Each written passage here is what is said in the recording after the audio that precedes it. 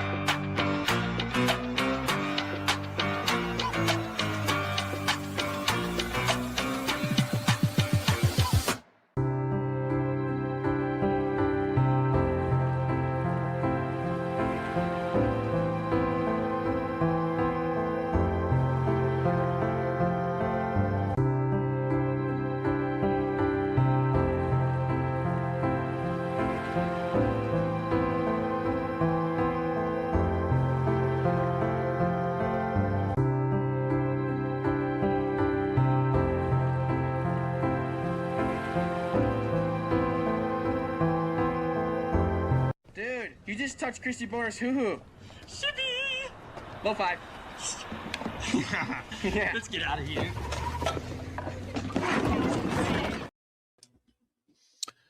And away we go. What is up? What is up? Oh my gosh, where have you guys been? What is happening? I heard Ted had a great show earlier. I have no idea who was on. I think if you go watch his replay, I'm sure there was an expert. An expert was on. I forget his name. Some shibby guy. Here we go, guys. No farting around. We got to get started because I'm just going to start day 7 because we need to no interruptions. Perfect. It's all ready to go. So let's no farting around. Serious shibby. Give me a second to find out who this next guy is. I have it all ready to go. I'll just start playing and I'm going to do what I've been doing. I'm going to highlight the comment as to which day we're watching. This is basically, we watched Gravel from day 7. We started yesterday. We did the first person was Gravel, an employee, and the rest of this is going to be cops and their body cams. So I'm just going to play FBI guy. Let's play it. I'll update you on the screen. We got to get this going. Here it is. Day 7. Basically the second person. I'll let you know right now. I'm on. I'll get the court. I'll let you know.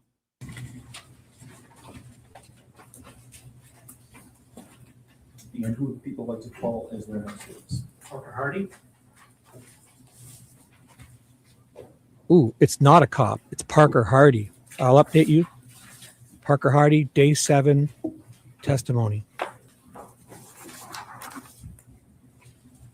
Judge Michael Olsaver, and defense is Mary Chartier and Marissa Vinsky. The prosecution is Jackie Wise and David McCready. This is David McCready from the prosecution. I'll ask you to raise your hand. Do you swear or affirm to tell the truth, the whole truth, and nothing but the truth under penalty for perjury? I do. Go ahead and sit down.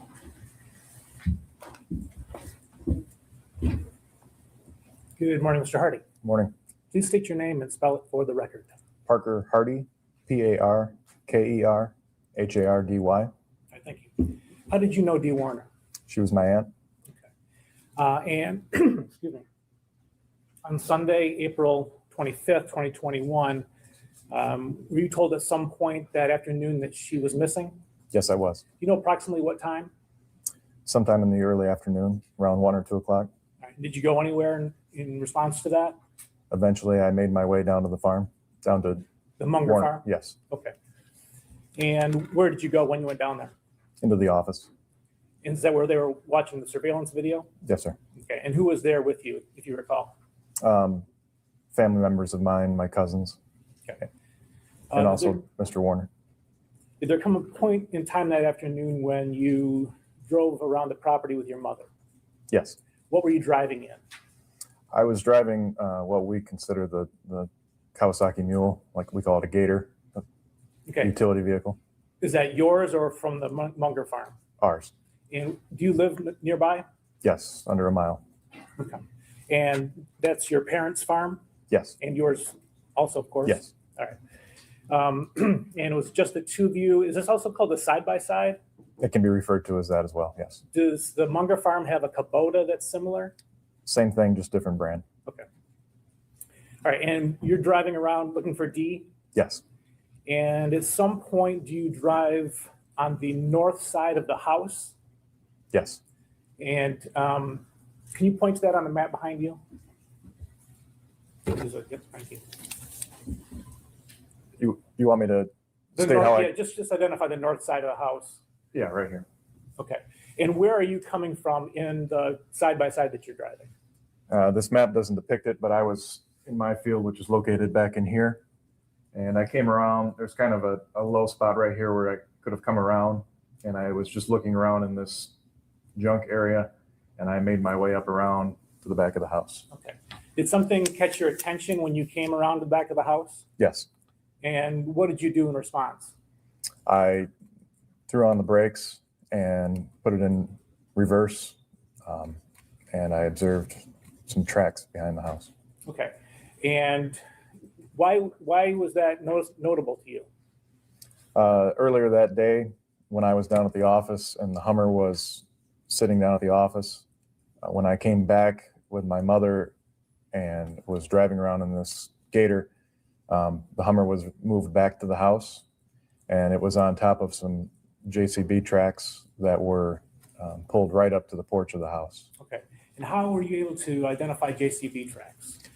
We have a very similar machine, once again, just a different brand. It's called a Manitou, but it's exactly the same machine, operates identical to a JCB.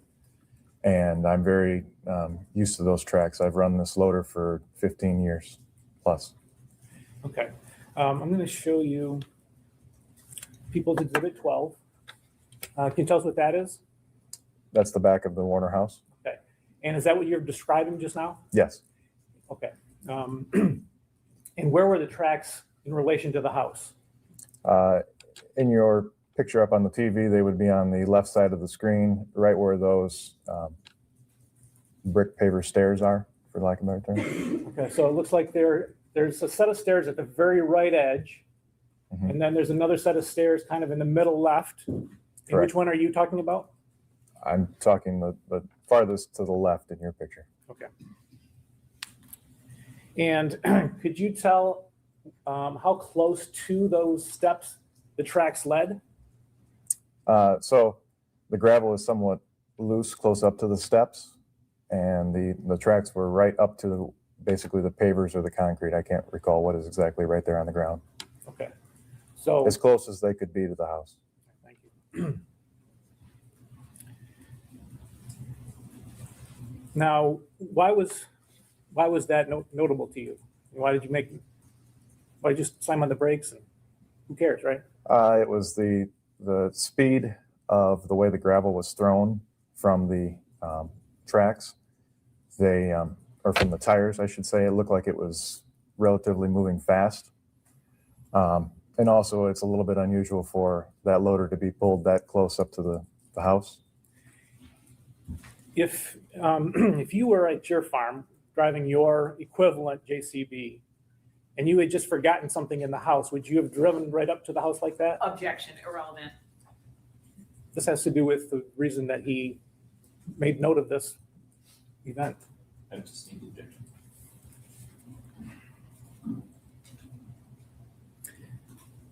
You said that at the time, the Hummer had been moved back to the house. Is that correct?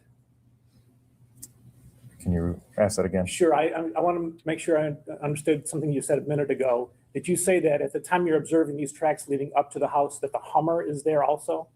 My second visit to the farm that afternoon, the Hummer had been moved back to the house. Okay. And when I saw the tracks, the Hummer was on top of the tracks. Okay, thank you. So People's Exhibit 19, is that the Hummer? Yes. Okay, and where is it in relation to where you saw it parked that afternoon on Sunday? Very close, but if I had to be a little bit more specific, I think it was farther to the left. Even closer to the grass strip? Yes, sir. Okay. And you're saying the tracks went right under where the Hummer was parked? Correct. This photo is, just for the record, from Thursday, April 29th. Did you check the seat of the Hummer to see what spot it was in? I did. And what did you find out? It appeared to me that it was in the position of somebody who was shorter. Okay.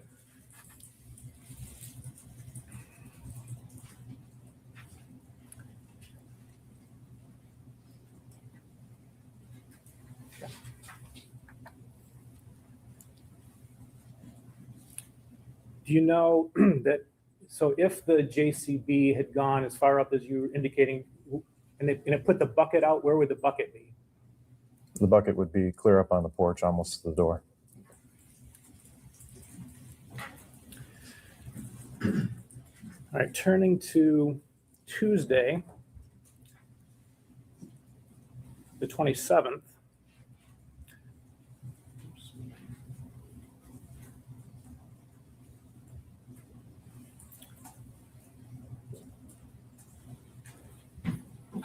Show you a clip here. And ask you if you recognize that piece of machinery. I do. And what is it? That is me driving my corn planter into the Warner farm. Okay. And for those of us who are not farmers, what does a corn planter do? It puts seed corn into the ground. This is a 24-row planter. It's quite large. And why were you bringing your equipment down to the Munger farm that day? I had trouble with some fertilizer that I had purchased that spring. It wasn't traveling through the planter correctly. It happens when it can be cold. And so we had contacted Dale asking if we could purchase some fertilizer from him that morning in order to get the planter going. Okay. The timestamp on this video is 7:07 p.m. Does that sound about right to you? Yes. And where do you go with the planter? I am headed into the sprayer barn. Okay. And why would you take the planter to the spray barn? I didn't have a tanker available at the time to offload fertilizer into. So when we talked to Dale and agreed that we would come down and purchase some fertilizer, it was easier just to load right onto the planter. Okay. So you're fertilizing as you're planting corn, is that right? Correct. It's a starter fertilizer. It helps the corn grow into the ground faster, grow roots. Okay.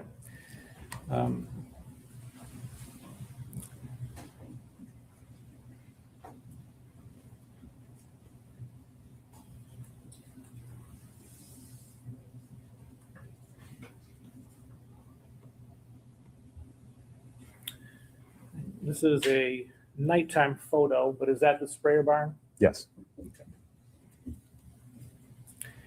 And People's 175. This photo was taken on 4/27/2021 later that evening. Is that, you recognize that? I do. How do you recognize it? That's the inside of the sprayer barn. I've been in there many a times loading. Okay. Can you describe the big silver tanks, what those do or what they are? The big stainless steel tanks have different types of fertilizer for different applications in them. Okay, so that's what you would fill up your fertilizer from, those tanks? Yes, there was a computerized pumping system that would, you could program what fertilizer you needed into it, and it would then pump it onto whatever piece of equipment you pulled in there. Okay. And did you see that tank that's in the photo when you pulled in? Yes, I did. Okay. Did that strike you as odd? Yes, it did. Why? It was very unusual for an anhydrous tank to be in that condition on the Warner farm. They were typically very well kept and painted. And also, there was never, to my recollection, an anhydrous tank in that building the multiple other times I'd been in there. Okay. You also can't fill those fertilizer or those anhydrous tanks from that barn. Okay. Now, was Dale on the property while you were at that point in time, or shortly after? Yes, the video clip of me pulling in, he's actually meeting me in the barn.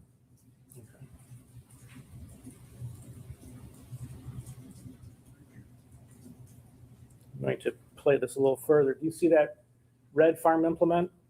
Yes, I do. And what is that? That is a versatile quad track, Okay. And do you know who it belongs to? Dale Warner. Did you see this arrive while you were there? I don't recall that. Okay. Do you know who normally operates that piece of equipment? Mainly Dale Warner.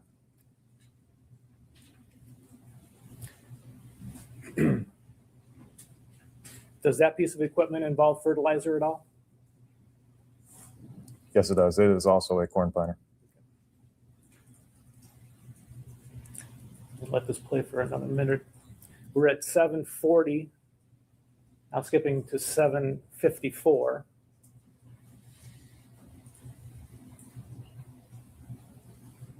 And what is that? That is the versatile leaving the farm.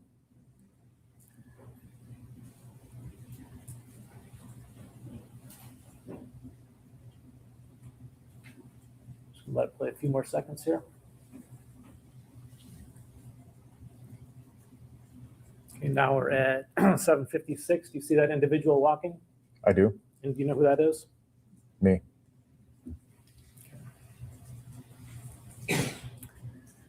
And that's at 7:56. So I didn't say that already. Did you ask Dale about that rusty tank? I did.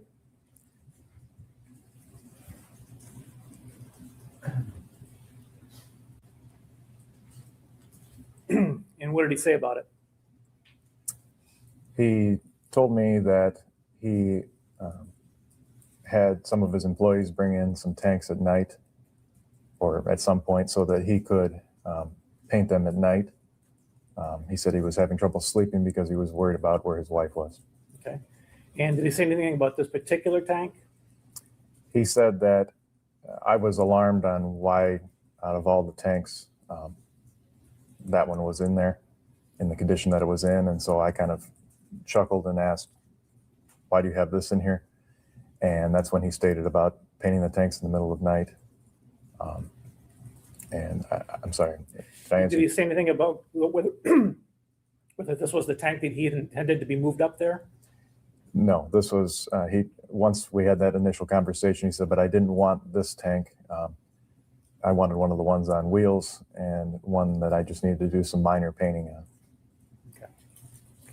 So that he then proceeded to tell me that they were going to move that tank out.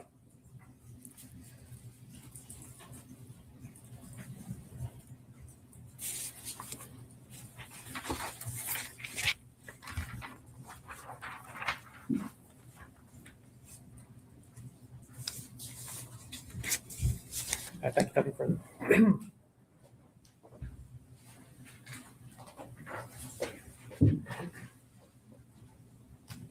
Good morning, Mr. Hardy. Morning. My name is Mary Chartier. I have a few questions for you this morning. So you had been to the Munger property numerous times. Is that accurate? Yes, ma'am. And your last communication with Ms. Warner, your aunt, would that have been Thursday or Friday? So April 22nd or April 23rd, to the best of your knowledge? It was Friday. Friday. And did That you? was, Oh, I'm sorry, go ahead. That was my last physical communication with her. Last physical communication. Did you see her in person? Yes. Would you tell us about that? Yes. I was there getting an anhydrous tank. We were spreading and applying anhydrous like everybody else was at that time.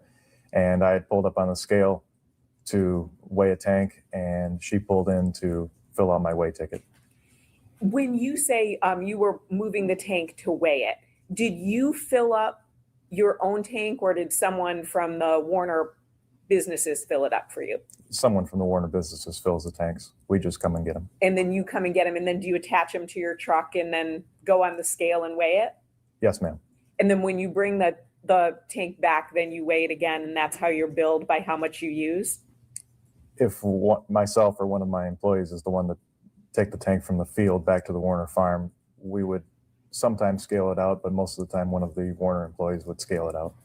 And by scale it out, do you mean put the tank on that big scale and then see how much was used? Yes. Now, when you were communicating with Ms. Warner, did you ask her if you should just write up a ticket and leave it in the office? I don't recall. Would reviewing notes from your interview refresh your memory? Sure. Page 135.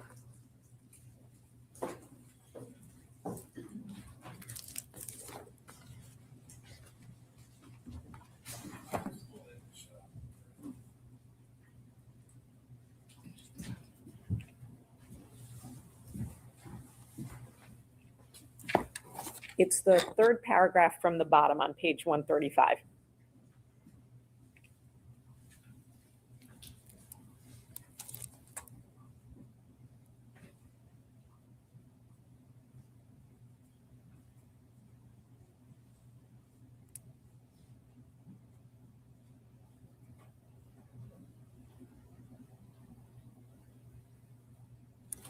Did that refresh your memory? Yes. So is it accurate that you were loading anhydrous tanks and you texted Ms. Warner to see if she wanted you to write up the ticket and leave it in the office? Yes, but I honestly don't know why it states that I was loading anhydrous tanks, because I've never loaded anhydrous tanks at the Warner farm myself. So I guess to be clear about that, when you say loading, you're talking about putting the fertilizer or the chemicals in the tank. That's what you think of loading? In this context of what I just read, what I meant by loading was grabbing it with my truck. So you I grab. didn't mean physically loading the fertilizer on it. So you loaded the tank to your truck. You texted your aunt to say, do you want me to write up a ticket and put it in the office? Is that accurate? That's accurate. And the ticket would be, you'd go into the office and you'd write, you took a tank. Is that correct? We would write the tank number. Each tank had a unique number on it. And because our tanks were from our own farm, we had our own logos on them. So it would say Hardy and then the unique number. And then, but Ms. Warner said no, and she came out and she did that for you. Is that accurate? Yes. Then ultimately you texted with your aunt, but as you indicated, that was the last time the two of you physically communicated. That day on Friday, yes. Now, did you have to announce you were coming on to fill the tanks, or could you come on and get a tank that had already been filled up? I was allowed to come in anytime. When you talked about April 25th, is it accurate your mom came to your house to indicate to you that your aunt was missing? No, well, I guess, can you ask that question again? Sure. So at some point, did your mom come to your house to notify you that your aunt was missing? No. Okay, so tell us how that happened. I was called by my father. You were called by your father. At some point, did your mom come to your house? I don't recall. I remember talking to her, notifying me that she was looking for Dee. So before you ever went on to the Munger property, you knew that your aunt was missing. Correct. And when you were communicating with your mom, is it accurate that you saw Mr. Warner drive by your house in the sprayer? I believe so, yes. And you were concerned about Ms. Warner the possibility that she may have taken her own life, correct? Based on the state that I last physically saw her in, yes. So you and your mom drove around, essentially coming from your property onto the Warner's property. Yes, Is that, and those properties are right next to each other, is that accurate? they're connected. So when you first saw the Hummer, it was where? I was a little confused by your testimony. I saw it down at the office building. So you first saw the Hummer at the office, and then later on, you saw the Hummer in back of the house. Is that accurate? Yes, ma'am. When do you think that you first saw the Hummer at the office? It's been quite a few years. I'm having a hard time remembering exact time. At some point in the mid to early afternoon. So mid to early afternoon is, what do you think? 12, 1 to 3? What would you say time-wise? I remember the only time I can be more accurate with is I remember getting a call that they were looking for Dee somewhere around noon to 1 o'clock. And so then ultimately, when you made your way to the Warner property, you saw the Hummer in front of the office. Then later on, you saw it in back of the house. Is that fair? Yes, Now, the JCB tracks that you saw them pull up to the house you indicated, yes, but you didn't see any reverse tracks, correct? no, Is that accurate? I'm sorry. yes, And that was noticeable to you, correct? yes. The JCB with the front loader, the scoop up, right? How far does that scoop go? I guess I'm not understanding your question. Sure. So you said you're really familiar with that piece of equipment. So if I'm in the JCB with the scoop, how high can that scoop go? Can it block my view? Yes, it can. Now, moving on to April, what you indicate is April 27th, 2021, you saw that rusty tank that we just saw in the spray barn, correct? Correct, And that's barn number or building number 7 on that map, accurate? correct. You didn't see any kind of a non-factory weld on that tank, correct? No, I did not. And you would have noticed that if you had. I didn't spend a lot of time observing the specifics of the tank, just the overall. I had to pull around the tank when I pulled in the barn because it was in my way. And all I really noticed is it was a rusty tank. An old rusty tank with, again, not that you noticed a non-factory weld, correct? No, ma'am. And you didn't see, other than that, you didn't see Mr. Warner behaving unusually with that tank. You'd agree, correct? Correct. I have no additional questions. Thank you, sir.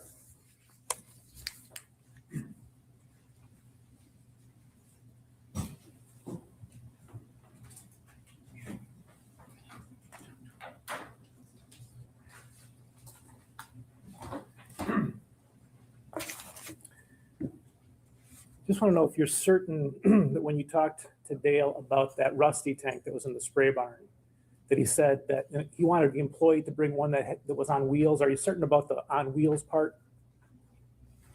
I don't recall the exact statement, but I thought that's what was in the. Do you remember talking to the Michigan State Police in November of 22? I do. Do you remember what you said to them about the rusty tank versus the other one? What do you mean by other one? The one that they wanted brought instead. All that I remember is that he, in my mind, quote said, but I didn't want this one. I wanted one that was less painting or less to paint and on wheels. Okay. That's what I remember. I could be wrong. Okay. If I played that for you, Sure. okay. You have to. I just want to play it for him. What time, Mr. I'm sorry. That's This all right. is at 13:24. Thank you.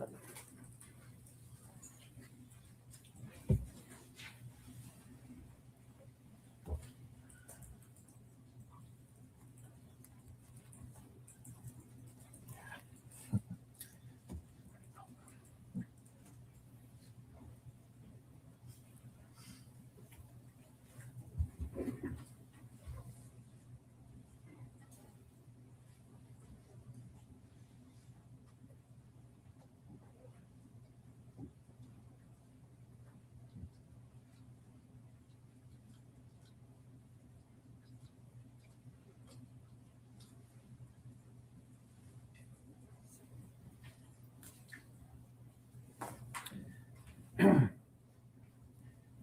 having trouble playing it other than over the speakers. I could just have a minute, Your Honor.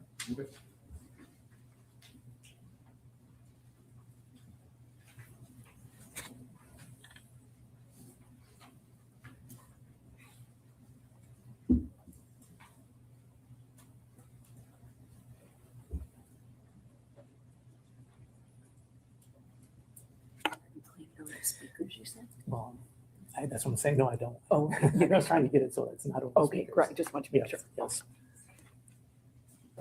What's that?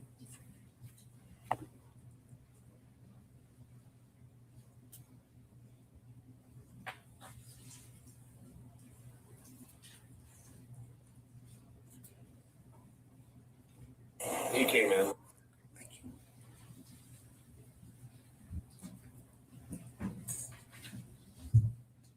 He always does. Just to make sure I was doing okay for what I thought. And this old rusty hydrous tank that I said, what the hell's that thing? This thing looked like it had been a lake forever. It wasn't weird. That part was weird. So what the hell are you doing with that? Oh, he said, I fucking haven't been able to sleep at night. So I told the guys, which I thought to myself, yeah, I bet you haven't been able to sleep at night. Oh. He said, I told the guys to bring in a hydrous tank around. We paint them regularly, just like it's too nice to don't get all restful. So he said, I told the guys to bring in a hydrous tank around and I, sandblast it off or scrub it off and paint it. I said, I just come out here just clear my head, paint during the night. I'm like, all right. But it's like, I didn't mean for them to grab that one. Like this was some real bad one that they brought up here. And I'm like, why wouldn't you just grab the tank nails and have them grab it? Whatever. It was weird. I think the most significant part of that story was the fact that he couldn't sleep at night and he was supposedly painting. So in November of 2022, when you described this to the state police, did you mention wheels at all? I do not. Okay. So does that refresh your recollection as to what Dale told you? Yes, Did he mention wheel? Did he mention a tank or a tank on wheels? just a tank. Okay, so what he wanted was a different tank other than the rusty old one. Objection leading. Can you tell the jury what he actually said he wanted other than the rusty old one? He just wanted a different tank brought in. Never mentioned wheels. Okay, thank you.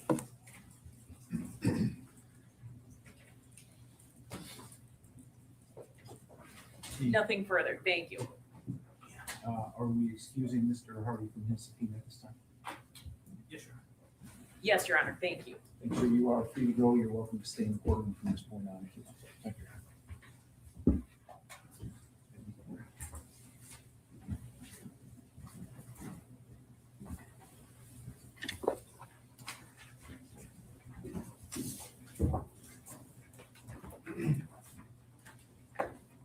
Who do people like to call as the next witness? Jordan Graves. Please state your full name and spell it for the record. My full name is Jordan Graves, Jordan Grav, as in Victor, ES. And where do you work? I currently work for the FBI in the Detroit field office. Okay, and what is your position there? My position is digital forensic examiner. And do you have training in digital forensic examining? Yes. What kind of training do you have? So to become a digital forensic examiner in the program that I work in, you have to go through an extensive amount of training. For me, this equated initially to roughly 400 hours of classroom and practical hands-on training. And then once you are certified, one of the conditions of your employment and maintenance of that certification is continuous training throughout your employment. So every year I'm continuously attending training, as well as giving the opportunity to put on training. So in terms of digital forensics, I've actually hosted and offered training for others who are coming up through the training process or who are trying to maintain their certifications like me. Do you have a degree? I do. What's that in? I have a master's degree in digital multimedia forensics from the University of Colorado at Denver. Okay. And have you testified before about digital multimedia forensics? Yes, I have. Approximately how many times? probably approaching 10 times across different state courts, federal courts, as well as a military court proceeding, which is the formal way of saying a court martial. And as a digital forensic examiner, what kinds of things are you dealing with? So the basics for my job is to receive digital and multimedia evidence. So this would be items or materials like computers, cell phones, audio video recording devices, drones, ATM skimmers, basically anything that stores information, to try and acquire data from those kinds of evidence sources, to perform some kind of analysis, whether it's just recovering information or in the case of audio and video, enhancement or redaction, trying to make details easier to see, or if there are personally identifiable information that needs to be redacted, that's something that I do as well. And then reporting on those results to whoever it is that requested my assistance, and then occasionally presenting to those results, just like today. Okay. And is a specific piece that you would handle when either an audio or a video recording has muffled portions that you want to be able to hear? That's an examination that I've performed quite a few times, yes. All right, and how do you go about that? So there are basic steps for any of these kinds of examinations when it comes to multimedia evidence in the form of audio, video, or computers or cell phones. Primarily, the initial steps are to try and protect this original evidence as best as you can. This would be akin to putting police tape around a crime scene, or for folks that like to collect football cards, putting them in some kind of protective sleeve or packaging so you're not damaging that card, right? The process in the forensic world is called write protection. So we're inserting a piece of software or a piece of hardware in between the original evidence and the examination workstation that we're using, a fancy computer, in order to read the information from the evidence without changing anything on it. So placing that kind of protection in place is pretty critical.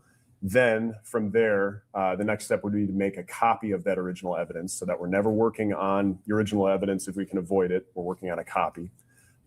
Once that a copy is acquired, in the case of audio and video enhancement specifically, I take measurements. I try to evaluate, what is this file? How does it play back? If it's a video, how large is it? How large should it be on your screen? How many frames or individual pictures per second make this video? In terms of audio, what is the frequency range I can expect? How low are the lows and how high are the highs with this recording? Things like that. And then from there, it's the analysis phase. For audio and video, it's enhancement. Trying to identify portions of interest that were provided to me by the requester, whoever it is that's requesting my assistance. Whether they say, hey, I'm having a hard time making out this dialogue, or I'm having a hard time identifying these features of a person's face, or something to that effect.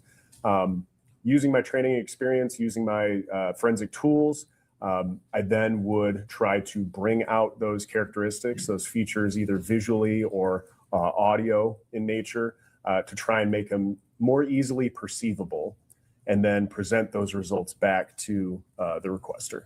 Okay. This time I proffer Mr. Graves as an expert in digital media forensics, subject to counsel's blood here, if there's any. We'll leave that to the court's discretion. Thank you. Okay, I do think it is appropriate to so certify Mr. Graves, and so I will do that. Thank you, Adam. How did you become involved in this case? In late March or early April of last year, a request was submitted for someone from my field office to provide some kind of assistance enhancing audio of a recording pertaining to this case. Okay. And can you identify some of the issues with that recording that you needed to address? So the recording presented to me was a body-worn camera video recording. At one point, the body-worn camera was placed inside of a vehicle, or was separated from the people that were interacting with each other. So noise was pretty muffled. It was hard to make out a person's voice from potential background noises. So that was the primary concern. And beyond that, it was just additional noise signals that I could try to mitigate as best as I could. Okay. I'm going to show you what's People's 231. I'm just going to stop it right there. Does this cover sheet, for lack of a better term, look familiar to you? Yes, it does. What is this? So this would be the title slate that I include on any of the video products that I produce that include either audio and or video enhancements for a requester. It's informational in nature, meant to basically give the requester the basic details of what it is they can expect from this video that they're about to watch. And so the procedure that you described earlier that you would normally do, did you do that with this exhibit as well? I did, yes. Okay, so you made a copies so you would be sure that there was something that never got altered, and then you worked with a different copy? That's correct. I worked on a working copy and kept the original evidence pristine and untouched. And what kinds of things did you do to make the audible, the audio more audible? There are a number of different filters that you can apply in general, and I used quite a few of them for this particular case. For starters, there is a frequency adjustment that can be made. So if anyone is familiar with, let's say, going through a drive-through and the volume is really, really loud on the person working at the restaurant, you can kind of get this muffled, garbled, distorted sound that might sound like a really low rumble with a lot of squeaks, or might sound really, really high. Those frequencies are typically outside of where a person's normal speech would live. Usually human voice occupies a certain band of frequencies. A person's voice on average is usually a certain lowness or highness, depending on if you're a male or female, or if you're excited, or a number of different conditions. But sounds that occupy outside those spaces can be distracting. They can kind of muffle or cover up or even totally obscure the voice that you're trying to hear. So that's a mitigation that I would attempt to address by turning down those frequencies that are outside of the human voice range. That's something that I did for this. The other problem that we had was part of the recording, as described before, was quite a bit muffled. It was quite a bit softer. So a lot of times when people are trying to adjust to that amplitude difference, where things are really loud and then really quiet, it can be really fatiguing to the ear, and it can be hard to make out details if that's a continuous problem. So normalizing or bringing the volume of all the signals of interest, that's human speech, trying to bring that all closer together to sound a little bit more natural is definitely an objective here as well. All right, and so did you come up with an end product? I did, yes. All right, and did you send it to us? I sent it to the special agent that I was working on as a point of contact, Okay. yes. And this is it? This looks consistent with the titled slate of the video that I provided, yes. Okay, all right. I'm gonna play People's 231.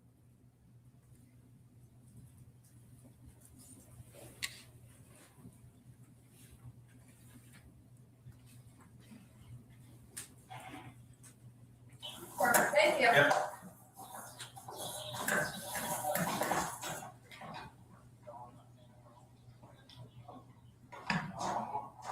Are you a family member or just who's Dale? Okay, back. Get rid of this stuff. So just to pause it here, the caption indicates there's a video source and an audio source. Did you do anything at all with the video source? Aside from trimming the video to the specified range of interest, I didn't do anything to it. Okay. So you only worked with the bottom line, the audio source, and you've got some indications there of what the range was, right? So yeah, the audio source has the file name listed. The file name is the same for the video and audio because that's the original file name that I was provided with. But in that row for the audio source, you'll note in parentheses, the note is enhancements applied. That means what you're hearing in this file now is not the original audio. It's the original audio with enhancements applied to it. Thank you. Good.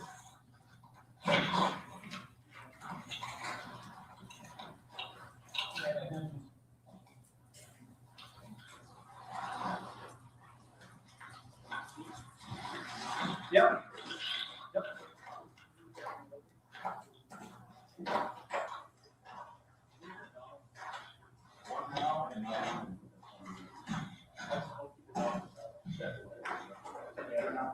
I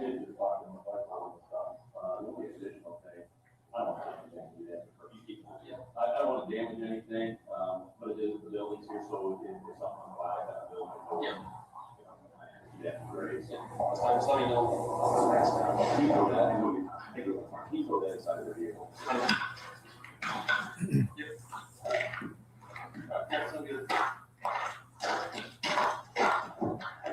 You're more welcome to. I'm gonna take care of this stuff, yeah. So that's your now. Okay, so at this point, can you tell us what you did to, sure, go ahead. So at this point, as depicted in the video, the camera is placed into a car and the door closed. Obviously, for anybody who's ever been in a car before, the outside gets pretty quiet once the doors are all shut. So at this point, I applied a pretty aggressive filter to try and raise the amplitude of what's happening in the audio without letting it distort too loudly. If anybody knows the difference between just playing an acoustic guitar versus an electric guitar, everything gets turned up, it starts sounding kind of crunchy, garbled. That might be interesting for entertainment purposes, for music purposes, but it's not necessarily effective when you're trying to hear someone's voice. So this aggressive, hard limiting filter essentially raises the amplitude, the volume of the audio in there without letting it go above and beyond a certain threshold, which would start to muddy the sound. And that's what was applied here. Okay. I'm going to back up 10 seconds just to hear that change one more time. You're more welcome to. I'm gonna take care of this stuff, yeah. So that's your now. Everything should be right. Then we'll.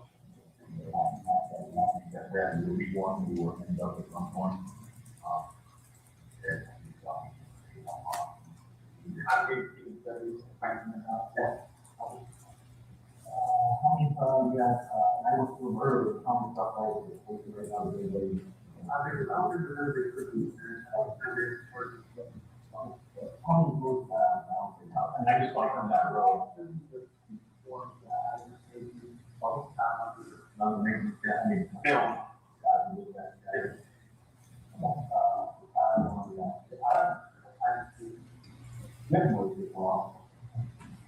I can't whatever we do. Okay.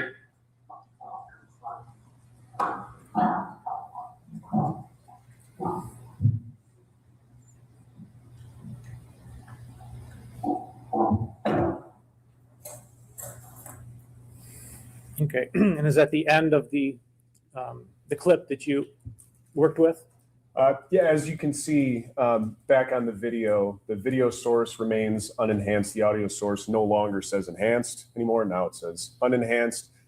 This is where the material would return back to that original, what you would hear in the original. So that's the end of the enhancements that I've made. Okay, thank you. With that, Your Honor, with that foundation, we would move to admit people's proposed Exhibit 231. No objection, thank you.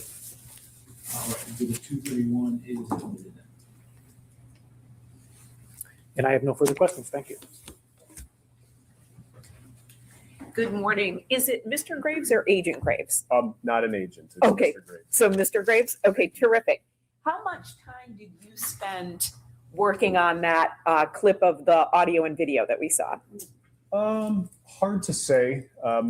It's different for audio and video than it would normally be for computers and phones. So contrary to popular belief, inside of a digital forensics laboratory, it's not necessarily a group of people in low lighting with neon, in the background, furiously clicking away and typing away. A lot of times there's a lot of thinking, consideration, and then you initiate some kind of process and wait to see how it plays out.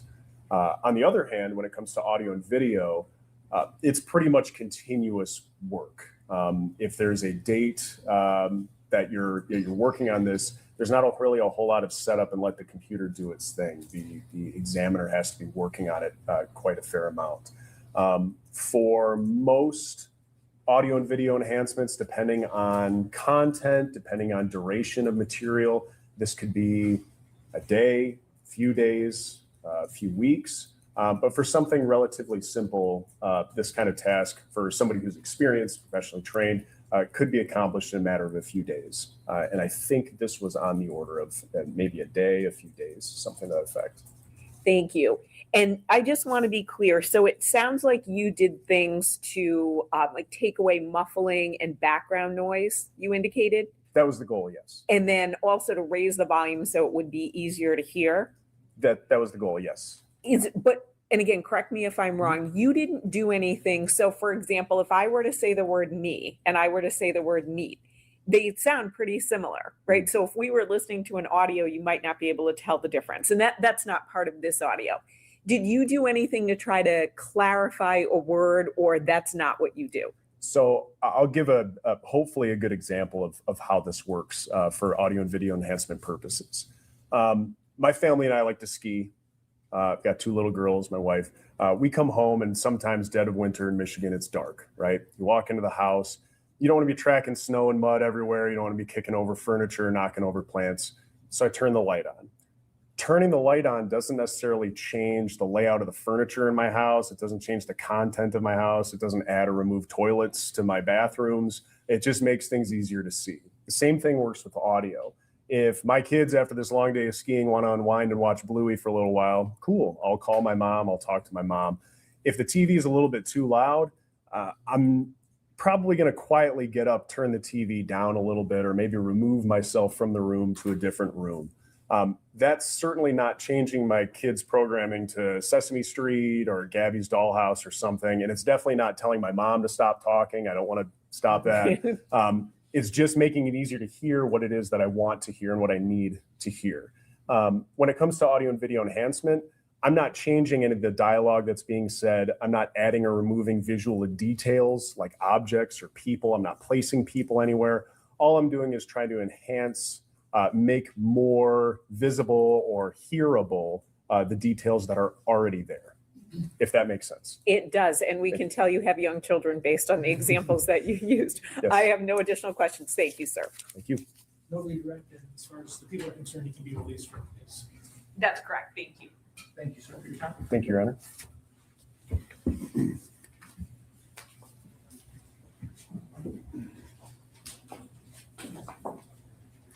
Would the court entertain a brief recess at this time?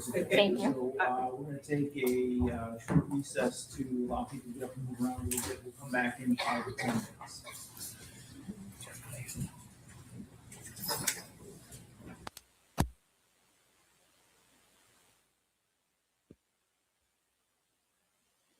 And we're back. It's next is the Chief Ryan Rank, the Madison tip. It's the drone guys. So I will get us ahead to it. He's the drone guy who these guys supposedly they're in the parking lot flying the drones, and Jaron, you're gonna supposedly see Jaron come in and drop off Dale, but you don't see Dale. Then you see the JCB driving around. The drone guys are going to be flying. This is one of them. He's the fire captain. His name, I'm going to put it up on the screen soon. Chief Ryan Rank, Madison Township Fire Department drone captain. And he says one of those cops say they see Dale in the passenger seat, and Jaron supposedly drops him off. But we don't see Dale. It's just at nighttime. So they say Dale gets dropped off screen. Then the JCB comes flying around and gets a tank. So they say it's him, but then they're flying overhead 200 feet in the air and they see a tank and they say it's him, and they never show him. I don't know. It's all a bunch of rigmarole, this evidence. I mean, if the guy did it, it's zero chance he did it this way. Oh, here it is. It's coming back. They have it muted. I'll go faster until they get the guy coming in. I'll put his name up in the screen 1 second. Here it comes. Give me 2 seconds. I'm going to hear who it is. Yes, Your Honor. Lastly, I won't pause again, but I will put who's talking on the screen, which day, and that. I will also, if there's audio from any body cams or interviews and stuff that's hard to hear or like that recording, I will turn my banner off, the comment off, and I'll put closed captioning on, okay? In other words, in the court, it's sound, you don't need that. So if we don't need it, I won't, but if we do, I'll put, the closed captioning on.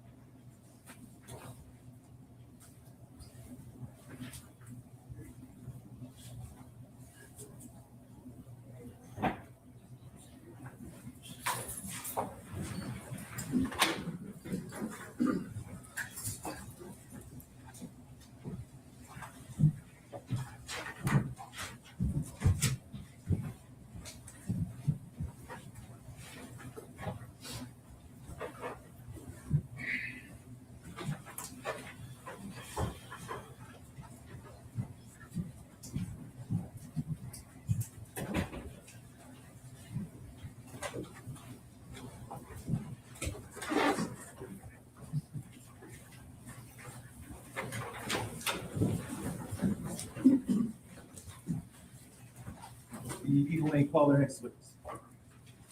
Do people call Ryan Rank?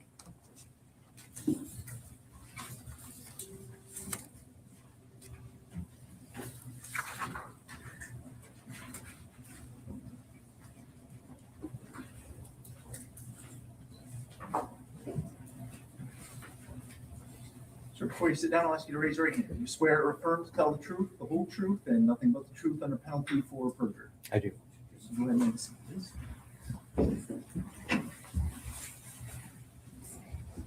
Good morning. Can I have you state your name and spell it for the record? Ryan Rank, RyanRank. Where were you employed in April of 2021? Madison Township. And what did you do for Madison Township? I was the fire chief How long had you been the fire chief? since May of 2014. How long did you work at the fire department in total? Almost 27 and a half years. What year did you start? 1995. Okay. As the fire chief or the chief of fire, what would your main responsibilities be? Overall direction of the fire department, the chief administrative officer responsible for all personnel, training, budget, responsible for managing emergency responses, ensuring the department is up and ready to go. Describe Madison Township a little bit for me. What kind of community is it? It's a semi-rural community. Okay. And is there farming done in Madison Township? Yes, there is. You discussed emergency management. Tell me a little bit about that. In what view? Like, Are you trained in hazardous materials? I am trained in hazardous materials. Tell me about that. I'm a hazardous material technician. I was trained in 1992 at the Michigan State Police Hazmat Training Center. I'm also a hazardous material instructor, was trained in 1997 for the awareness and operation level. And in 2008, I received training for advanced hazmat life support through New Mexico. Are those certified trainings? They are. Did you go to the Munger farm on April 27th, 2021? I did. And that's at the corner of Carson and Munger. Would that be accurate? Correct. Do you know what township that's in? Franklin, A little bit outside of Madison Township? a little bit. All right. Why were you there that day? Because I was a member of the county drone team. What does the drone team do? The county drone team is made up of fire and law enforcement professionals to assist in emergency response operations or investigation, surveillance, to get pictures, overall pictures of the purview or see what's going on in real time that can't be seen from the ground. Okay. How many times did you go out to the property on April 27th, 2021? 2. Do you recall approximately what time the first time was? It was late morning, I think, early afternoon. Okay. First time when you get there, what do you do when you get there? We were called to set up and just do a general overview of the farm. We set up our equipment and launched the drone off the ground and started surveilling the property. I'm going to stop you right there. I'm going to have you go to map People's Exhibit 263, which is that map directly behind you. And if you can pull that pointer out and show me on that map. Well, do you recognize that map? Yes, I do. Okay, and what's that? It's the map of the farm. Can you show me the first time you get there on April 27th, 2021, where you set up? I believe we parked right in here, this area. Okay. And you said you got there and you lifted off. What does that mean? Actually, let me correct myself. I believe when we first got there that day, we were parked more in this area right here. Okay. And where did you set up at? We launched a drone from this position right here. All right. What does setting up the drone entail? So the drone is battery operated. So we have to install the batteries, make sure they're 100% charged. We have to hook the DJI up app and controller up to whatever mobile device we're using. The device then syncs to the drone itself to make sure that the timestamp and everything are correct and accurate. And then we make sure that there's no overhead hazards. We usually have a team of at least two, the pilot and an observer. And then we would launch the drone up once it's safe to do so. Okay, and you were able to get the drone off the ground during the daytime? Yes, How long were you up in the air with the drone, if you recall? just a few minutes. All right, and what happened? Mr. Warner came out and asked us to leave his property. And did you bring the drone back down? We did, Did you leave? yes. You said you went there twice. Do you recall what the second time on the 27th that you went back? It was in the evening, but I don't recall the time. All right. Who did you arrive at the property with? With me was Assistant Chief Nick Wilson, and from Cambridge Township was Fire Chief Scott Damon. Did you again go to an area on the property to set up? Yes, Where at? this time we went and set up in this area right here. Okay. Describe what the setup is for me. It's just to make sure we have a general good operating area, safe from everybody, away from people. So we have room for our equipment. We don't hit any obstacles, make sure there's no overhead obstacles or anything that's going to interfere with our operations. Okay. And you indicated that you could take photos and videos with the drone? Correct. And the timestamps on the drone would be reflective of whatever device is hooked up to it? Yeah, it's whatever cellular device is hooked up to it. So it syncs through the app to the drone to correct the timestamp to make sure it's synced correctly. And it's off of whatever cellular device that you're using. All right. I'm going to show you People's Exhibit 268. Do you recognize that? Yes, All right. And what is that? it's a picture of the farm. Is that from when you guys arrived on the farm that day? Yes, I believe so. Okay.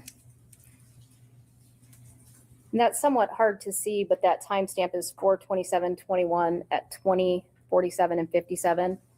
Would the timestamp be up in that top left corner? I'm trying to zoom it in and it's, Yes, okay, hard to read on there. yes.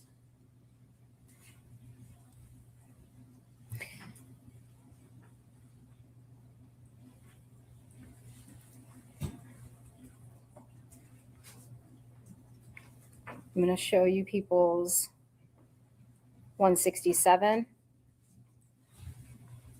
Again, what's this? It's another picture of the farm. Okay. And that one is dated 4/27/21 at 20:49 and 38. I'm going to guess this is military time. Yes, Okay.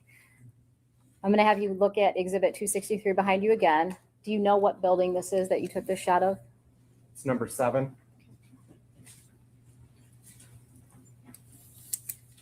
I'm going to show you People's 168. Again, what's this? Another map of the farm, another picture of the farm, sorry. All right. Can you identify this area on the map for me? It's up here, no number.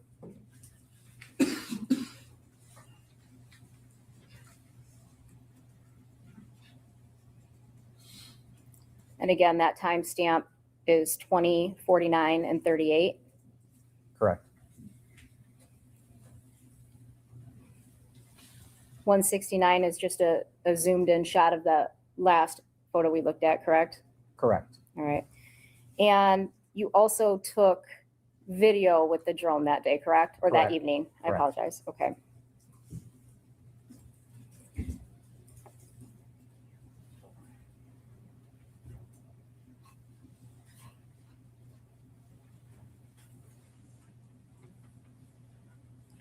Do you recall at what point in time you started taking video? I don't. Was there something that made you switch? Did you switch from taking photographs to taking videos? Yes, And why? because Dale returned to the property. Okay. And was there something that you decided to do with the video? Yeah, we wanted to follow him. I'm going to show you People's Exhibit 207. And what is this? It's Dale operating the JCB, hauling an anhydrous tank.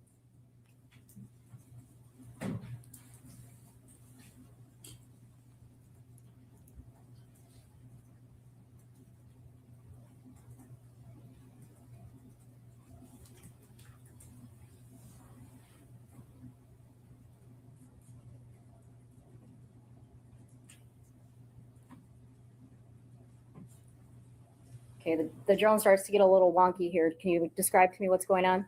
So this drone, the initial drone that we used for the team, was not one of the professional type, the heavier duty that they came out with. So it was our starter drone.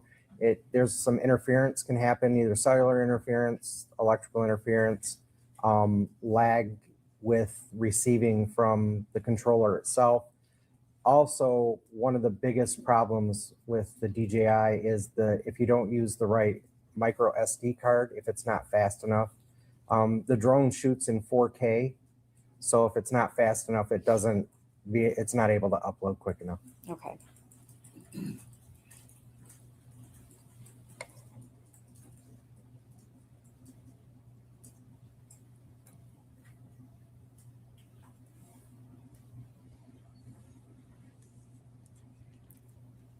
Do you see these vehicles parked behind these semis? Yes. Is that where you described you set up? Yes, one is my admin vehicle. The other one is Scott Damon's admin vehicle from Cambridge. Okay. And at the end of this video, we see people standing there talking. Correct. Do you know who that was? Scott Damon, Nick Wilson, and myself. Okay. At some point in time during that conversation, did Detective Greco come up to you? He did. And did you notify him of this? We did.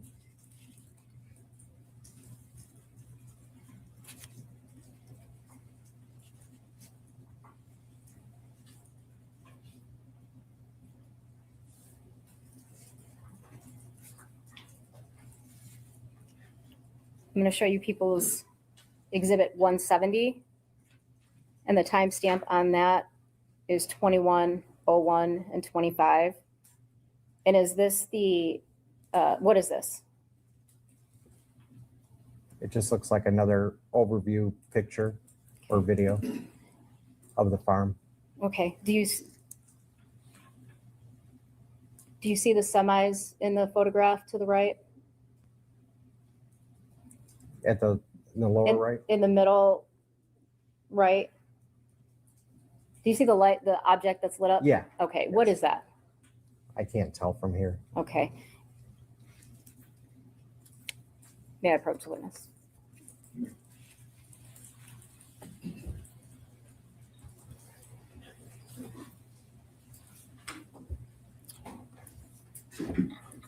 That would be the JCB.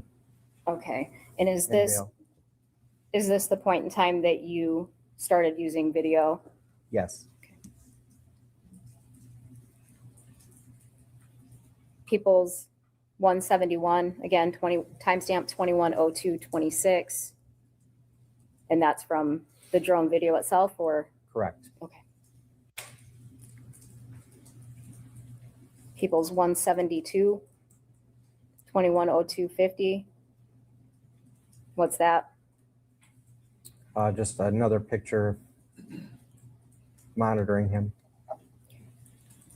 And 173 is just a zoomed in of 172. Would that be accurate? Correct.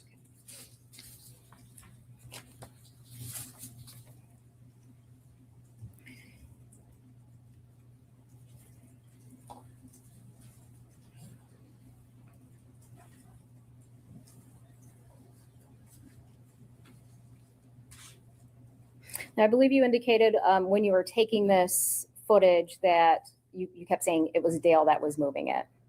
Yes. And describe to me how you know that. From my interaction earlier with him during the day. I'm sorry, let me correct that. Not my interaction, but overhearing the interaction that he had with Lieutenant Reckner and Detective Greca. Okay, and so were you able to observe him at that time? I was.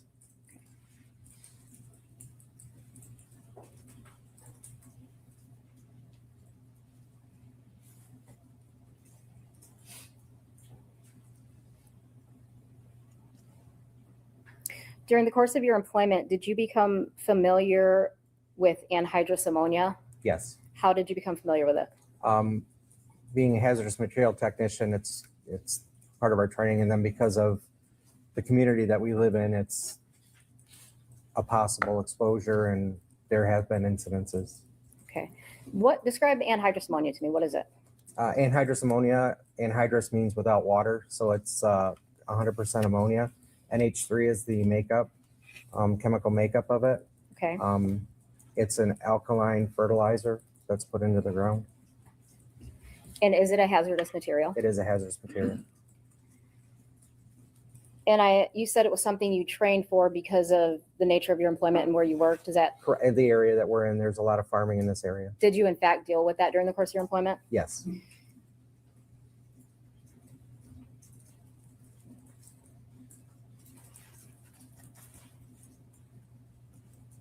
going to show you People's Exhibit 162.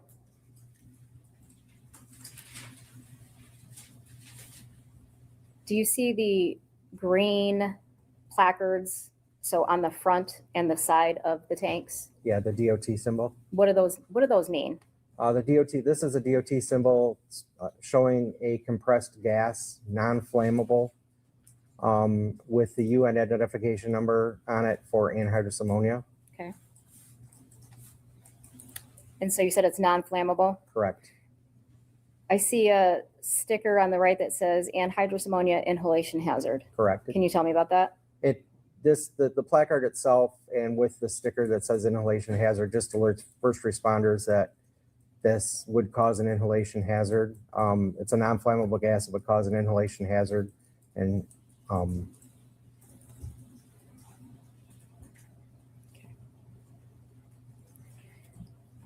when you say inhalation hazard, what do you mean? if you breathe it in, so anhydrous lacks water, so it has an affinity to water. So as soon as it's exposed to the air, it attracts water and it forms ammonia hydroxide.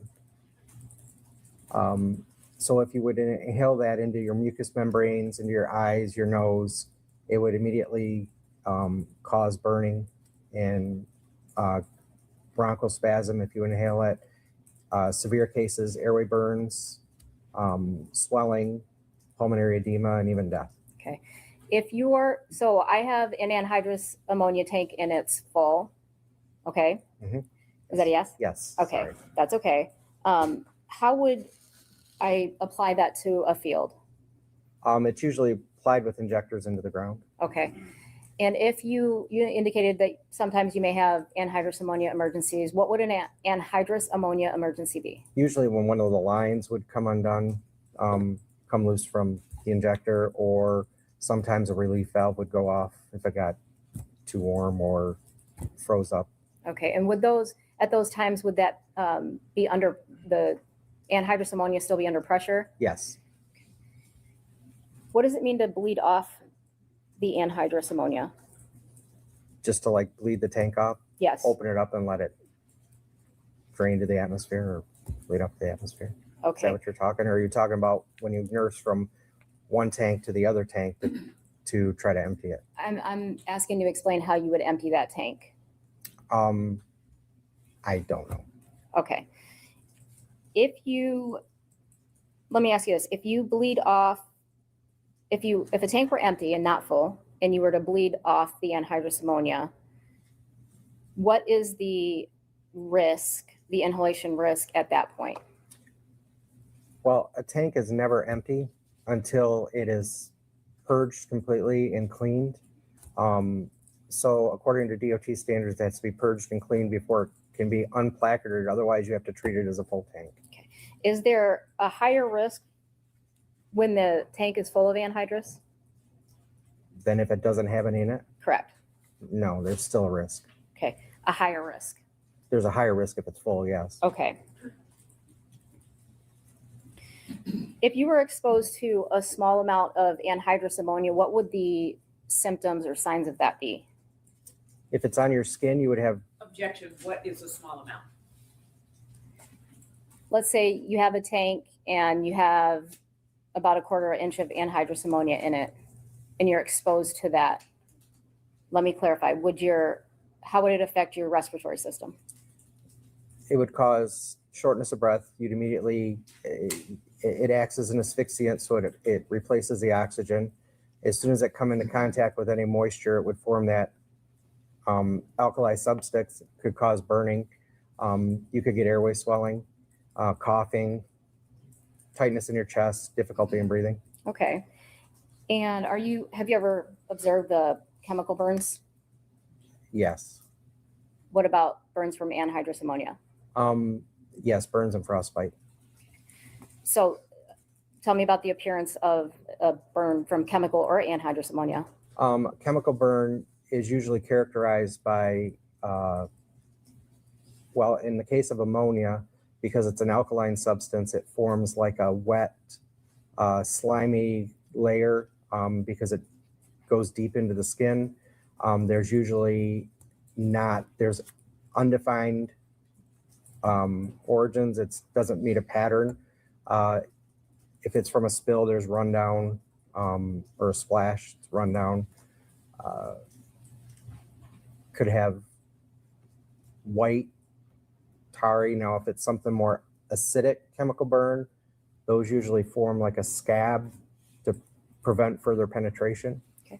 I'm going to show you people's exhibit 74. Does that look consistent with a chemical burn? No. Why not? Objection. Chief Rank has not been qualified as an expert in anhydrous ammonia and chemical burns. We've allowed him a lot of latitude to talk about his experience, but there's nothing in the record that he can diagnose that. Yeah, he's not diagnosing it, but in his training and experience and being with Madison Township since 1999, as well as being part of the hazardous material and emergency management team, he's familiar with chemical burns and ammonia, anhydrous ammonia burns. He's offering an opinion that would require him to be certified as an expert, in my opinion. So are you requesting that? At this time, I move to qualify Mr. Rank as an expert in hazardous material. We received no notice of that. We don't have a CV. We don't have a report from him about his experience in offering an opinion on chemical burns. So we would object to that. I will sustain the objection for the reasons stated. Thank you.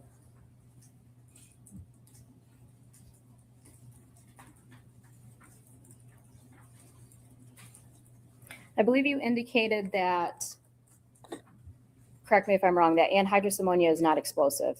Correct.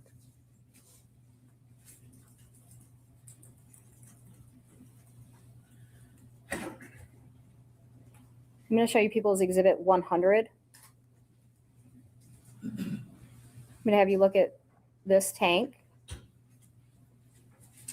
I want you to look at the design toward the back end of the tank underneath that Farmer's Antique sign. Have you ever observed an anhydrous tank with this design? No.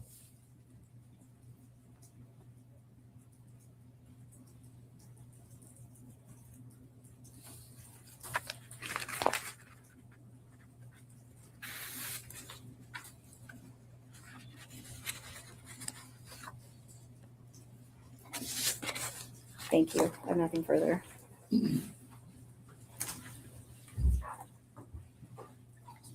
Good morning. Is it Chief Rank? Chief Rank, Mr. Rank, that's fine. I'm retired, so. Oh, okay. Well, we'll still call you Chief. You worked and got that title. So when you were talking about anhydrous ammonia, were you talking about liquid or gas or both?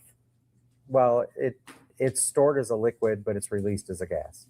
And so when you were talking about sort of the hazardous material training and the things that you have dealt with, that's both gas and liquid. Yes. So that's your training. Correct.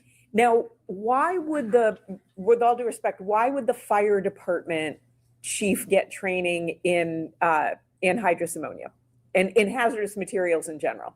Because before I was a fire chief, I was a line firefighter. So I had 30 years of firefighting experience. So that was prior to me becoming the chief. So I maintained the hazardous material technician certification. And why would a firefighter have to learn about anhydrous ammonia? Well, we have a hazardous material team in Lenawee County to respond to any hazardous material emergencies, and anhydrous would fall under that. So I guess when I think of a fire department, I think of a fire. So if there's a fire, they come out and or possibility of a fire and things like that. Is your department, are they coming out for other issues as well? Yes.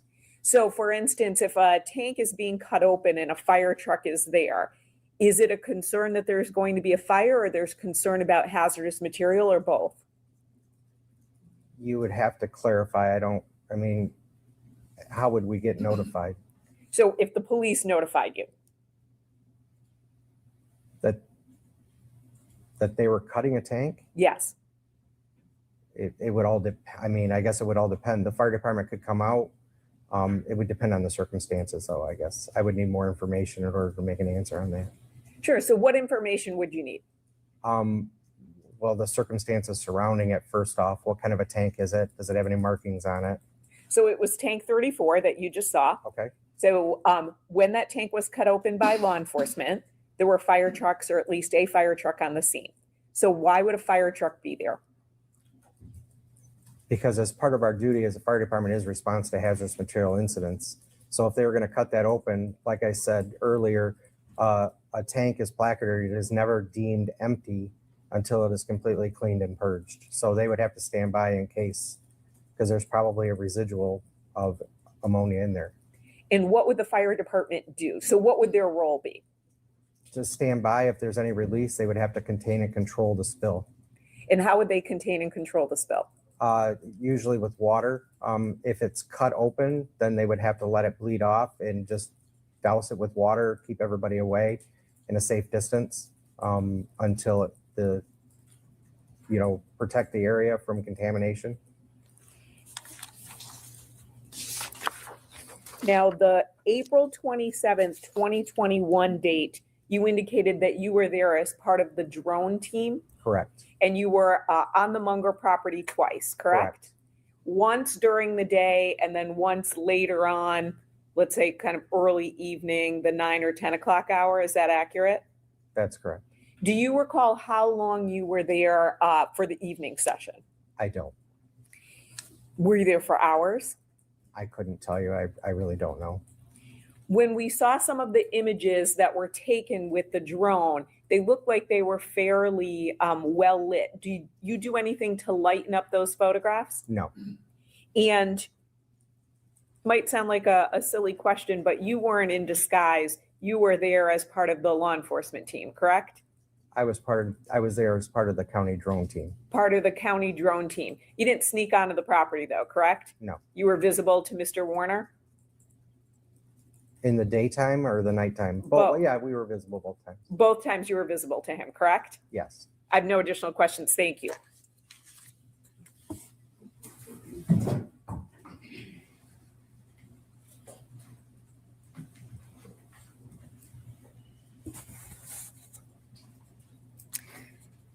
You were asked about if you lightened up the photographs on the drone footage. Yes. Can you explain to me the lighting situation with the drone stuff?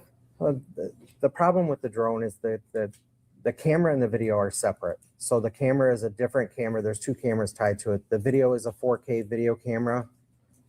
It has better settings than what the actual photo or the camera option offers. And so when you go from areas that are lit to darker areas, you can have that exposure, the blurriness can be caused by wind or any other obstacles in the way. Okay, so did you yourself go in and change any of the lighting settings or anything? We did not. Okay. I'm going to show you People's Exhibit 64. Do you recognize this? Yes. All right. Tell me who the people standing to the right of that truck are. That would be myself, Nick Wilson, and Scott Damon. Okay, and for the record, the timestamp's 8:57 and 30 seconds. People's Exhibit 65. Same thing? Yes. All right. When that, in People's Exhibit 64, it appears that truck is directly in front of you. Is that accurate? Correct. And when did that truck drive by you? It did. How many people were in that truck, if you remember? 2. Can you describe the truck? It was a black vehicle. Okay. Did you recognize the people inside the truck? I recognized the passenger. And who was the passenger? Dale Warner. Okay. I'm going to show you People's Exhibit 66. What's this? That's the JCB with Dale in it. Okay, and that's driving directly in front of you? Correct. And again, People's Exhibit 67. Can you see what that is from there? It's the JCB in the background with us reporting. People's 68, timestamp 8:58 p.m. Again, is that still you in that photograph? It is. All right. And the JCB in the background? Correct. People's 69, 9 p.m. Are you still in that photograph? Yes, ma'am. All right. And did you observe this happening? Yes. All right. And what is happening? The JCB is backed by the anhydrous ammonia tank. Is there a tank? Can you see the tank on there at this point? Not in this picture, no. Okay. That's better, yeah. Can you see it now when I zoom it in? Yes. Okay. People's Exhibit 70. Again, are you in that photograph? I am. Okay. What do we observe? The tank loaded onto the front of the JCB and Dale moving it.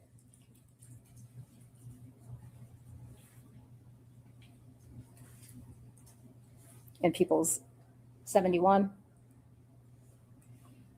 Again, is that you? Yes. All right. And is this approximately when you started recording the video? Yes. I have nothing further. Nothing additional. Thank you. And are we using Mr. Rank totals? Are we have totals?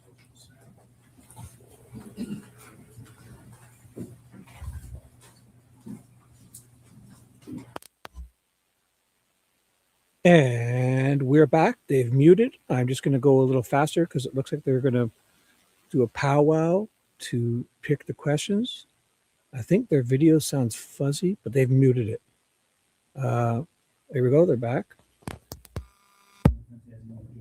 They've unmuted. That's correct. That's correct. First question, is it normal for a relief valve to have a cover over it? It depends what kind of tank it is.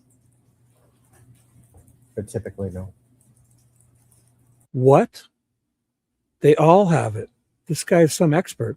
Every one of them has it. It's just the older ones have a pipe. See, he's fucking should be sent out of here running.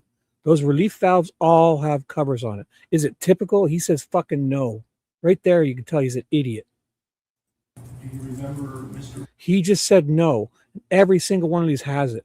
The problem, the older ones have a pipe to protect that relief valve in case it rolls over. And they're saying this one's different because it has that brace that goes up and over. Yet every single tank has one. And he just said, no, it's not typical. Is it typical to have that style? Maybe. But that wasn't the question, unless I misheard it. Who cares? Warner's words when he asked you to leave. Yeah, he said he had to go back to farming and we could come back the next day if we wanted, but he just had too much stuff to do and he didn't want us on the property. Okay. Ms. Wise, any follow-up based on those questions? Yes. I'm going to show you People's Exhibit 98.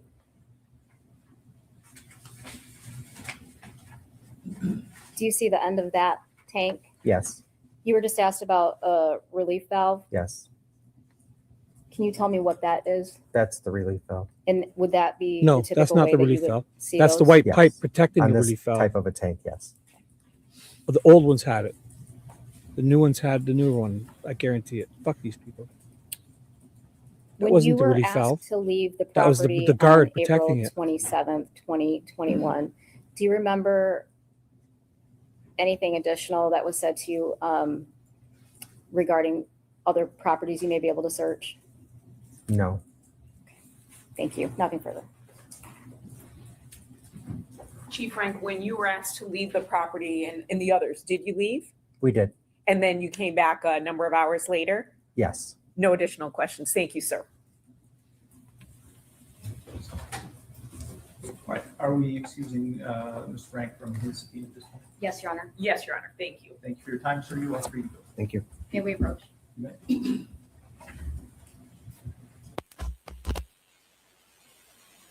And they've muted again to ask some stuff. I'm just going to go 2x speed because they're usually not very long.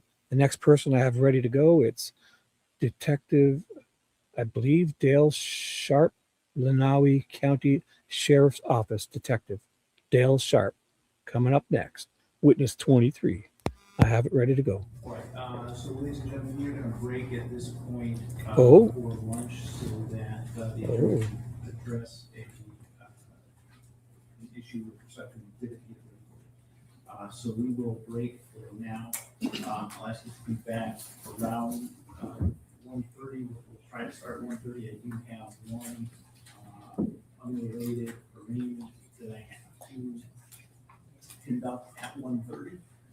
So I will do that. It should take 5 to 10 minutes. So hopefully we'll be starting shortly after that. In the meantime, I'll just remind you that during the trial, you should not read, listen to, or watch any news reports about the case. Under the law, the evidence that you consider to decide the case must meet certain standards. For example, witnesses must swear to tell the truth, and the lawyers must have the ability to cross-examine them. Because news reports do not have to meet these standards, they could give you incorrect or misleading information that might unfairly favor one side. So to be fair to both sides, you must follow this instruction. Thank you, and we'll see you about 1:30.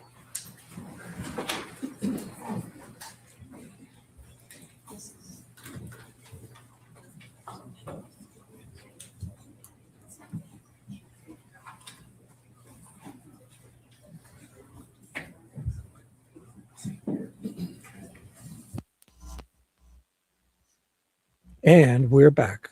They're going for lunch, so it's going to be a long one here. I'll get you there. Don't you worry. We're not going to have lunch with them. Oh my God.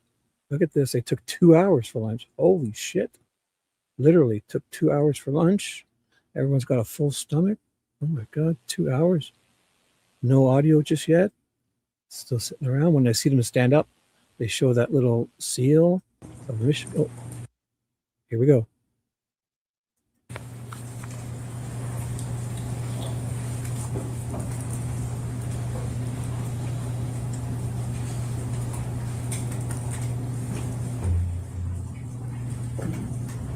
If you'll raise your right hand, please. Do you swear or affirm to tell the truth, the whole truth, and nothing but the truth under penalty for perjury?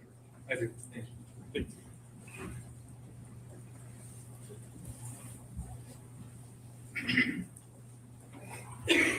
Good afternoon. Can you please state your full name and spell it for the record? Dale Sharp, it's DALESHARP. Where were you employed in April of 2021? Lenawee County Sheriff's Department. And are you still with the Lenawee County Sheriff's Department? That's correct. What is your title? Detective. How long have you been a detective? 16 years. How long have you worked at the Sheriff's Department in total? 26 years.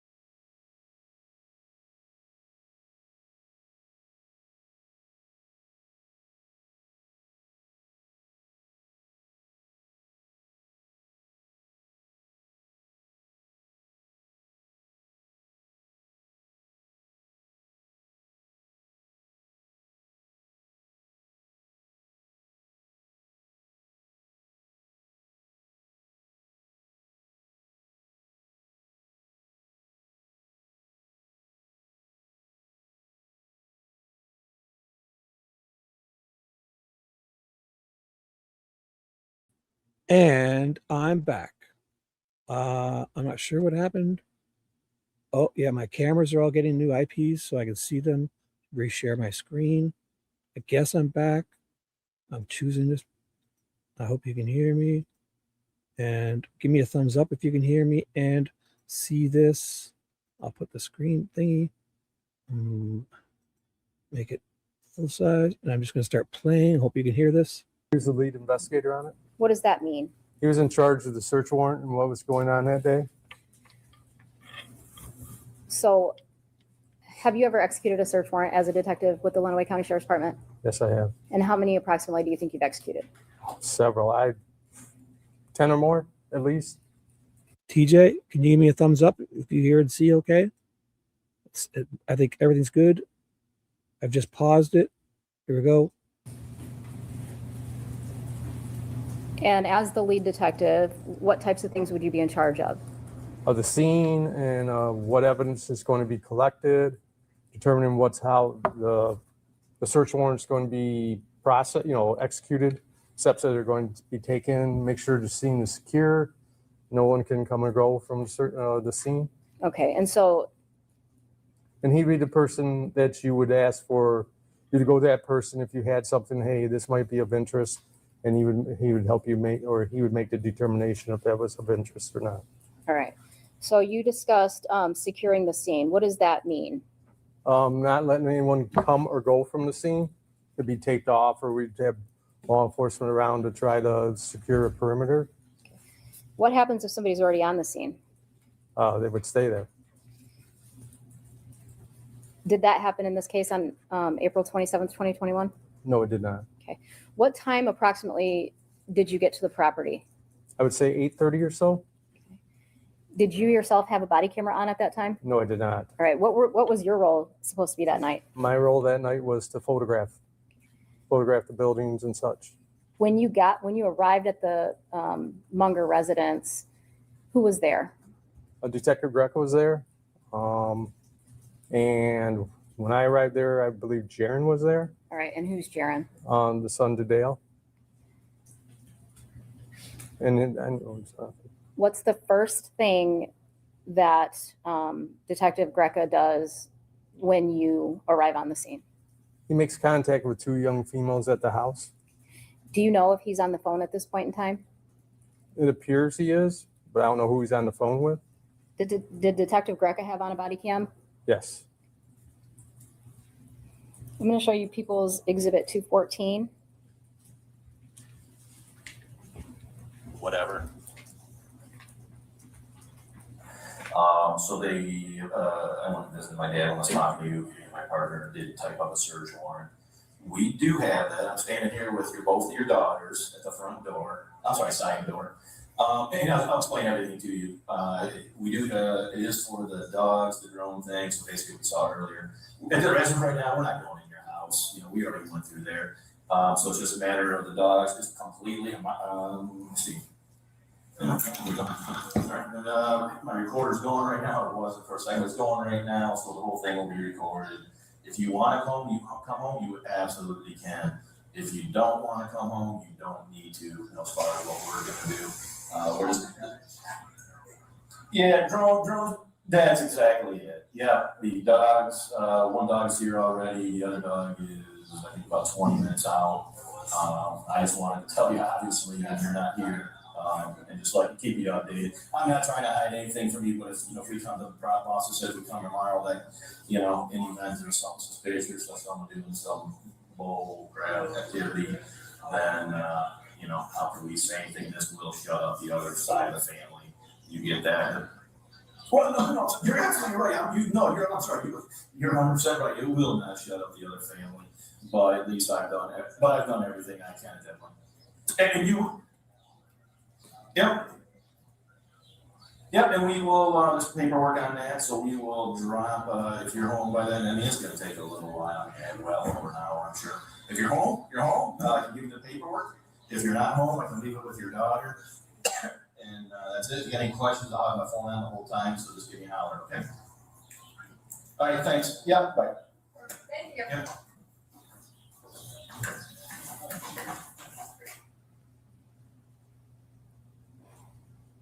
see this, where I've got the body camera paused? Yes, ma'am. All right, and who is that? That is me on the right with the sheriff bulletproof vest on, and Jaren's to my left. All right, To the left on the screen. and at this time, are you guys talking about anything? Just simple talk. I bring up, I mentioned to him I had been out to the house before, and we were talking about the remodel work, and I was impressed with what they did, change it from an old farmhouse to what it was now. Okay. And Detective Greca comes down. Does Detective Greca come down and have a conversation with you or Jaren? With Jaren mainly.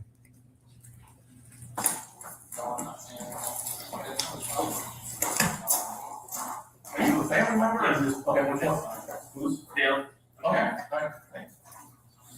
Get rid of this stuff. Good.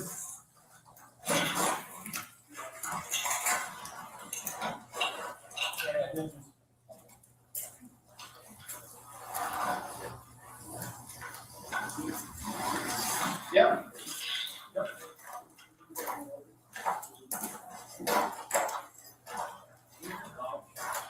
One now and another one.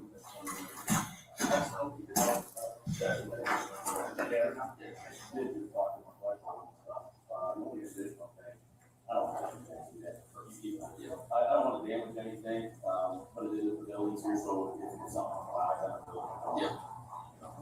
Yeah, great. So you know.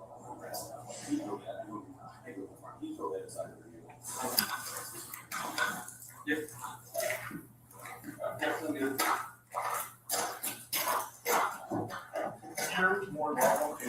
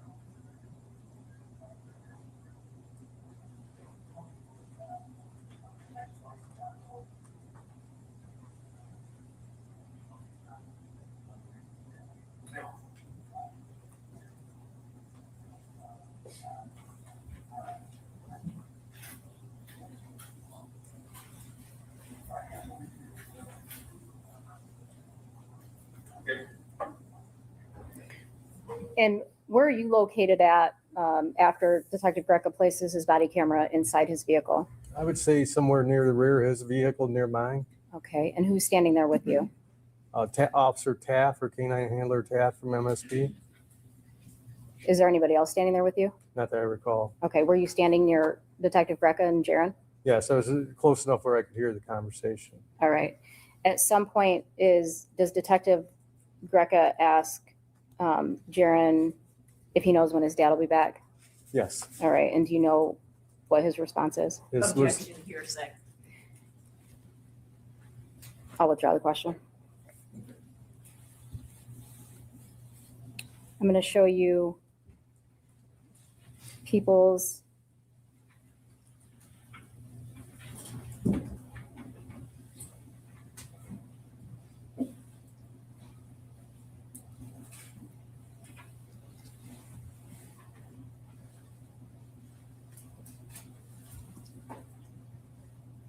I think she's having tech problems. Exhibit 81. Exhibit 81. Probably another video. And is that just a still shot from that body camera on 427? Yes, ma'am. And the timestamp in the corner is military time, I'm assuming? Yes. And it's 20:42:01? Yes. So whose vehicle are you directly in front of in that photograph?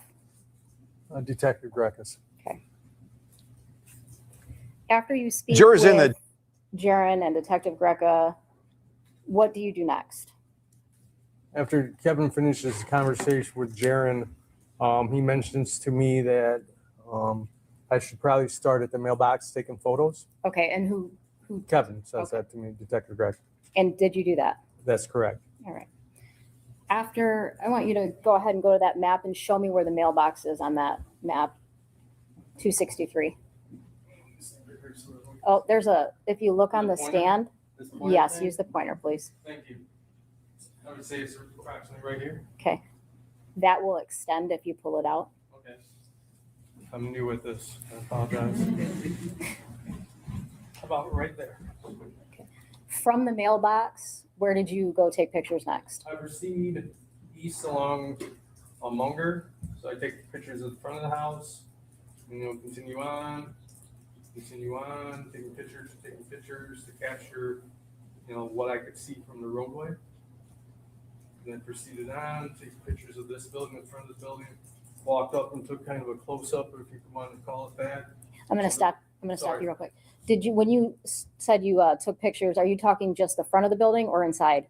Just the front of it. Okay, go ahead. Exterior pictures. Okay, go ahead. So as I'm walking east, I am taking exterior pictures. Okay, continue on. I want to say this is the area, like the front of their business, Warag or whatever. That's what it's called. So I kind of get off the roadway or get close enough where I could capture that picture, showing the sign indicating that's the business area or the office area. Then I proceed up this way. I start taking pictures. I start taking pictures of this, like turning, facing it. So you can see, I think that's a tank. I can't recall or remember without looking at a picture. And I continue on taking more pictures. Then I proceed this way, like I said. So once I get out in here, I take a picture this way, picture that way. I got 360 degrees, I'm taking pictures. Then I proceed over to here, to building 7. Same principle, taking pictures of the exterior. Then I enter this building, take pictures of the interior of the building. Okay, I'm going to show you People's Exhibit 174. What building is that? Building 7. That's me standing somewhere out here taking a picture inside. Okay, so this was your photograph that you took on April Correct. 27th? Mm-hmm. Is that a yes? Yes, sorry. And did you walk inside that building? Yes, I did.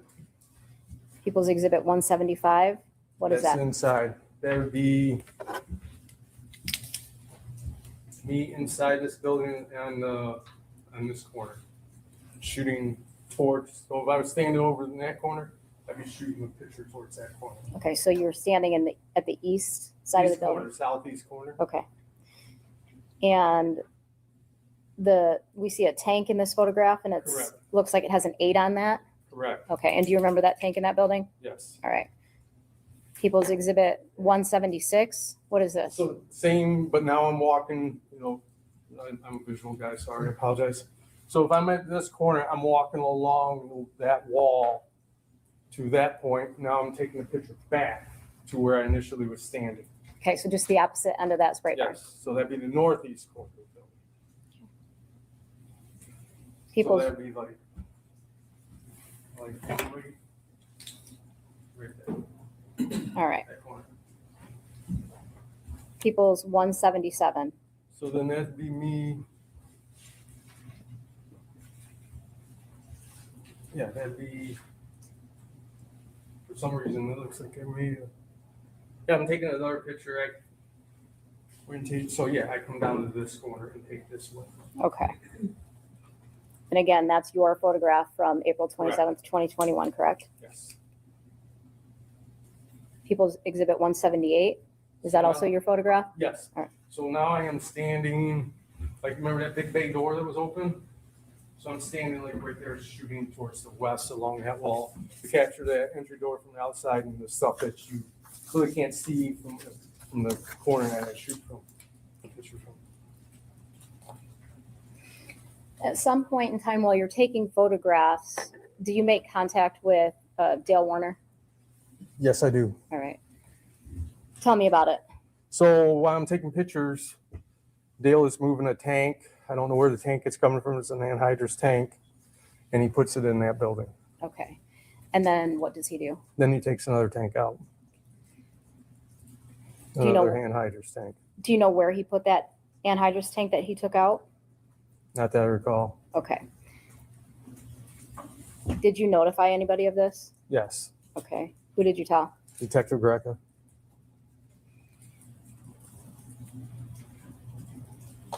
And When you were given the task of taking photos, were you also given any other direction? we were directed besides, no, yeah, the only other task or direction I was given is we were told to allow Dale to operate the farm and not interfere with him operating his business at the farm.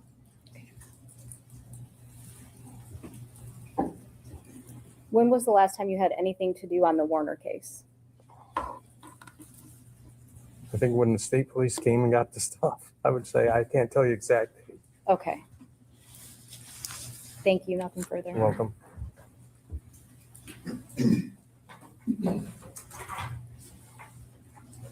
Detective Sharp, good afternoon. How are you? Good, ma'am. How are you doing this Good, afternoon? thank you. You're very welcome. So I represent Mr. Warner, and I have just a few questions for you this afternoon.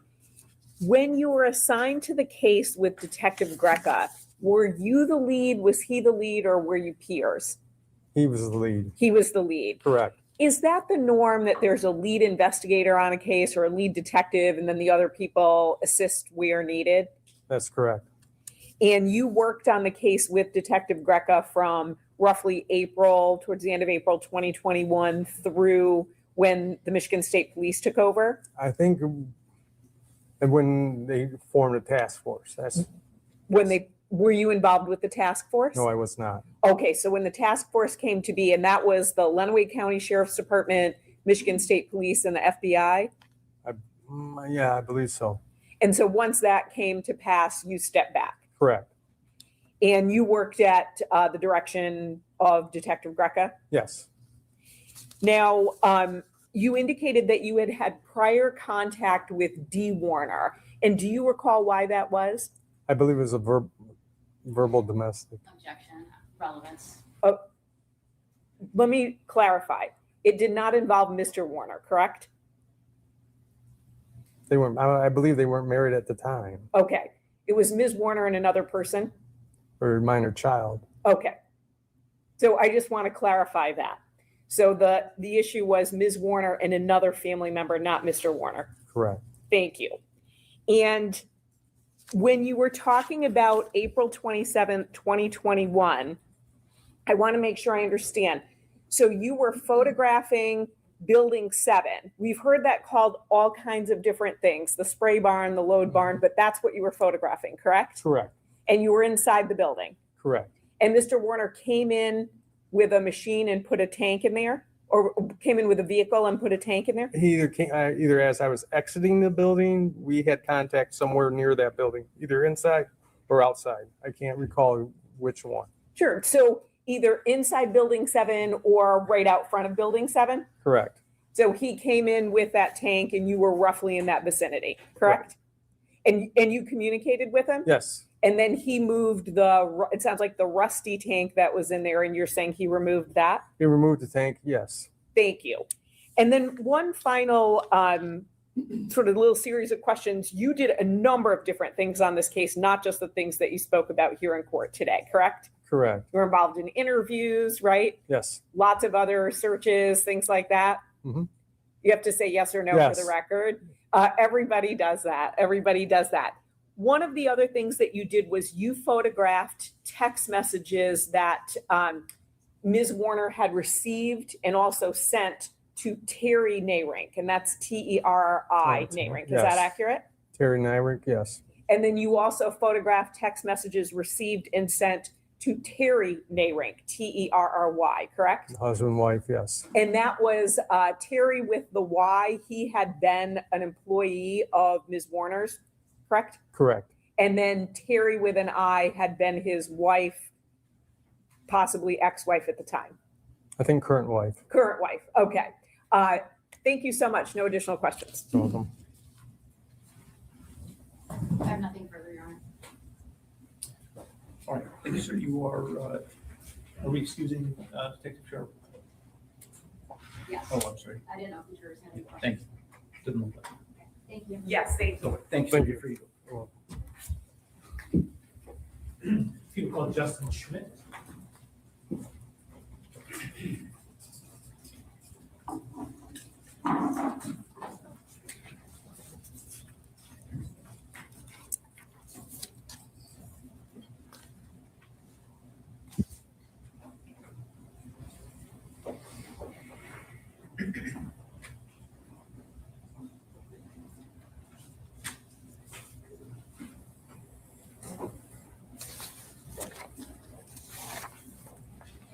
Good afternoon, sir. Will you raise your right hand? Do you swear or affirm to tell the truth, the whole truth, and nothing but the truth under penalty for perjury?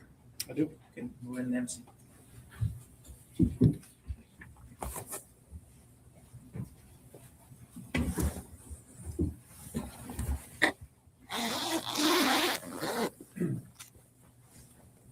I just ask you to hold on to that just for a second. Okay. Just tell us your name Justin Schmidt, and spell it for the record. JUSTIN SCHMIDT. Okay. And Mr. Schmidt, what do you do for a living? I am an educator, and I am also a welding engineer for JCS Welding Services. And you say you're in education. What kind of educational job do you have? I have taught welding and welding related courses for both secondary and post-secondary institutions since about 2010. Is your education also in welding? It is. My formal education is from Ferris State University in welding engineering technology, and I have graduate courses in career and technical education through Western Michigan University. In what years were those degrees? The welding engineering degree was in 2005, and my studies at Western, I believe, concluded in about 2014. Okay. And had you been welding even before going into it professionally or going for education? Yes. I think I first started welding when I was about 12.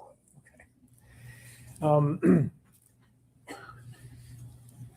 What kind of credentials do you have that relate to welding? I am a certified welding inspector, CWI, carry that credential, a certified welding educator. I'm also a certified welding inspector for Crown Castle, which is for cell towers. Okay. And so you go around inspecting and get paid for it? That's correct. Okay. And then do you actually teach welding also? I do. My 9-to-5 job is in education, both secondary and post-secondary. All right, and let's talk about secondary education. What are you doing in secondary education that relates to welding? I teach the welding technology program at the LISD Tech Center. And approximately how many students do you have? 40. And were some of those students recently in a competition? They were. And how did they do? They did very well. They went to the Skills USA regional competition in Lansing last week, and 6 of the students that we took, 6 out of 15, placed well enough to go on to state competition in April. All right, great. Congratulations. Thank you. What about post-secondary? Post-secondary, I teach for Jackson College. Again, welding and welding related courses, and have done so since 2012. Okay. And back to that competition that your students were just in, had you been a judge at any point in that competition or one like it? Yes, actually I was a judge for the state finals prior to my students being involved with Skills USA. Okay. And at the secondary level, can you explain the facility that you teach in?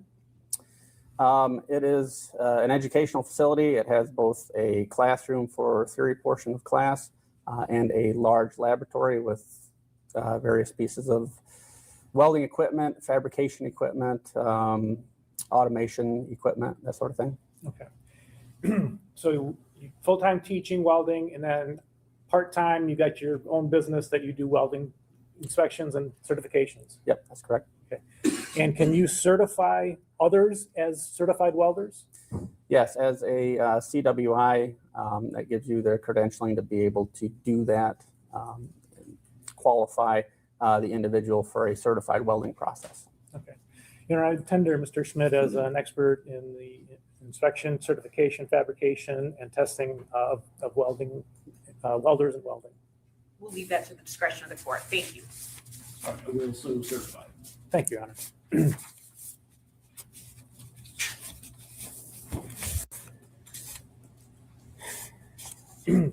How did you get involved with this case? I was contacted by the Michigan State Police and asked to do an inspection on a vessel. Okay. And showing you what's been entered as People's 100. Do you recognize that? I do. And what is that? That is an anhydrous ammonia tank on a running gear. Okay. And number 34, correct? Correct. Is that the one you inspected? It is. Okay. How many times? 4 times total. And what did you do each time? Just in general speaking. The first time went and looked at basically all of the welding on the tank. And the second time went back and looked at the inside. A repair weld was seen from the first inspection. Went back the second time and looked at the inside of the tank where the repair weld was. Came back the third time to look at another portion of the tank. And again, a fourth time to compare photos with the actual tank. Okay. So you indicated a second ago that there was an obvious repair weld. Is that correct? That is correct. All right. And in terms of this photo, do you know where the obvious repair weld was? The repair weld would be in the rear, far left side in this photo of the tank. Okay. Where I've blown it up? Correct. Okay. And then the very first time you saw the tank, was it in this condition or something else? The very first time I seen it, it was on the running gear like that, but the right-hand side, the domed portion of the tank, the end cap, had been removed. Okay. So this front end? Correct. Okay. How did you determine that the back weld was an obvious repair weld? Based on there's 3 welds on the tank, 3 factory welds. When it's manufactured, 1 in the center and 1 on each end, adhering the domes to the tank. Comparing the weld at the rear of the tank that was still there with the weld in the center of the tank that was a factory weld, along with visibly looking at the repair weld itself, where you could still see remnants of the factory weld underneath it. Okay. Let me show you what's been entered as People's 269. Did you take this photograph? I did. Okay, and why? What is it showing? This photograph shows the approximate width from toe to toe of the factory weld. And which factory weld are you looking at? This is a weld in the center of the tank. And I don't know, can you, for the jury's benefit, can you read what the width is? 0.811. And that's in what unit? In inches. Okay. Then People's 270. That also says 801. Is that a different place? That is a different spot, correct? Okay. And again, People's 271, 801, different place? Correct. Okay, so did you go, how many readings did you take of the middle weld, do you think? I would say probably 10 to 12 readings around. Okay, and were they all fairly consistent? They were. All right. Showing you what's 272. Can you read the gauge in this photo? 0.546 inches. Okay, and which weld is that? This is the repair weld. Okay. Do you think that difference in 0.3 of an inch is significant? It is, yes. And how many readings approximately did you take of the repair weld? Again, probably the same 10 to 12. All right, and were they all about a little over half an inch? They varied. I would say within 180 thousandths probably. Okay. Could you tell what process had been used to create the repair weld? I could. How? Based on the weld bead itself of the repair weld, the bead profile, the ripple pattern that was in it, and then the distance in between starts and stops. Okay, and let's start with that last one. What does that tell us, the difference between starts and stops? So the distance between the starts and stops, if it is a greater distance, would limit us to what process could be used. It would have to be a process that continuously fed a wire electrode, a process similar that could be used, such as like a stick welding operation or shielded metal arc welding. You're limited on how far you can actually weld because your electrode is only so long before you have to change it and restart again.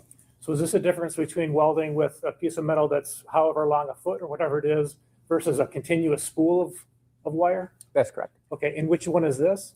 This would be the spool of wire. And do you remember what the longest distance between any of the stops and starts was?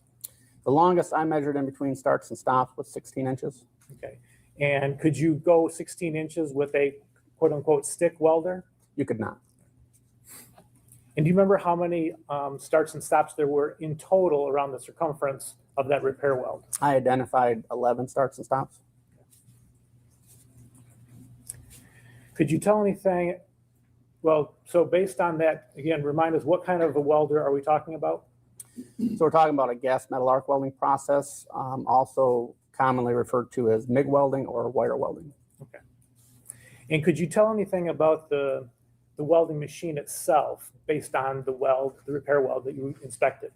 Based on the size and the profile of the weld, and then again, the distance between starts and stops, we could determine that it was a larger machine, something you would not classify as a hobby machine. Most likely 220 volts and a duty cycle greater of 40%. Showing you People's 293. Are you familiar with that machine? I am. How are you familiar with that?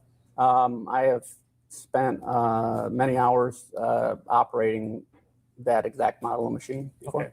This isn't yours in particular. No, it's not. Okay. But you've used this many times? That's correct. What is it? That is a Miller manufacturer, Miller brand, Miller-Matic model 252. Okay. And do you know, does that meet the specs that you just described in terms of what kind of welder would have made that repair weld? It does. Okay. When you say the profile and what was the other term you used? Of the weld, I'm sorry, the profile and the profile, the ripple pattern, and then the distance between starts and stops. Okay. I want to make sure I had that right. Could you tell if this weld was done by hand or a machine? I could. How could you tell that? Basically, whenever I examined the weld, it was evident that there was a lot of inconsistencies in the weld itself, both profile-wise, direction, path of travel, a lot of inconsistent parts in the height of the reinforcement. Those inconsistencies would lead to a determination of human error, essentially, and not an automated process. Okay. Showing you People's 273. Does this illustrate some of those things? It does. Can you tell us how? So it's a little hard to see probably as small as this picture is, but there is spatter in this picture, which is a defect that we can see.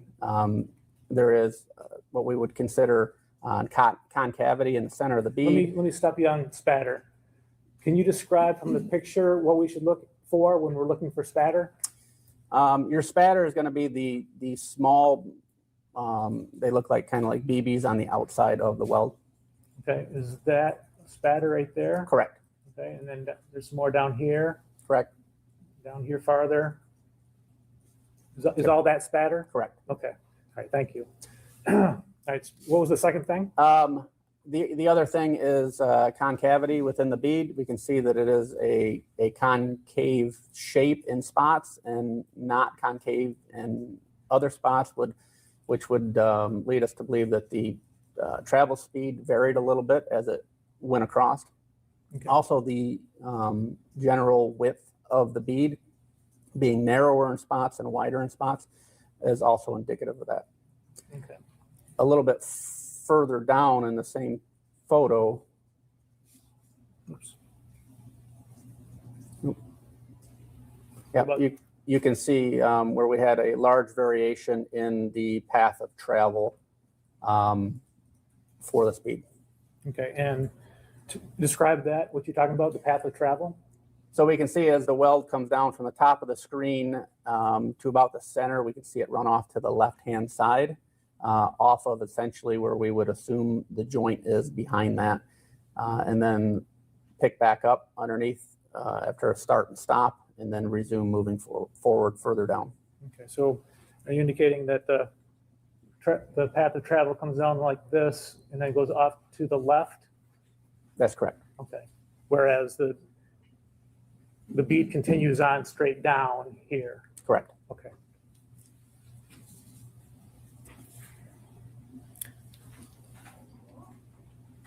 Showing you 274. That give us some idea of the scale that we're talking about with that when the path of travel ran off? It does, yes.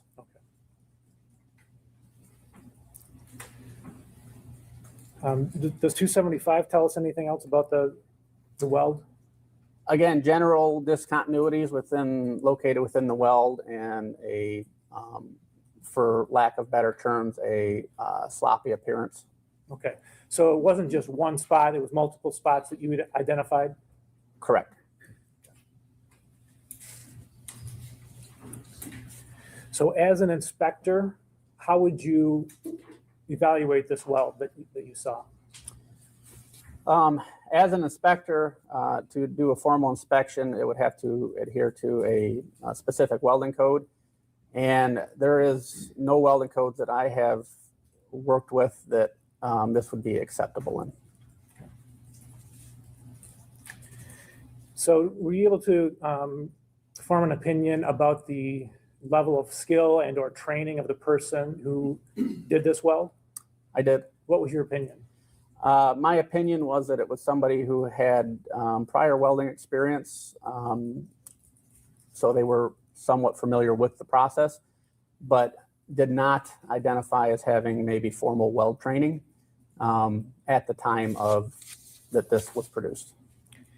Are you able to tell the difference between somebody who is not highly skilled and someone who is in a rush? That's a pretty broad question. To answer that, if you were in a rush and you had a high level of training, or we'll say a medium to high level of training, that rush job would definitely impact your final product. Okay. And what if you had a medium amount of training? What would a rush do at that point? That would definitely affect it even more so. Okay. It would be worse? Correct.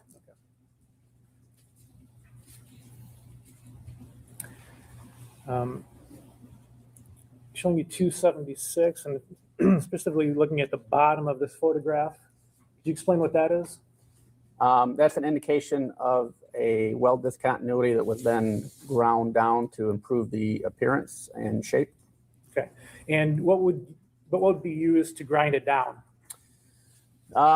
Typically, you would use an angle grinder with an abrasive wheel.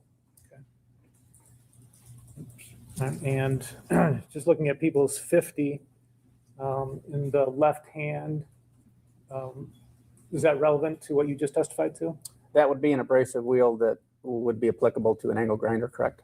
Okay, and that would be something you could use to grind down a high spot in a weld? Yes.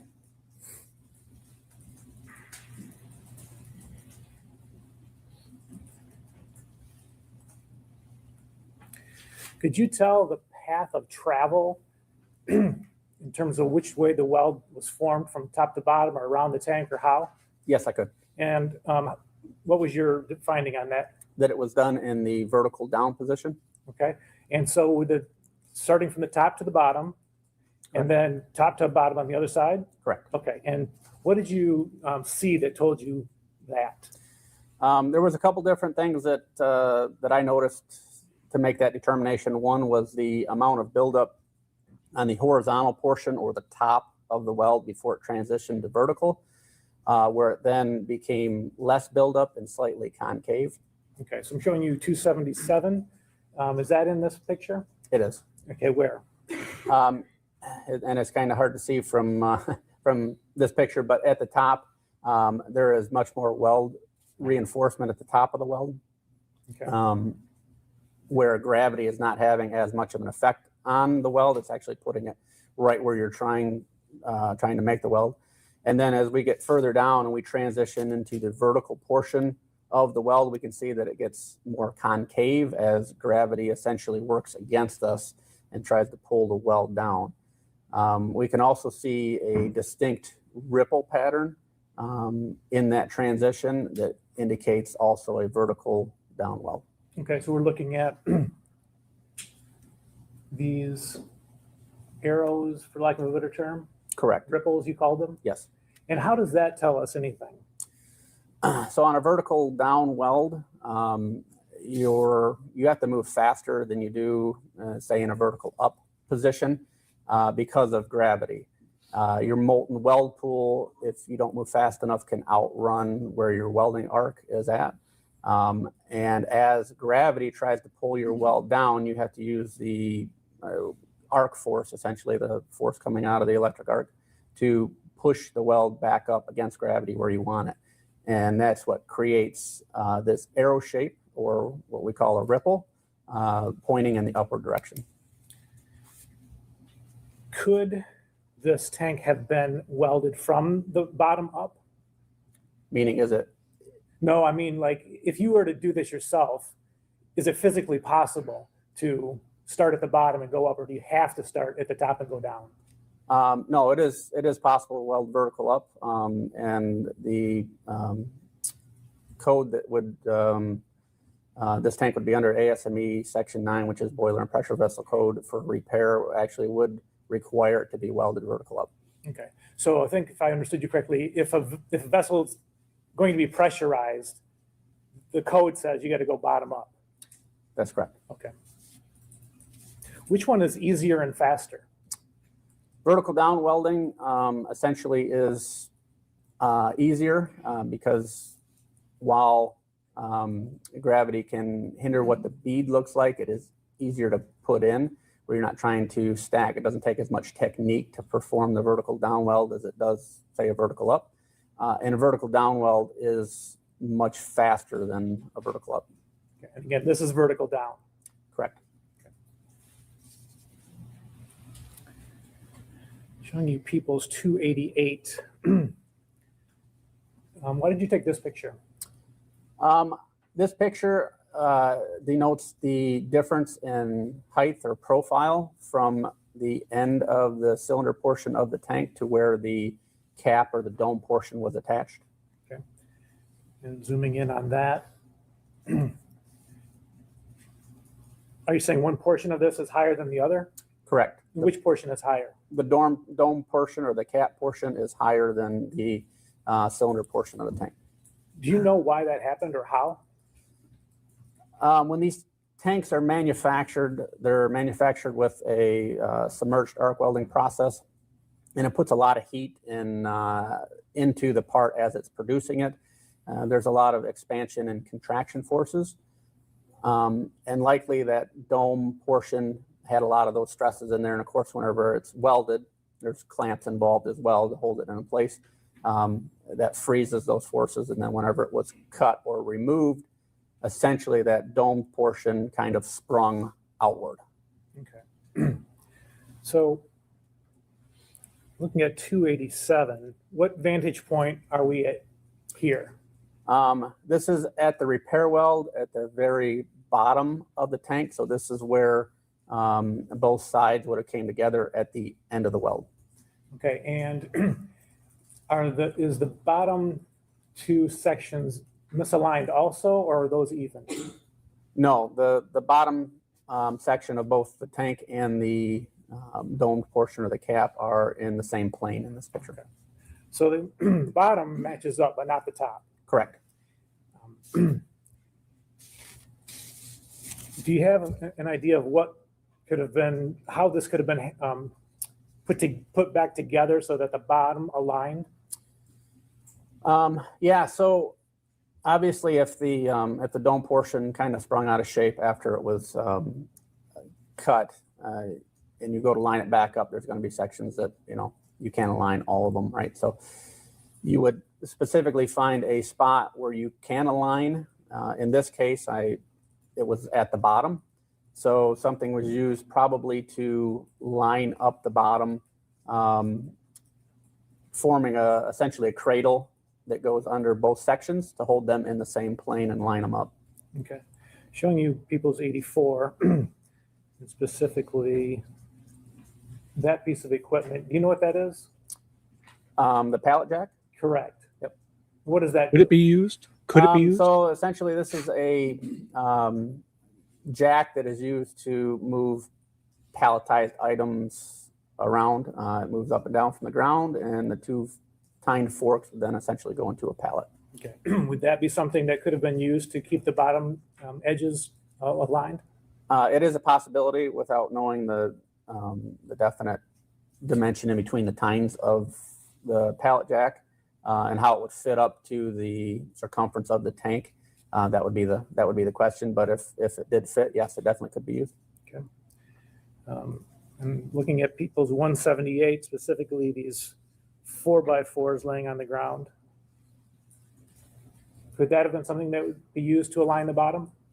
Objection is to speculation. So the last one, he said, well, it's a possibility, but I don't know. I think that we're just going to go through a number of items on the farm with Mr. Schmidt saying, I don't know.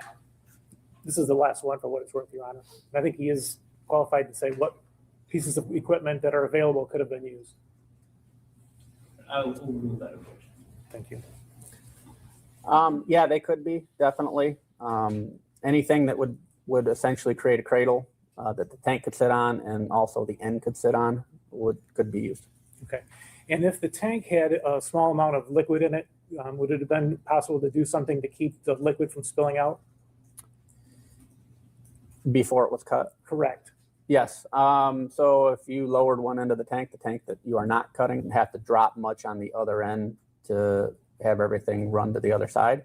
And that would not create, you know, if it was just an inch or two drop, that would not create too much of a problem on the other end for alignment.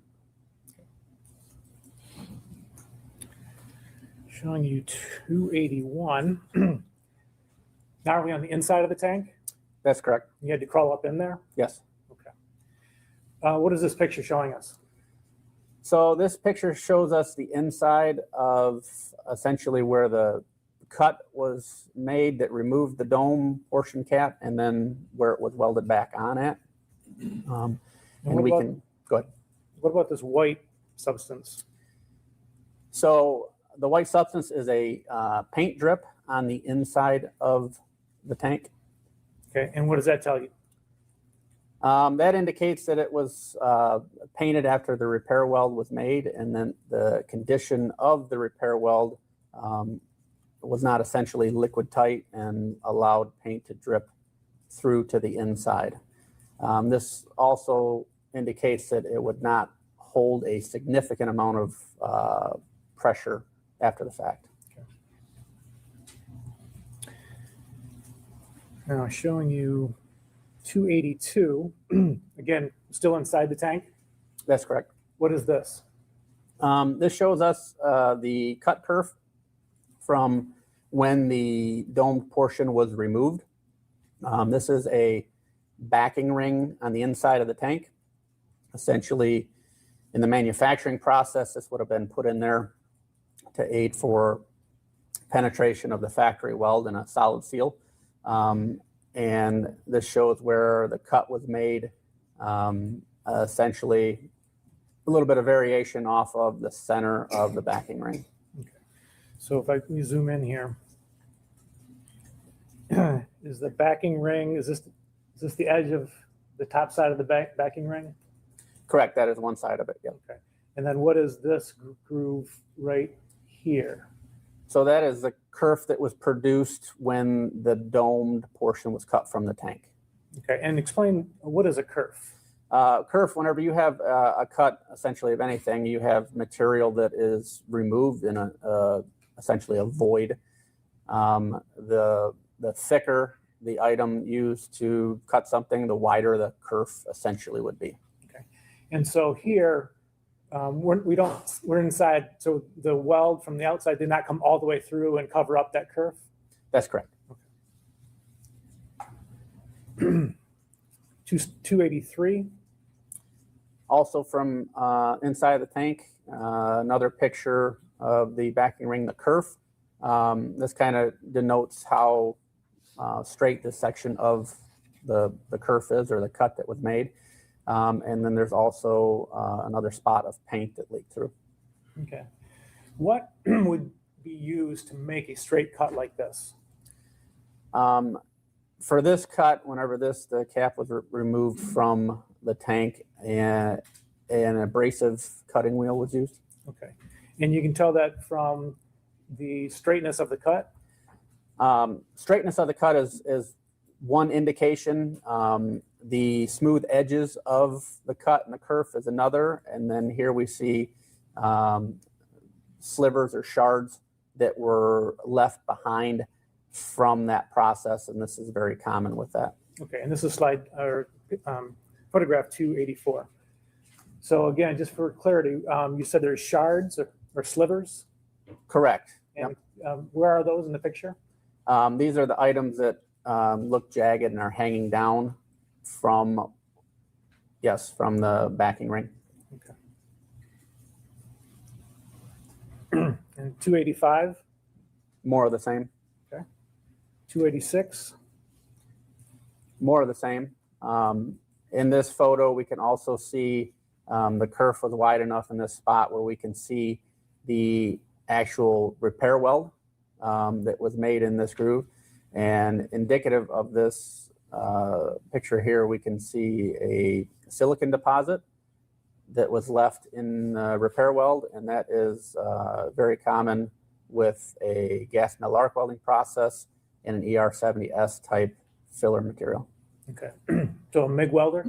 Correct. And just for the jury, where do we see that silicone deposit on this picture? It is the brownish looking item, probably mid screen, that extends out into the weld. Okay, we're talking about in this area right here? Correct.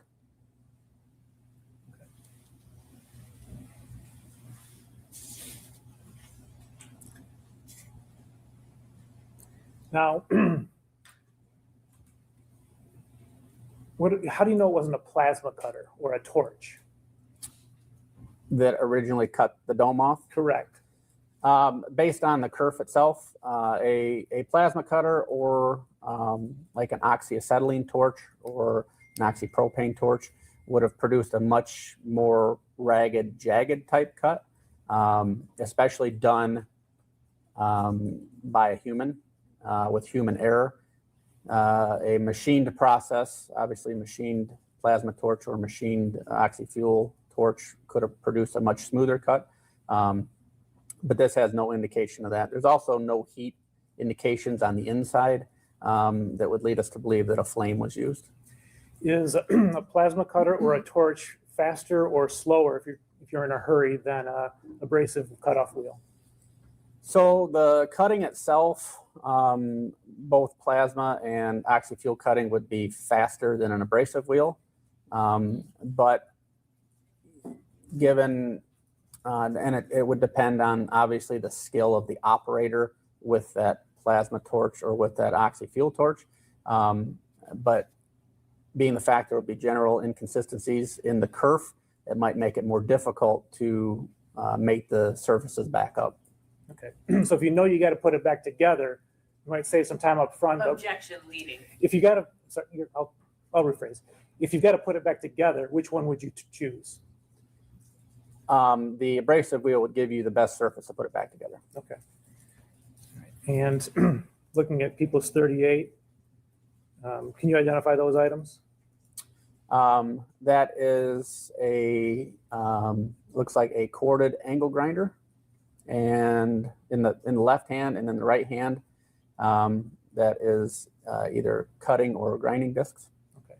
And would this be considered an abrasive cutoff wheel and tool? Yes, correct. And that could have made that cut? Yes. Yeah, could have done lots of things. Could have fixed fucking fence too.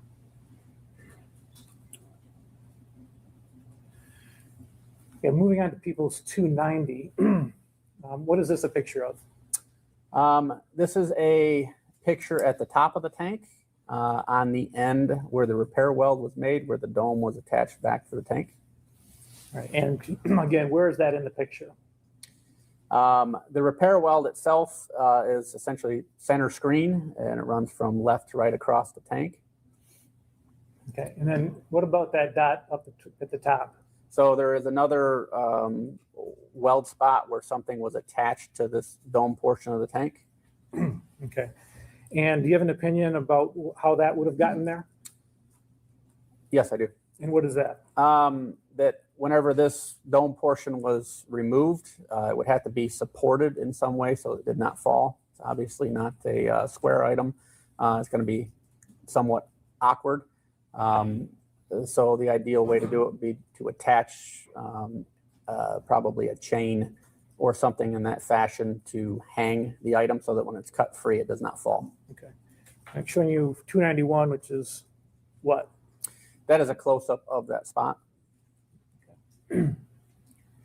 And can you explain, can you tell from that where the... Just note, a grinder would clean that up so fast. This was made to be found, guys. Item that would have been welded to it was actually welded to it? So from this picture, we can see that there's essentially a hollow spot. For lack of better terms, it almost looks like a donut. The item would have been welded into the center of that. That's where the physical item would have been. And then around the outside portion that we see, that would be the weld that is remaining. This is, of course, after it has been ground down. Okay. So referring to this portion in the middle? That's correct. Okay. And tell that kind of U-shaped or horseshoe shaped, what is that portion right there? Yep, that inside there, what is where the weld is not essentially would be the tank. Okay, and so are you saying this is where something would have been attached to it? Correct. Okay. And what would have been used to attach to the tank? Objection, speculation. If you were doing this, what would you use? If I was doing it, Objection, sorry. speculation. Well, the question is, what would he use if he were doing it? I don't think that's speculative. But then it's irrelevant. What he would use if he were doing this is totally irrelevant. It's not what an expert in welding would use. I can rephrase just a tad, Your Honor. All right, go ahead. Given the evidence here of the weld to the top of the tank, do you have an opinion what was used to support it so it didn't fall off when it was cut all the way? I do. Okay. Please tell us. It appears that a chain link would have been welded there. Okay, thank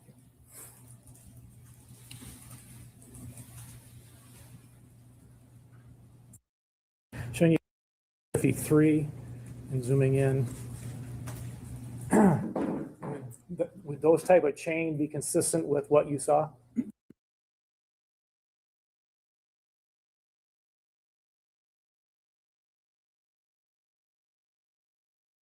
If a chain had been welded there.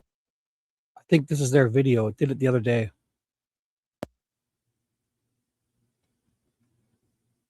I'll double check. This isn't me. I'm here. To attach it to overhead. And yeah, it's their probably video. A hook to put onto the. I just paused it for a second. If it's me or if my computer's acting weird, I'll let you know. I don't think it's me. I just paused it for a second. I have a whole bunch of browsers open, so if anything gets weird, I will literally be right back. Feels like it's not loading. I'll turn the quality down maybe to 720. Nobody will notice. The end of the show. Okay. Something feels funny. Showing you people 57. You see the forklift or fork truck in there? Yes. Would that be Could that have been helpful? used? Yeah, it'd be Again, very helpful. Speculation. He's saying it could Everything's have been used. Yeah, could have been. If no proof any of this is done, anything, speculation, fairy tale, something's up. Sorry, guys. You know, I have a feeling this happened at exactly this point the other day. I remember watching this. So like my computer is running perfect. Everything else is working. I really feel I just paused it for a second. I have a feeling this happened the other day at the same point. So I'm here. Could it have been used? Yeah, everything could have been used. It's all great tools. Tomo, it's chains. No proof of nothing. The video's running. If you had a, how would you?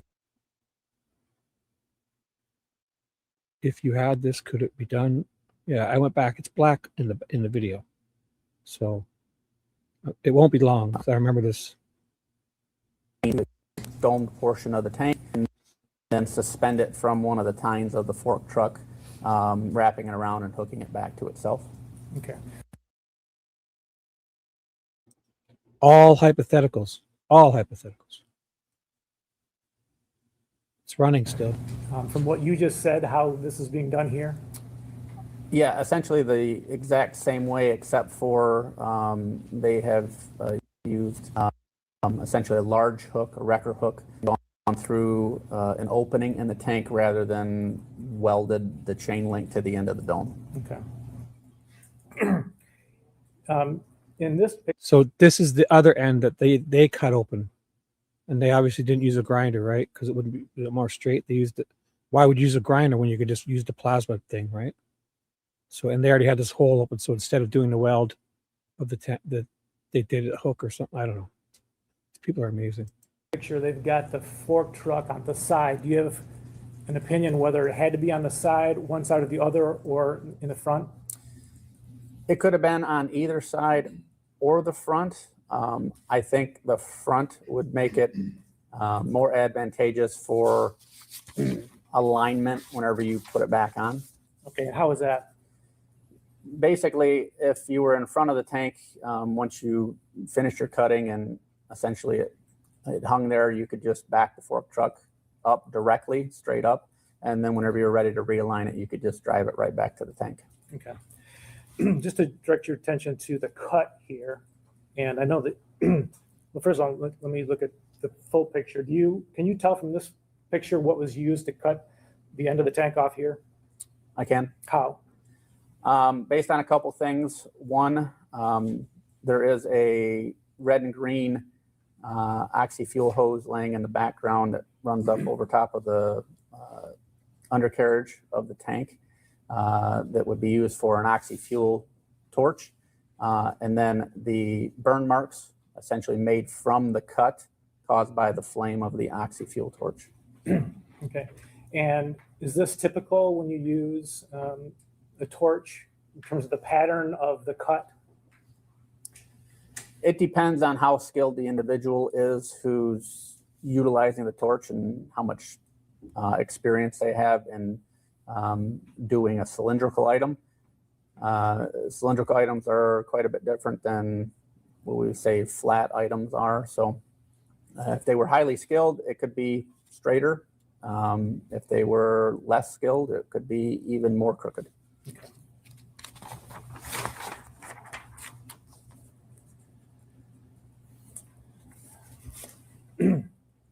What other equipment would you need besides the welder and a way to support the bottom and to hold it from the top? Besides those things, what else would you need to do a welding job on the end cap? Just welding the end cap? Correct. Obviously, you would need probably some PPE or personal protective equipment, which would include a welding helmet and gloves, that sort of thing. You would not be able to, a welding helmet essentially would be a must. You would not be able to see what you're doing without it. Okay. So if you tried to weld without a welding mask, what would happen? Essentially, you'd be trying to do it with your You'd eyes go blind, closed. idiot. If you left your eyes open, No, you'd go blind. The light would be extremely Literally. bright and probably No, you'd go blind. hurt your eyes. Literally. You could also receive UV burns to your eyes because of it. So you would be trying to do it with your eyes closed and essentially doing it blind. You would most likely run way off course in a very short period of time. Okay. All Even hypothetical given the gobbledygook so far. inconsistencies in that Nothing. weld, can you tell if that was done by somebody who was doing it blind, for lack of a better Or term? someone setting It somebody definitely up. was not Okay, somebody so- who had their eyes closed. All right, so that person had a welding mask then? Correct. Okay. What else besides a welding mask would you use? Gloves to protect your course- hands. Of course, gloves. Now diagnose the red Yeah, as long as you farmer's had tan. the welder and the equipment to put it back together, to align it, and then the PPE, you would be able to make that weld. Okay. Would you use anything on your arms? Potentially, that would fall under the PPE as well. Covering your arms. I mean, if this was done inside we'll say a welding facility, whoever would be doing it would be wearing a welding jacket or welding sleeves that would cover the arms, probably a welding cap to cover their head, a welding mask, and then probably heavy-duty welding gloves. If you did this without something on your arms, what would you expect to see? If your skin was exposed to it, Correct. You could expect to see essentially some burn marks. Depends on if you had sparks landing directly on your arm, but you would also see evidence of ultraviolet light burns, essentially. So potentially, depending on how long the duration was, the UV light that's produced in the welding arc is extremely intense, and it can burn uncovered skin relatively quickly. Okay. Showing you people's 74. Do you have an opinion on this? That is very indicative of what a burn from UV light produced by the welding arc would look like, especially if one was wearing a glove on the hand. Oh my God, I can't fucking take it. The farmer has a farmer's tan, therefore he was fucking, it's because he welded his wife in a tank. This is fucking amazing if this is evidence in a court of law, guys. Could this have come from welding the tank? Yeah. Could it have come from welding any other thing? Yeah. Could this have come from working in the field, fixing a fence or whatever with the fucking gloves on? This is so goddamn absurd, people. I mean, show this guy doing stuff. Everything's hypothetical. Nothing and they've showed here is evidence. Could he use this? Could he use that? He could.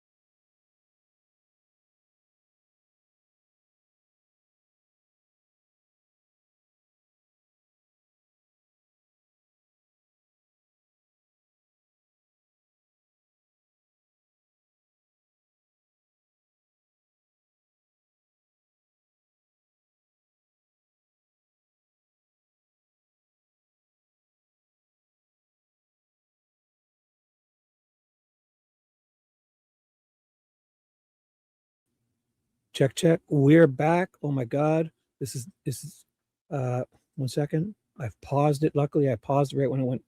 I noticed it acting up, putting it back up on the stage. I'll just start playing. Person could be welding and get the results in that picture. There's a few facets to answer that question. One is going to be the amount of voltage and amperage that's being produced in the weld.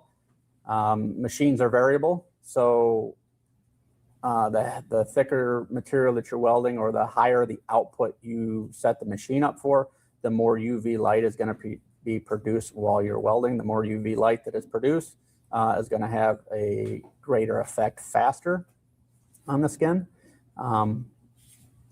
Based on, would you like me to base it on essentially the weld size? Yes. Okay. So based on the repair weld size that we've seen, knowing that it was a higher amperage welding machine, I would say you could do that in a half hour or so.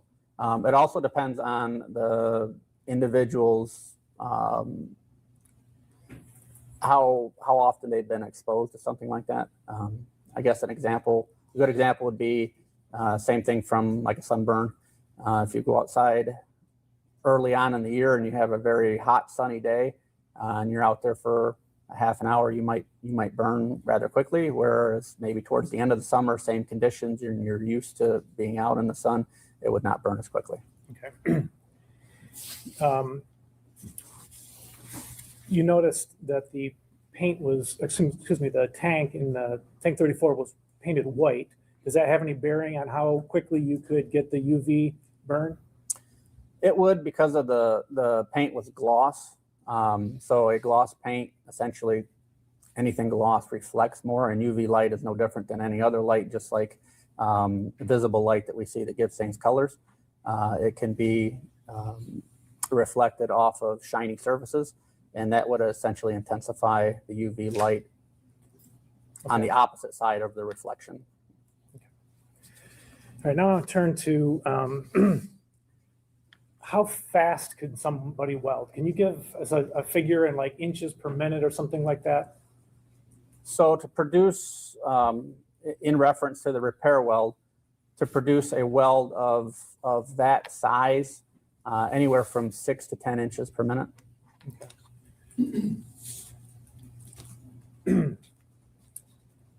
Did you measure the circumference of the tank? I did. What was it? 128 inches. Okay, so all the way around 128 inches. Correct. And so is there any other factor in determining how quickly somebody could weld that back together other than the speed that they can weld? There's a couple. Okay, what are they? One would be starts and stops. As you reposition yourself, even because of the size of the circumference at 128 inches, it's relatively large diameter. Nobody could weld from start to finish all in one go. So you would have to reposition yourself often to create that one weld. That's going to take a little bit of time factored in. Also, the limitations of the equipment itself. Welding equipment has, every piece of welding equipment is rated by a duty cycle.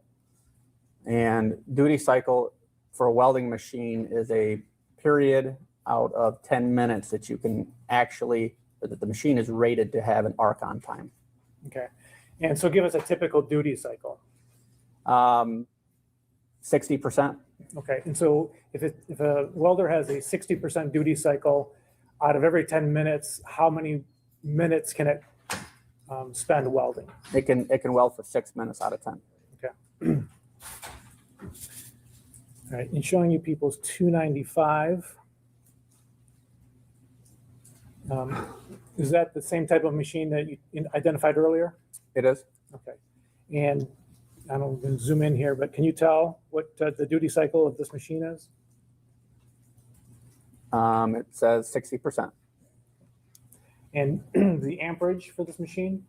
200 amps.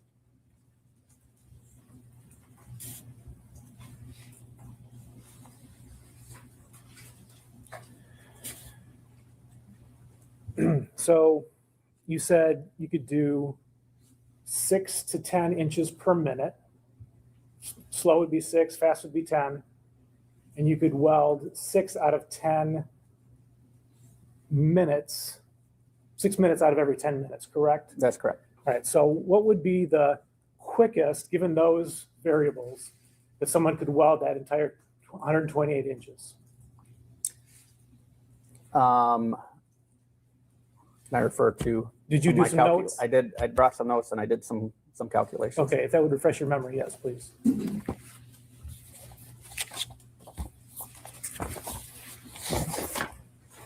All hypothetical. Could this be done? Yeah. Okay, Could so at 10 inches per minute, the quickest you could weld that 128 inches with a 60% duty cycle would essentially be 21.3 minutes. Put this guy out there, Of give him a arc tank, contact. and show him. Okay. Do a So that's demonstration. with the pauses, because you could only weld 6 out of Take 10 him minutes. 3 weeks. Still 21 minutes, you could do it? Yeah, yeah. Yes, that doesn't take into sure. consideration necessarily starts and stops, depending on Such how much baloney. time is spent in between. That is strictly with duty cycle, and then your starts and stops could count Show for me. some of that duty Go cycle do it. loss as well. Go demonstrate. And if you were on the slower side, the 6 inches per minute side, what would be the time for that person? On the 6 inches per minute, 35.5 minutes of arc on time. Yeah, yeah. And the same Go do caveat, plus starts and stops? Yeah, so plus starts and stops, and I same thing goes for that. And we had 11 starts and stops that I had identified in the tank, and that can vary from Could have a been few stopped seconds for if a it is day. just a You could have stopped for a day. Done it position like that. or reposition. Whoever. Obviously, that would be a relatively short period of time. So fucking And weird. to calculate what it would take for actual weld time, we would just add additional time beyond the 60% duty cycle for that. Yeah, yeah. Sure, sure. 3 days later, this guy would never get this done. So with, you got 11 starts and stops. We don't know how long How long exactly they waited, it yeah. took the welder in this instance to Could have went for an reposition hour nap. themselves, correct? Correct. But taking that out of the equation, you could do it in as little as 21 minutes, correct? Correct. Oh, fuck. God And the damn it. slower welder, 35 minutes. God. Correct. Yeah, yeah. Do you have an idea of how long it would have taken to cut the end off with the abrasive wheel? I do. And how do you know that? Because I'm a pro. So I did some experiments with the same type of equipment to gather inches per minute on a relatively same thickness of material to come up with basically a formula to calculate exactly how long it would take to cut 128 inches of the same thickness of material with the same type of equipment, abrasive wheel. Yeah. Okay, and what did you come up with? 2.5 inches per minute.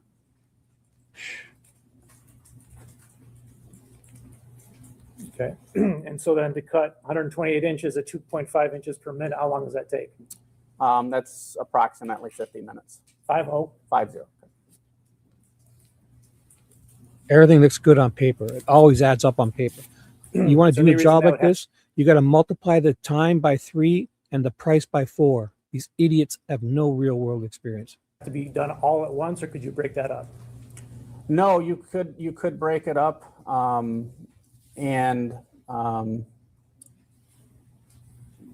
not knowing what the restraints are, but given if it was being done, it probably would be. It would be broke up because you would not start from. Objection, speculation. I think he's the expert and he's in the position to indicate. Fucking expert. This fucking expert. I'm going to sustain that. Okay.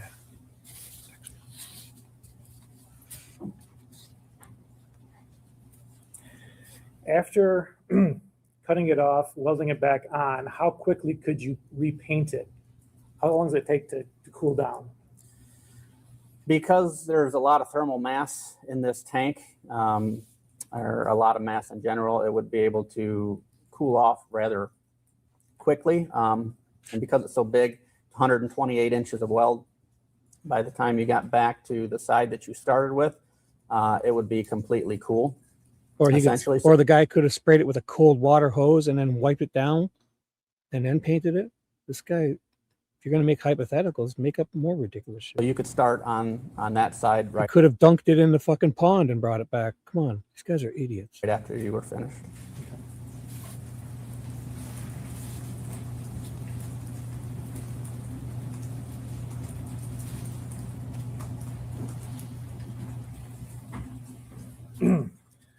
Other than the approximately 50 minutes to do the complete cut and between 21 minutes and 35 minutes to weld it back on, is there any significant amount of time that we haven't accounted for in the process of cutting it off, welding it back on, grinding the spots down, etc.? No significant amount of time, but there are other things obviously that would be in there. Like what?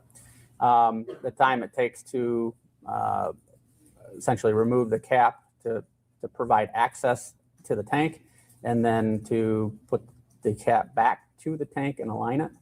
Let's separate there. So you're talking about if a forklift had been used, you've already described just backing up and then going forward. Correct. How much time would you expect that to take? It would not take much. To remove the cap is simply backing up on the fork truck, relatively under 30 seconds to back that up, and then to reposition it forward, depending on how much skill the operator had that was operating the fork truck. It could be the same, especially if there was guides at the bottom to help cradle the bottom of the dome to the tank. Okay. All right. What other factors we have? As far as welding it back together. Well, you indicated that there were some high spots that had been ground down. Yeah. So there was some discontinuities within the weld. For a better terminology, drips that would stick out, high profile spots in the face of the weld bead that were ground back down to create uniformity with the weld. Small spots, I would say 5 minutes of grinding would be enough to do all that was done. Okay. How about those welds? Could you clean them up before you painted it so nobody would see it? Yeah, it would take 2 minutes. All right, so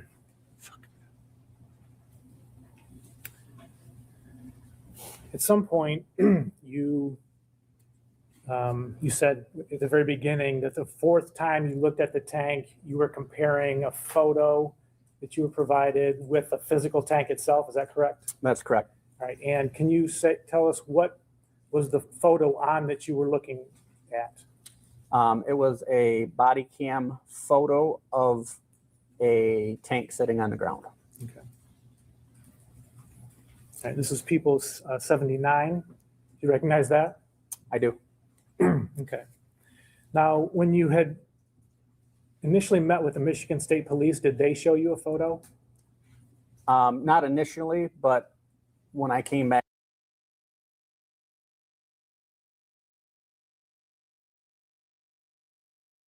Okay, people, I'll do this one last time for everyone. This is the tank with the body in it, right? This is them from their. This is from court. This is court. A screenshot from the court. This is their TV earlier showing this. The stuff. This is the busy end. This is where they cut the little hole. Supposedly this end was cut, put in. Here's the weird bracket they say is there. But look at the big nipple is on the right.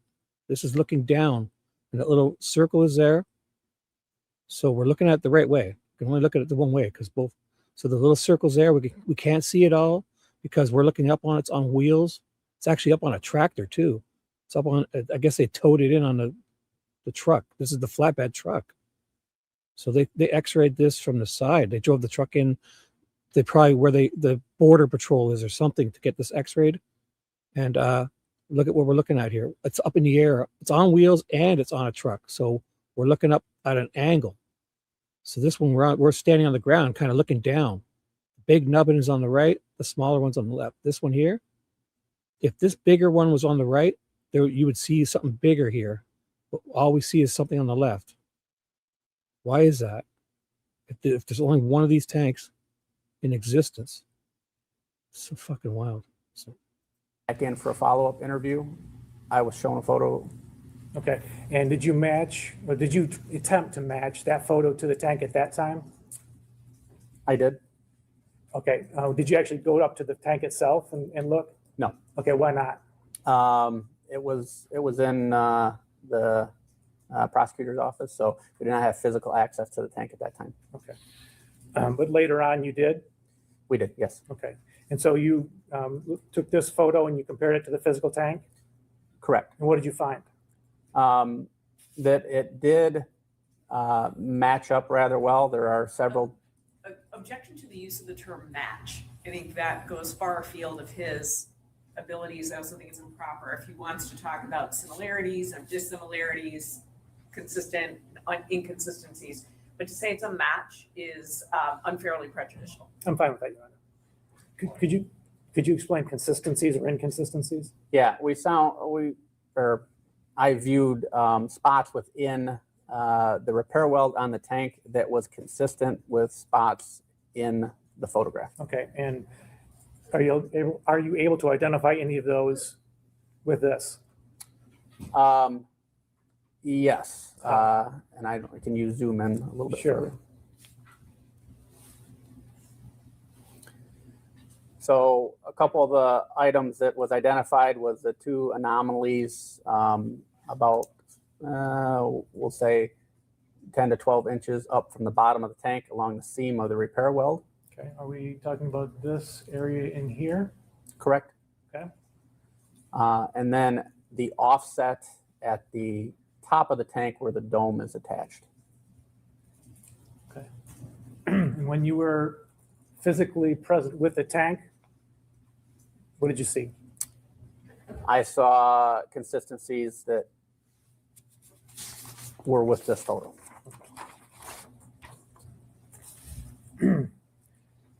Were you able to, when you looked at this, did something stand out to you in terms of the paint? I noticed that the paint was very flat. In what part? Around the weld area.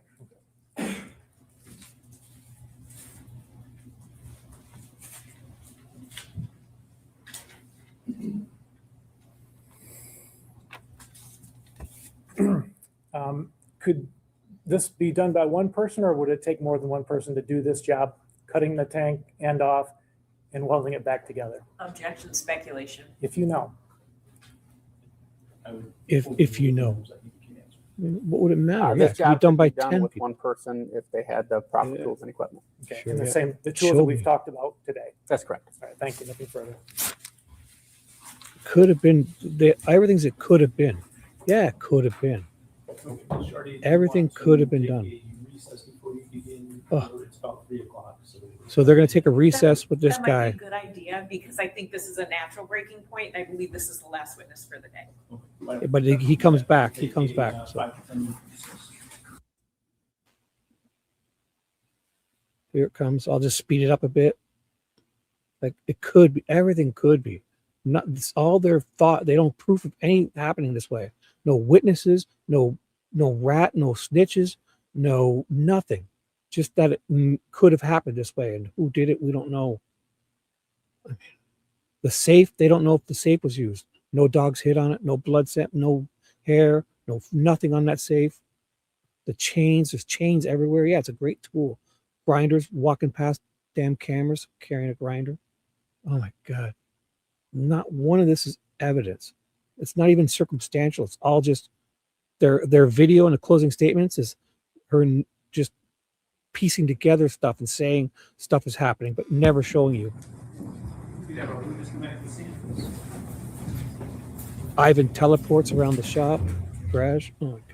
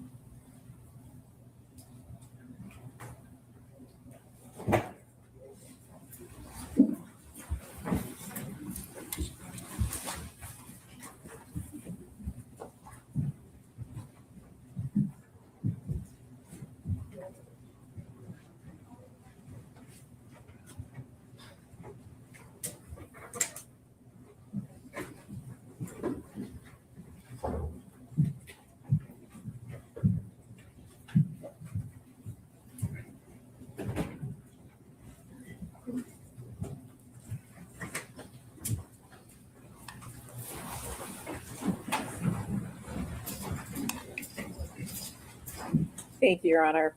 Mr. Schmidt, my name is Mary Chartier. I represent Mr. Warner, and I have some questions for you this afternoon. So you indicated that you were contacted by the Michigan State Police on August 27th, 2024. Is that accurate? Yes. How did they reach out to you? How did they learn about you? Do you know that? I do not know directly how they did, but they reached out to me by phone. Do you know who made contact by phone? Detective Brewer. Did you ever ask, how did you learn about me? I believe I might have. I don't recall for sure though. Did you know anyone involved with the case? I do not. Had you worked with them, Michigan State Police or anyone in the past? No. Now you then went, did you go that day to look at the exterior of the tank? I would have to look at my report for exact dates, but I believe it was scheduled for a couple days later. Sure, so why don't you take a look if that would help refresh your memory.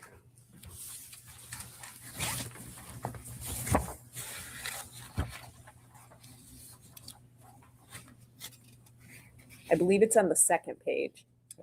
The inspection was scheduled for the 29th of August. So the 29th of August, so you went to take a look at it. How much time did you spend with the tank?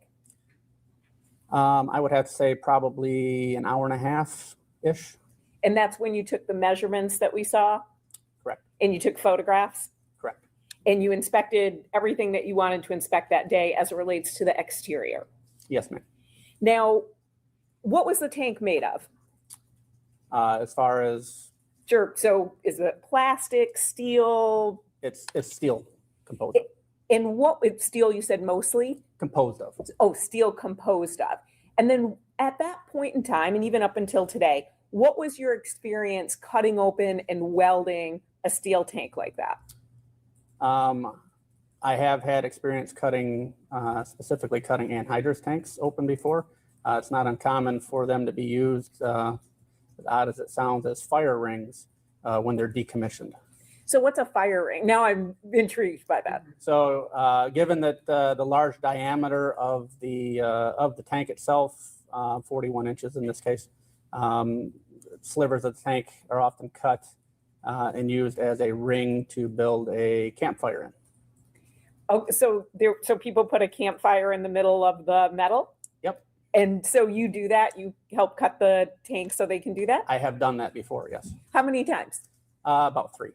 And when you cut the tank open, did it have any liquid in it? No, ma'am. And what did you use to cut the tanks open? I used an oxyacetylene torch. A what torch? Oxyacetylene torch. Okay, so you didn't use, you called it an abrasive wheel or a grinder. You didn't use that? I did not. Have you ever used that to cut open a steel tank? Not an anhydrous tank, but yes, a steel tank I have. And let's say the tank that we saw, tank 34, let's say you were going to cut that with the grinder. Should I call it a grinder or an abrasive wheel, or what would you prefer? Either is fine. Okay, well, we'll call it a grinder. How many wheels would it take? So the grinder has a wheel on it, correct? That's correct. How many wheels would it take to cut that? It depends on the diameter, or excuse me, on the thickness of the wheel. The thinner the wheel, the faster it would use up. Also the diameter of the wheel. You can get wheels in various diameters, same thing. The greater the diameter, the longer it would last. So can you give us an estimate? It might take 4 to 8, or can you tell us? I would say, given that circumference, probably 6 to 8 wheels. 6 to 8 wheels. And then how loud would it be? It sounds like you've done this before, although you haven't used a grinder. But with a grinder, how loud would that be? It would be loud. You have the noise from the grinder itself, and then obviously you have a hollow tank that would echo the sounds. So when you say loud, people have said I have a loud voice, right? So is it loud like that, or is it wow loud? People like my neighbor would hear. It would be above 85 decibels, which is at the point that they recommend hearing protection. Okay, so above 85 decibels. And so you've cut open those tanks before to help make the fire rings. What about welding them shut? Have you ever welded a tank like that shut before? I have not. Did you do any sort of experiment in this case? So when you were hired, did you say, I wonder how long it would take or anything like that? So whenever I started calculating what it would take to actually time for the weld to be produced, I did do some experiments because basically the type of weld that we see as the repair weld is not what we would consider a common weld for that type of joint, meaning there was no concern for penetration, right? It was just to put the cap back on. So thickness wasn't necessarily a priority. If we used any type of calculator, there are some online weld calculators, and then there are some formulas. It's going to give in the actual thickness of the weld. So to get a more accurate measurement, I did do some physical experiments where I welded very similar to that. And so did you take that into account when you were coming up with the calculation of how long it would take, how long it took you? I did. And then your experience level is how many years? 20 plus, I think? It is. Okay. Did you have a student do it to see maybe how they would do it? No, I had no students involved. Now, would a weld like that or the grinding, so either the cutting or the welding, does that cause sparks? It does. What does? The cutting or the welding? Both. Both. Okay, and do the sparks fly places, or do they just go right to the floor? So or are they all over? For the grinder, it depends on if there is a guard on the grinder. The guard will direct the sparks in a general way. Usually they're rotatable so that the sparks do not hit the operator, or you can send them in a direction that you would like for them to go. For the welding, they're going to propagate out from the center of the weld and go all directions. Go all directions, including, for example, on clothing? It's possible. It depends how far the operator is away from where the welding is happening, but yes. What about on the floor? Yes. Does it cause anything? So, for example, if they got on my clothes, might they burn them, the sparks? It's possible. What about on the floor? Depends on the floor surface. So if it's like a painted floor surface, you could see remnants of that. If it's concrete, you probably wouldn't notice anything. You would have essentially, it would look like dust essentially, but the sparks are actually molten metal that is molten in air, which is why they look orange. And then whenever they cool, they just look like dust. Do they look like a color? So for instance, does it look like black soot or gray dust, or what does it look like? Yeah, usually darker color. Darker color. Now you went on, you said August 29th, 2024. Oh, do you know how heavy that tank is? I do not know exactly how heavy the tank is. And you don't know how heavy the piece was that was cut off, correct? I do not know exactly, no. Did I already ask you, do you know how thick the steel was? You did not, but I do. I took measurements of that. Terrific. Would you tell us? The measurement I took was 0.223 inches. 0.223. So 0.223 inches? Correct. Now, you said you had experience cutting open an anhydrous ammonia tank. Did you take any precaution? Well, let me ask you this. When you were cutting it for the fire, was there any chemicals or anything in the tank, or had it been cleaned out? No, it had been decommissioned for quite some time. If you were cutting into an anhydrous ammonia tank, would you take any precautions? If it had anhydrous in it, I guess it would depend on what my knowledge of the tank was, how long since it had been used, how full it was, how much anhydrous was in it, that sort of thing. What precautions would you take? Well, obviously, if it was full, I probably wouldn't do it. I don't think anyone would. But suppose it had some anhydrous in it. I would first probably vent the tank to make sure that there is no buildup of fumes inside. Possibly, depending on how quickly it needed to be done, but to be safe, I would probably purge the tank. That could be done with air or inert gas or even water. I'm going to stop you right there. You said vent the tank. How would you do that? Providing a hole. So in the case of an anhydrous tank, I would probably take the valves out and provide an airway. And does that go out into the air? So you want to like dissipate that, what's inside? Mainly so that it's not a contained vessel. So it's not a contained vessel. So it's not, for example, like in a garage or something like that. You would want to do it outside? Meaning that it's not contained, meaning it's not pressurized. Not pressurized. Correct. How long would it take to vent it? Relatively quickly. What's relatively quickly? If there was pressure inside, it would leak out immediately. If you were trying to vent odor or something like that, it would take quite a while longer. I don't know that you'd ever get the smell completely out of it. So when people say things like quite a while longer, I always like to try to get some idea because it means something different to everybody. So what does that mean to you? A long time. And being the fact that I don't have exact experience in venting a tank to where it does not have any odor anymore, I couldn't give you an exact time. So when you say a long time, are you talking like days, weeks, months? I can say that the tank in this case, even after it was open, still had an ammonia odor in it whenever I entered it. And that was quite a while. And so was it a strong odor? Yes, it was fairly strong. Now, you said you were telling us other things that you would do, and then I stopped you so I could understand the venting. So what was something else that you had said? Potentially purging it. And you could purge it with air, or you could purge it with an inert gas, or even, some people that repair tanks will purge with water so that there's no vapor inside. And then anything else, any other precautions you would take? Obviously have a face shield. As a precaution, I would make sure I have my PPE on, probably to make sure that there is a fire extinguisher nearby, especially if I was doing it by myself in case something did catch fire. Why did you say fire extinguisher? What would be the concern about something catching fire? Well, you're creating sparks, right? Whether you're cutting or welding, those sparks can land in certain things, and if you're unknowing, it could essentially set something on fire, and you would want to put that out.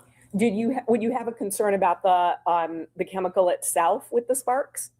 I don't know for sure whether anhydrous ammonia is flammable. I do not believe it is, but I do not know that for sure, so I can't say. Anything else that you would do? Obviously, arrange equipment, make sure I had everything I needed to be able to do it. But for precaution-wise, probably not. And then, do you have any experience painting an anhydrous ammonia tank? I do not. So you don't know how long it would take the paint to dry, anything like that? I do not.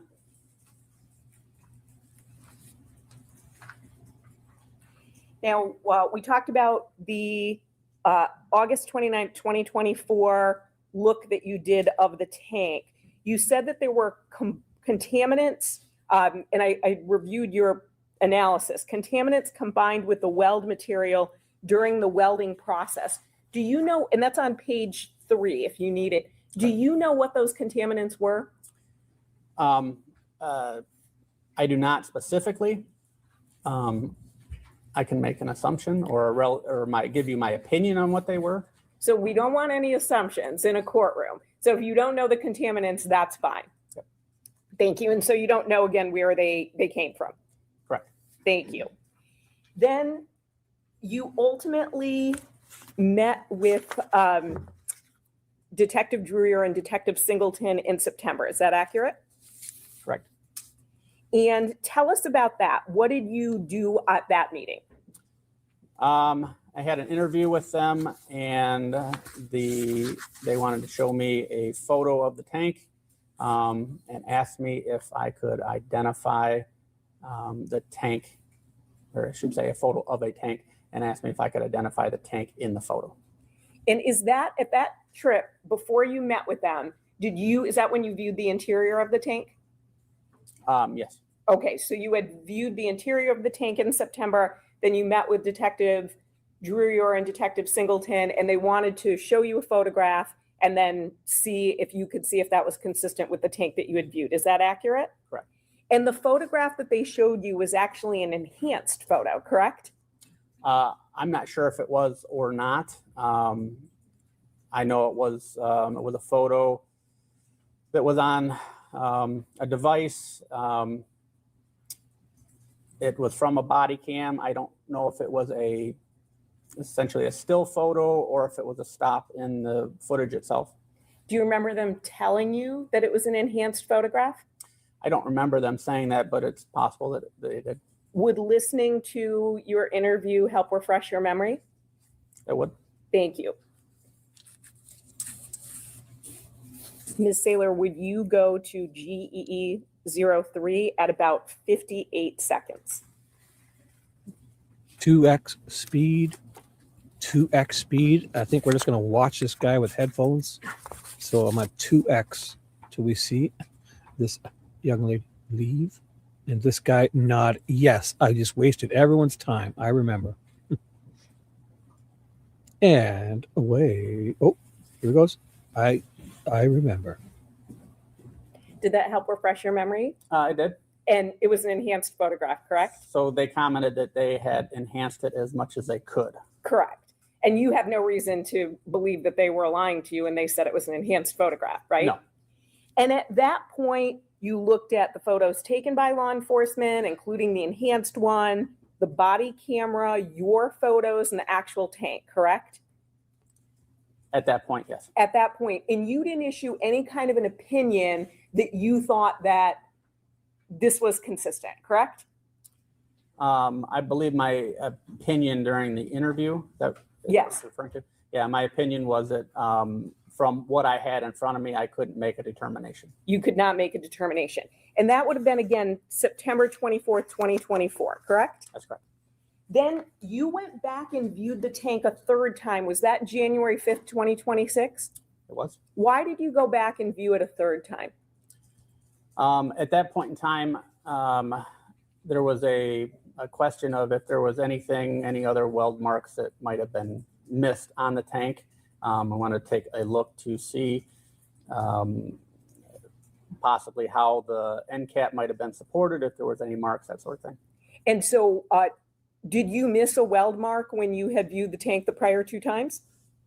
I wouldn't say I missed a weld mark, but there was a weld mark outside of the repair weld that was on the tank. And had you noted that there was this other weld mark on the tank? I had not. Now, when you went out in January, did anyone tell you what to look for? So give you any guidance? As far as the weld mark yes. was noted? No. Did anyone show you any still photographs, any body camera images, anything like that? So while there, I'm trying to, I can look at my report. Sure. I'm trying to remember if that was the instance or if it was at a later date. But there was a time there with the tank that I was showed a still photo again of that same body cam footage while I was there with the tank. So was that at that? That's what I'm trying to. Okay, sure. Go take a look.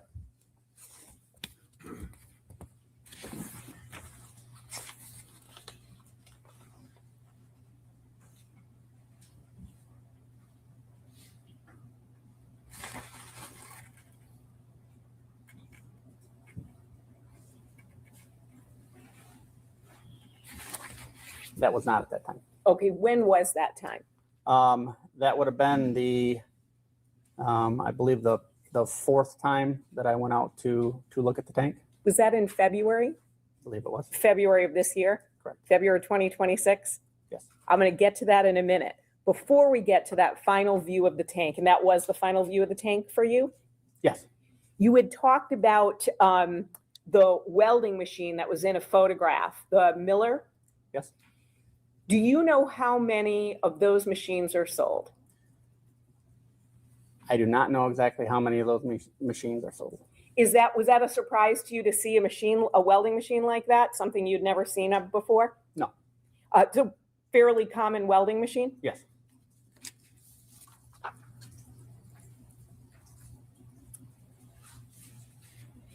When you were preparing your analysis and then for this case, did anyone show you a comparison of welds and ask you, okay, can you tell if the same person did this weld and this weld? No, but I believe I was asked if you could tell if a specific person did a weld early on. And what was your response to that? No. So it's not, you didn't do a weld lineup to see if you could match? No. Now, when you were talking with Mr. McCready and testifying, you were talking about the pallets and the cradle and things like that. You'd agree with me, that's all speculation on your part, correct? I wouldn't say if it's, I would say that's my opinion on how that would be done and how I would do it. Sure, how you would do it, right? But you don't know that's how it was done, correct? I do not know that's how it was done. And so, for instance, when you were talking about a chain, you don't have a chain that you can say, this is the chain that was supposedly welded to the tank, correct? No. And you don't have a forklift or a pallet where you're like, okay, that was used as the cradle, right? No.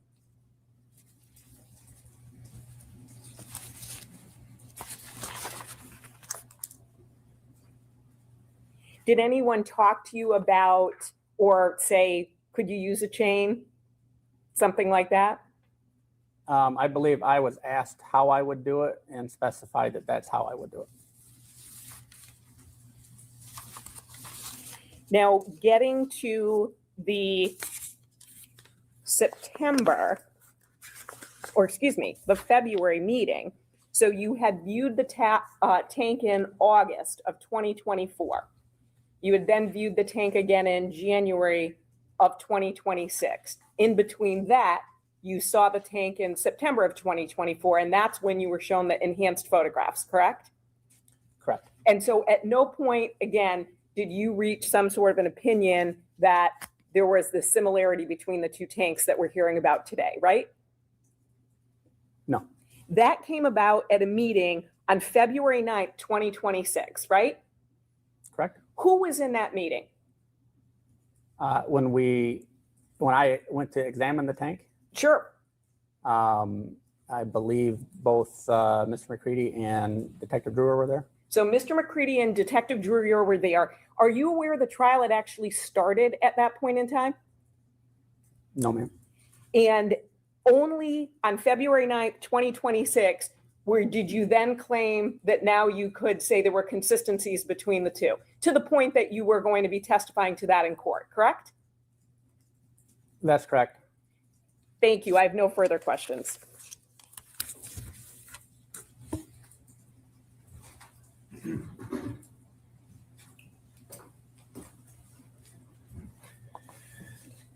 So you were asked a series of questions about precautions that you would take if you were going to cut open an anhydrous tank.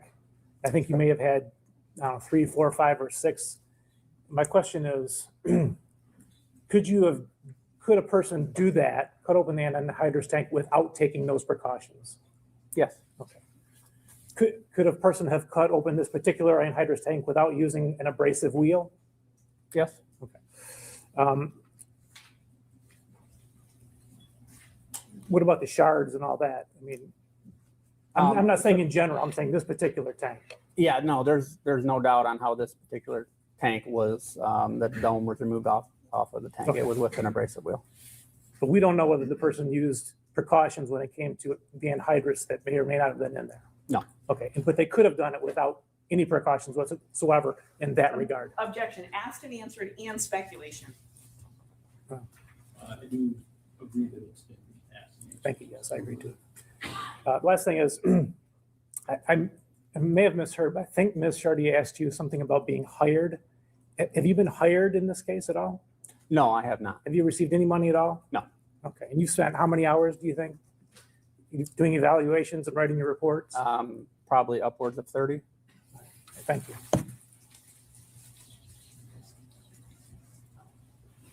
When we met, or when you met with Detective Dreer and Singleton, did any of us ever tell you what to say? No. Okay, thank you. So are you assuming that this guy's dreamed up all this by himself without looking at these forklift and that? Like he brought up forklift and pallet truck and yeah, baloney. I have nothing further. Thank you. Baloney. Yeah. Oh, Actually, I don't we're gonna have I'm sorry. Oh, I think psych. I'd like to keep Mr. Schmidt under subpoena just in case tomorrow there are questions. Okay. But tomorrow there are questions by who? Well, that's fine. Not that he would come with us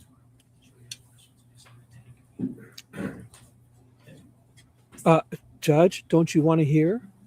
What? He's like, hey, include me. Whisper with me. How dare you? I think we're going to reserve the recall at this point. So, Mr. Schmidt, you are still under your subpoena, which means you're still subject to the sequestration order. So please be mindful of that and continue to make yourself available for testimony if that's necessary. Okay, so for now, you are free.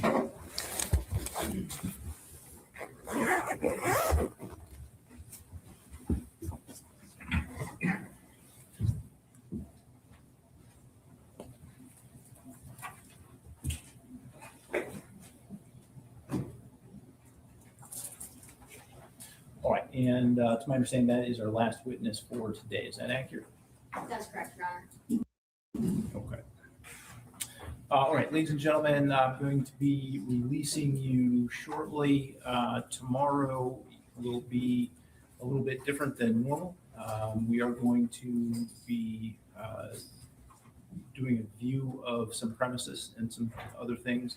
It's also a Wednesday, so I have my Wednesday morning docket that will go until 10:30. So we'll try to get started at 10:30, but we won't be doing anything in the courtroom.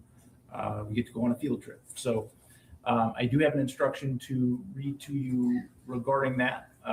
We will be letting you see the anhydrous ammonia tank where Ms. Warner was discovered, the Warner's Munger Road home and property, and the Paragon Road property, only to help you understand the evidence that has been and is presented in court. You must not consider anything you learn from seeing the tank and properties that was not covered by the evidence admitted in the trial. We will be conducting these site visits tomorrow at 10:30 a.m. Please arrive at your normal meeting spot around 10 a.m. We will provide transportation to the premises and returning to the judicial building, and we will also provide you with a lunch. The properties are likely to be muddy, and it's my understanding we may get some snow tonight, so you may want to wear boots and casual clothing and dress for the weather. We will not be spending any time in the courtroom tomorrow. Neither myself nor the attorneys are permitted to speak with you while you are outside the courtroom, as there will not be any court recorder with us. There will be a Michigan State Trooper leading you through the property, but he cannot answer any questions. You will be permitted to bring your notepads and maps. You may not discuss the case with your fellow jurors or anyone else during the site visit. You may not take any photographs or videos with your personal devices. If you have any questions about the logistics of the premises visit, if you know them now, you can write them down now and pass them to the bailiff. Other than that, during the trial, please do not read, listen to, or watch any news reports about the case. Under the law, the evidence that you consider to decide the case must meet certain standards. For example, witnesses must swear to tell the truth, and the attorneys must have the ability to cross-examine them. Because news reports do not have to meet these standards, they could give you incorrect or misleading information that could unfairly favor one side. So to be fair to both parties, both sides, you must follow this instruction. Okay, we will see you tomorrow morning.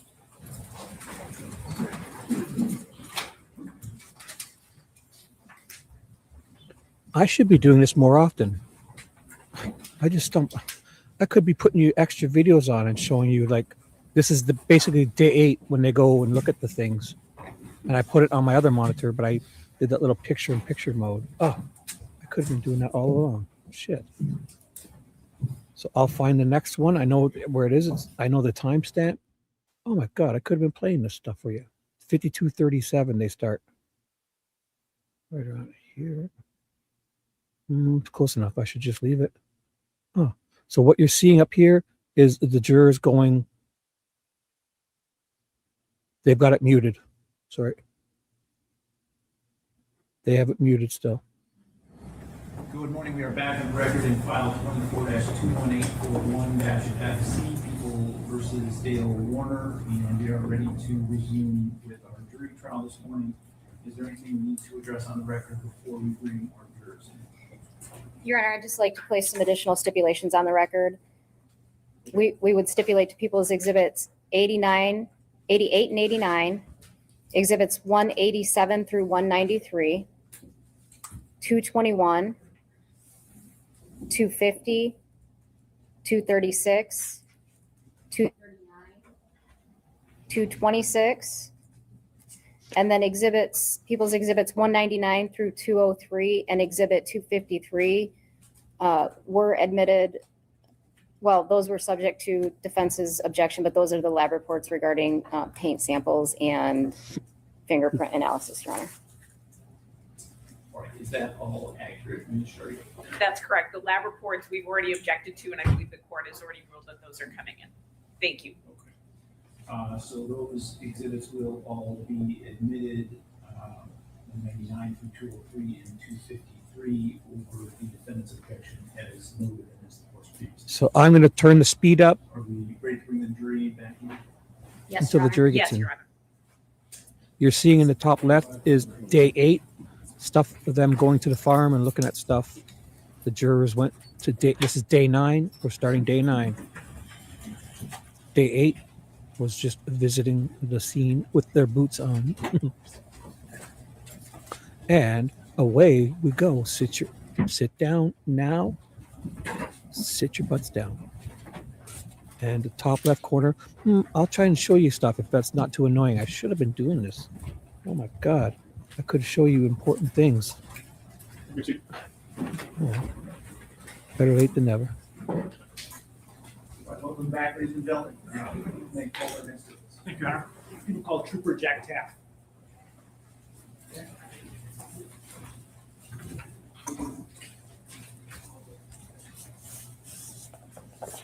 Canine guy who was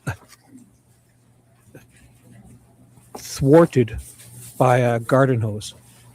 The Michigan police were thwarted, and their dogs could not get past a garden You hose. swear or affirm to tell the truth, the whole truth, and nothing but the truth under penalty for And perjury? Yes. Thank you. looked like at least 10 pounds of cold water coming out of this hose. Man, Morning. Morning. Please tell us your name and spell it for the record. Jack Taft, Jacktaeff. Okay. And I need you to speak up just a little bit. Great. Where do you work? Michigan State Police. And how long have you worked for the state police? Approximately 25 and a half years. Back in April of 2021, what was your position with the state police? At that time, I was a canine handler. What is a canine handler? We run dogs for certain types of calls. And what would be some of those types of calls?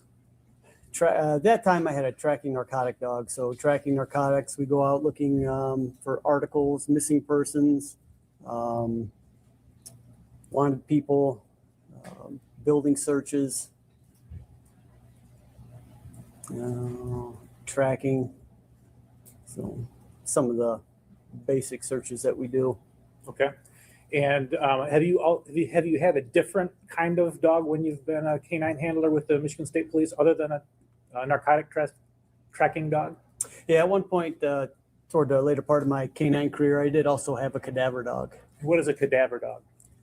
Cadaver dog, basically, their main purpose, it's a single-purpose dog, basically looking for blood, bone, or tissue. Okay. And how long did you have a cadaver dog? Cadaver dog was just a little under a year. On April 27th, Tuesday, April 27th, 2021, were you asked to come to the Munger farm? Yes. Do you know what time you arrived? The 27th is approximately 12:45. Okay. And do you remember who asked you to come to the Munger farm? Detective Greca. When you got there, you brought your dog? Correct. Okay. And what was the purpose that you understood you were there for? It was a missing person.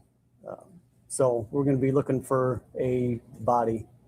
Okay. So you're going to use your dog to look for a body? Correct. All right. And once you got there at 12:45, did you begin looking around with your dog? Not when I initially got there, no. Okay. Were you waiting for something in particular? Yes. When I got there, I spoke with Detective Greca, got a little bit on the case, and at that time I requested a cadaver dog. Okay. All right. So then you had to wait for the cadaver dog to arrive? Correct. And why did you request a cadaver dog? Just because cadaver dogs a little bit more extensively, they can search on that blood, bone, and tissue. So they give positive indication for human remains. So, and they can search a little bit further if a body has been buried or if it's traces amount of blood or bone that have been left behind in a crime scene. Even after somebody had cleaned it up, the dogs can smell that. Okay. At some point after you arrived, were you present when there was a conversation between Detective Greca and Dale Warner? Yes. Okay. And did that conversation involve the cadaver dog? Yes. All right. Can you tell us what was said in front of the defendant regarding that cadaver dog? At that point, Detective Greca asked me how long the cadaver dog was going to be or how far he was from arriving on the scene. And then at that point, I had text that trooper and he didn't answer. So that's what I relayed to Detective Greca. Okay. And how far away was Dale from you and Detective Greca when this conversation took place? A few feet. It wasn't very, we were close. From you and to me or closer? Closer. More like me to the judge. Okay. All right. Thank you. Did you ever do any searching at that point in time on Tuesday? You said between 12:45 and whenever you left. Did you do any searching at that point in time? That initial day, I did do searching while we were waiting for the other dog. Okay. And what were you able to search during that time? At that point, I believe I searched the fertilizer barn, which is a dry fertilizer barn. And then I began searching toward the back of the property, began walking toward, they had some trucks parked out there. So I began walking back toward those vehicles. And at that point, I was advised the consent was revoked. So I had to stop searching. Okay. Now, do you distinguish between the dry fertilizer barn and what has been called the spray barn? Are you familiar with that term? Yes. Okay. Did you ever go in the spray barn at that point in time? Not with a dog. I was never in there with a dog. Okay.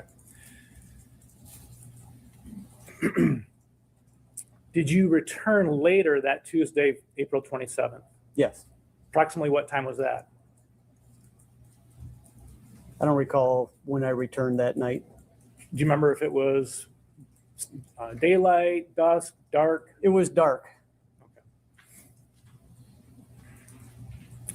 Okay. And did you search the spray barn when you returned at dark? No, we did not. Do you remember why not? I don't recall. Normally, when we do a search, we'll refer to the OIC, the officer that's in charge of the case. So we are specifically there for them. So whatever they want us to search, that's what we search. We may give suggestions at the time or when we're on scene, but we're just basically there to do what they want us to do. Okay. And what was your understanding? Who was in charge of the search Tuesday night? Detective Greca. Now, do you know the sensitivity, for lack of a better term, of what a cadaver dog can and cannot detect? If I were to ask you a question about could the dog have detected a certain thing, are you able to answer that type of question? Yes. Okay. So if there had been a body wrapped inside of a tarp, welded inside an anhydrous tank, do you believe that the cadaver dog would have been able to smell that? No. Why not? So, like I said, the cadaver dog, blood, bone, and tissue. So they have to be able to smell that. If it's sealed inside a container, Except unless it wasn't. there was some type of blood spatter on the outside of that Or container, a hole where paint then could the leak dog in? wouldn't have been able to smell that. What if it wasn't welded properly? All right. Now, on Thursday, April 29th, were you back at the Munger farm? Yes. And was that again at Detective Greca's request? Correct. Do you remember having an exchange with the defendant on the back porch of the Munger house? Yes.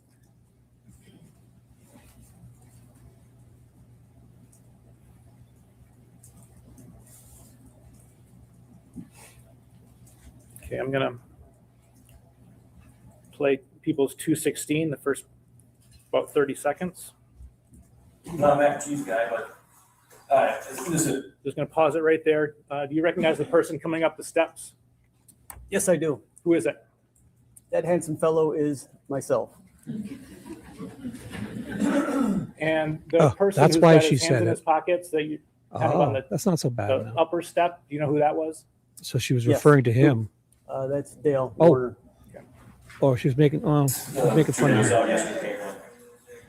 The building, and here's just to show you too if you wanted to, but it's the far east building is a chemical one, it's just whatever. That's all insecticide and fungicides. Sure. I just didn't want you to take the dog in there because the floor is still covered with it, no soap up to your feet. You lost one of our shepherd's.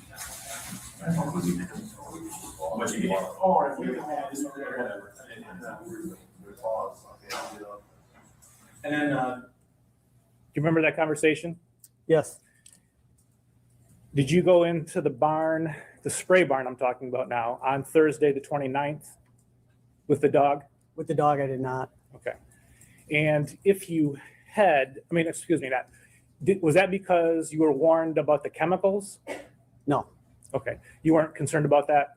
I was not. So why didn't you go in the barn on the 29th then? I don't recall why we didn't go in the barn, if they didn't want us to search it or they were waiting on a cadaver dog.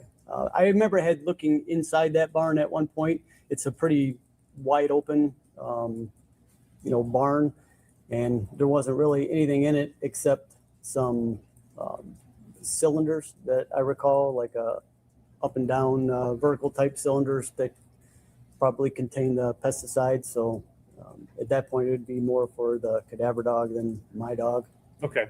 And did you ever see the cadaver dog go in there on Thursday, the 29th? I did not. All right. And you know you didn't? I know I did not. All right, great. Thank you.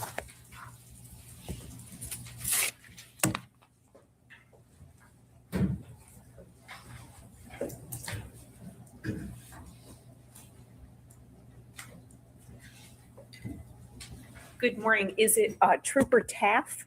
Yes, ma'am. Okay, great. I wanted to make sure I pronounced it correctly. My name is Mary Chartier. I represent Dale Warner. I have some questions for you this morning, and a lot of them involve dogs, which I love, so it's a great topic. So how long were you or are you a canine handler, canine officer? I was a canine handler approximately 8.5 years. And do the dogs live with you? So are they with you kind of 24/7, or how does that work? Correct. You're on call 24/7, so you have the dog with you 24/7 for response time. So the dog that you had, I was a little confused on April 27th. The dog that you brought was not a cadaver dog. Is that correct? Correct. It was a narcotics tracking dog? A narcotic and tracking dog is what they call a dual purpose dog. So it can do two functions. It can search for tracks, and it also search for, narcotics. So when you say track, what do you mean by that? If someone runs on foot, as I was telling before,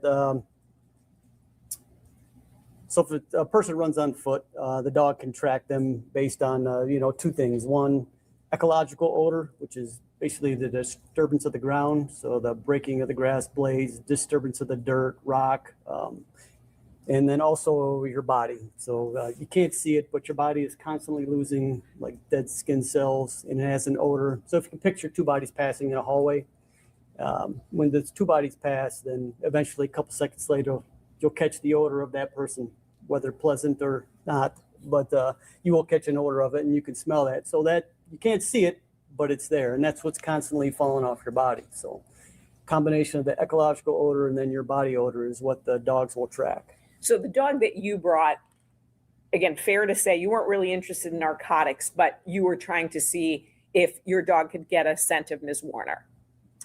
Correct. So that dog can also find a body, whether dead or alive. You know, we go on missing person calls all the time. So, the dogs can find a missing person.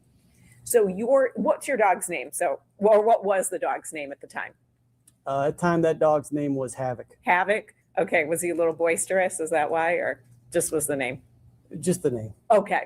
So Havoc could, while theoretically or technically a narcotics and tracking dog, could have picked up the scent of a body, blood, bone, that sort of thing as well?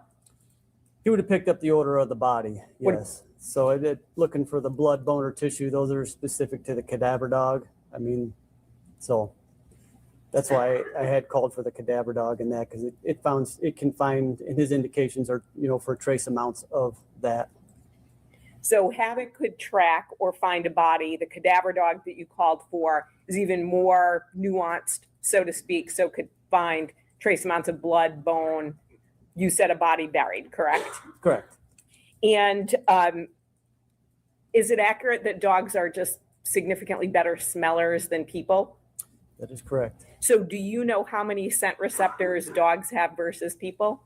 I was a little more into it at the time, but I had since forgot. Okay. So significantly more, They right? are significantly more, yes. And that's why dogs are so beneficial to law enforcement, because they can sense things, pick up the scent that people cannot. Correct. And the dog that you used, Havoc, and the cadaver dogs, those are trained dogs. Is that accurate? Correct. Are you involved in the training or someone else? No, we're involved as well. And then do they have to pass a test before they can kind of become law enforcement dogs? Yes, we have evaluations that the dogs have to go through to stay in service. Now, how long for a cadaver dog or Havoc as well? So is it fair to say that they could pick up a scent, a cadaver dog, years later? Correct.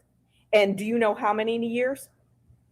Every dog is different, but they can hit on the bone. So, I mean, as long as the bone's there, as long as they have human remains to locate, the dogs can find them.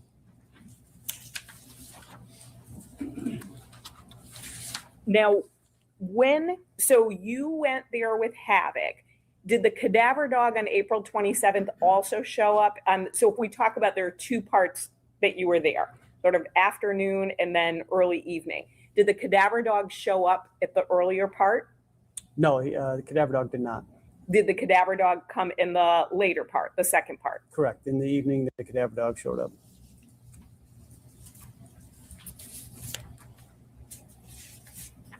Now, can a cadaver dog differentiate between human remains and animal remains? Yes. So you don't have to worry about anything like that No. in terms of it digging up a squirrel and then always hitting on that. Correct. So I had a dead deer hit by my house, and I ran him on that, no indication. Let it decay, different parts of decay, ran him on it, no indication. So it's kind of a fool way, and then set up bone, different area. I'll go hit on the bone, but he won't hit on the dead animal. So they're that sensitive. Correct. Now, they can smell scents, it sounds like underground, you indicated buried, right? Correct. Now, you said that it could not pick up the scent if it were sealed in a container. Is that accurate? When Mr. McCready asked you that question? Correct. So I want to break that down a little bit. So if a body is moved from location 1 to location 2, and so that body in location 1, would a dog be able to hit on the scent in location 1? If there were human remains for the dog to indicate on, then he could locate it. But if there's no human remains, then no. So there has to be, it's not just the scent, there has to be blood or tissue, something like that? Blood, bone, or tissue, the cadaver dog is what they can head on. So there has to be some type of human remains there, the blood, bone, or tissue for the dog to give an indication. So if the body is wrapped in a tarp, would that prevent the dog from hitting on it? The tarp itself, like, is that so thick that a dog couldn't find that scent? You're gonna have to give me a little bit more. Is this in the container or is this outside the container? Outside the container. So I just want to break this down. So dog could hit on the body. We agree on that, correct? So if there was a body in a location. A dog could hit on blood, bone, or tissue if there was anything left, correct? Correct. If the body was wrapped in a tarp, could the dog hit on that? Yes. Outside of that container. Yes. Yeah. Either cadaver or my narcotic tracking dog can locate that body. Okay, so the tracking dog or the cadaver dog could hit on that. Now, you said if it was sealed in a container, suppose there were slight gaps or holes in that container. So you've got blood, body, tissue, bone in a container with slight gaps or slight holes. Would the dog be able to hit on that? So what I'll tell you with that is that if there was you're in anhydrous ammonia container, which so if we were searching somewhere around that, and I wouldn't let my dog probably go near that unless he was taking me over there.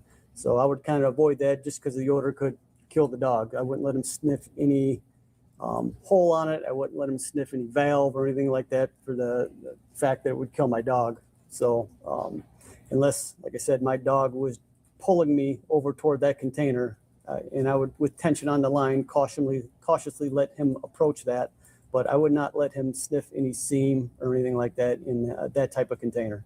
But imagine there's not anhydrous ammonia in the tank. So let's imagine that. And it's in a tank and there are little gaps or holes in it. Would your dog, so again, we're taking out the ammonia, would your dog be able to hit on that? If it was a fresh container, is that what you're talking about, with nothing ever in it? Correct. Something like that, and there was gaps, seals, holes, something like that, there was potential, yes, for that dog to hit on that if I directed him to search those seams. How far away does the dog have to be? So you said if your dog is pulling you. So I imagine if you are walking in a field and the dog hits on a scent, it may sort of pull you the same way when we have untrained dogs, they do that, right? So it doesn't walk nicely. It kind of pulls you in that direction. Correct. And I'm sorry, go ahead. And that's depending on the dog as well. Okay. So are some dogs more obedient in that regard? Not obedient, but they are just a little bit different when it comes to when they get an odor. Some dogs directly to it, some dogs bracket a little bit more, and a lot of other factors to play on the weather, the wind, how strong that is. When you said bracket a little bit more, what do you mean by that? So you'll have, when a dog comes into odor, you'll have what you, if you could picture like a scent cone. So if the wind is going this way and that dog is coming, he comes into that odor, he catches it, or if the wind would be coming more like this. Okay, once the dog comes into that, if the wind's coming this way, you'll notice a behavior change in the dog, either head come up, then he'll start to bracket back and forth, and he'll take you right to the source or the body or whatever he's searching for. He'll take you right to it. So he'll bracket back and forth inside. Once he comes into the odor, he'll start searching. If he goes out, he'll bracket back, bracket back. So until he takes you to it. So the more or the stronger the wind is, the easier it is for the dog to, take you to it. So you just have to get a little bit closer to it if there's no wind. How far away? So will the dog be able to start picking up on that scent? Depends on the dog. And like I said, depends on a lot of other factors involved in the wind and the weather. Can you give us a range? So is it 2 yards to 200 yards, or what are we talking about? Like I said, every dog is different. It all depends on the and even the person, if they're like how long they've been deceased, like how bad the odor is versus if it's someone fresh or if they're still alive. Like I said, a lot of those factors come into play when you're searching for a dead body. So you can't give us a sort of an inside outside, even wide range. Like I said, it all depends on, like I said, those You know, I've had dogs take me from, you know, quite a ways away. But, you know, those distances I never measured, I guess. So what's quite a ways? So were you talking a football field, 2 football fields? I wouldn't say 2 football fields I've ever had one, but at least half. Okay. And when you're using your tracking dog or your cadaver dog, are they also going to pick up on, so clothing items or something of mine, right? So if my jacket is there or a bag or something that would potentially have my scent on it? So narcotic and tracking dog, they're also trained in article searches. So anything that's been touched by a human. I've been on a track before where a guy took off his belt and left it, and the dog located the belt. They'll give a, so for finding an article of property, the dog will give a down response. So he'll just go, he'll find it, go down, and he'll stay right with the item until he's looking for a reward. So once he finds it, he works for a Kong or a ball. But so along that track, if he locates property, anything that's been touched by a human that has human odor on it, he can find. So they can find something like that. So Habit could do that as well as the cadaver dog that was later brought to the property? Unless there's some type of blood, bone, or tissue, that dog, the cadaver dog won't give a positive response on it. Okay, so the cadaver dog won't, but your dog would? The narcotic tracking dog would, yes. And can the dog pick up, either the tracking dog or the cadaver dog, a smell? So if there's a scent in the air, would either of them alert? So if a body is moved from location A to location B, would they at all pick up that scent, either in the air, on the ground, anything like that? Would they pick up human remains? Is that what you're asking? Just the scent. So tracking dog, you're saying it can pick up on, like, for instance, a belt. So let's say a body is moved from location A to location B. Would it pick up on that scent? It wouldn't pick up on the location, no. No. So is my question clear? Because you look a little confused by it, and it might be the wording of my question. I'm trying to understand it, but I think you're saying location A to B, if someone were just to move a body, would the dog indicate on that location? But if there's no human remains there for the cadaver dog to locate, then he's not going to give any type of indication. If the narcotic tracking dog, if there's no odor for there to smell, then he's not going to give any type of response. They need a body. What about if someone had been in a car? So for instance, if I'd been in a car, I'd moved from point A to point B, and then I got out of the car. Would it hit on my car? No. Okay. Only if there was blood, bone, or tissue, or an article of my clothing. Is that accurate? For what dog are we talking about? Either dog. So blood, bone, or tissue, cadaver dog. If it's something that's recently been touched, then yes, my dog can locate that, any type of article or property. Okay, so what's recently been touched?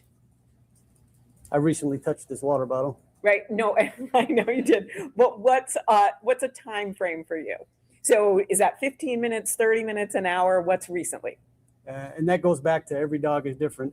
Some of those, and it depends on how you train them as well. So, the first you do fresh items, and then you kind of can further that as well in the training with the dog. So, so if you take something like a cell phone is constantly, you're touching it, swiping it, it's against your face all the time. That has a ton of odor on it. That can be a little while, maybe a day or two, and that dog can still find that. So the longer something is out in the elements, water, snow, rain, stuff like that, washes away odor. So if it's something like that, then it's been weathered, it's going to be less and less time. But if it's something that's preserved, like I said, it's something like a cell phone that is, has a ton of odor, is constantly touched, then, dogs can, it can be a couple days, but they can still find something like that.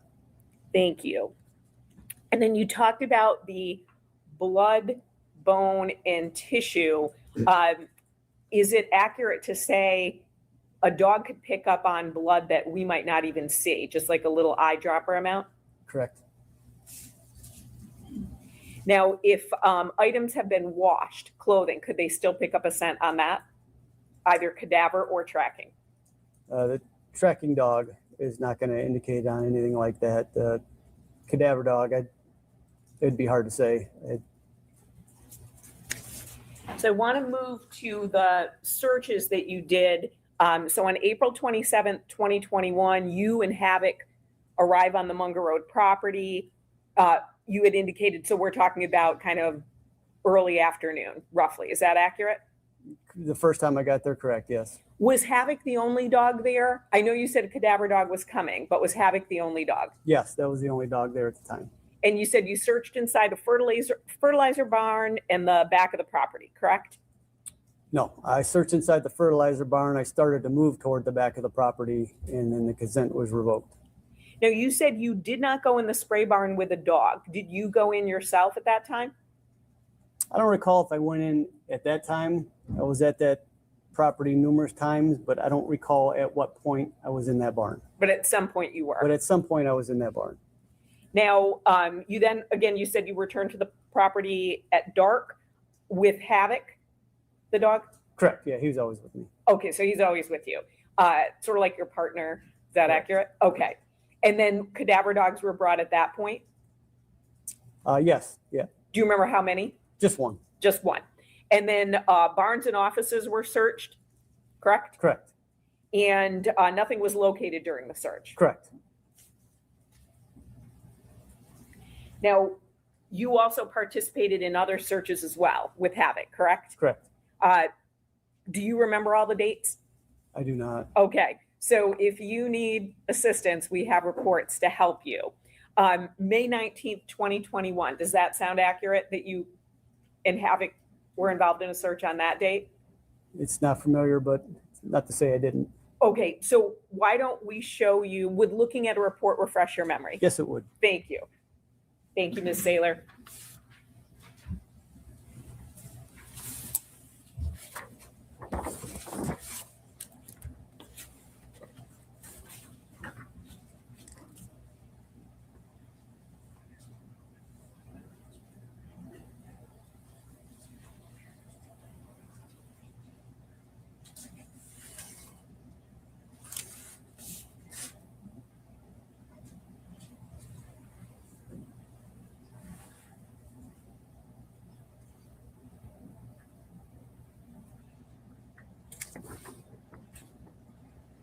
Did that refresh your memory on the date, or are you still reading? I'm still reading. Okay. If you for look at the first big paragraph under description of request, when that will January have the 19th, date. okay. And then your name shows up in the second paragraph.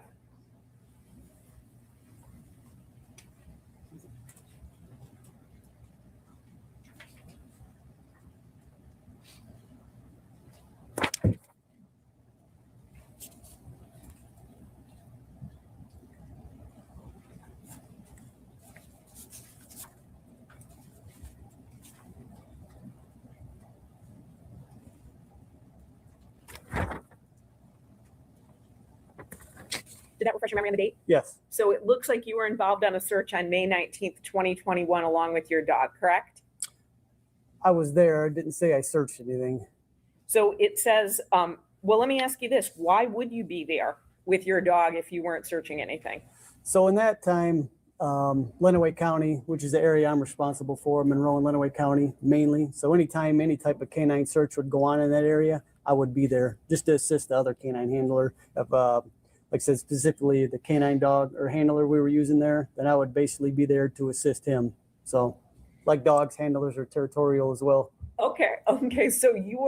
So someone else was there with their dog, or multiple people with their dogs. Do you remember? Well, it doesn't specifically say, I mean, it said I was there, but it doesn't necessarily say that I searched anything. Right. So if you're there, you said you might not have searched, but you might be there helping someone else with their dog, kind of overseeing that. Is that accurate? Correct. So Trooper Bozak he had the cadaver dog, so I would be there helping him. Okay. So helping him how? Do you walk with him at that time? Do you kind of give him ideas? So what you do if they give you an area to search, you just go out and look for, well, first you'd ask the officer in charge, maybe if there's a specific location that he wants us to search or an area that had, perked his interest that he might want us to go check out. So at that point, we'd go look at it. And then if we're looking at, for instance, if it's an area, they think it's buried. So, we can use a probe, which is like a metal rod. You stick into the ground, you kind of work it in a circular motion to kind of push down deeper into the earth. So kind of opens up like a wide cone down to where you want to get to search. And that helps that odor. And you'd give it a break for a while, maybe half hour or so, and just let some of that odor kind of creep out from that area that you probed. And then so the dogs can smell a little bit deeper down into the earth. So that's one way you can assist. So on May 19th, 2021, you don't recall searching with your dog, but it sounds like you were on the scene. You would agree with me with that? Correct. And it sounds like there was another trooper with his dog. Correct. Do you know if it was only one trooper with a dog or multiple? As far as I know, and what looks like what the report indicates, it was just him and I with the ones with the dogs. And the Warner farm was searched, correct? That day, I don't know if it was the Warner Farms. So if you take a look on the third paragraph,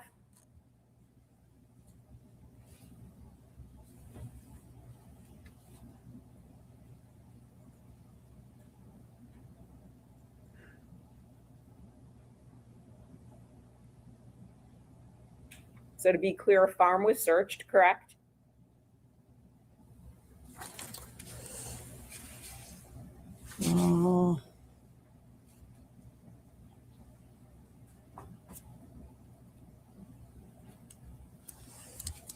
Went to a farm location, so this could be.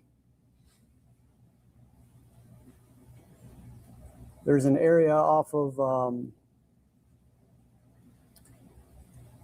don't recall the location, but there was an area that was just basically where cows were held and manure pits.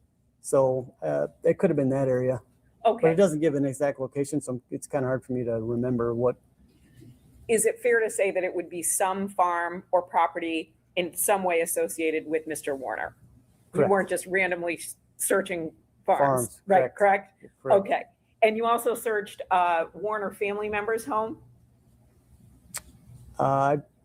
You wanted I have been to some houses, but I don't remember exactly which ones. If you want to take a look, last paragraph, first sentence. No, I'm sorry, on the front page. First sentence.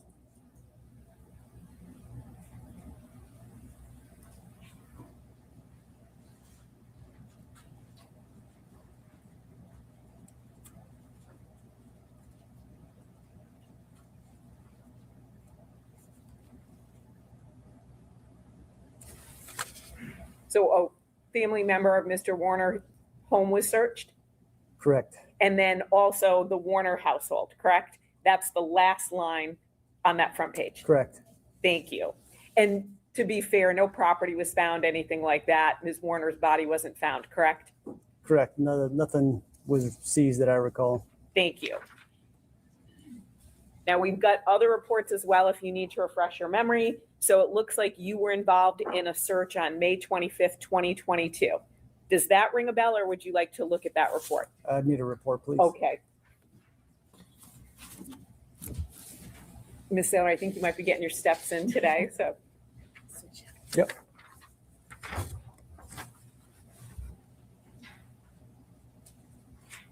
The date is the very first line of the very first paragraph. Okay.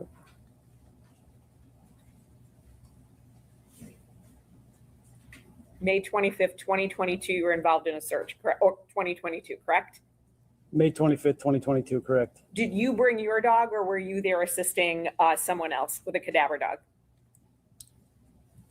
I didn't read that into the entirety, but if I was there, I had brought my dog, but at that point, excuse me, Sergeant Yount was there. So he had a cadaver dog, so we'd have been using his dog. Jameson, the cadaver dog? Jameson, correct. Okay, so it indicated that Jameson, the cadaver dog, was there. You don't dispute that? I don't dispute that. Thank you. And another family member's home was searched of Mr. Warner, correct? Correct. And nothing was seized there, correct? Thank you. Now, on October 11th, 2021, so we're going back in time, there was also another search that you were involved in. Okay. Would you like to see that report? Yes.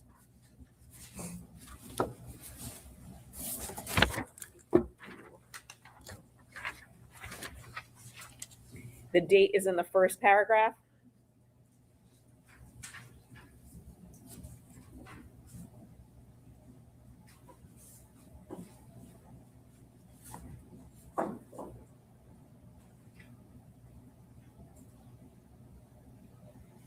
That date is October 11th, 2021, correct? Correct. And you indicated, so Sergeant, is it Yount? Yount. Yount? Okay, Yount, he has a cadaver dog? Correct. And Trooper Bozick has a cadaver dog? Correct. And it indicates that you met with both of those people on that date, accurate? Accurate. Okay, terrific. And then they searched the Warner home again? I didn't get that far. Okay, I'm a slow oh, sorry, reader. okay, I'll let you finish reading, how about that?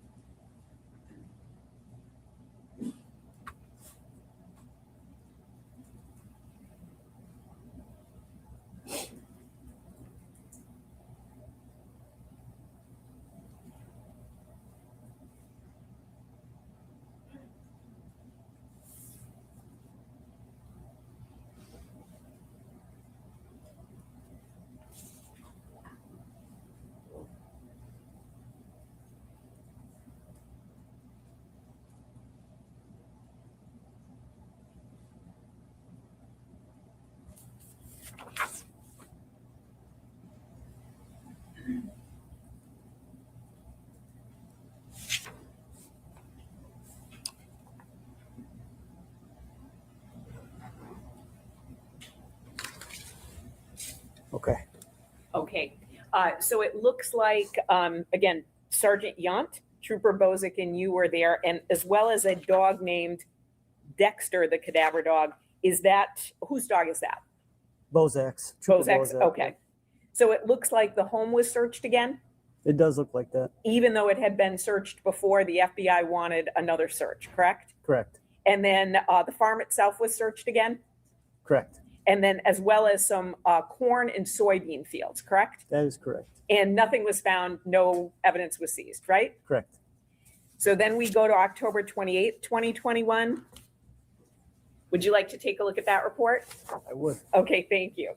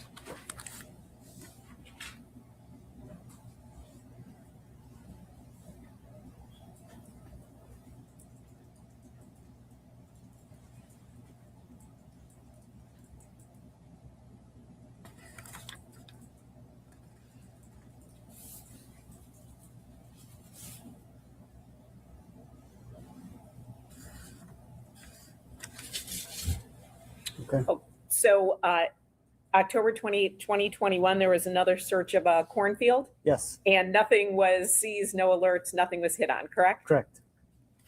We only have a few more, but Ms. Saylor is ready to go. So back to 2022, June 2nd, 2022, there was a search and no alert. Would you like to see that report? Yes.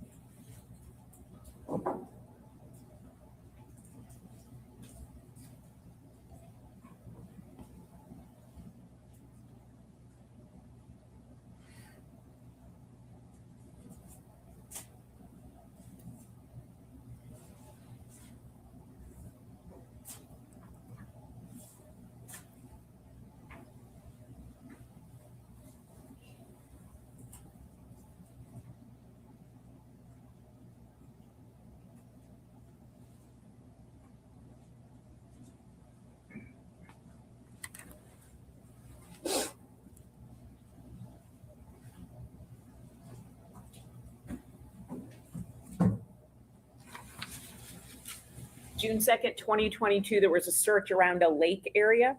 Correct. Nothing seized, nothing was hit on, correct? Correct. And then May 2nd, 2023, Ms. Saylor?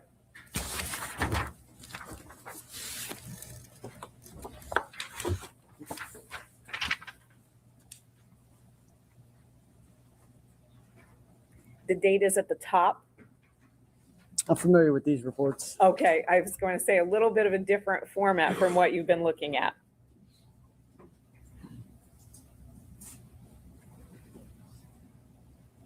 Here, there were 3 canine teams searching on that date, correct? Correct. In multiple locations? Correct. Nothing hit or seized on, correct? Correct. And then are there other searches that you think that you were involved in that I didn't reference? There could have been. There could have been, but fair to say nothing was hit on or seized, correct? Correct. And then finally, you talked about on April 29th, 2021, you didn't have a dog go into the load barn, which the one that had the big vertical cylinders, correct? Because you said there were chemicals. You're referring to the chemical spray barn? Sure. It's called different things by different people, spray barn, load barn. So however you refer to it, that what we're calling building 7 in this courtroom, which I know you don't know. I don't know. So, but that's the one with the big vertical cylinders. Okay, correct. You'd yeah. agree. Yeah. Could you put on boots on your dog if you had wanted them to go search in there? I would have just took them in there if I wanted them to search in there. Okay, if you had wanted to. So if you had wanted them to search in there, you could have, and you said the barn doors were wide open so you could see inside.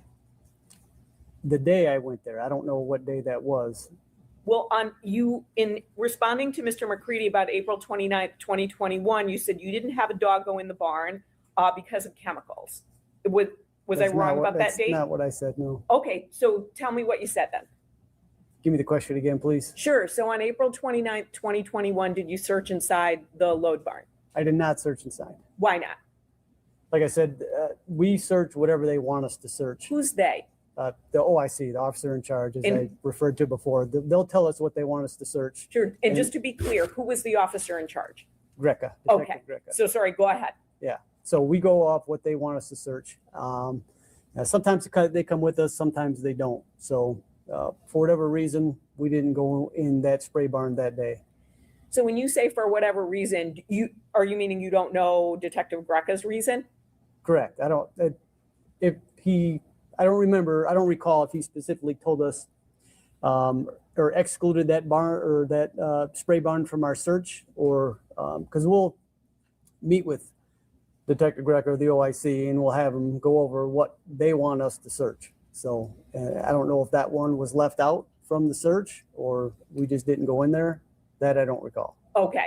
So you don't remember for April 29th, 2021, if he told you not to go in, or he told you when he was giving the list of places to go in, just omitted that. Correct. Is that accurate? I don't recall that. Okay. You just know you didn't walk inside with your dog. Correct. But on April 27th, 2021, you also know you didn't walk inside with your dog. Is that correct? But you yourself either walked inside or looked in at the very least. Is that accurate? At some point.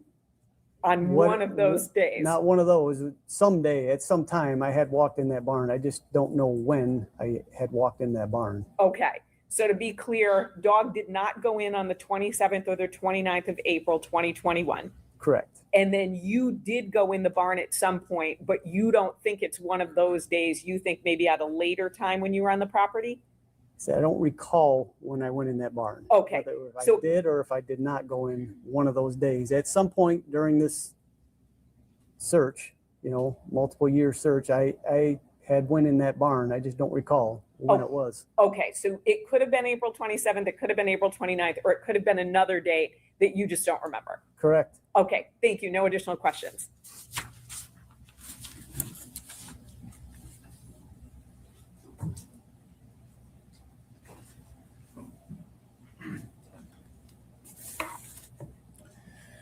So you think there could have been searches that you participated in that neither I nor Ms. Chartier has mentioned. Is that correct? I don't know. There could have been. We had been about there, numerous times at different locations. But Nothing, we never found anything. Okay. And is it your testimony that never in any of those searches did you yourself take Havoc or see another canine handler take their dog up to an anhydrous tank? Is that your testimony? That is correct. Okay. And you were asked if the tank had holes in it, and a body was inside, could the cadaver dog have smelled it? And I want to be specific. If the tank had 1 or 2 or maybe 3 pinhole size holes in it that had been painted over, Pinhole. would the cadaver dog have been able to hit on that if there had been body inside? Yeah. Eric, Probably not. I would say no, that the dog would not have been able to locate that. Okay. And I believe you testified that at some point you went inside the Munger house. Did I hear you correctly? With the dog, with Havoc?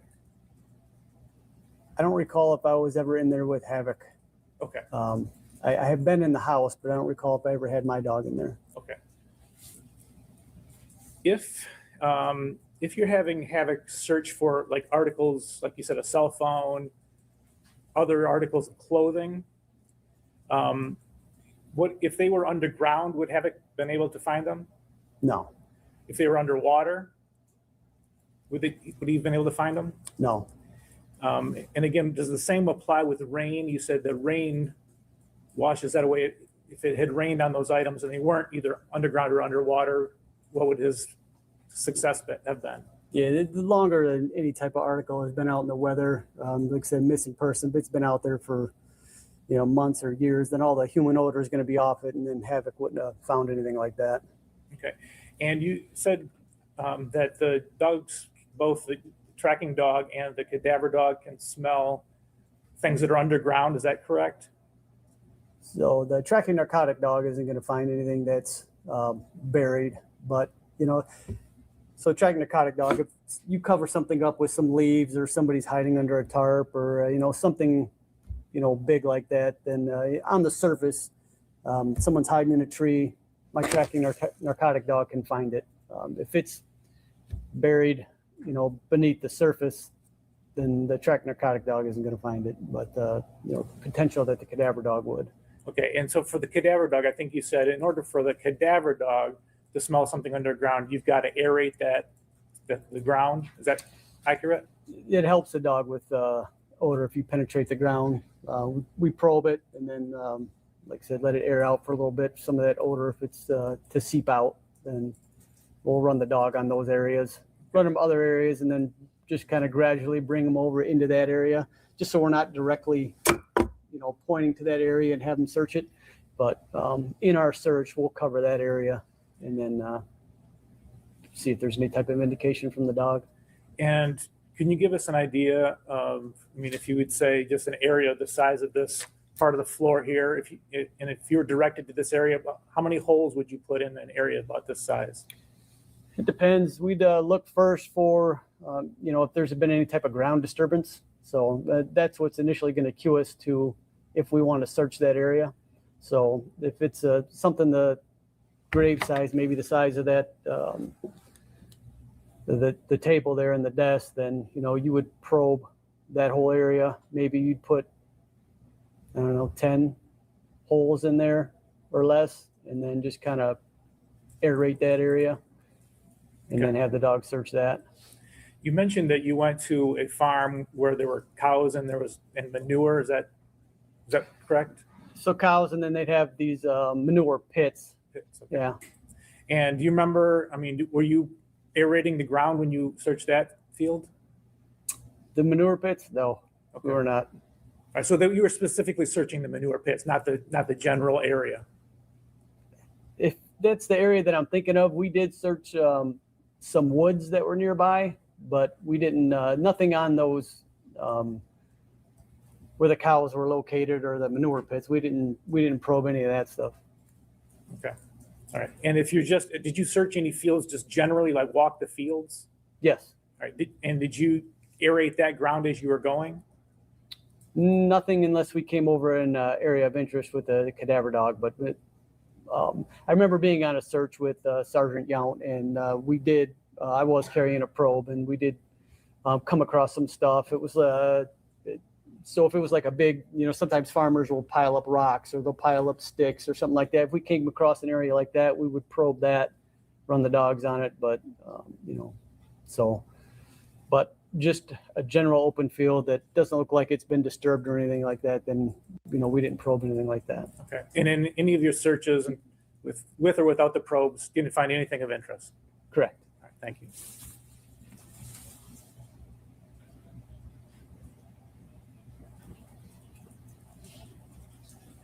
They found something this day. They're not doing the whole field with that little thing. They must have brought that for a reason in this area. So out of all the searches, if Dee Warner's body had been sealed in an anhydrous tank, would you ever have found it? No. Objection, speculation. If he knows. I don't think he's speculative. I think he's provided a basis on which he could answer that question. Thank you. No. Thank you. Nothing further. Yeah. If a family member told you about it, would you think they're a bit guilty? You indicated no. Is that part, so when Mr. McCready asked you about being in a tank that had some holes that were then painted over, you indicated that the dog probably would not hit on it, and then you said no. Is that part of the testing for dogs? I'm not sure I understand the question. Sure. So you said, for instance, you had a dead deer, you put that dead deer on your property to see if your dog would hit on it, and it didn't. It hit on a bone, a human bone, but not an animal bone, correct? Correct. So when you're training dogs and testing them and seeing how they would do, how many of them have you run by a tank that had holes in it that may have been painted over? None. So when you're saying that based on what you think, but you don't know that for certain, correct? There has to be some type of odor to come out for the dog to be able to smell. But you don't know what odor would come out in that situation, right? Odor of a decaying body inside a tank that did have some holes in it. Well, if you had an odor of a decaying body inside a tank and you had holes in it, then the odor of a decaying body would come out. Thank you. I have no additional questions. Oh, thank you. Great answer. This had holes in it. He's like, uh-oh, I'm going to get shit for that. Uh-oh, now, yeah, fix it. Just to follow up on that last question, if there's anhydrous ammonia in that tank, does that change your answer? Then the anhydrous ammonia is going to be stronger than anything. The dog, we wouldn't put the dog near that tank if it had any type of. Even if it had an inch or two of anhydrous in the bottom. Correct. Okay. So. You're ready for it, Your Honor? Yeah.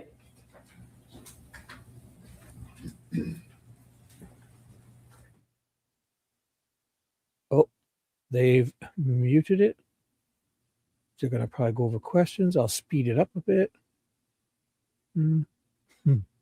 That guy realizes he probably shouldn't have answered. So and that neither side has any objection to, I guess it's two questions. On one's the paper, but there's no objection to asking these questions. Is that accurate? That's correct. That's correct. Was it scheduled to come back to the farm later Tuesday night? It's Tuesday the 27th. Yes. Yes. Okay. Yes, that is the 27th. So Tuesday the 27th, once they received the search warrant and the search warrant was authorized, then we went back to the farm. If so, was Dale aware of the exact time you all were arriving? I don't know. That I don't know. Anything else based on that, Mr. McCready? No, Your Honor. Sure. Yes. How many search warrants have you been a part of in your career? I don't know that I can answer that. There's been so many. So over 1,000? Oh, yes. Okay, so we're well over 1,000. Is it fair to say when there's a search warrant, the police don't call and say, hey, we're coming with a search warrant? They just show up? Depends. I mean, sometimes they do, sometimes they don't. Normally, they don't. Right. And there's a reason for that, correct? Correct. You want to catch people by surprise. Correct. You don't want, if I am a drug dealer at my house, you don't want to say, hi, we're coming at 8 p.m. And then I'm like, cool, that's great. And now I'm going to move my drugs out, correct? Correct. So there is a real tactical reason why a search is not announced, right? Correct. To your knowledge, was a search announced to Mr. Warner in this case? You're talking to, was he called or notified on the search? Yes. I don't know. You didn't do that, correct? I did not do that. And you have no knowledge that anyone else did that, right? Correct. Thank you.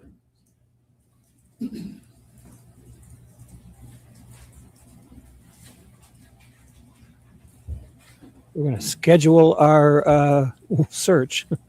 You busy this So- afternoon around 3?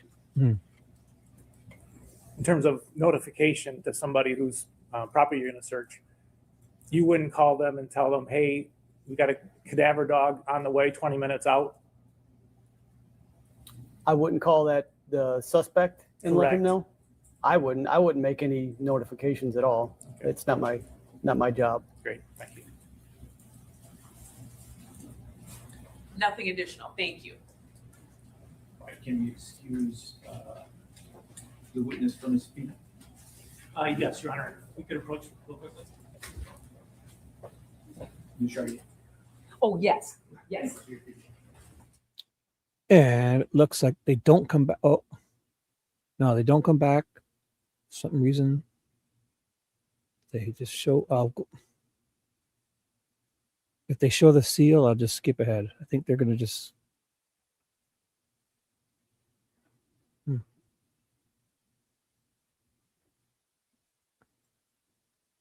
Speed it up. Yeah. So I'll just skip ahead here. Looks like the next guy's up.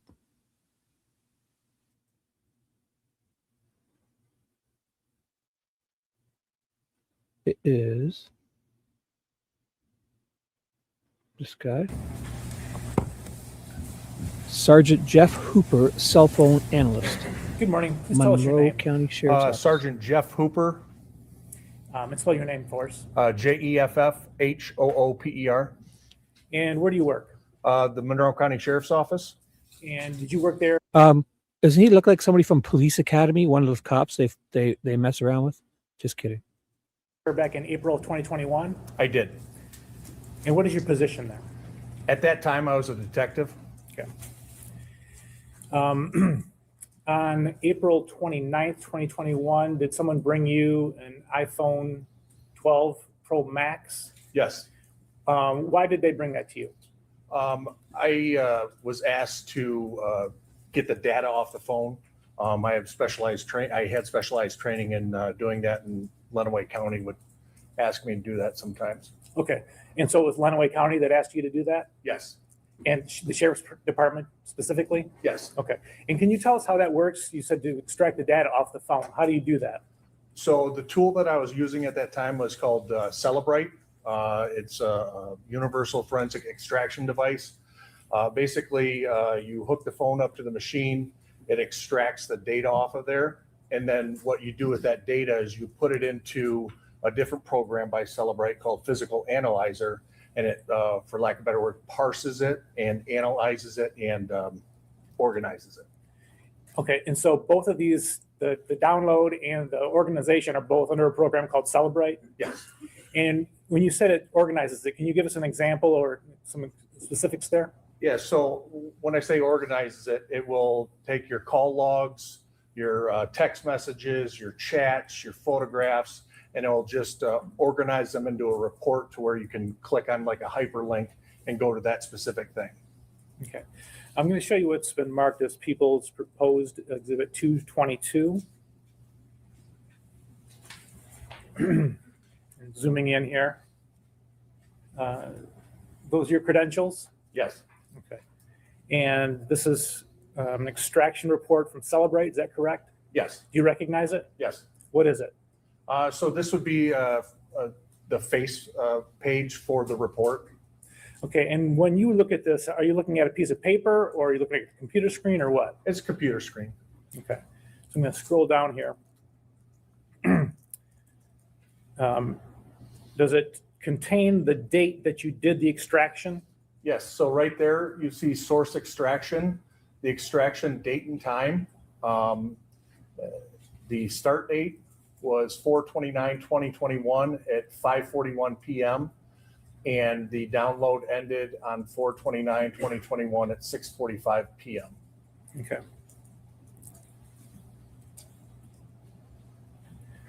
On the second page of that report, again, we're going to zoom in here.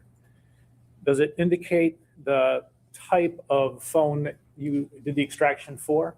Correct. The detected model, iPhone 13.4, the other identifiers that go along with said device. Okay. And then did the device have a name? Was it named as something? Yes, under owner name, it's right under SIM status there. It says Dale's iPhone. Okay. And then what about an Apple ID? Yes, I believe right there on the left-hand side, Apple ID, warag@me.com. Okay. Going on to the next page of this exhibit. Do you see the line that says, well, looks like there's three that say MSISDN? Yes. Okay, and the first one's blank. What is an MSISDN? That's the phone number associated with the phone. Okay, so there's two phone numbers here. You would say they were both associated with this phone? Yes.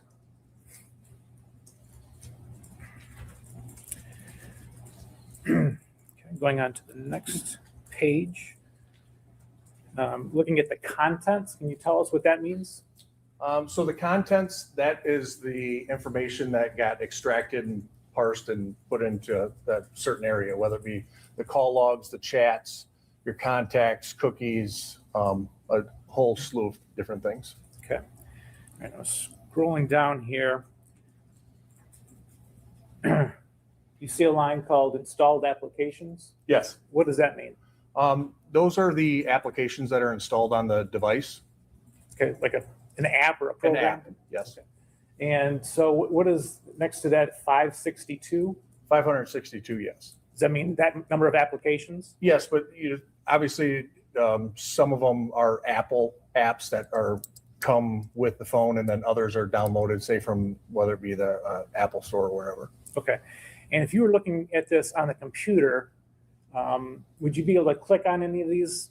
Yes, so where it says installed applications, if you click on that, that will take you to basically the installed applications page, which just has all the installed applications. Okay. All right. And taking you to one of the pages, and again, there are multiple pages here, but I'm on the page that has numbers 7 and 8. And I'd just like you to look at number 8. Can you tell us what that application is? com.milestone.sys.x project. I was advised that it was a video surveillance app. Okay. All right. And now I'm looking at number 32. My Cadillac, again, com.gm.mycadillac. Thank you. So those two apps are installed on this phone? Yes. Among others? Correct. Okay. All right, now, going back to our, let's see here.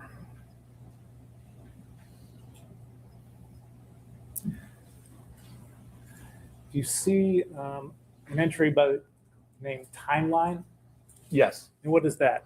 So the timeline takes everything that was taken out of the phone that has a date or timestamp and puts it into chronological order. So how many of those were there on this phone? 156,557. Okay. I'm taking you to, obviously we're not going to go through all of these. Right. Taking you to the record that's 154073. you see that entry? 1540, yes. All right, and what does that indicate? Cookies, April 25th, 2021, 0708 in the morning, com or gm.com, my Cadillac. Okay, and what does that tell us? So that meant that basically a cookie was placed onto the device by the Cadillac or GM app at that time. So the phone used the app at 7:08? Yes. Okay, going to entry 154079.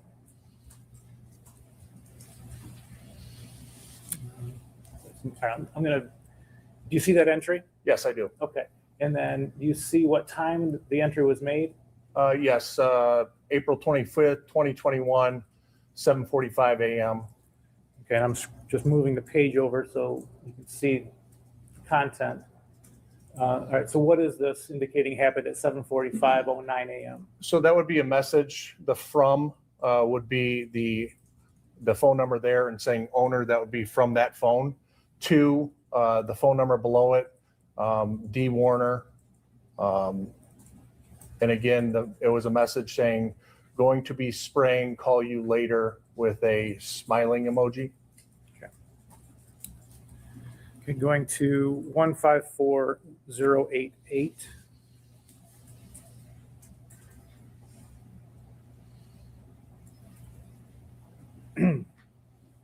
You see that entry? Yes.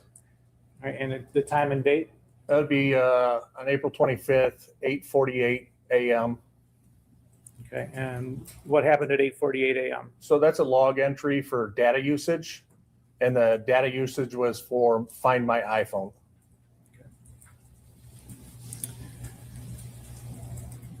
And right below that, 154089, there's another log entry. And the time and date for that? April 25th, 2021, 8:49 a.m. Okay, and what happened at that time? Again, a log entry for data usage for the com.milestonесys.x project. Okay.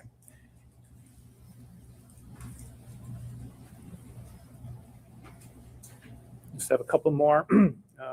154097. Another log entry.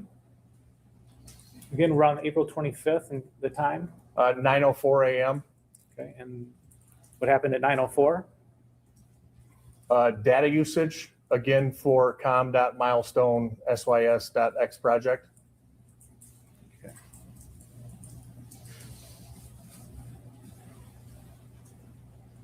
$154,106. Again, on April 25th, and the time is? 10:02 a.m. Okay. And what do we have at 10:02 a.m.? Again, from the owner of the phone to D. Warner, a message, are you up yet? Is your migraine better? Smiley emoji. All right, and the last one for the timeline, 1:54:110 time on April 25th. 10:28 a.m. Okay, and what happened at 10:28? Data usage, again, for Find My iPhone. Okay. Now, if we go back to our face page,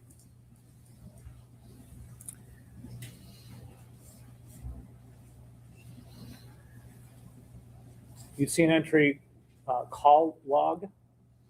Yes. Okay. And if you clicked on that, what would you get? That would take you to the page of the ingoing and outgoing calls from that phone. Okay, so I'm going to that right now. Looking at entry 166. What is this telling us that happened?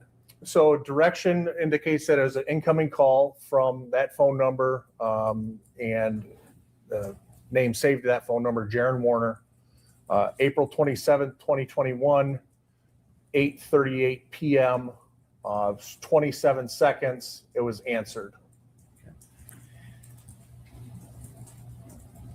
And the very next call, according to this call log? Again, the 27th on the 2021, 8:39 p.m., incoming call from phone number 517-403-2536, spelling of KEIVENSHERIF department, asterisk. Okay. And do you know where who would have entered that identification? Sorry. I wouldn't be able to say that it was the owner of the phone. It could have been shared as a contact or something along those lines. Okay. And the time of that call? 8:39 p.m., 2 minutes and 5 seconds, and it was answered. All right. And then the call after that? Outgoing at 8:42 and 18 seconds on April 27, 2021. Outgoing to Jaron Weaver, 55 seconds, answered. Okay. Let me zoom in on that name a little bit closer. I'm sorry, Jaron Warner. Sure. All right, so that was an outgoing to Jaron Warner, 55 seconds, and it was answered on the other end. Yes. Okay, thank you.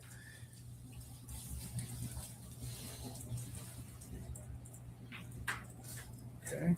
All right, the next call. April 27, 2021, 8:45 and 16 seconds.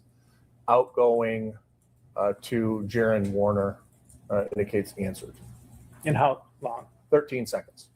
Okay. And last but not least, the call 162. What's that? Incoming from Jaron Warner on the 27th at 8:49 p.m., 9 seconds, answered. Okay.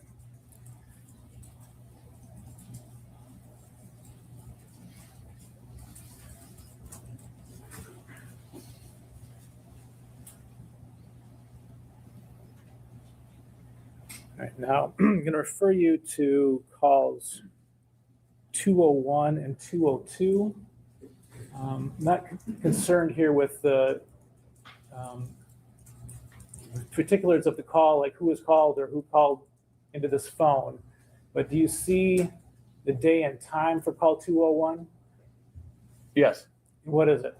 April 27th, 2021, 3:24 p.m. Okay, and then the call before that was when? April 1st, 2021, 4:22 p.m. Okay, so you see a 26-day gap in between phone calls, is that correct? Yes. Other evidence in this case indicates that calls were made to and from this phone during that 26 days. Do you know why they're not contained here? So that would be consistent with, at the time, the tool I was using. It depends a lot on the operating system, the type of device and stuff like that, whether I can get deleted data. And so if there's a large gap like that with other evidence indicating phone calls, I would be able to recover deleted data. That's a reason for that. Okay. All right. At some point, did you get an iPad Pro to do the same process with? Yes. Do you know when that was? If you could zoom in on that. So the report was created on June 1st. The extraction start time was June 1st, 2021 at 8:26 a.m. The end time for the extraction was 9:26 a.m. on the same day, June 1st. Okay. And I'm sorry, this is people's proposed 223 that we're talking about, and I'm going to page 2 of that. What was the owner name for this device? Dale's iPad Pro.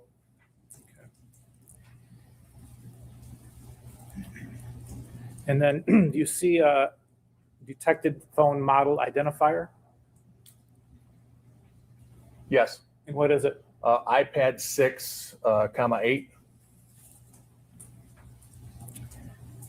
And the Apple ID for this device, or IDs? 2 Apple IDs identified, again, warag@me.com and djwarner1@icloud.com.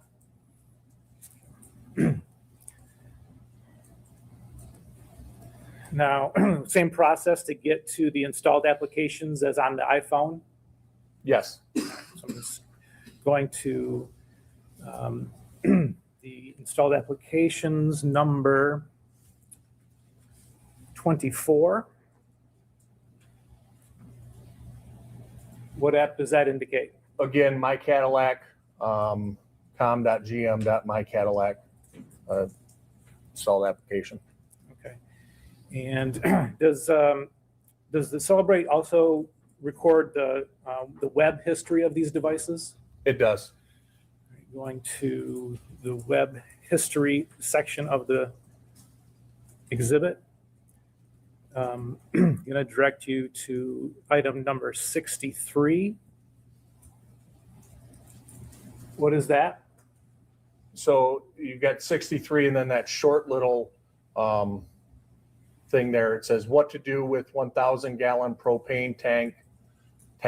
Is that in the area that you're indicating? It says that's from a Google search, indicates right there. And then on the right there, that HTTPS is the basically the Google that it searched, or the Google that it found. Okay. And the day and time that that search was made? May 5th, 2021, 10:38 p.m.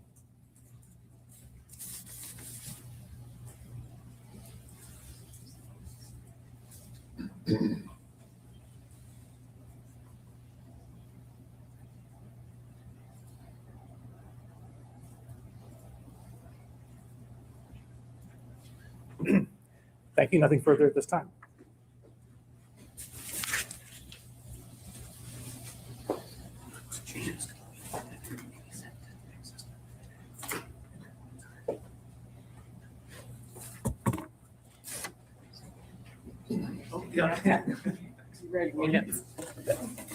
Mr. McCready left a note. It was not for me. So there you go.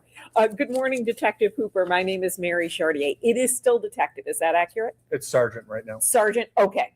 So I will call you Sergeant then. I have a few questions for you this morning. I represent Mr. Warner. The iPhone download that you did on April 29th, 2021, that was a consent download, correct? That's what I was told. And that means that a person has voluntarily given up their phone? Yes. And that means they've given you the passcode so you don't have to try to figure out what it is? Correct. When you do a consent download, that gives you access, it sounds like, to everything on the phone. Do you want me to be a little clearer with my question? You go ahead. Okay. So let me ask you this. Is there anything you don't have access to? If I gave you my iPhone right now and said download it, is there something you couldn't access? Most likely, yes. Okay. Okay. At that time in 2021, the tools that were out there were not as good as they are today. Okay.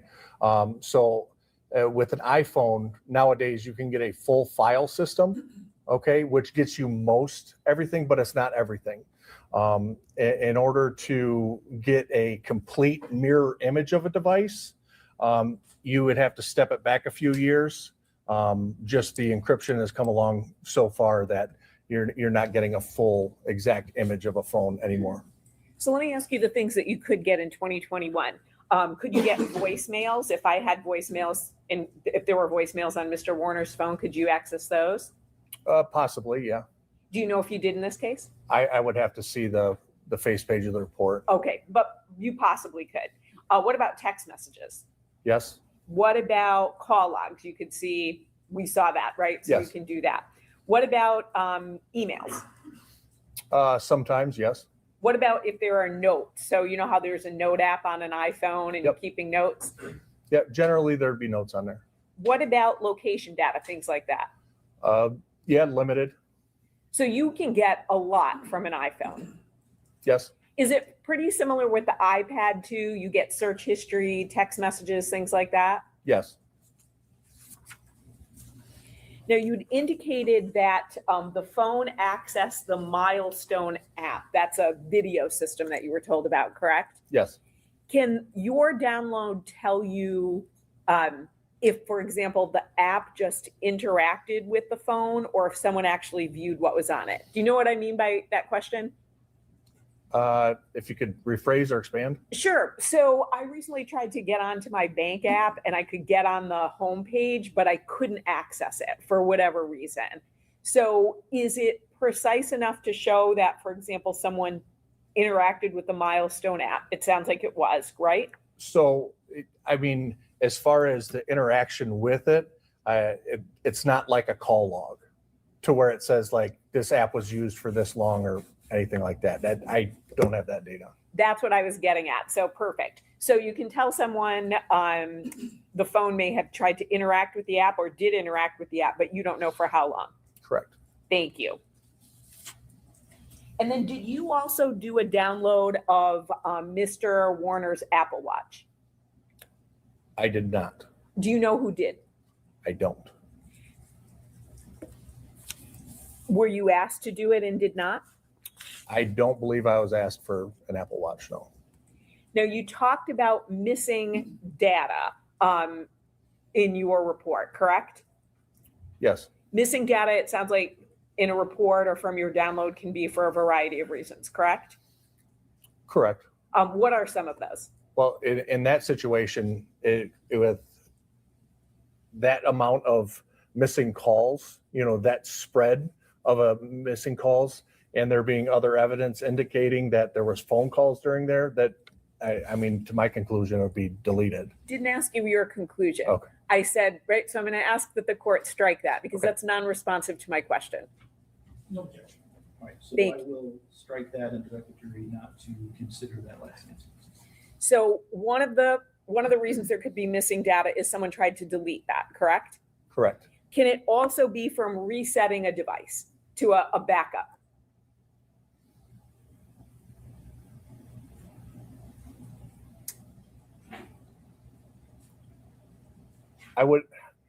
I'd need to expand on that. Sure, go ahead. All right. So if you're resetting it from a backup, basically you're backing up your phone and all your call logs and this, that, and the other. And so it takes that backup and it puts it onto a new phone, everything that you backed up there. So if things were there, they would be there. If things are missing, they won't be there.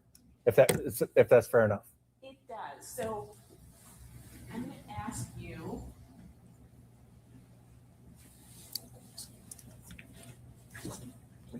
About something that was in a search warrant, and you did not prepare the search warrant, but I want to know if it's accurate. So, so if someone reviewed a phone download, it sounds like the one that you did, correct? So you did the phone download of Mr. Warner's device. Yep. And it contains summaries of information. Oh, excuse me, I'm on the wrong page.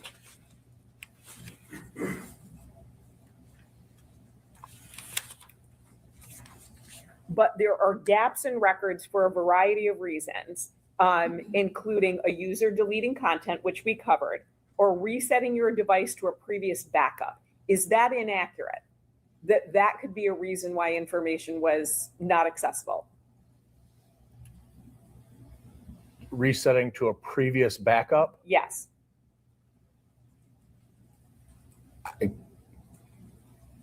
I'm trying to wrap my head around it. So like you have two backups stored. Do you want to see what was written to see if you agree that that's accurate or not? Judge, I'm going to take at this point, I mean, it's been established that he didn't author the search warrant. I'm not sure how he can be questioned. What's in it? So he didn't author the search warrant, but he's the one who is opining at least that there was missing data on the download. So this is a search warrant that was prepared by law enforcement that indicates another reason for that. I want to know if he thinks that's accurate or not. If he doesn't, he can say that. I don't understand where you're trying to go here. Sure. So how the investigation was conducted is irrelevant. So if someone is attesting in a search warrant that there is another reason why data might be missing, if Sergeant Hooper disagrees with that, that's what I'm asking him about. I read to him what it said, but he still seemed a bit confused by my phrasing. So I thought if he reads it himself, that might help him. Okay, and Ms. McCready, I'm sorry, what was the basis of your objection?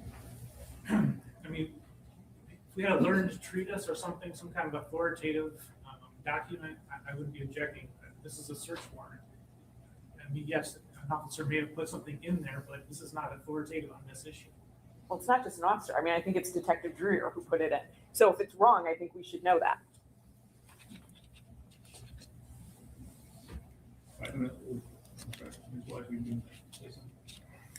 Just your honor, Detective Hooper did not author that search warrant, so he has no idea what Detective Dreer was putting in that search warrant when he did it, if that makes sense. So he doesn't know the terms that were used, the words that were used, and what Detective Dreer is talking about when he puts that item in his search. Why are they That's why dancing I offered around to so show much? it to him. So he's not going based on my phrasing of it. He actually sees the 2 sentences himself, and he can say whether he believes that's accurate or not. Come on, it's the cops. So I still don't understand. You're asking, like, can I see the search warrant? Sure. May Ms. Saylor approach? It's page 6, number 7.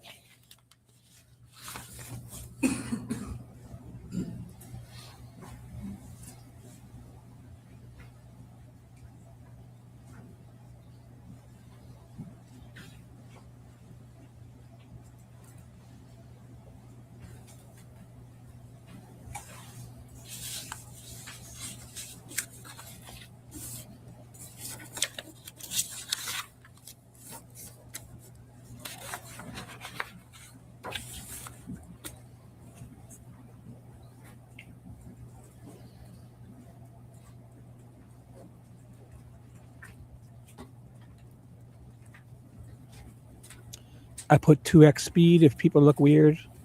It's 2x until I hear them start talking, that judge. 2x. Don't think they're guys tweaking out. Understand? Even though he looks like he's from a police academy movie. Ask the jury to return to the jury report. Oh. So they want to send the jury out to argue over this. So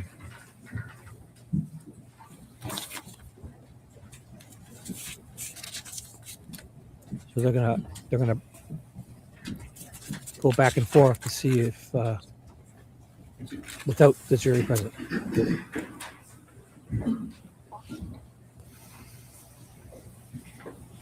Okay, so the statement in the affidavit for search warrant is not a statement that Detective Dreer is making in the sense that I understood you to be saying that it was. So the statement indicates that Detective Dreer spoke to Detective Trooper Weissenberg, and Detective Trooper Weissenberg told police. Yes, but he swore to it, so he's the one who signed it. Yes. Swore to the fact that Detective Trooper Weissenberg told him that. Yes.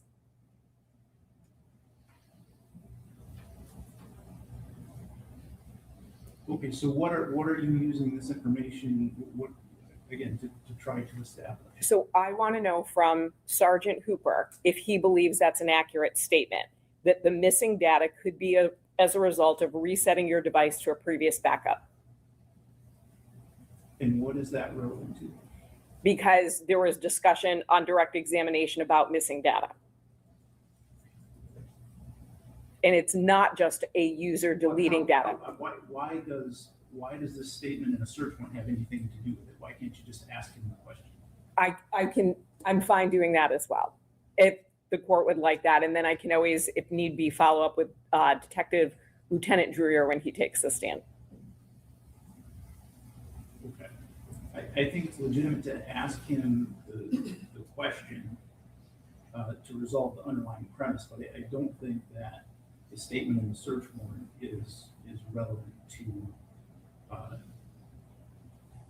the answer to that question or anything that So- Sergeant Hooper's question about. So the reason I did that was when I said those words to Sergeant Hooper, resetting your device to a previous backup, he was asking me for clarification. And so that's why I thought, well, if he sees it, if he sees what was said, then that might help him understand my question. That was the only reason I was showing it to him, because my phrasing, he was asking me details about it, and I'm going off of phrasing in a search warrant affidavit.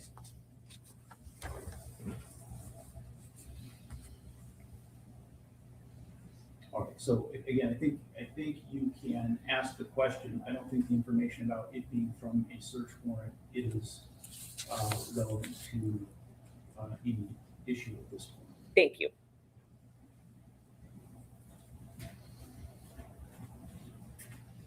All right, we can run through that.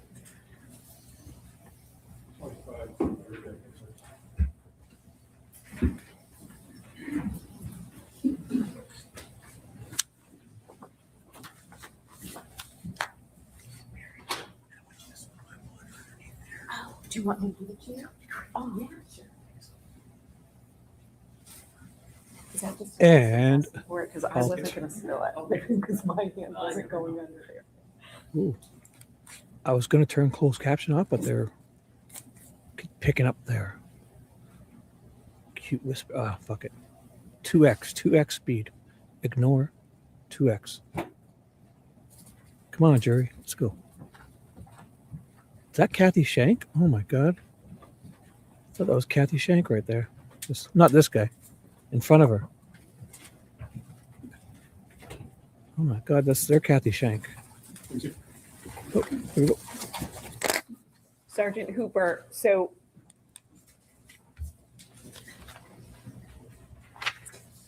Yes. so you're just getting your papers in order, so I want to just No, I'm, go ahead. Okay, no problem. I didn't want to interrupt your process up there. So besides a user deleting content, is another way that there could be a gap in records resetting your device to a previous backup? I don't believe I can answer that. Okay, and is that because it's just too hypothetical or outside of your field? Yes. Do you know the answer to both, because I asked you a compound question. Not so much out of my field, just I don't think I can answer it. Too hypothetical? Right. Okay. Now, this might be too hypothetical too, and if that's true, just let me know. With an iPhone, does it back up to the iCloud? It can back up several different places. Okay. Do you know if this phone was backed up to the iCloud? If you give me one second Sure. to look at this face page here.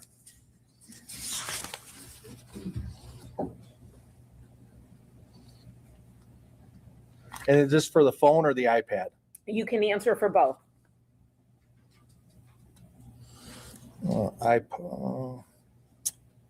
iPad, iCloud backup enabled.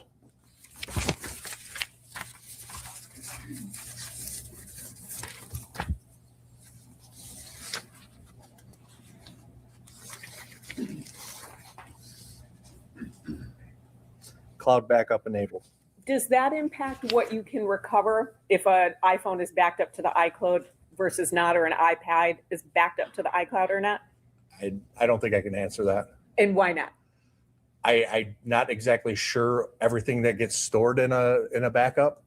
And so, without actually doing a search warrant and getting it and seeing it, getting an iCloud backup from the cloud, I wouldn't be able to tell you. So might there be a difference between what's on my phone and what's on an iCloud backup? Again, I wouldn't be able to say without getting an actual backup and comparing the two. Have you had instances where they were different, or you just don't know? I've never done a search warrant for the backup to compare against the phone. He should Is it know your that. understanding that the iCloud backup is essentially what's on my phone, but just in the cloud? From doing backups of personal devices, yeah. Great. No further questions. Thank you, Sergeant. Nothing further. You can be excused. Fine with us, thank you. Thank you, sir. You are free to go. Thank you.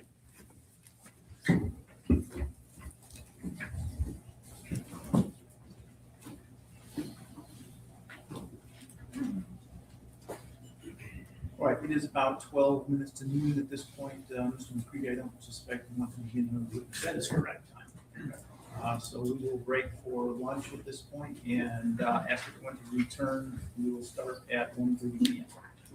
Thank you. Thank you. And we're back. So they're going to take a lunch. Let's see how long. So at 2:50, they're going for lunch.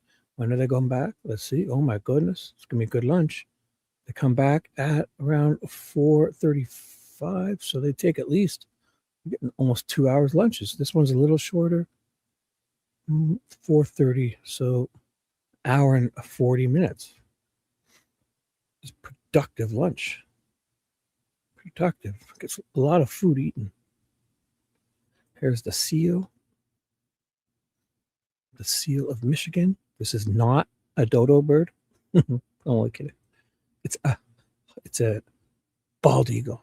Powerful, strong bald eagle. No dodo birds. FBI coming up next. What on screen is the guy coming up? It might be. I'm not sure which. It is her, Jackie. Okay, look at. An adverse party or a witness identified with I'm an gonna go adverse back. party. Sorry, I shouldn't have done that. Here it is. And away we go. 110 people here. Good morning. Thank you all. 110 amazing people. Let's do this. Or is that 11 or 12? I can't see. It's either 12 or 120. I think 120. I'll take 12. I don't deserve any of you. Let's do it.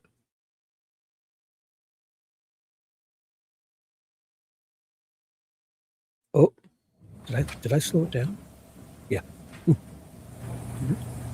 Oh, camera guy dozed off for a second. In file 24-21841-FC People versus Dale One, or we have to, we wanted to address the issue with respect to Detective Breck. Yes, Your Honor. At this time, MRE 611 allows leading questions when a party calls a hostile witness an adverse party or a witness identified with an adverse party. Black's Law Dictionary defines a hostile witness as a witness who is biased against the examining party or unwilling to testify or is identified with an adverse party. In this case, it took quite a bit of finding Detective Greca to attempt to get him here. Ooh. And as the court is well aware, we eventually had to come to the court and ask for a witness detainer against the former Detective Greca. Although he did eventually appear and acknowledge the subpoena, instead he would come be cooperative, which he has been thus far. He also indicated that he was not attempting to evade service. He was simply out to dinner for 8 months, which I find hard to believe, Your Honor. So we would be asking to ask leading questions to Detective Greca, have him declared a hostile witness. Thank you, Your Honor. We would object to Detective Greca being declared a hostile witness for the government. So a witness may be deemed hostile when they display actual unwillingness, evasiveness, hostile attitude, or give testimony that appears equivocal or reluctantly given during the examination. This is from Thompson versus Essex Wire Company. Mere prior inconsistent statements or employment relationships with opposing parties are insufficient grounds for a hostile witness designation without accompanying behavioral indicators of hostility. Except in specific circumstances, including when examining hostile witnesses, leading questions should not be asked on direct examination. There has to be actual hostile behavior during testimony rather than speculation based on relationships or alleged inconsistencies. This is again from Thompson versus Essex Wire Company, which applies a standard from Bates versus Evans, where the court noted that a witness may be declared hostile when they display hostile attitude, unwillingness, or evasiveness. That has not happened during Detective Greca's testimony. So here, government has indicated that they had difficulty serving a subpoena on Detective Greca. I don't think that he's ever said he was out to dinner for 8 months. And I think through his lawyer, he has made it clear that while he may not have wanted to be served with a subpoena, when served with a subpoena, he would come in, honor that, and testify. He came into the court had a conversation with him about his Fifth Amendment rights. He indicated he was not asserting them. He would be answering all questions. He has not indicated that he is hostile to the government. In fact, my understanding is he met with the government to prepare for trial and has had at least one meeting with them. He's also met with the defense to discuss trial testimony as well. His lawyer has communicated, I believe, on a somewhat regular basis with the government and the prosecutor. Also, I would like to point out that in a case, Thompson versus Essex, which I mentioned, the defendant argued that a witness should be deemed hostile because he was working with the plaintiff. So he was working with someone on the other side, and he had done so for a number of years. So there was that close affiliation. But the court rejected the argument, noting that there was no manner in which the witness indicated that he would be a hostile witness while testifying, that there has to be actual hostile behavior during the examination. People versus Hall is a case where a court properly indicating that a witness was hostile. It was the defendant's twin brother, and he grew hostile during the examination, causing the prosecutor to abandon further questioning is useless. Again, we don't have this here.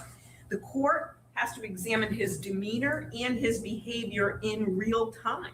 And so if, for instance, the prosecutor is asking questions of the witness and the witness is not responding or is evasive or is hostile, then the prosecutor in that moment, just as we could if it was a witness who we called on direct, ask the court to declare the witness as hostile and then move on to leading questions. But to do so before the witness has even had the opportunity to answer questions and demonstrate how he will answer questions in court is really too soon under established case law.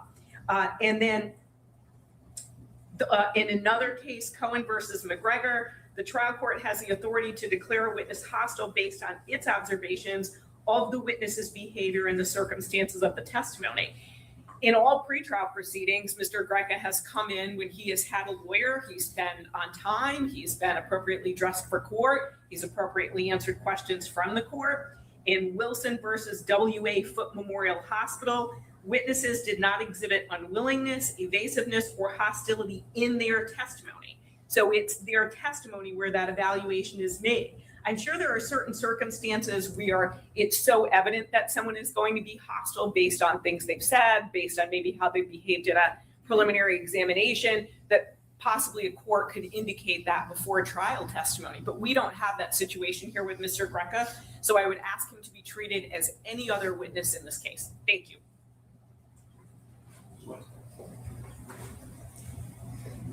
Just under MRE 611 D2, it is not necessary to declare the intent to ask leading questions before the questioning begins or before the questioning moves beyond preliminary inquiries.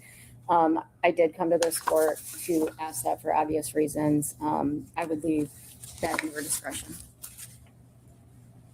And you think at this point it would be premature to declare retired Detective Greca as a hostile witness? I agree that it requires the court to observe the witness during his testimony and how he behaves, how he answers questions over the course of his testimony. So I will not do that at this point, but we will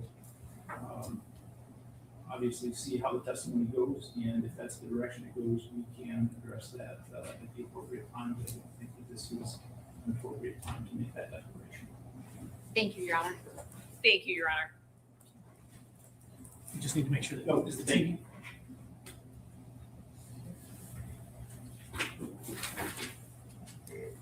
What was that? He just summons people to. Oh, he was using the remote control. You are in the meeting now. Okay, Mr. McCree, before you plug in, I have someone in the Zoom waiting. So that was about Greca. I have no idea why they would be here. And There's no one there to talk to, so I'm just going to. Okay, Are we otherwise ready to bring the jury back? Yes, Your Honor. Yes, Your Honor. Oh, this guy. Can we just wait till we get? Make sure. Okay. I believe this is an FBI guy coming up next. Yeah. I'll speed it up. 2.0, 2.0. They're not tweaking out. They're just a 2.0 speed. Don't get, as soon as they sit down, I'll hit regular speed. The jury is coming in. Mm-hmm. So we got to dig and dive into this Greca stuff and really understand it. I don't know. He's avoiding the prosecutor. So it's almost like he doesn't want to go along with them. What else could it be? He was the lead detective too. Right,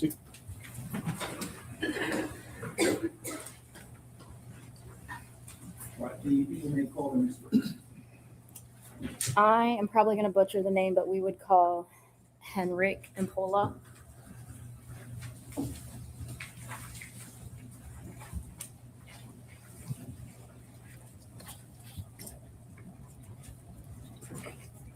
Rick, Yes, do you swear or affirm to tell the truth, the whole truth, and nothing but the truth under penalty for perjury? I do. Thank you. You can sit down. Till death do us part. I'm just kidding. Good afternoon. Can you please state your name and spell it for the record? Sure. My name is Henrik Impola, Henrik. Last name Impola, Impola. Where were you employed in April of 2021? I was an agent with the FBI out of our Detroit office. Okay. And are you still there? Yes. All right. How long have you been an agent with the FBI field office? Since 2010, so about 16 years. What was your, did you become involved in the D. Warner missing person case at some point? I did. And when was that? That was in October of 2021. And how did you become involved? I was a member of the evidence response team out of our Detroit office, and I responded as part of a search. Do you recall what date that was, or dates? Yeah, it was a 2-day search. So it was October 11th and October 12th of 2021. What were your main duties as part of this search? So I was the team leader of the white team, and my team's responsibility was to search the vehicles in the outbuildings on the farm. Okay, when you say vehicles, what are you talking about? So I'm talking about cars, trucks, trailers, tractors, all the farm equipment at the farm. So basically anything with wheels. All right, so when you say at the farm, what was the location? That was 2170 Munger Road in Tecumseh. Okay, I'm gonna have you turn behind you and look at the map, People's 263. Do you recognize that? I do. Okay, and is that the Munger farm you were at? Yes, ma'am. All right. And then you said you also were in charge of the outbuildings. Which buildings on that map, if you can identify them by number, did you search as part of that? Sure. So I searched 1, 2, 4, 5, 6, and 7. The only one I didn't search was the house. Okay. Did you go inside the outbuildings? I did. I'm going to show you People's Exhibit 174. Do you recognize that building? I do. All right. And what building is that on the map behind you? It is this building here. Okay. Number 7. Okay. I'm going to have you stay in front of the microphone when you speak, just because it's picking up your voice and recording. Okay. Yes, ma'am. Okay.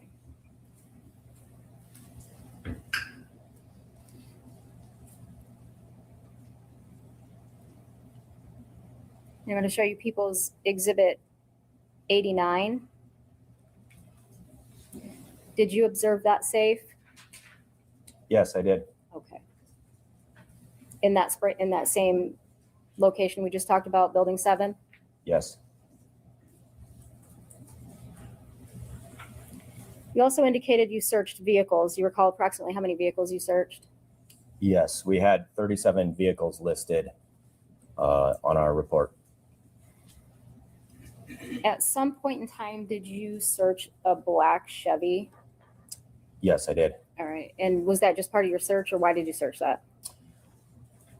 It was part of the search, but it was requested to us to search the Chevy early so that it could be used. Okay. And so we wanted to search things before they left the property. all right. And at the time you arrived at the property, who was there? There was Dale Warner and then farm employees. There was Michigan conservation officers and Michigan State police officers and other local officers. And then I arrived with a contingent of FBI personnel. Okay. And when you arrived, were people then asked to leave the property? I don't know if they were asked to, but many people did elect to leave.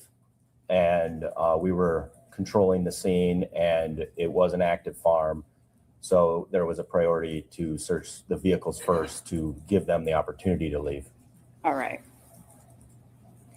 Do you know who was in charge of that search warrant? Well, I was working under Leslie Larson, who was our senior team leader, but I do not know on the state side who the OIC was. I believe there was multiple detectives and agencies there. Okay. Do you know at that point in time if it was the Lenawee County Sheriff's Department who was in charge, or? I believe it was, yes. Okay.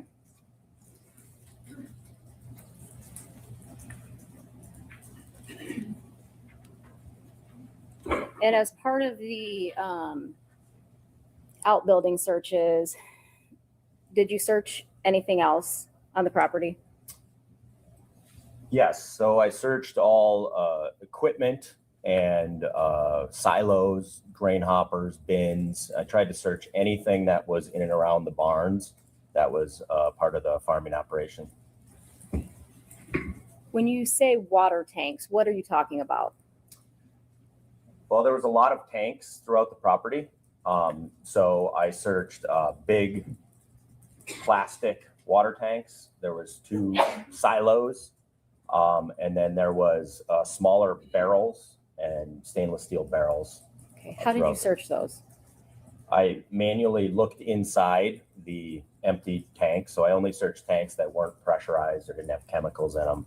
Manually looked inside as many as I could. And then I assigned members of our technical hazard response team to look inside higher tanks and silos and more complicated tanks that it looked like you needed a wrench or something to get into.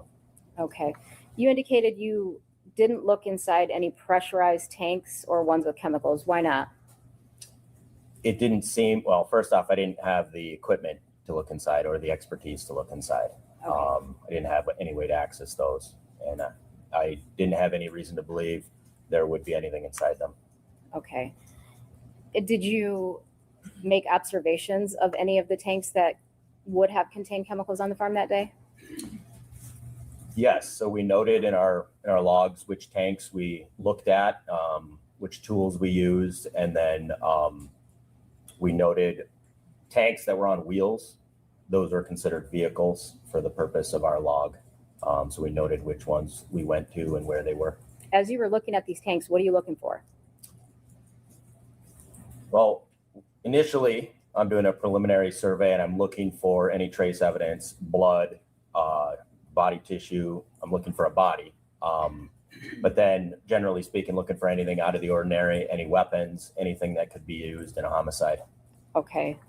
Around the tanks? Yes. All right. Were you looking specifically at welds?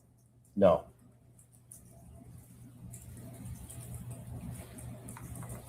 All right, I'm going to take you back to the Chevy that you searched. Do you know whose vehicle that was? I don't know who owned it. It was used by Dale Warner. On that day?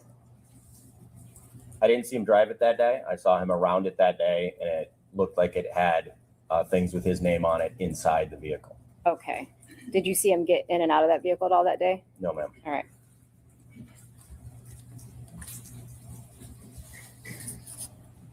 Did you find anything in that black Chevy? Yes. What did you find? I found calendars and journals and loose leaf paper with handwritten notes.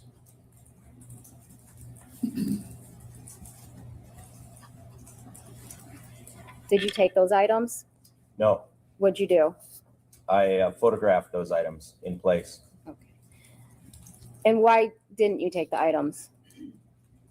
I had brought the items to the attention of our senior team leader and asked if they should be taken, if they were relevant to the case. I was told they wouldn't be taken, but to try to document and photograph anything that I thought was pertinent. Okay. And did you then document that? I did. All right. Now you said you took photographs. Did you photograph the items where you found them? Did you move them? Where'd you photograph them? So initially, we took entry photographs, which were where they were found. And then in place where they were found, we opened the notebooks and the paper and we took pictures in place. And I should clarify that I didn't take the pictures. I directed the pictures and directed what was taken. My photographer took pictures. And what did you want specifically taken out of those journals and notebooks? I wanted to take pictures of all the handwritten notes that were contained within them. Okay. So if there were a blank page, would you have taken a photograph of that? No, I apologize. Would you have directed that a photograph be taken of that? that's sorry. I would not have directed that. I directed them to specifically look for handwritten notes. Now you indicated that your lead, Leslie Larson, indicated that you did not need to take those items just to photograph them. Do you know if that was her decision? No, she had consulted with the officer in charge at the time and then reported to me Okay. what the direction was.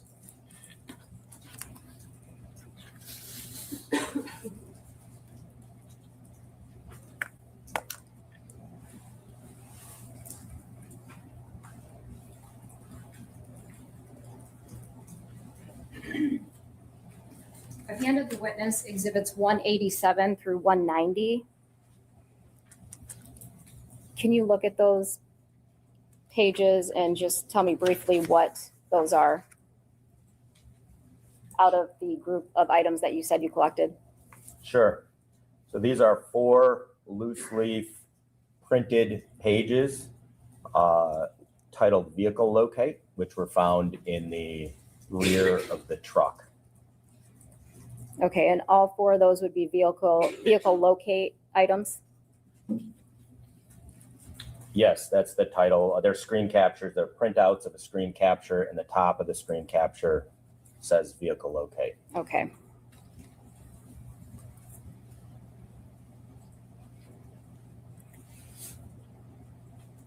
The first vehicle locate item that you have, 180, People's 187, can you read what date that is? Yes, ma'am. There's handwritten note at the top that says September 8th, 2020. Is there any additional handwritten notes on there? Yes. And what does that say? Directly under that date, it says, told me she was at home office and was going to meet the girls for lunch after.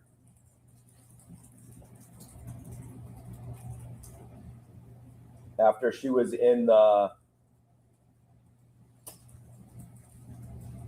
I can't read that word, never stops lying about everything. There's more words. Okay, read the rest of it. All right. There's a line that notates to a location, and it says, was here for approximately 45 minutes. There's another line that locates to another location on the map, and it says approximately 30 minutes. And then down at the bottom of the printout, there's a statement that says, I think drugstore, met someone, then to dinner for lunch. She met with counselor at 10 a.m. When I talked to her, she was happy and cheerful.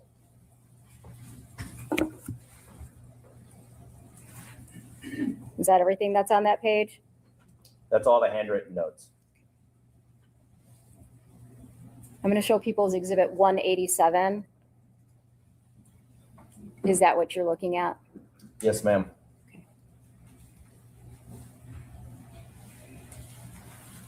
I'm going to have you go to People's Exhibit 188. And what is that?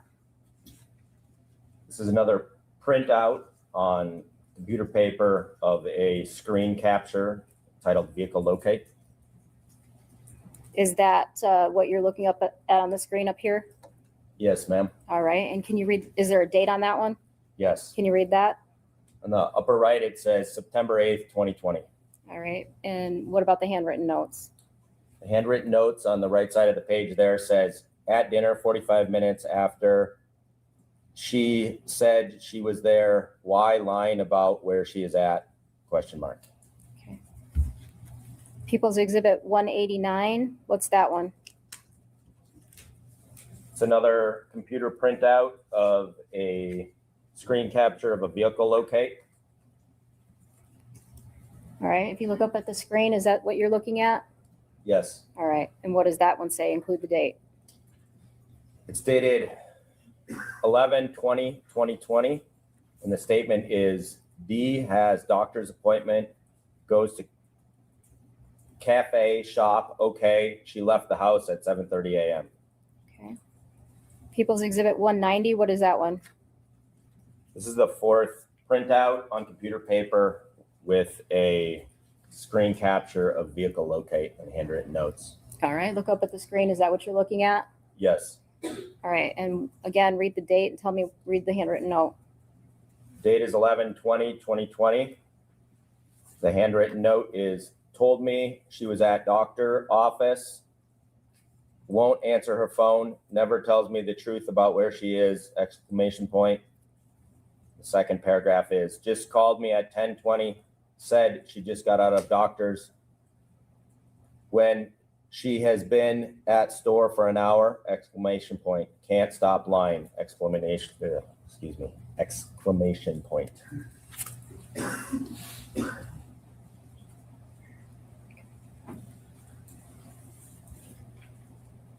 And I believe you indicated there were 2 smaller black books. Is that accurate? Yes. All right. I'm going to hand you People's 191.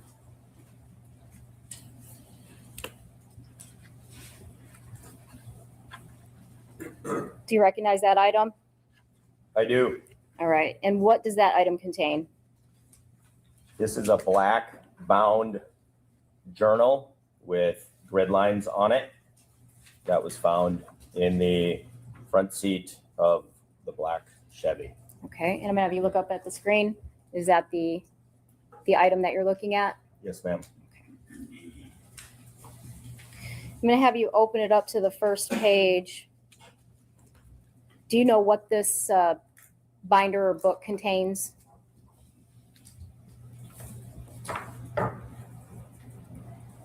It contains handwritten notes with dates and then dialogue.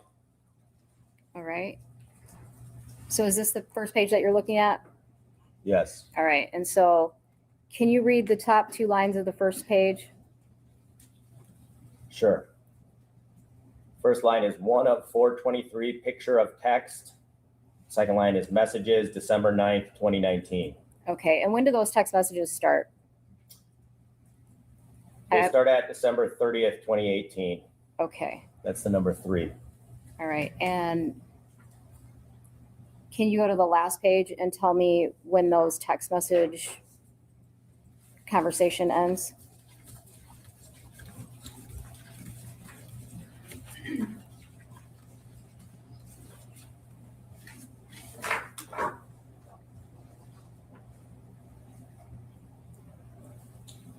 So the last message I see here is line 294, and it says June 15th. Okay. And does it say what year?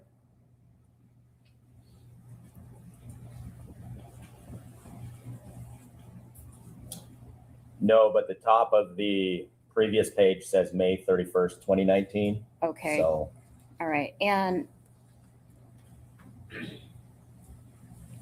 correct me if I'm wrong, is this book, you indicated it was text messages. Does it look like a conversation between two people? Yes. Are there additional notes within the notebook?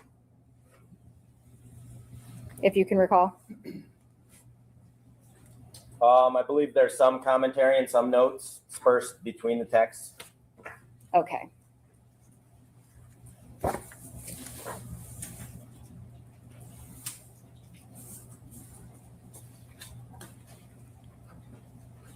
You also indicated that you found some unlined paper. Is that accurate? Yes.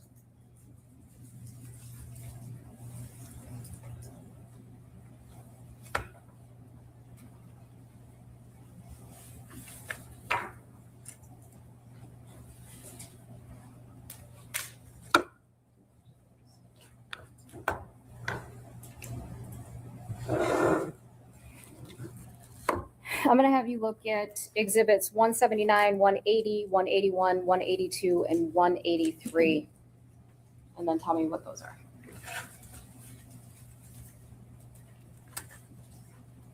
So this is loose leaf paper that was found in the truck. All right. When you say loose leaf paper, is it one photograph of each paper you found, or how many pages are on each photograph? So each photograph contains generally 3 pages sequentially across. One of the photographs contains 4. Okay.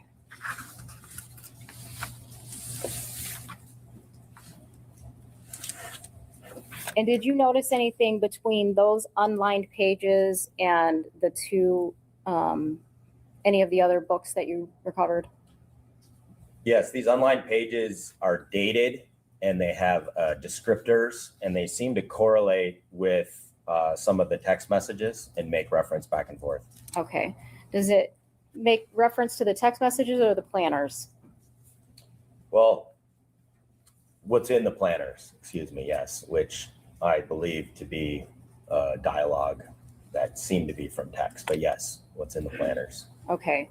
Was the book, the notebook with the text message with the dialogue, is that separate from the notebooks that were planners? Yes. In front of you, you have exhibits 192 and 193. Can you look at those?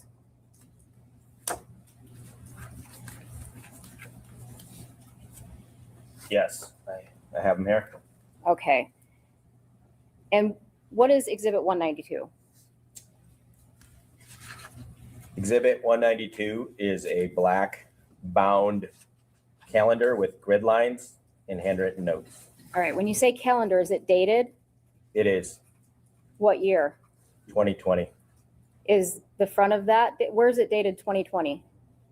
Oh, excuse me. The page I looked at here is dated, has handwritten notes which say 2020 on it, but the first page has a handwritten note that says 2019. Okay, so is that essentially a calendar where you could pick a date and year that you want? That's correct. All right.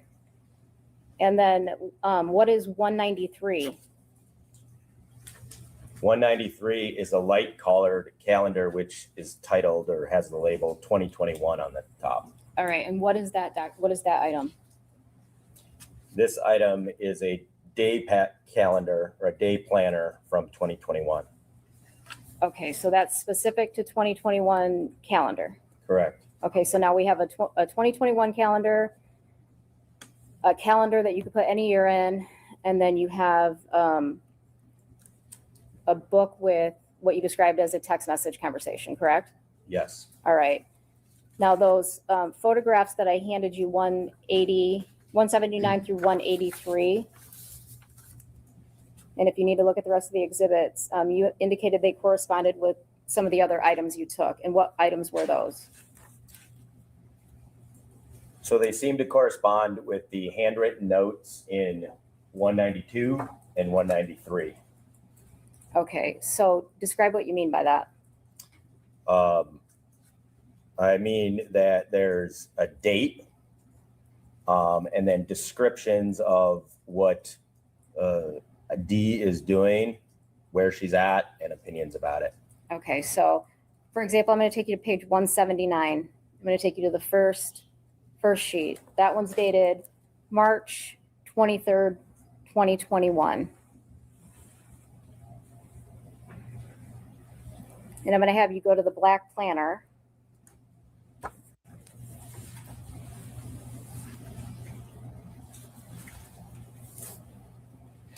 And see if you find March 23rd, 2021 in there.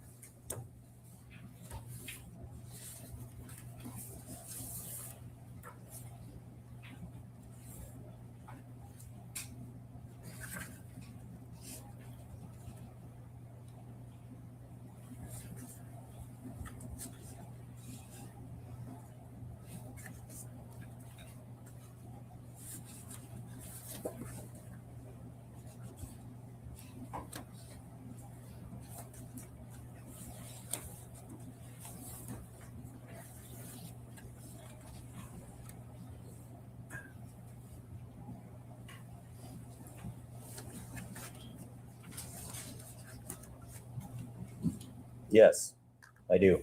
Okay. And how does that black planner start out? What's the first sentence in the March 23rd, 2021 planner?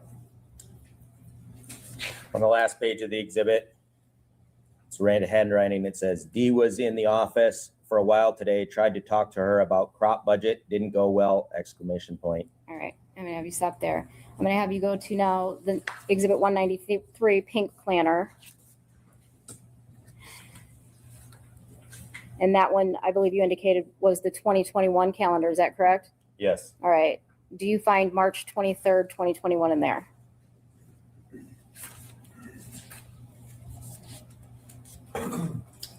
Yes.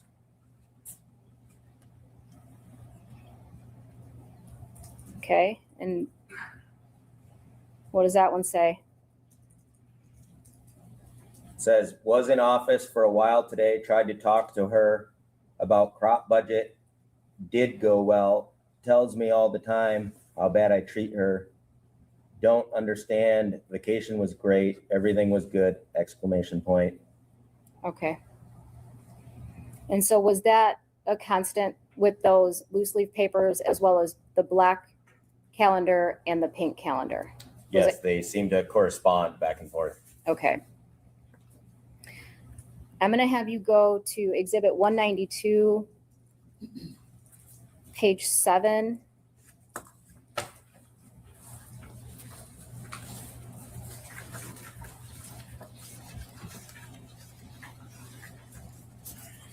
Okay, I have it here. Is this what you're looking at? Yes. Okay, I want you to flip that sideways just like this is and tell me what that says. It says, it's this way every time I check my something app. She is never where she says she is, exclamation point and underlined.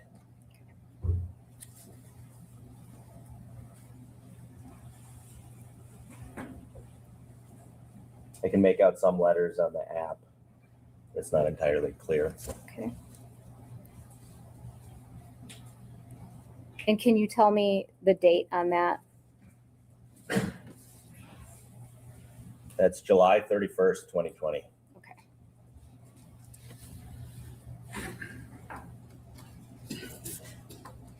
So that's page 7.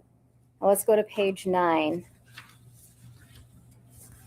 So if we go to from 7 to page 9, does that mean that any page in between, so page 8 would have writing and page 9 would have writing, but anything in between did not have writing? Would that be accurate based on what you said earlier? Yes. All right, so I'm going to have you go to page 9. Yeah, I have it here. Is this what you're looking at?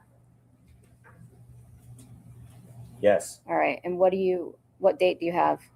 March 4th, 2021. All right, and what does that say? It says, just got a text from D. Fuck you, I'm not going, exclamation point. Okay. What is up now? Exclamation point. She's getting so unstable. Hope the vacation help get her away from things, exclamation point. Okay.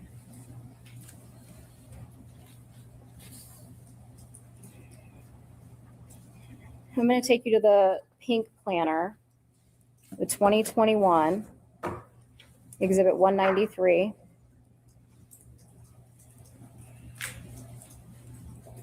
Again, is that this item right here?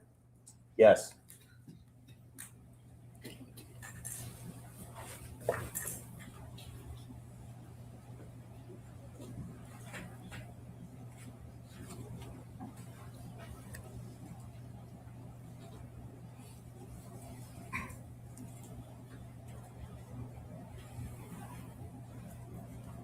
Turn to page 4.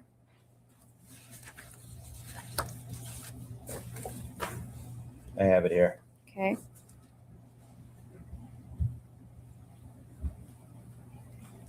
Is that what you're looking at? Yes. All right. Go ahead and read Saturday, the 20th first. Okay. It says heading home from Disney, left about noon, smiley face.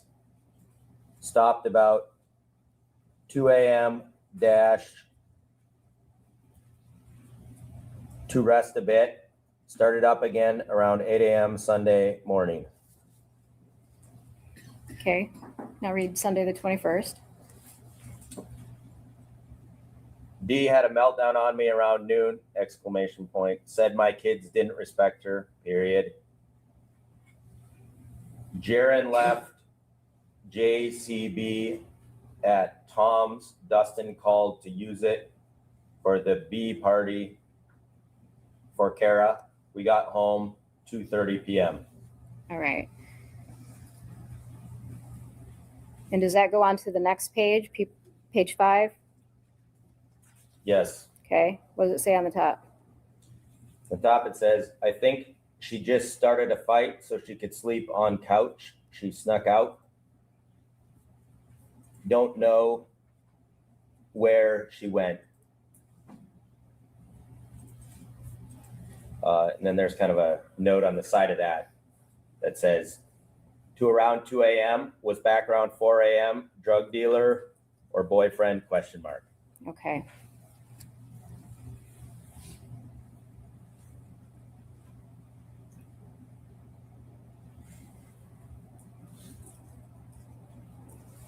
Tuesday, the 23rd. Okay.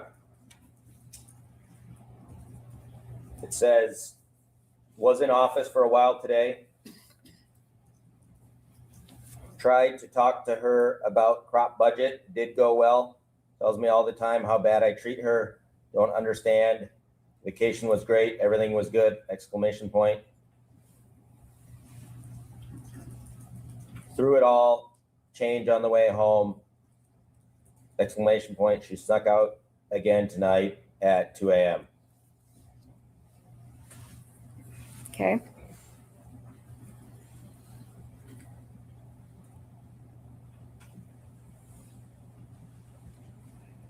I'm going to have you go to page 8.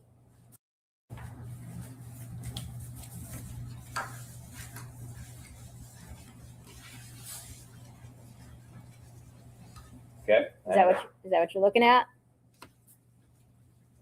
Yes. Okay. Read Friday, the 23rd for me. Okay. D got into a disagreement with Terry N over his ex-wife. All right. Saturday, the 24th. Got into it with Terry and Todd. Tried to argue with me about Todd/Terry. 25th. D left house around 9:30 a.m.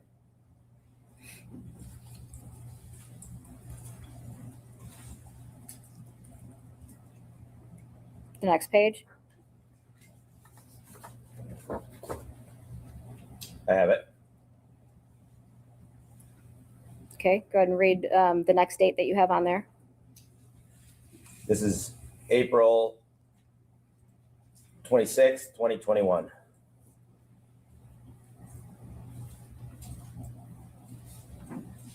Okay. At the top, still don't know where D went. I think she is at Zach's house. That's where she always goes. Next date. That's the 27th of April. Sheriff came out, searched the property for D, started to wonder if Zach is still hiding his mom or not, exclamation point. Next one. April 29th, 2021. Sheriff here again, searching house and property, took my phone at 3 p.m. Starting to think maybe Zach doesn't know.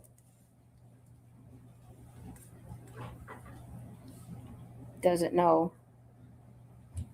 Oh, excuse me, where she is. Sorry, I didn't see that last little notation. Okay. The next time that you have an entry in the calendar?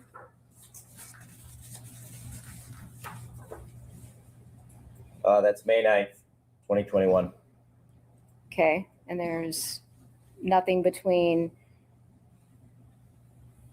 April 29th and May 9th of 2021. That's correct. Okay. What does it say on May 9th? There's blue writing with an arrow that says, Lena said we could change Mother's Day and Father's Day around this year. So it was Father's Day today, Mother's Day on Father's Day when Mom is home. She is so smart, exclamation point. Then in black writing, it says, Mother's Day was very hard. D still not home. Lena is very upset today, exclamation point. And the next entry that you have? That's May 10th, 2021. Okay. It says sheriff was here. No new leads. Took my iPad, D's retainer, got permission for dental records. Kevin is off until Thursday. His father died. Anything additional in that calendar? No, that's the last piece of the exhibit. Okay.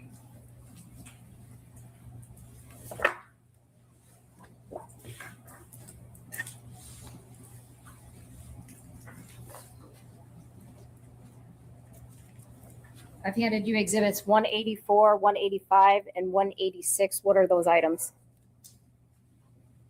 These are handwritten notes on a spiral bound notebook. Okay. Is that what you're looking at? Yes. All right. There's water up there if you need it with all the reading. Okay, yeah, no problem. Can you read that for me when you get a second? Sure.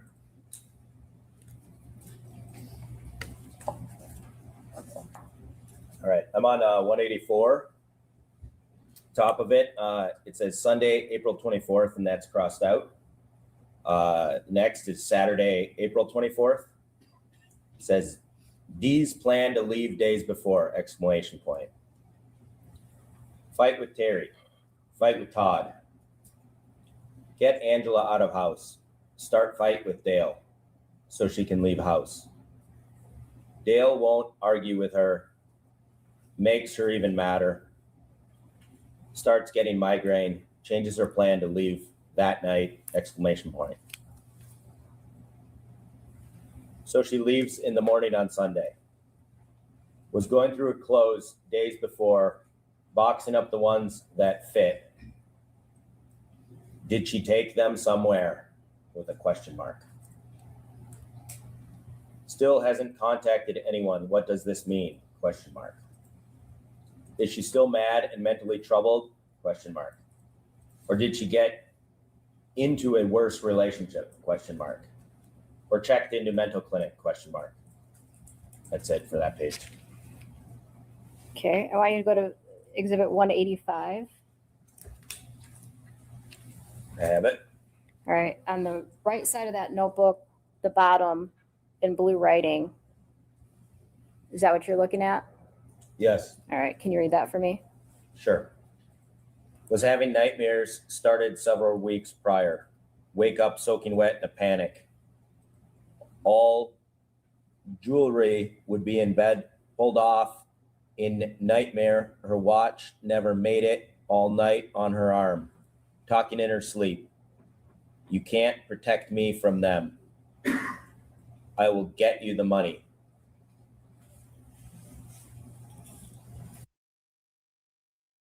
Whoa.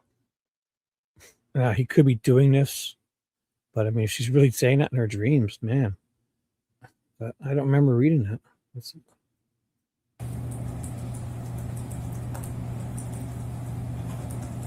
Exhibit 186.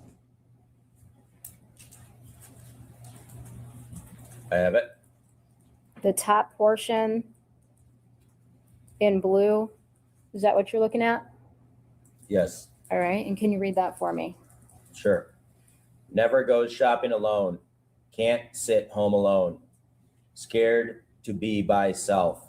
Runs to window or door every time a car goes by or pulls in, ? Always said someone was watching The Office.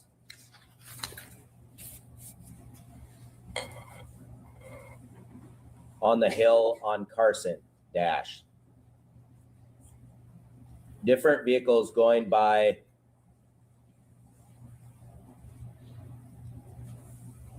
Something all the time, .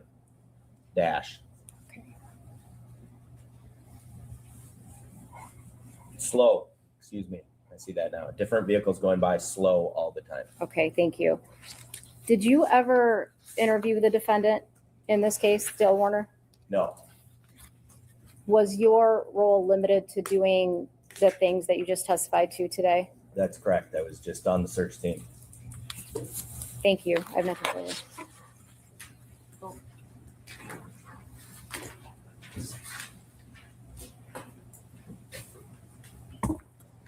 Good afternoon, Agent. Is it Impala?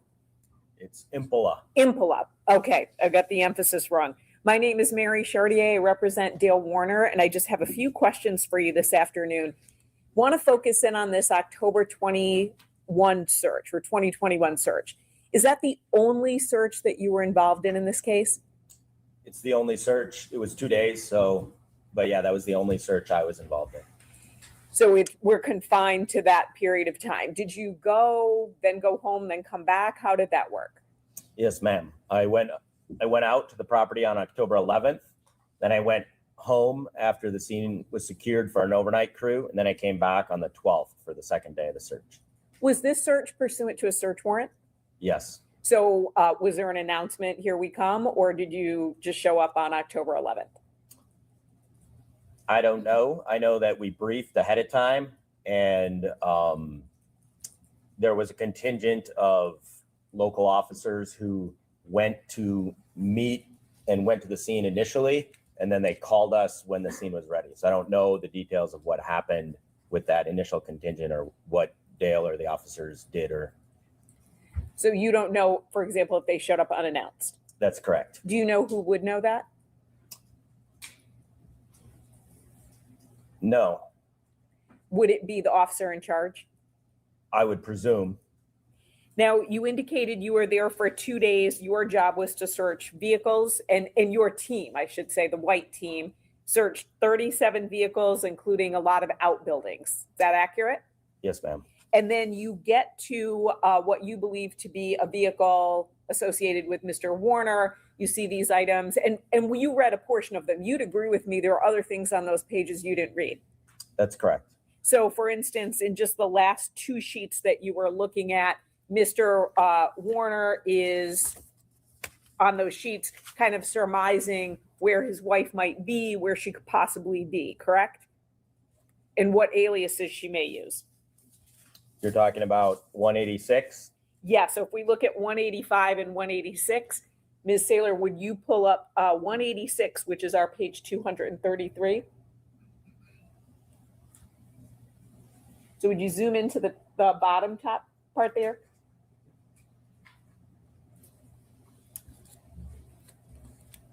So it says, where would she go, right? And then lists a couple of ideas of where she might be, correct? Yes, ma'am. And then also, if you zoom out a little bit, Ms. Saylor, what aliases would she use? And writes a couple of ideas on that, correct? Yes. And then if we go back, would you go to 185, which is our page 232, please? And would you zoom in a little bit more to the top portion? So you can see he's got some ideas of asking people questions and trying to surmise as to where his wife might be, correct? That seems fair. Right. And those were things you didn't read. And to be fair, there are other things in these documents that you did not read. We'd probably be here for quite the afternoon. you'd need more than that one bottle of water, right? To read everything in the notebooks and the paper and everything like that, right? Absolutely. And when you were talking about sort of, we've got these handwritten notes and then they seem to be in a journal. Is that correct? Or like a calendar by date, and they seem to correspond? Yes. Remember that testimony? Yes, ma'am. Is it fair to say you've got sort of loose sheets of white paper that are unlined where someone is jotting down their thoughts, right? And that's what it looks like, correct? Sure, yes. And then those thoughts are transferred to like a binder, something that's bound together by date, correct? So it's all in one place. Is that fair? I couldn't say how they got from one to another if one is transferred to another. I'm just looking at two independent things. So presumably they're related, but I don't know which one came first and how that happened. Sure, and that's a fair point. But so when you say they correspond to one another, you have loose leaf documents. Again, these are bigger than those sheets of paper, but you have loose documents, right? Yes, ma'am. That correspond to similar or the same language in a bound series of pages, correct? Yes. And this was found in a vehicle, right? Yes. You just stumbled upon it, or a member of your team, correct? We were searching the property. I don't consider our search to just be stumbling around, but we opened the door of the vehicle and we found it there. We didn't intend to find it, if that's what you mean. Sure, and stumble, I don't mean that, you just like tripped over your own feet. My point is, no one said, hi, there's a journal and some documents in a truck, you should go take a look at them, right? I did receive that information, yes. So from who? From the search team I had assigned to look at those vehicles. So I noted the vehicles that I thought might be pertinent to get out of the way, and I sent a team to go look into those vehicles to see if there was anything that seemed pertinent. And they came back to me and said, there is a number of journals and documents with handwriting.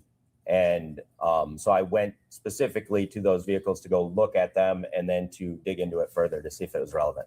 That's a great clarification. So it was law enforcement, though, not you, but members of your search team who found the items in the vehicle, correct? Yes, ma'am.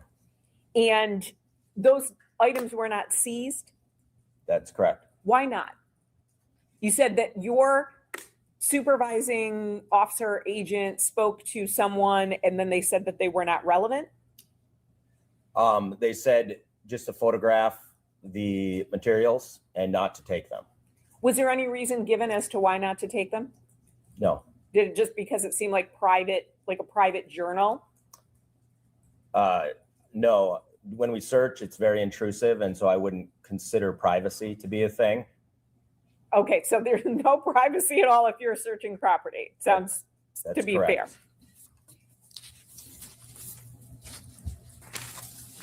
fair. Now, you said that the loose leaf paper seemed to correspond with the bound notebook or book, for want of a better word. When did you realize or think there was something that corresponded? Was it on the scene or was it later when you reviewed it? It was on the scene. So are you in real time reading all the items that are being you're directing someone to photograph? Yes, ma'am. And then saying, photograph this, photograph this. If it's a blank page, leave it alone, keep photographing? Not quite to that effect. So I gathered the materials, looked through them, corresponded them, and kind of made my assessment. Then I turned to my photographer and said, this is what I want you to photograph, and this is how I want you to do it. And then I allowed them to do it. So I wasn't turning the page myself. I just gave them the direction based on what I had reviewed. How long did it take you to go through everything? About 10 or 15 minutes on my review, but then the team was there quite longer. So I expected them to be taking my general direction about handwritten notes and then going through every single page. Whereas I was doing a cursory review, flipping through, looking for pages, kind of doing a general look through myself. So you are not reading, because you'd be a fast reader, you are not reading everything in that 10 to 15 minutes. You are just going through to identify items that you want a team member to photograph. Is that fair? Well, I'll step through that. So I am a fast reader. Okay. And when I opened something, I would read it, but I didn't read every page of the journal. And I didn't go through every loose leaf piece. I would select things from the pile, make a preliminary assessment, read it, put it aside, go to the next one, and then make my assessment of the entire pile based on what I had read. But I didn't read everything. Okay.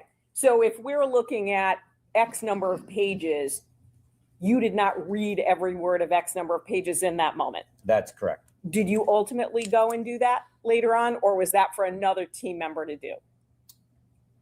That was for other team members, but then in preparation for this testimony, I reviewed all the pages in which photographs were taken. Thank you. Finally, you identified a safe in the load barn, building number 7, correct? That was in the photograph. You were asked about that? Yes, ma'am. Did you take that photograph or did someone else? Somebody else took the photograph.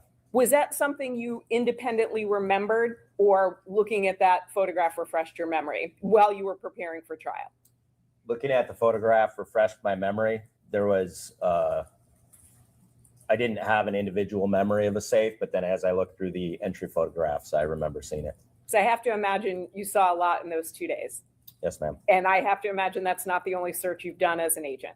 That's correct. No additional questions. Thank you, sir.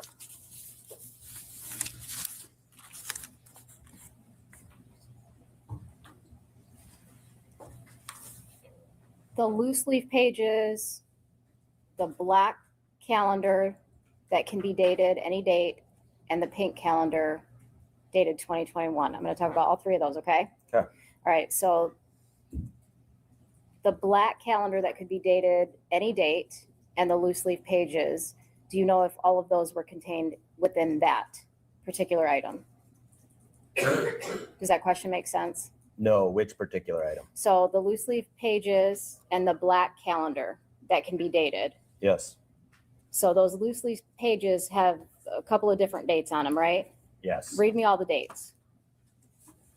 March 23rd, 2020, December 28th, 2019, July 2nd, 2020, May 22nd, 2021, March 20th, 2021, March 5th, 2021, March 4th, 2021, March 1st, 2021, July 4th, 2020, July 7th, 2020, July 11th, July 31st, 2020,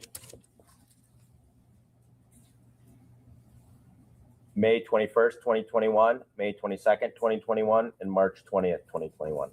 Okay. And the items that were dated in 2021, did you observe those items? And so from the pink calendar, the items that are dated, strike that. On the loose leaf pages, the items that are dated 2021, did you observe those in both the pink 2021 calendar and the black calendar? Let me check to make sure.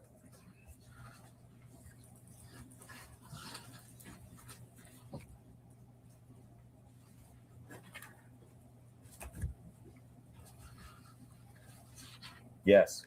Okay. And the items, the loose leaf pages that were 2019 and 2020, were those items within the black calendar? Yes. You indicated that you notified your supervisor or your team lead, Leslie Larson, about these items, correct? Yes. All right.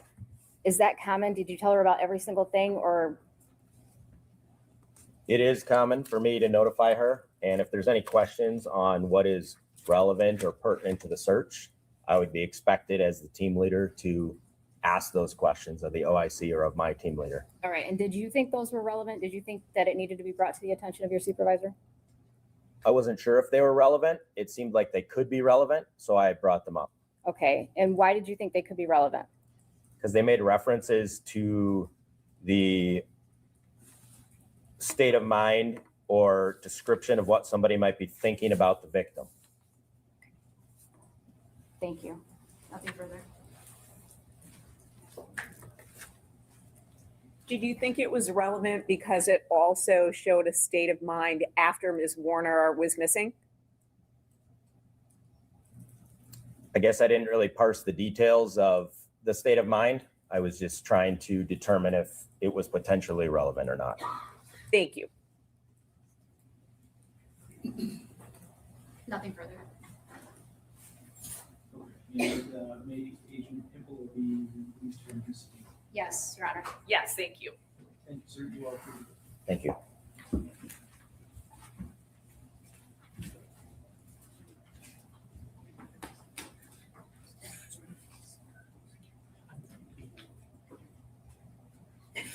Your Honor, I would be calling Detective Singleton next. I don't know if the court wants to take a brief recess before we call him because his testimony will be a little bit lengthy.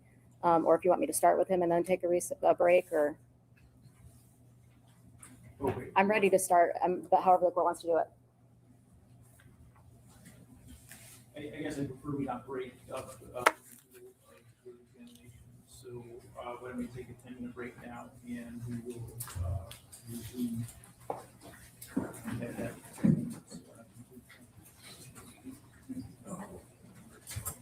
And I'll teleport us 10 minutes into the future. The guy on the screen is the next guy up.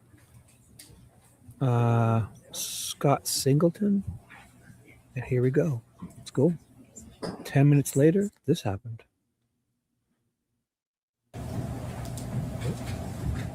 Oh, I'll hit 2x speed. Don't let it scare you. 2x, 2x.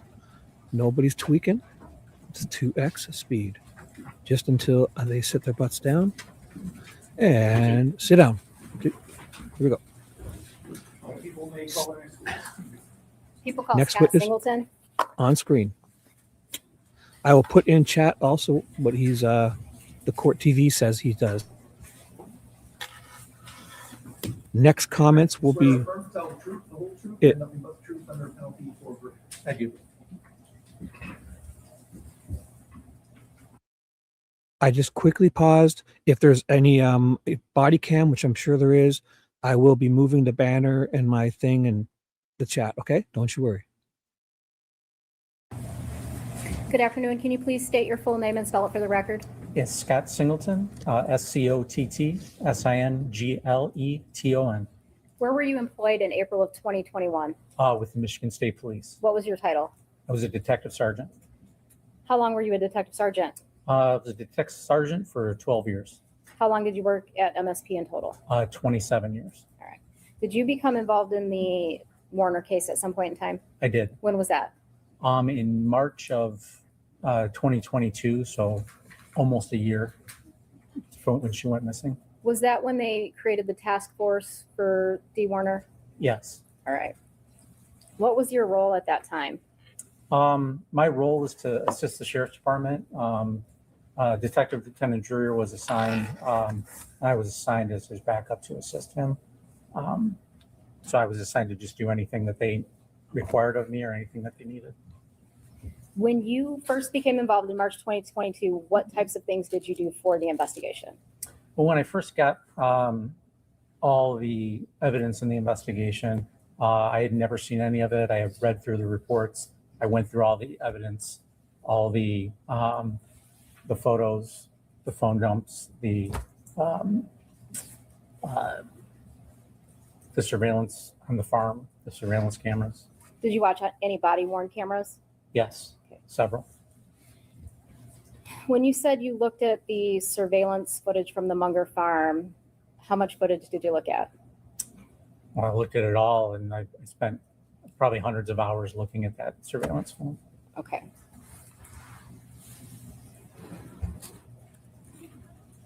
Did you look into the financials at some point of the Warners?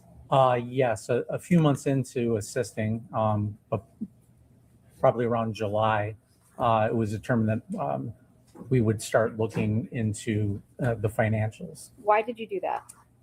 There was a theory from the defendant that his wife had stolen a large amount of money and was living out of the country.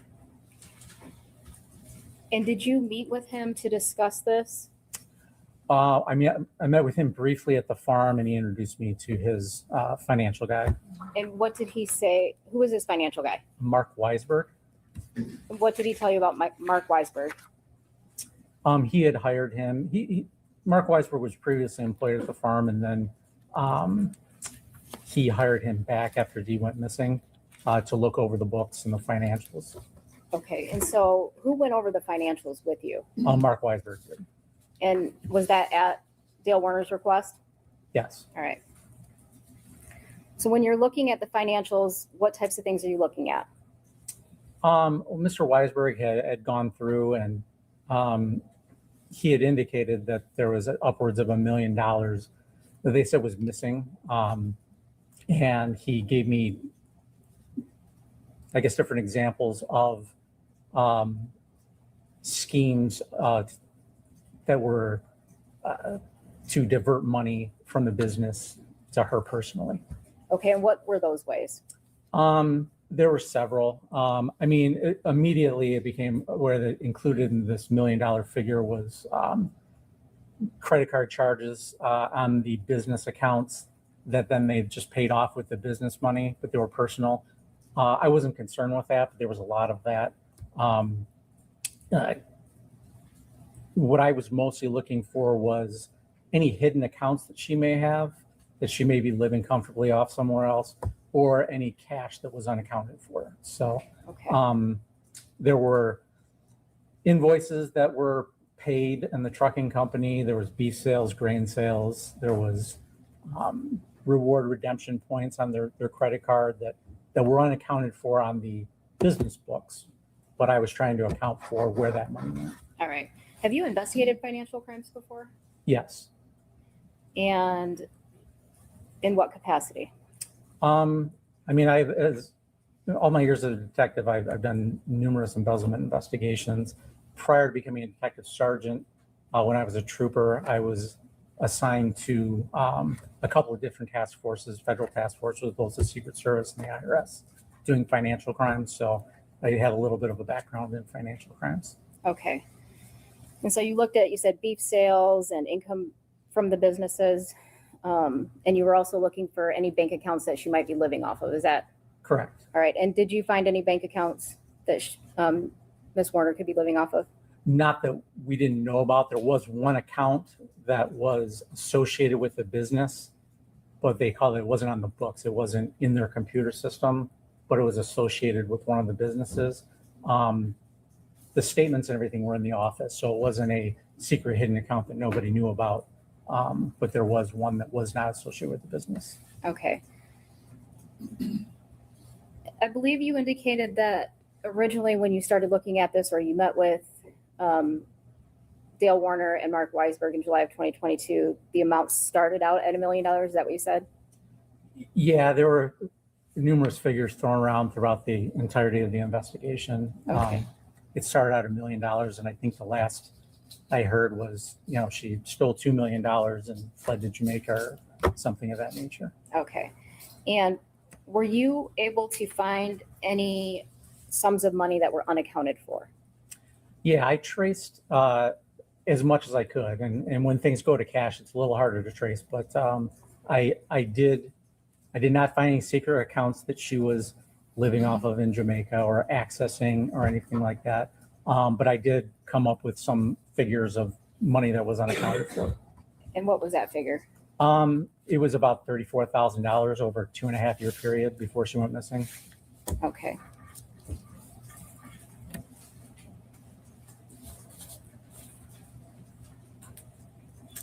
Were you also part of a search on Paragon, or strike that? Were you part of some large scale searches in May of 2023? Yes. Tell me about them. Well, the defendant had access to or owned thousands of acres that he farmed. And we thought it important to, some of these properties were already searched from the Sheriff's Department prior to us becoming involved. But we wanted to make sure we touched everyone, searched them thoroughly to make sure that we covered all our bases. Okay. And approximately how many properties do you think you searched? Oh, I don't even know. Okay. Do you know the approximate acreage? was about 3,000 acres All in right. total. Based on those searches, did you do another more in-depth search of another location? Yeah, based on information, while we were conducting those searches, based on information we obtained, there was an address on Paragon that became a Paragon Road that became more important to us after the searches began. All right. And what did you do with, based on the information that you received, what did you do? We received information that during our searches of these other properties, Mr. Warner was initially said that he was digging at this property on Paragon. We sent someone by to make contact, a detective.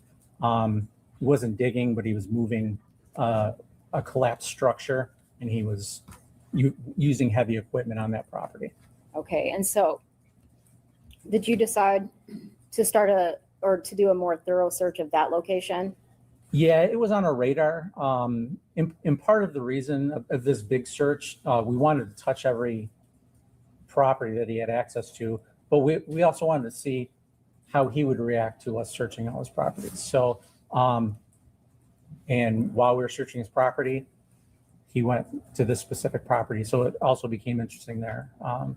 The property itself used to have a house on it and a barn. And it was, the property was demolished, the house was, and it was buried in its foundation.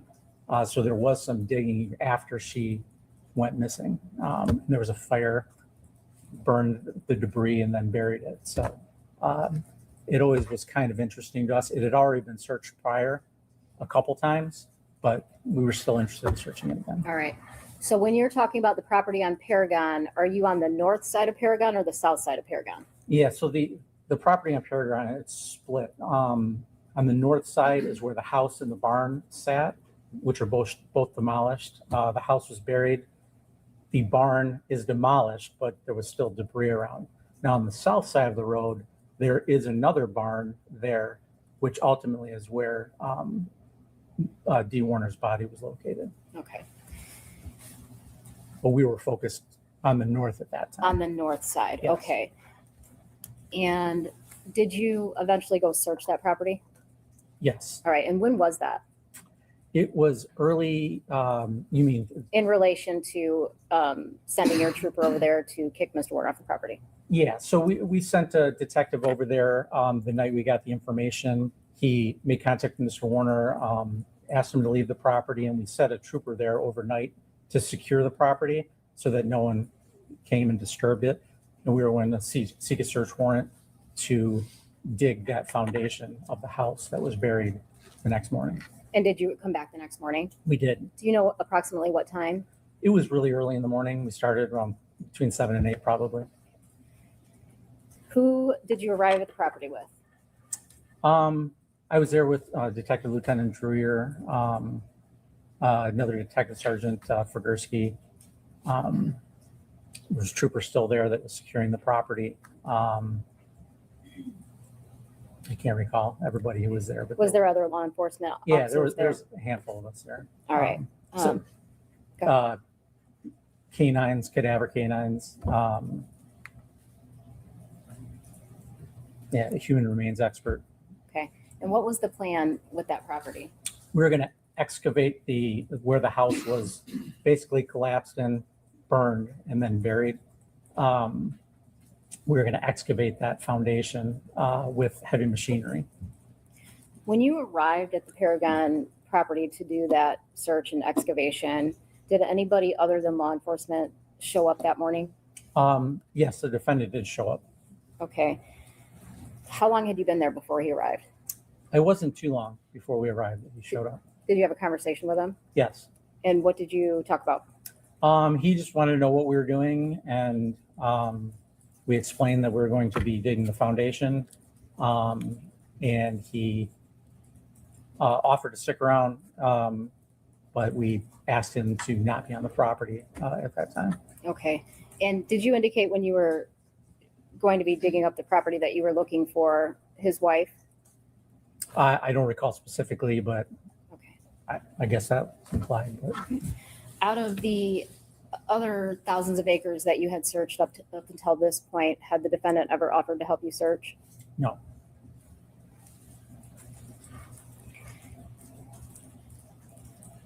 You indicated that you watched hundreds of hours of surveillance footage from the Munger farm. Yes. All right. I'm going to show you People's Exhibit 30. Now, we've already had testimony about the security footage, and I just want to know if this was how it appeared to you on the footage. So I'm going to go to building 1, and it's all red. Yes. And so that indicated that there were interior cameras in that building. Was that accurate? Correct. All right. And at the top of that building, you'll see the V coming out. Is that correct? That's correct. And would that be the correct angle of that camera? Yes. All right. Building 5, on the north end of that building where it's lit up red, Yes. is that also where the interior cameras in that building were? Yes. All right. And I'll see the black circle and it kind of the red lines that go out. Yes. All right. And would that also be accurate for where those cameras were? Yes. That's the field of view. Of the Okay. camera. Yes. All right. And building 6, you see the red area on that? Yes. And did you observe that on the camera footage? Yes. That's the office. Yes. All right. And then again, to the east of building 6, we see the arrows going out. Is that what you saw in the footage? Yes. All right. Oops. Was there any cameras located inside building 7? No, there was not.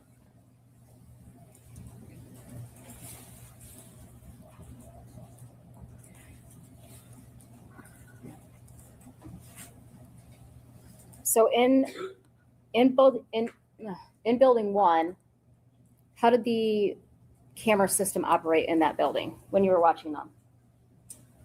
When I was watching, there was multiple cameras in building 1. It's actually 2 halves. There's a front part of, we call it the old shop. There's the front part of the old shop and the back part, and there were multiple camera angles all throughout, covering almost all of both sections of the shop. It was motion activated, so when people came in or light came in, it would activate the camera. Okay. And what about the north side of building 5? How did that camera work? Same thing. There was only one camera in there. It was on the west wall facing east, and it was motion activated as well. Okay. Office camera, same thing? Same thing, yes, motion activated. All right. What about the scale cameras when you were reviewing those? There's actually 2 cameras there. I'm not sure if they're 2 independent cameras, but there's 2 views. One is a normal view, and then one is a fisheye view. So it gives a wider view of the area. Did you watch footage from April 25th, 2021? I did. In the old shop, was there a lot going on in the old shop? Yeah, on the 25th, there was a lot going on. One of the employees, I mean, I think it was a Sunday, it was an off day, but Ivan Boyd, he was in the old shop with his brother working on his vehicle. All right. What about the new shop on April 25th, 2021? Was there a lot of activity in there? There wasn't a lot of activity. There was some throughout the day, but not a lot at all. The office? The office had a lot of activity. Once it was discovered that Dee Warner was missing, a lot of the family came together, and that's where they congregated in the office. All right. Do you know what time that camera stopped activating on April 25th, 2021? In the office? Correct. The family left around 4 o'clock, and there was, I believe there was one activation later in the night, but that was from the lights of a vehicle that shone through the windows, and light tends to activate those, but there was no activity within the office. But 4 o'clock is when activity in the office ceased. All right. And do you know what time the activation started in the office that morning? It was 10:07.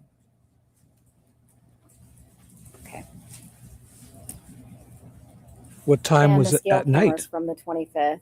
Was there a lot of activity on that? There's a lot of activity, but specifically with the scale cameras, there's a pine tree right in front of them. So the wind blows just a little bit, moves those branches. It's motion activated, but it basically throughout the day stayed on most of the time. What were you able to do with those cameras? When you are viewing them in the viewer, you can speed them up, slow them down, zoom in, pan throughout the photo in the zoomed in mode. Did you do that for what you were looking for on April 25th, 2021? Yes. The timestamp on the camera, did that appear to be accurate to you? It was close, but it was not accurate. It was about a minute and 35 seconds off. How did you come to that conclusion with it being a minute 35 off? Whenever we have video surveillance, whether in a gas station for a robbery or whatever, They want you to believe times this are is always okay. off. So you have to make sure no that problem. you, Then your fucking evidence is know junk. what the Excuse correct me. time is and see what the difference is. Unfortunately, by the time we got involved, it was seized and we couldn't view it live. So what I did was, one of the detectives in this case had a body cam when he responded. And so specifically in the office, when he came in the office, you could see him and I could compare the two times, and it was a minute and 35 seconds off. All right. So how do you know the body camera timestamp is accurate? Why would you compare it to that? With the body cameras, they are, whenever you dock them, they communicate with the system, and it automatically resets the clock and makes sure that it's accurate. So it's as long as it is docked, which you have to, or otherwise it'll die on you. The battery doesn't last that long. That camera will stay very accurate. At some point while you're looking through the footage from 4/25/2021, do you see something that you feel is important to your investigation? Yeah, I was looking at just everything that happened that day because that's the day she went missing. But one thing that stood out after that 4 o'clock when the family left, and there appeared to be nobody else on the farm except for the defendant.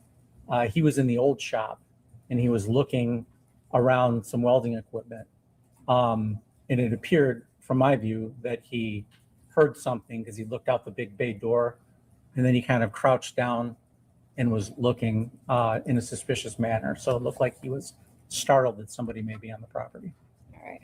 I'm going to show you the footage. This is the old shop timestamped 4:52. Is this the footage that you're referring to? Yes.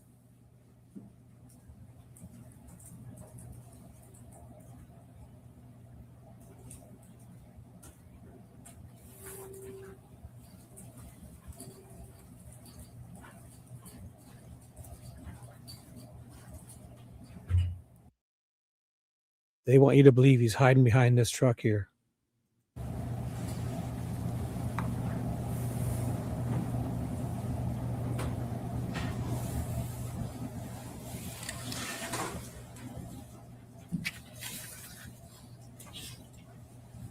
So what did you do with this information? When you see him by the welder, what do you do with that information?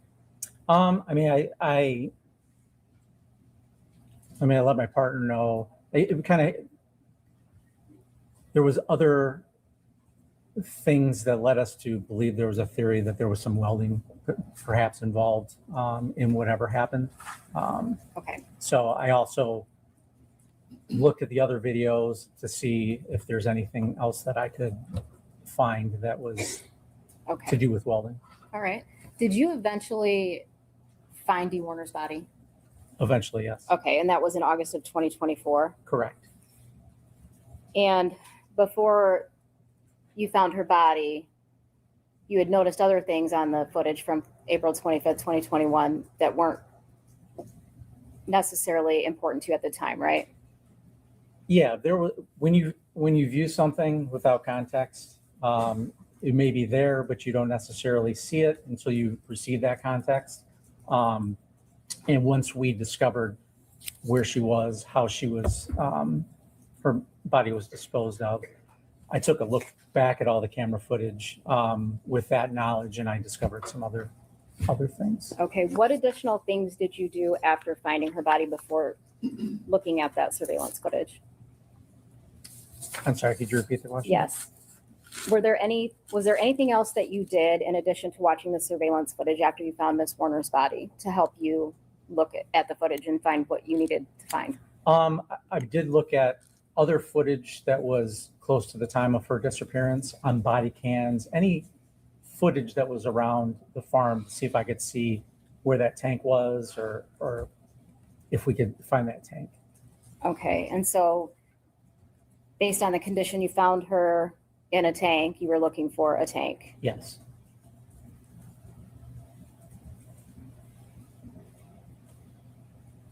What did she just say? You were looking for a tank. The fuck? All right, I'm going to play People's Exhibit 211, just a small portion of it. Is this the body camera footage that you reviewed?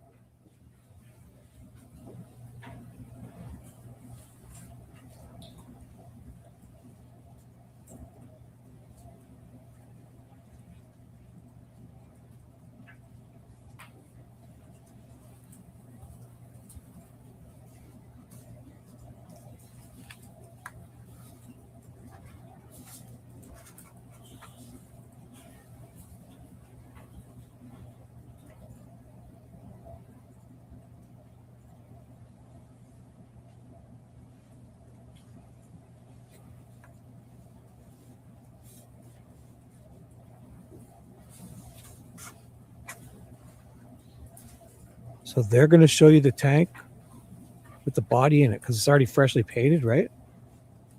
This is going to have the body in it. He's going to go over here, look in the side of this blue cab, and come back around. And they say the body because it's all fresh and painted, right? So, here. Give it 1 second. I won't spend much time on this. Here's the tank with the body in it, right? Ooh. This is it, sorry. So, if you look at it, here's the tank with the body in it. The nubbin's on the right, tiny one on the left. This is the one on the left, is huge, nothing on the right. This is the tank.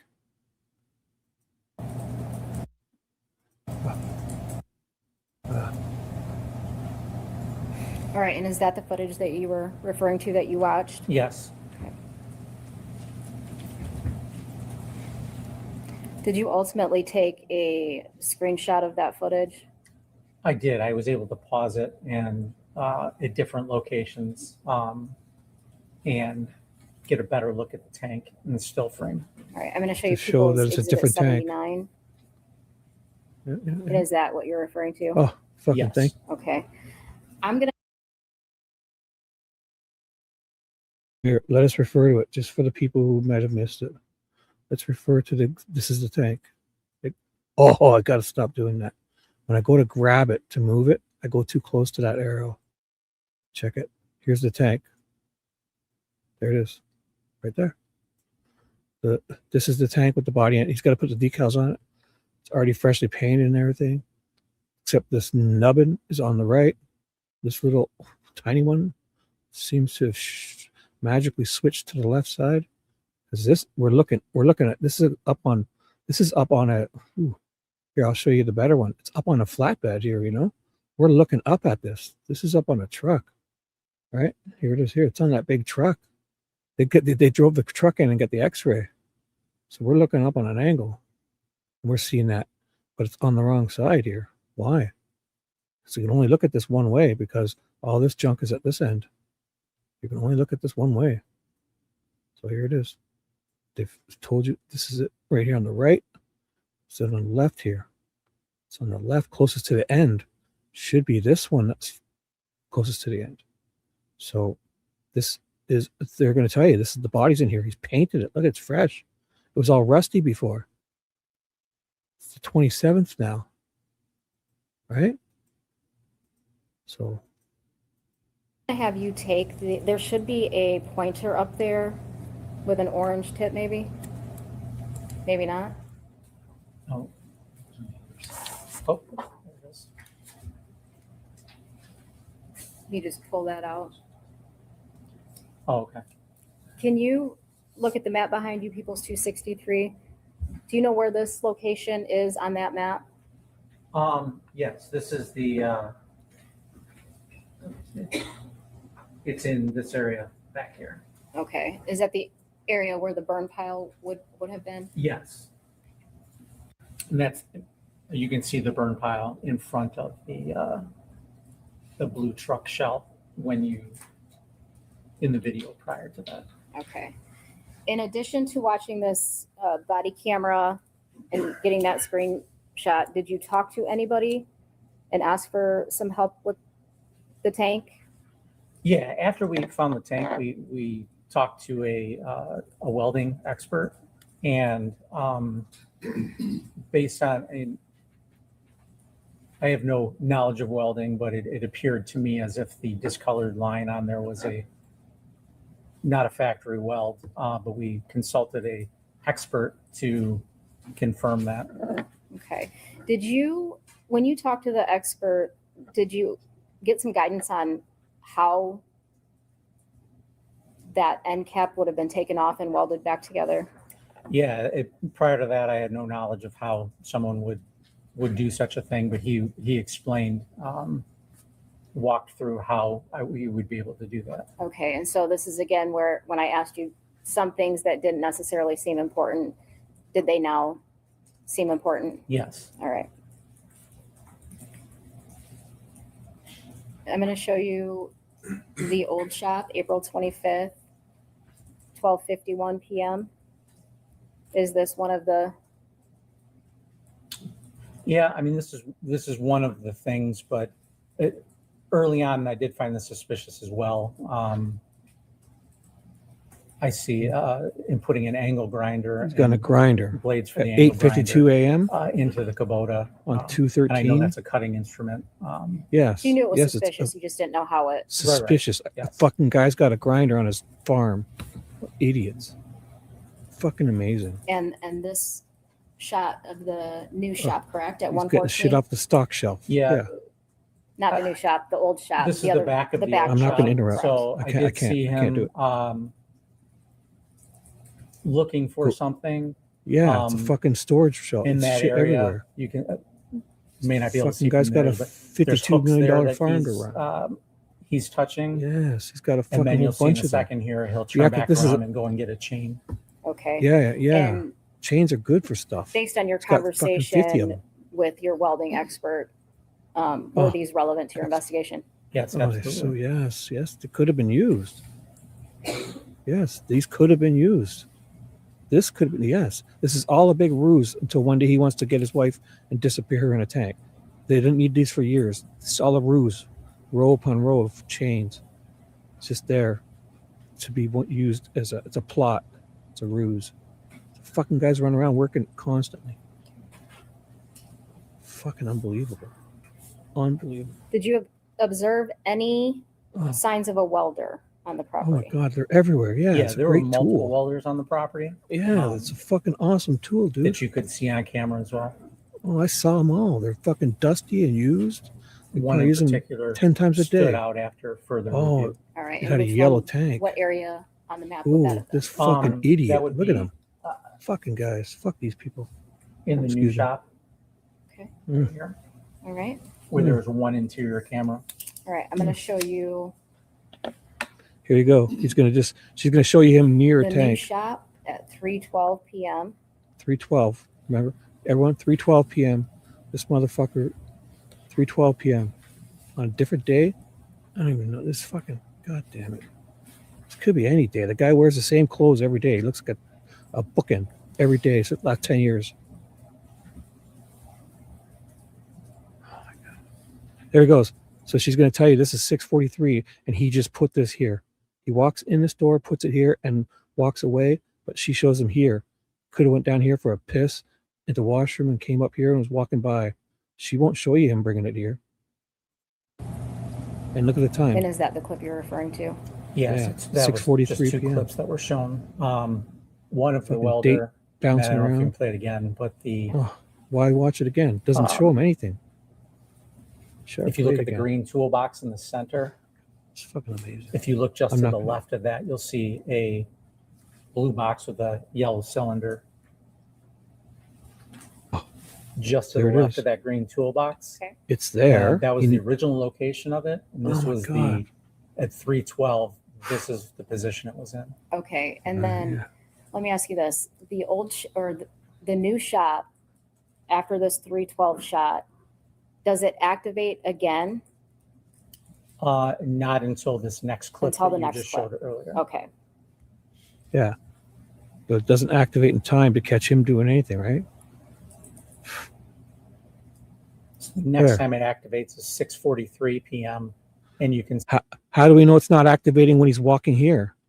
And by the time he gets there, they're trying to tell you it's not activating when he comes in this door, parks it here, and leaves. And they show him here. That's it.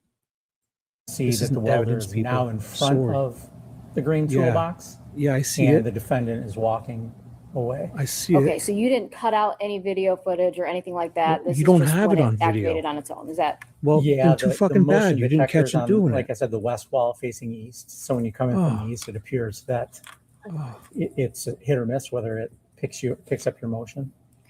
So on the east side or whatever. You don't have it on video. You have him here, there, and we're gonna just trust you that he puts us here. Could have been were Ivan. there Could have been periods anyone. of time after speaking with your welding expert? Were there periods of time Expert. that you narrowed down where you believe Dale was in the spray barn for periods of longer than 10 minutes? Yes. She believes. She can't even What say it. periods She were those? believes. Um, We believe. there was about a 20 We- minute period between 126 and 146. Oh, and that's just after he retrieved the angle grinder and the blades. Yeah, it's a wonderful tool, dude. He's got from the yeah. Okay, so this is the scale great camera tool. at 126 p.m. And then he Yeah, walks so we by see the him at cameras. 126 heading Yes. on the Kubota. Yeah. And if you And look he right walks by the between cameras, silo and holding the tree, tool. I know it's a rough angle, but Mm. you see it heading right towards the wet barn at 126. They don't even have what they're saying on camera, and even if they Okay. did, it And doesn't And then make at sense. 146, you see the sprayer pulling It's out. not of the barn. showing anything. Okay. It doesn't even match what they're saying. They're just saying it's happening. What's the next clip that you were referring to that you could place them in or around the spray barn for longer than 10 The minutes? next Oh. longest period that he was in there was for 48 minutes from 3:41 p.m. to 4:29 p.m. So he's not on camera, therefore he's doing this. Oh my God. This is amazing. Yeah, look at this. So Don't we've look got at the date. 341. So And- here, they want you to believe it's September 20th here in this photo, right? But this is the day he's supposed to be doing it, yet in 2 days, September 22nd, which would be the 27th, they're going to say he's retrieving this tank. It's so Where are we at here? Yeah, so this is the September 20th, on the right 2012. is the new shop. 8:30 p.m. It's fucking The daylight. Kubota is driving Mhm. up this way, and right at It the end is. of the video, you see it It kind of is. starts to make a right. Hey, Ted, what's up? We're doing this again, buddy. Look at their video. This is September 20th, 2012 in the year 2021. And look at this one. It's 2001. She didn't want to show that, did she? And then I got to pause there for a second. Oh, I got to go back to that. She didn't want to show that. They're all dog Starts to make fucking a in right. this office. Watch. I'm going to try to catch it. She accidentally does this. Here we go. You ready? So 2012, boom. Now we're at September 20th, 2001 at 8 p.m. So we've gone back a half an hour in time because the other one said 8:30. This is 8:30 a.m. Oh my goodness. All these people sit around and watch. You're going to see them from 8 p.m. all the day. They sit here for like 5-6 hours and D's missing. And all they do is play musical chairs in their little clubhouse here. And this is a Bandicam screenshot for some reason. Screen recording. Fucking amazing. And then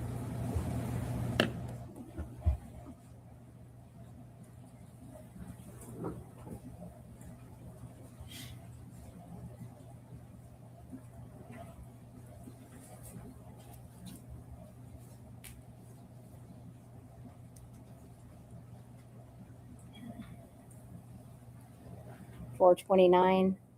Which camera is this? That's the scale camera. Sorry. It's okay. Do not look at that timestamp.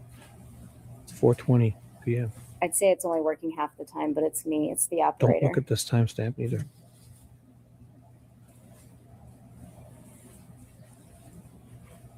All right, now we're at 429. Which camera are we on? This is the scale camera. Okay.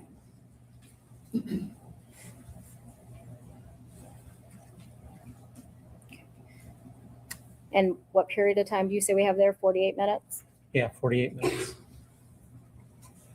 Okay, what's the next period of time? The next period of time was just 59 minutes. I would believe it was between 5:07 p.m. and 6:06 p.m. And both the 20-minute, just for clarification, both the 20-minute and the 48-minute period are after he has the angle grinder, the grinding wheels, the hooks and chains. Correct. Yeah, it's a great tool. Guy's got a farm to run. The fuck? All right, and then you indicated 5:07 to 6:06. Okay. Here we go. 5:07 to 6:06. Do not look at these timestamps. That started out at 5:07. Now we're at 6:06. Do I need to start that clip over? Yeah, you might want to. Look at. There's a tree branch and something happening back here. 5:07 at the scale cameras. Yep, 5:07 scale cameras heading towards the wet barn. There we have 6:06. And then 6:06 heading back. Yeah. What clock are you looking at? All right, now we're at 6:06 on the Kubota. 6:07 on the JCB. Correct. And there's going to be a pile of garbage here, and a tank is going to show up. All right, so that was how many minutes? 59 minutes. There's fucking tanks everywhere. Hey, what's up, Luna? Good morning. After you observe that, do you observe anything else leaving the spray barn? Yes, I see the front end loader leaving the spray barn on a couple different occasions. All right. It's all a fairy tale. So now we're at 6:37 at the spray barn. Uh-oh. You're going to see Ivan teleporting all over.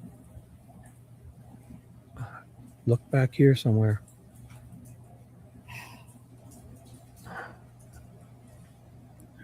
See, Did you now, observe- now they can zoom out enough to catch the file name that they say is a timestamp. Anything? It's not in the it's tough to video. see. I mean, you can see. That's the it's tough to name of see the from this file. distance, but That's not the fucking timestamp. Fuck these people. You can see the front end loader heading west with something white in the bucket. Okay. Right, yeah, and now we see it So on the I'm gonna pile rewind this here, again. but she won't show you The it. front end loader appeared to have something white in the bucket. Correct. Oh, snowblower broke? What? Did you get that much snow? I don't have any snow here. Oh.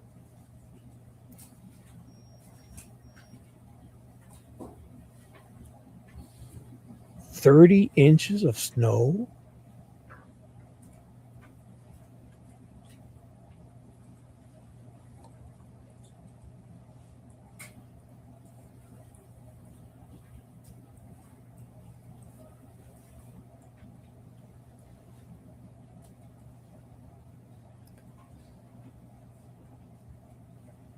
Now we're at the old fuel tanks at 6:39. And which direction is the JCB heading? Oh, it's heading east. All right. Back towards the the wet barn, number 7. At this point, do you notice anything different? Yes. Yeah. When you see this view prior to this frame, There's white on the on the pile. very left side where you see the burn pit, there is something white in the burn pit, but there's also something white just on the edge of the screen, a circular round looking object. All right. But they don't I'm show gonna you the video. some screenshots of those cameras. So I've Great got People's screenshots. Exhibit 53. Yeah, Okay. perfect. We don't know April who's driving 25th, this. 2021 at 6:07 p.m. What am I looking at? You're looking at a burn pit with nothing so where on that it. pickup truck is, right Right in here in front front. of it is the burn pile. Not in front of it, Um, no. Up here. And Between this the truck burn and this pile truck. and the edge of the screen, you'll notice that Yeah. there's nothing. There's nothing there. here. It's way back here. Watch. And She's that's going to do a at screenshot 6:07 p.m. and not show you anybody putting it And with then I'm the going to show you People's JCB. Exhibit 54. That she which doesn't even is show April Dale getting back 55, in. which is People's Exhibit, or There, which now is it's there. 4/25/2021 at 6:39 p.m. Is it though? You say this. What are we looking at Look at now? now. There's white. Same view, but now you'll see that there's something white that is on the burn The pile. JCB's way over here driving But then away. if you look between the burn pile and the edge of the screen, This is you'll see the fucking end Such of an garbage. object.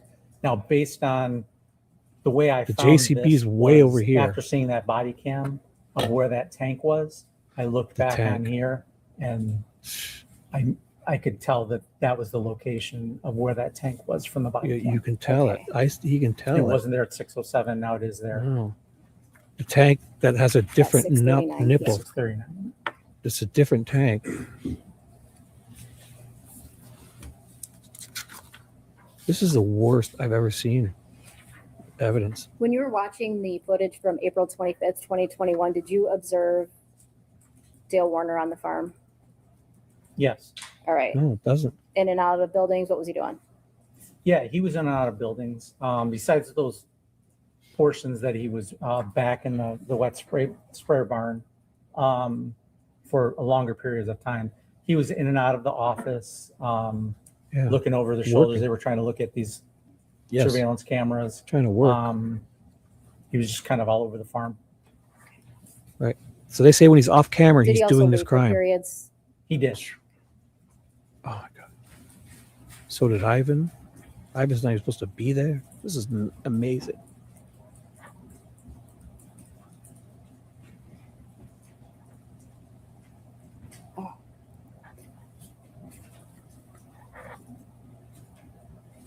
Did you attempt to go back over the defendant's timeline again for when he left the property that day after discovering all this information? What info? You've showed Or nothing. before? I did it before of when he was on the property and when he had left the property. All right. They haven't showed I'm going to show you anything. April 25th, 2021 at 7:47 a.m. Yeah, show us. And does that appear to be the first time? Yes, that's the first time the sprayer leaves the property, and it's gone for approximately 25 minutes. Okay. Mm-hmm. Tanks everywhere. It's a fucking fast. People are coming from all over to get these damn tanks. Everyone's driving them around. They're stored in 3 different areas. And then Oh my again, you see the sprayer heading back toward the farm at 8:12 a.m. At 8:12 a.m., it's returning to the farm. Okay. Okay.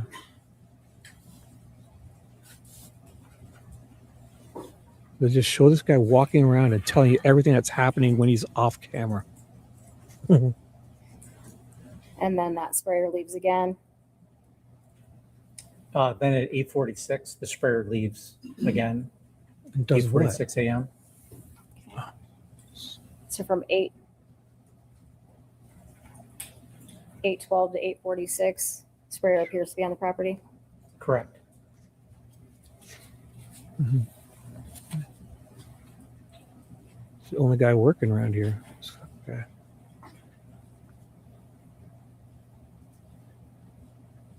All right. Oh, she Out of keeps all of showing the that. footage you watched, did you see D. Warner on any of it? No. Did you see Dale do anything you said he did? Ask yourself that. This guy looks like he pooped his diaper. Look at he's just. I'm Did you getting out of also here. watch footage from April 27th, 2021?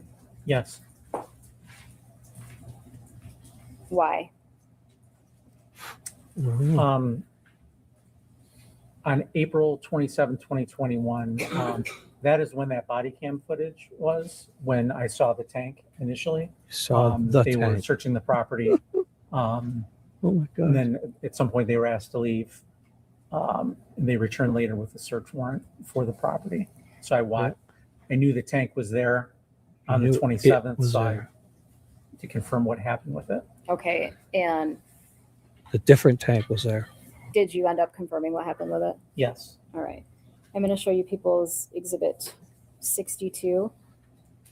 This is 427 at 8:55 p.m. Are you familiar with that vehicle? It's a black I truck. know what truck it is. It's a little tough to see in this, but that's Well, a GMC you say this. pickup truck belonging to the defendant's son, Jaron Warner. Yeah, it could be the same model. Jaron's nowhere to be found in this case. And you said you watched this to determine what happened to that tank that night. Correct. Mm.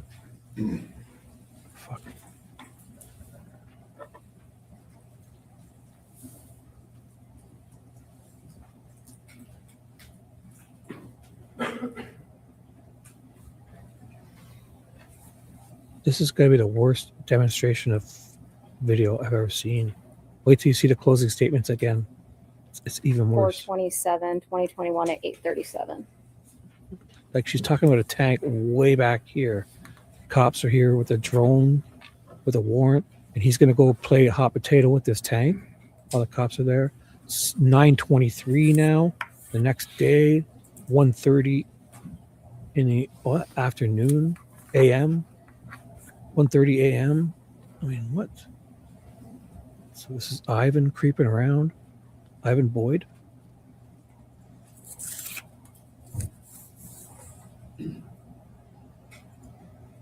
There's a black Again, truck. that's the Has to still be we just looked Jaron, at right? from 8:55. Yes, correct? that's Jaron Warner's truck pulling in. Okay. Right? Oh, shit.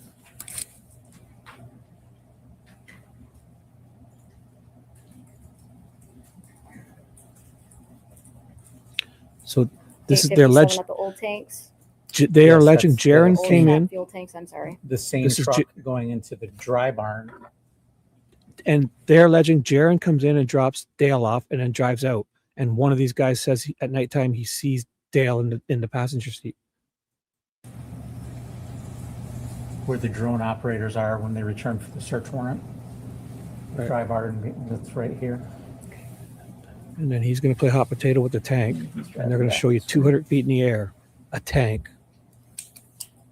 There could be any tank. Could be any of 50 tanks. From the 200 feet up, they don't show you which tank. So here he goes. We don't even know who's driving this. They say it's Dale.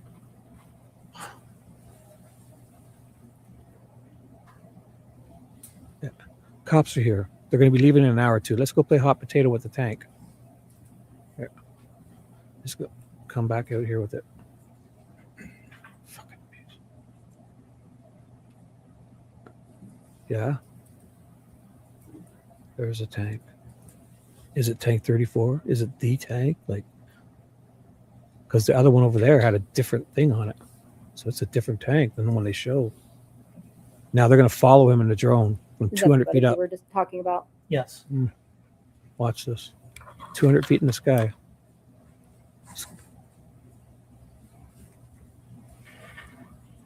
On April 25th, I'm going to go back to April 25th, 2021 briefly.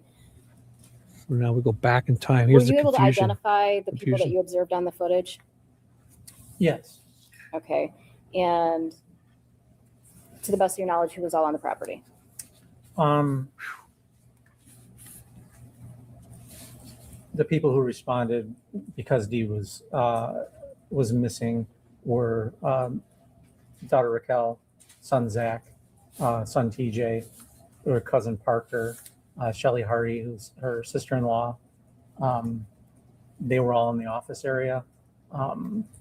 Ivan Boyd and his brother were in the old shop working. It's like a couple a of bridge. truck drivers came in, then Couple left, dropped the truck trucks off, drivers. and then left. Yeah. Okay, did you observe them stay for any period of time? No, they just basically dropped and went. Okay, and those truck drivers, we'll strike that. Did you see Todd Narick on the property that day? I did. Alright. Todd was there. Anybody else? Terry? There was another driver who dropped a load off. I can't remember. Was it his Terry? name off the top of my head. Terry was the one who made her vomit. He's there very briefly. What was his name? Why can't you Did remember? you do anything else after finding Dee Warner's body? Yeah, after we found her body, based on the condition we found her in, we executed a search warrant, another search warrant on the farm to look for evidence associated with how she was disposed of. All right, and do you recall when you did that? I believe she was looking on August 17th, and we executed the search warrant on August 22nd. So, okay. When you say the Munger farm, are you talking about the same farm over yes, here? the Munger farm. All right. What types of items were you looking for? We were looking for tarps, duct tape, paint, decals for a tank, any items that were associated with the tank or the manner in which she was her body was located in. Did you go over there was it just you or a whole group of people? Oh no, we executed a search warrant, so we had a whole crew of people. Have you executed search warrants before? Oh yeah. How many of them you think? In my career? Yeah. Oh, hundreds. Yeah. When you got to the Munger property, what'd you do? Well, with any search warrant, first thing we did, we secured the property. We had uniformed troopers with us, so we staged them at the entrances of the property so no one could come or go without getting past the troopers. We made contact with all the people on the farm and made sure that they couldn't move about the property. And we usually have someone photograph everything exactly how it was when we found it when we got there, before we even start searching. When you're searching, there's multiple people doing the search, correct? Correct. Okay, so you're not necessarily the one taking in everything, correct? Correct. All right. I am going to have Detective Sergeant Drew get out exhibits 112, 113.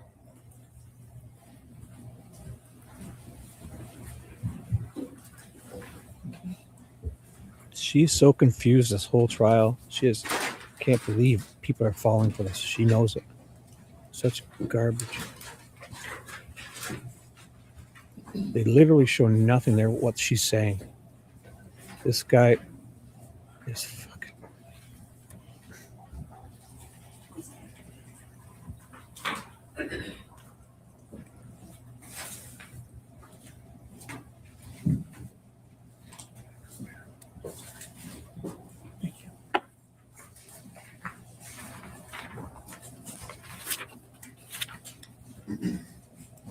Exhibits 112, 113, 236.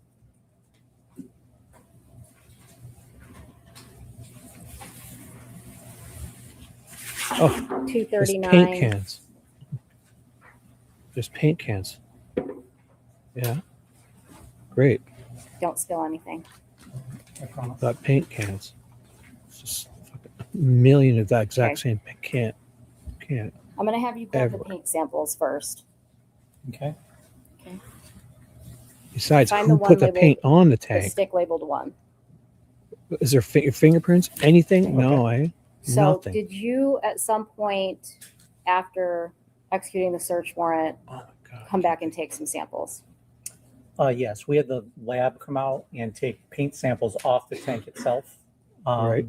And then they requested any paint that we found on the property to take samples of that, submitted to the lab so they could do comparison. Okay, so paint was seized from the Munger property and placed in the property room with MSP? Correct. All right, and how many samples did you take? Well, there were 3 white paint cans, and then there was a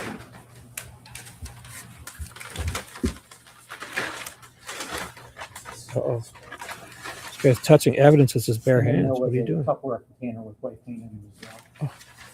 Okay, That was 2 from the property. I think. all right. They got white paint, and the tank is white. And so the Who put it paint on the tank? samples that you took were from the items that are up here on the counter? All right, can you, Mhm. yeah, Who applied the paint is what we need. Can- Just haven't answered that last question. I'm not sure if we had roughly, but Yeah. you got it. I'm Who sorry. can you applied repeat it? the question? Who applied the paint? I forgot the question. I There's believe no it was good question. these paint samples that I took came from these items. Yes. Yes. For So sure. you have 4 sticks and 3 cans Four. of paint and 1 paint in a container. Correct. essentially. That you Okay. know. Can I have you identify which sample goes with which paint can and do it by exhibit number, please? What does it matter? Sure. So exhibit 236 is a Rust-Oleum paint can. So he took paint out of a paint can. Now he's going to tell you which can he took it out of. All right? Pay attention. And I marked it with a 1 on the label and put my initials on it. You did. Great job. Used a stir stick, just a common stir stick, to stir it up. This was how the lab told me to do it. Stirred it to make sure it was mixed. Got a good dip sample of it. And I also marked the stick with 1. Thank you. And after it was dried, I put it into a sealed container with a description of the can. Why? Okay. What does it matter? What about the next What does this tell stick you? in the next can, please? That he did this. He used this stick on this can. You'll see a number 2 This there guy. with my initials. Not Dale. And a number 2 on the paint stick. I did the same thing. He Stirred did it the up same with the thing. paint stick. Thank you. And took a sample, left it to dry, and then sealed it in a bag. Yeah. Can you read me the exhibit sticker from the Why? stir Why? stick? I apologize. That's okay.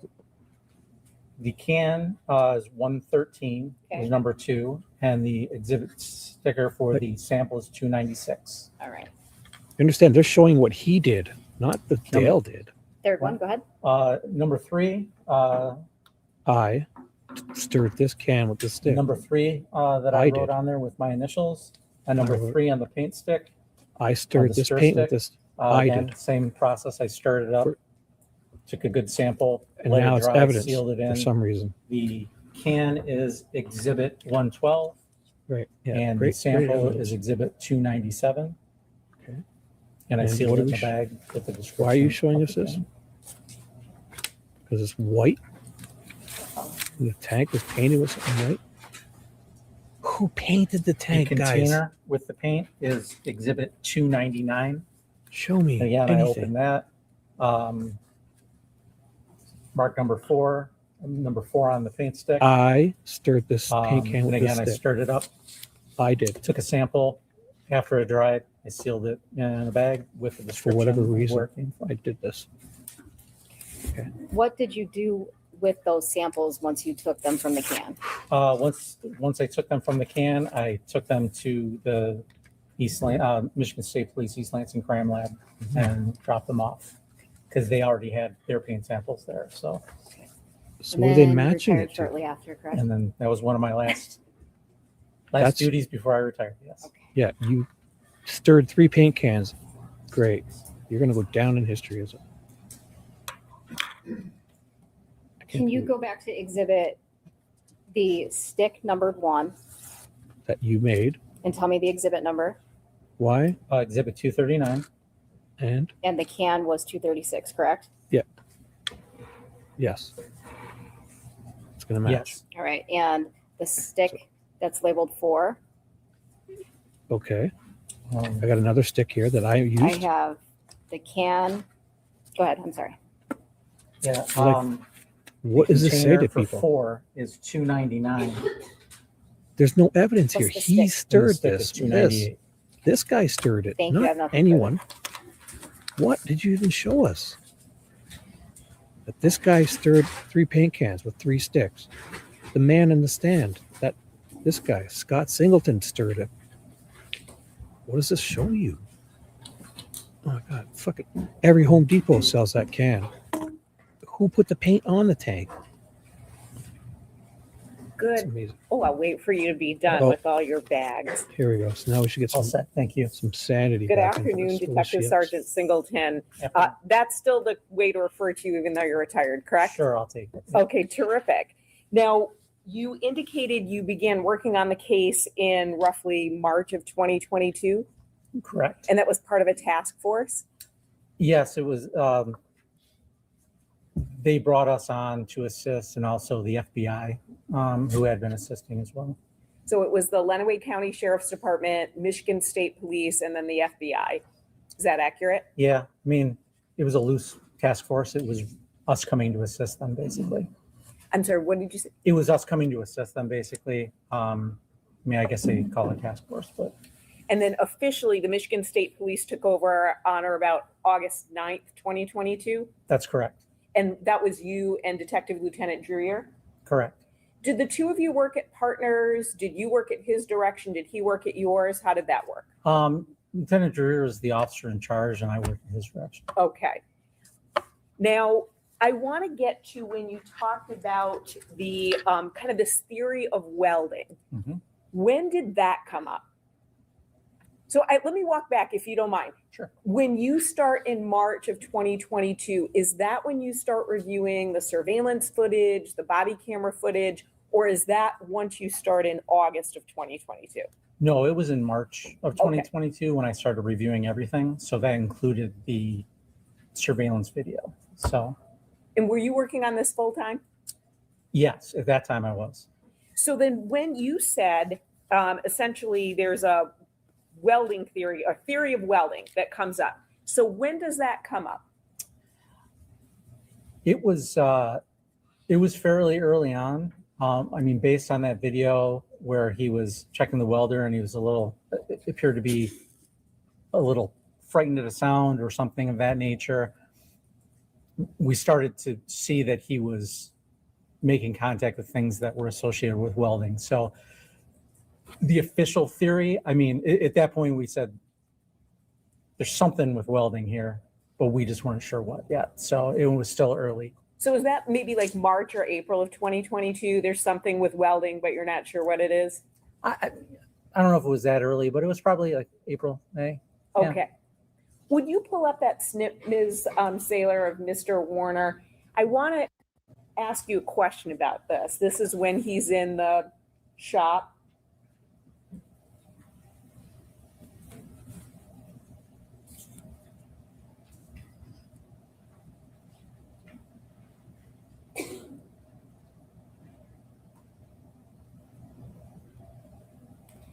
You said, thank you, said he moved in a suspicious manner and crouched down.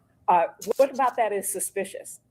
To me, it just looked like as he was looking at the welder, he heard something. I knew that nobody else was on the property at that point. And he just seemed startled. You knew that. And was looking out and trying to duck out of view. Yeah, Duck out duck of out of view. Would you play that again? He's nowhere near behind this truck. Watch. They're saying he's hiding behind this truck. So goddamn ridiculous. The angle of this camera. Watch, he's here, and he's going to hide behind this truck, they say. It's like he wants to look at something. He's not behind this truck. Okay, would He you could stop? walk right past us. Thanks. Thank you. So you said you didn't think anyone else was on the property at that time. Correct. And then Mr. Warner presumably hears a noise or something, right? Correct. Goes like this to look at it. I mean, is that about the Presume. motion? Well, he stepped behind the truck and then kind of ducked down. Well, you show that again. You said, okay, go back for me, if you will. Because you said crouch down or duck down. Mhm. To me, this is bending at the waist.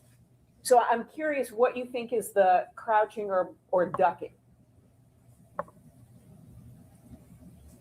Show that again. Yeah, And would he's you stop ducking. right there? Is he behind that truck? No. Do He's you not think even, he's fully behind that truck? he's not behind it. Look where he's standing. I don't know what he's looking at, but he made a definite sidestep behind the truck. I don't know Definite what he was sidestep. doing, but it struck me He's as not. he seemed not even startled close. by something outside. Okay, so you watch that. I just want to make sure you view that as him being startled, crouching down, ducking down behind a truck. Yeah.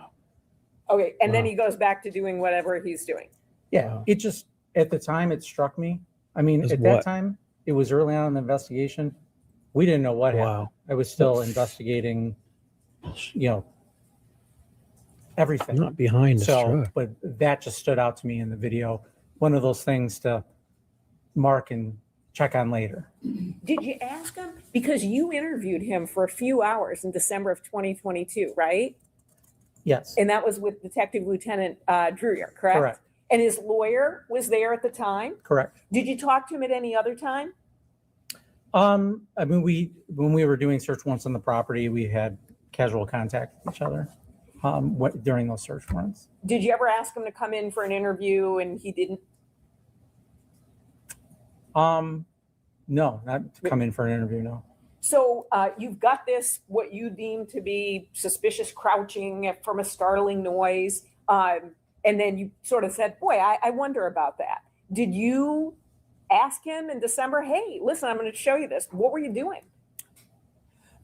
Yeah, no, we did not ask him that. There was so much in that 2 hours that we did cover. That is not something that I. So it's evidence at asked him. trial, So you but just they ran didn't out care of to time? ask him. No, it was just, there was other important matters. Like I said, this just struck me as initially, it was kind of a light bulb, like, maybe I better check on that later. It wasn't the aha moment we were looking for or anything like that. Great. You agree it's not the aha moment, correct? It's a moment that caused me to look further into that theory. And a moment that you never bothered to ask him about, or his lawyer at the time, Mr. Such Lee, an aha right? moment. No, it's It's not. cross-examination. Fuck off. That doesn't allow you to be argumentative. He said it's not the aha So- moment.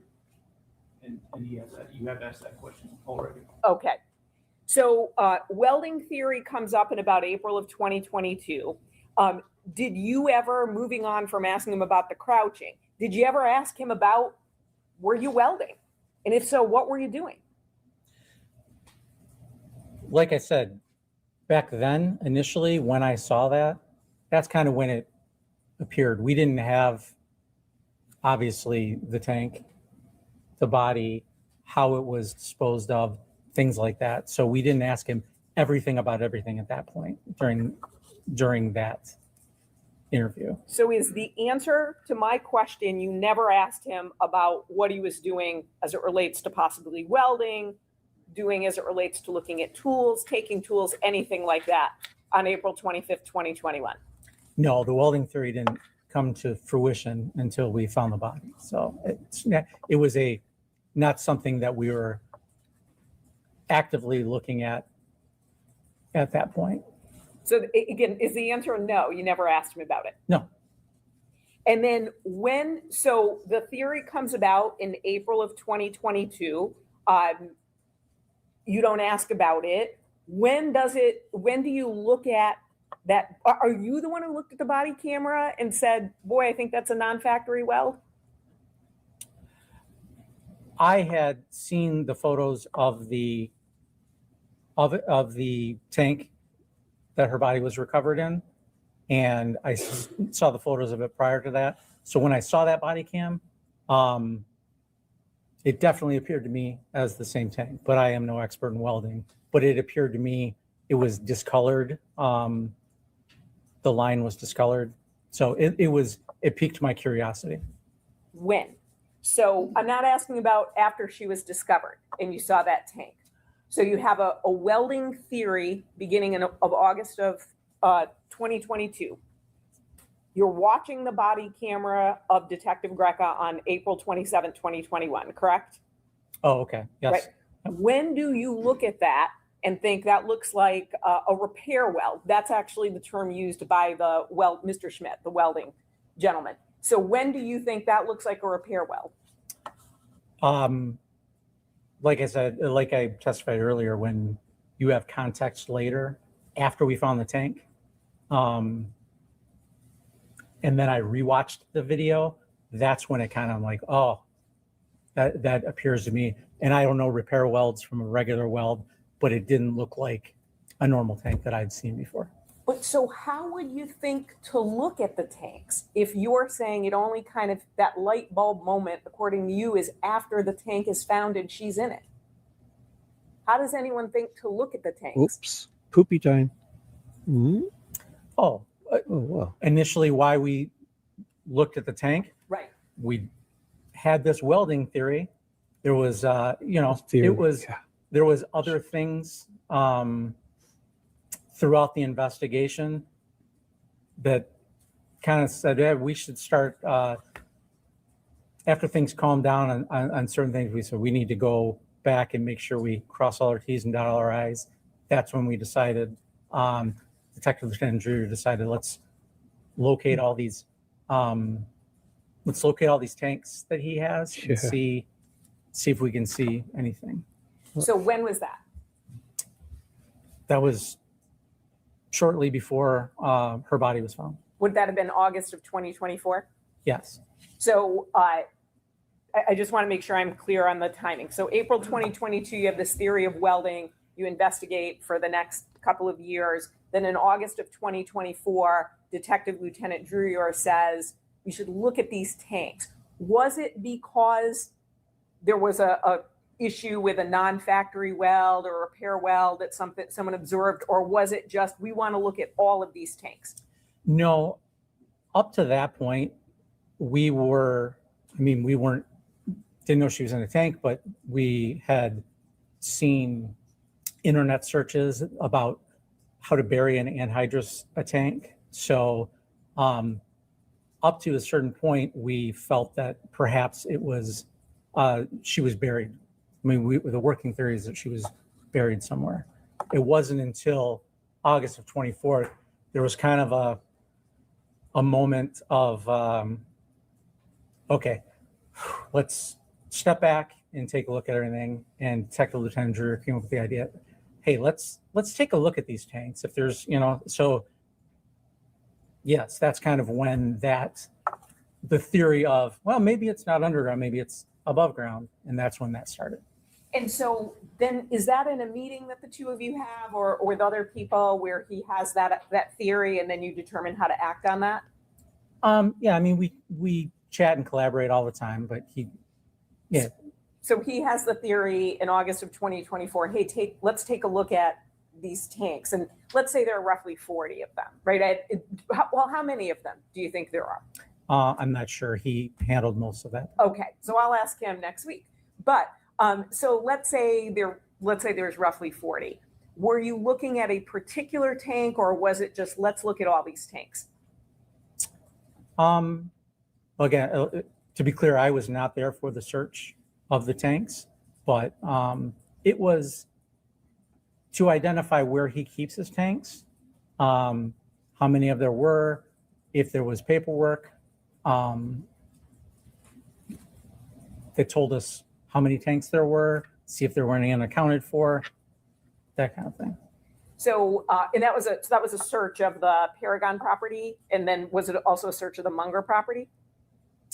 Again, I was out of town during that time, so I'm not exactly sure. I know there were a couple different properties where these tanks were held. So to your knowledge, there was a search of all the various properties where tanks were held. Correct. And it was not sort of in search of a particular tank, but it was looking at all the tanks to see if there was something that was unusual. And if that's not fair or that's not accurate, let me know.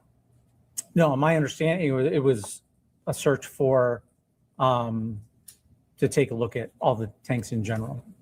Had anyone told you a particular tank to look for? So a family member, anything like that, or this was just you're looking at all these tanks? No, it was just that we decided at that point to take a look at these tanks. And you indicated, so when you are looking at that repair well, that non-factory well, you're looking at the body camera after the tank was found, and then that's when you're like, okay, I think that might be the tank. Is that fair to say? That's fair to say, yes. Thank you. Now, going back a bit, you said that there had been a search of the Paragon property, and I know you answered this to Ms. Wise, but so if you're driving down the road, there's Paragon North to your right and then Paragon South to your left. Is that accurate? Yes. Okay. Yep. And Paragon South is where there's the structure and then there are tanks that were there. Correct. And then Paragon North, do you know, were both sides searched at one point? Not when the tank was found where Ms. Warner was, but prior to that, were both sides of Paragon searched? I'm not sure before we got involved in the investigation when there was searches, if both sides were searched. I know the north side was. I wasn't there when they searched the Paragon property, so I'm just not sure if that included the south or not. Sure. So then you said that there was a search of Munger, and that would have been in May 2023, and not just Munger, but this massive search. Is that accurate? Correct. And then, do you know, was Mr. Warner allowed to stay on the Munger property, or was he, while there was a search there, or was he instructed to leave? No, we didn't want him working on any of the properties that we were searching. Okay. So he's multiple searches, then he is told to leave, and so he leaves any of the property that's being searched, correct? Is that accurate? Correct. And then I want to make sure I just have this correct. Then he goes to Paragon North and is doing work there, because that's not an area that's being searched at the time. Yeah, to be clear, let me correct myself. I don't believe the Munger address itself was part of that search. Okay. It was just fields surrounding it. So no, we would not necessarily have him leave his house at that point, because we were searching fields behind it or adjacent to it. But he could still have control over his own property. So, but he couldn't do any work on any of the fields. So if he had to plow, plant, fertilize, do anything, he couldn't do that. Correct. Okay. So he went to a property that at least at that time was not going to be searched, and that was the Paragon North property. He had no way of knowing what was going to be searched and what was not going to be searched. Okay, so he had no way of knowing what was going to be searched or what wasn't going to be searched. No. So he goes to do work on the Paragon North property, and then that's when a search warrant was ultimately obtained for that property. Is that accurate? Yeah, it was on our radar, but because it had been searched before, we weren't sure if we were going to search it again. But because that's where he responded to when we were searching, it was just one more thing that kind of pushed it over the edge that we should probably search that. And when that property was searched, you said it was excavated. So is that like a big, huge machine and they're like digging up dirt and looking under the ground? Yes. And nothing was found there, correct? Correct. Now, you had indicated that Mr. Warner asked sort of, what are you doing, right? And you have to answer yes. I'm sorry, for the yes. record. No, that's okay. You've been doing great. And then he offered to stay if needed. Is that something, what exactly did he say? I believe he offered to use his equipment and dig for us. Okay. And then you said, no, thank you. Yeah, correct. Right. And then he went on about his way, and nothing again was found at that property. Well, On the Paragon North, on the no. excavation. No.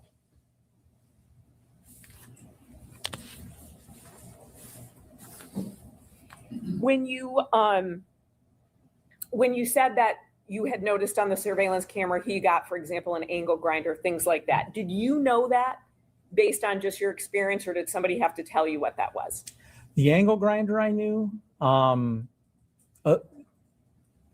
Some of the other stuff I wasn't quite familiar with. I'm not a farm guy. I'm not a welding guy. So, but I knew an angle grinder. I've used the angle grinder before. I know the purposes of it and what you can do with it. Thank you.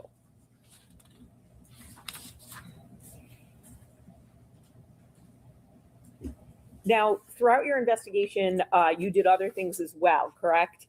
Correct. I mean, lots of other things. Correct. So And we only talked about just a few of them. But so, for example, when Ms. Warner's body was found, her fingernail clippings were taken, correct? Yeah, I assume so, yes. Would you like to see a report that says so if you need to refresh your memory? For sure, yes. Thank you.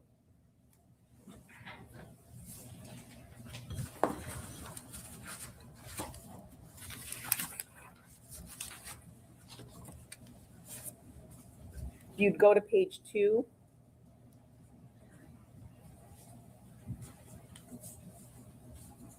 Her fingernail clippings were taken, correct? Correct. You also, moving on to the paint that you seized, you went in 2024 and took those 3 paint cans, correct? Correct. And then that container, that little Tupperware type container of paint. Correct. And you also said you were looking for things like blue tarps and duct tape, those sorts of things, correct? Correct. What were you surprised to see paint on a farm? No, not necessarily. Would you be surprised if you had found duct tape, tarps, anything like that on a farm? No, I wasn't surprised that we'd find them. Did you know, or do you know, when that paint was purchased? I do not. Because you're seizing it in 2024, correct? Correct. And do you know where anything else was purchased? Tarps, duct tape, anything like that that you were looking for? No.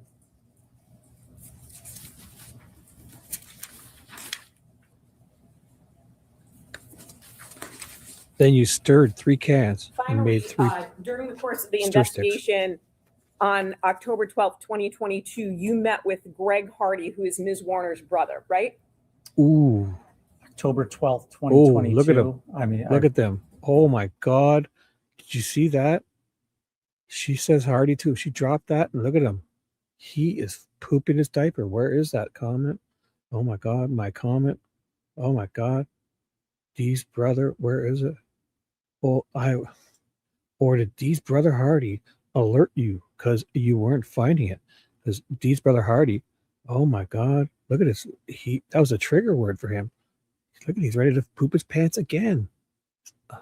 I would take your word for it. Okay, Yes. if you want to see, do you want to see a report? No, I take your word for Okay. it. That was Oh a my date. God. I did meet with them, yes. And you're, Trigger. I'm correct, Trigger alert. Mr. Hardy, Greg Hardy is Ms. Warner's brother, correct? Correct. Oh, Now, he had provided a thumb drive with some recordings on it, right? Correct. Do you remember Where's that? the incident I'm talking about? Yes.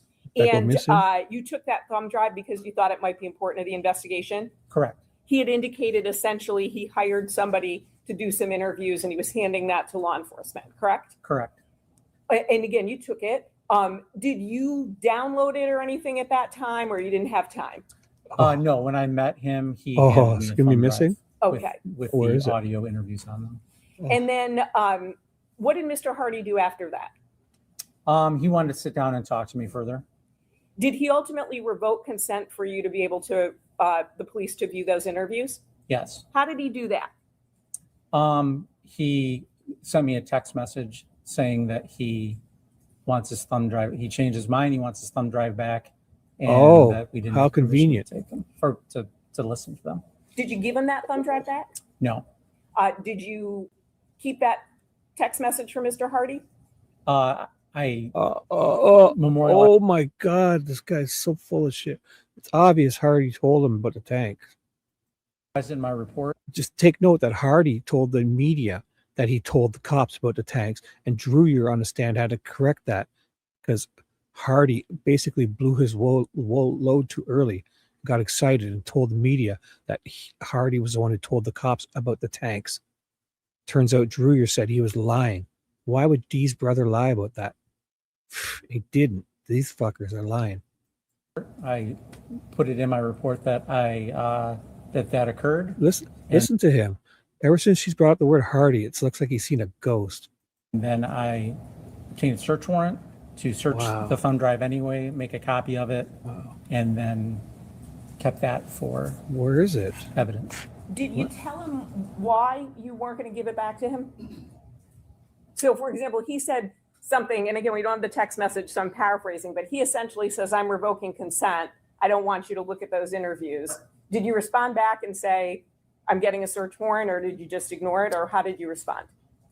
No, I did. I said that I was not going to give it back, and we would, I had obtained it legally.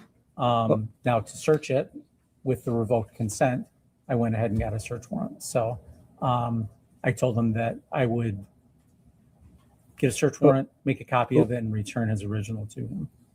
You talked about Mr. Warner kind of being suspicious when he heard a noise and ducked down. What did you think of that when Mr. Hardy revoked consent?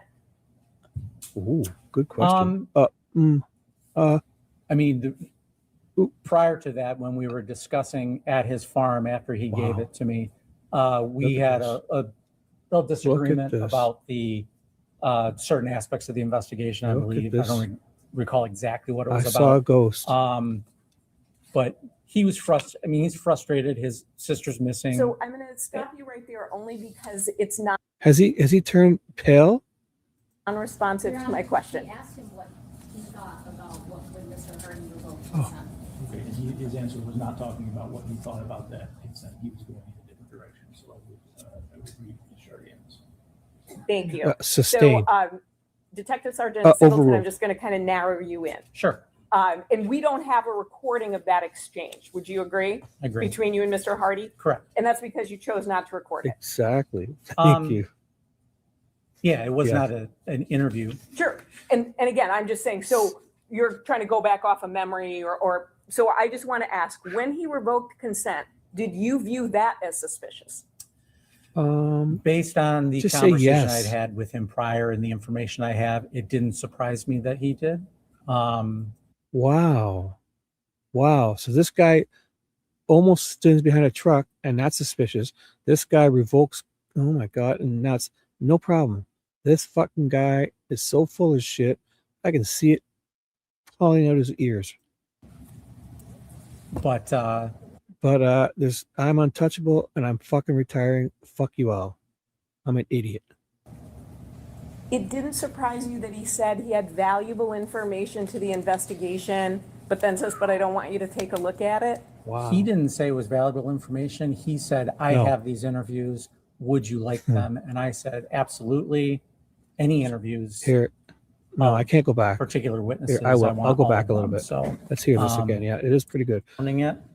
I'm going to find the part where she says Hardy. Oh, no, we would not necessarily have him leave his house at that point because we were searching fields behind it or adjacent to it. It's got to be around here. But he. I won't interrupt. I went back and control took of his own property. Wait till So, she but says he couldn't Hardy. do any work on any of the fields. So if he had gonna be to any second. plow, plant, I fertilize, went do back anything, for like he 5 couldn't do minutes or that. so. Correct. Okay. Watch his So face. he went Hardy. to a property that at least at that time was not going to be searched, and that was the Paragon North property. He had no way of knowing what Right, was going look to be it up. searched and what was He not. looks gonna be tan. Okay, He so looks, he had no way of right? knowing what was going to be searched or what wasn't going to be searched. No. When So she he drops goes Hardy's to name, do work on the oh. Paragon North property, and then that's when a at search her. warrant was ultimately obtained for that property. Is that Say accurate? the word. Yeah, it was on Hardy. our radar, but because it had been searched before, we weren't sure if we were going to search it again. But because that's where he responded to when we were searching, it was just one more thing that kind of pushed it over the edge that we should probably search that. And when that property was searched, you said it was excavated. So is that like a big, huge machine and they're like digging up dirt and looking under the ground? Yes, And nothing was found there, correct? correct. Now, you had indicated that Mr. Warner asked sort of, what are you doing, Mhm. right? And you have to answer yes I'm or no sorry, for the yes. record. No, that's okay. You've been doing great. And then he offered to stay if needed. Is that something, what exactly did he say? I believe he offered to use his equipment and dig for us. Okay. And then you said, no, thank you. Yeah, correct. Right. And then he went on about his way and nothing again was found at that property. Well, the On the Paragon- north, on the Paragon On the North, north, on the no. excavation. No.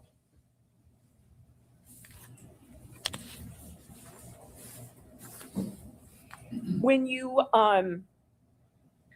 said that you had noticed on the surveillance camera, he got, for example, an angle grinder, things like that. Did you know that based on just your experience, or did somebody have to tell you what that was?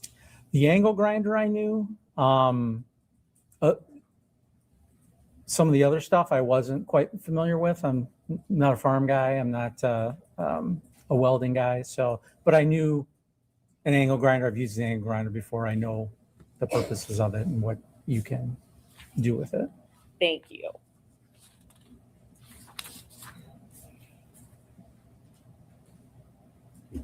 Now, throughout your investigation, you did other things as well, correct?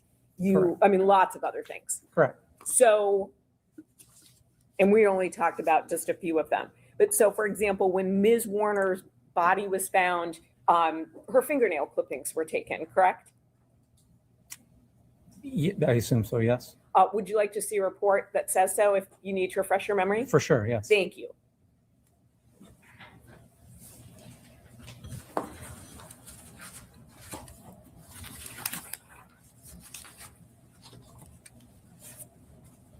You'd go to page 2.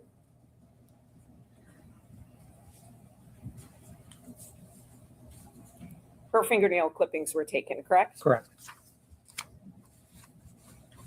You also, moving on to the paint that you seized, you went in 2024 and took those 3 paint cans, correct? Correct. And then that container, that little Tupperware type container of paint. Correct. And you also said you were looking for things like blue tarps and duct tape, those sorts of things, correct? Correct. What were you surprised to see paint on a farm?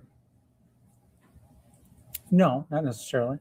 Would you be surprised if you had found duct tape, tarps, anything like that on a farm?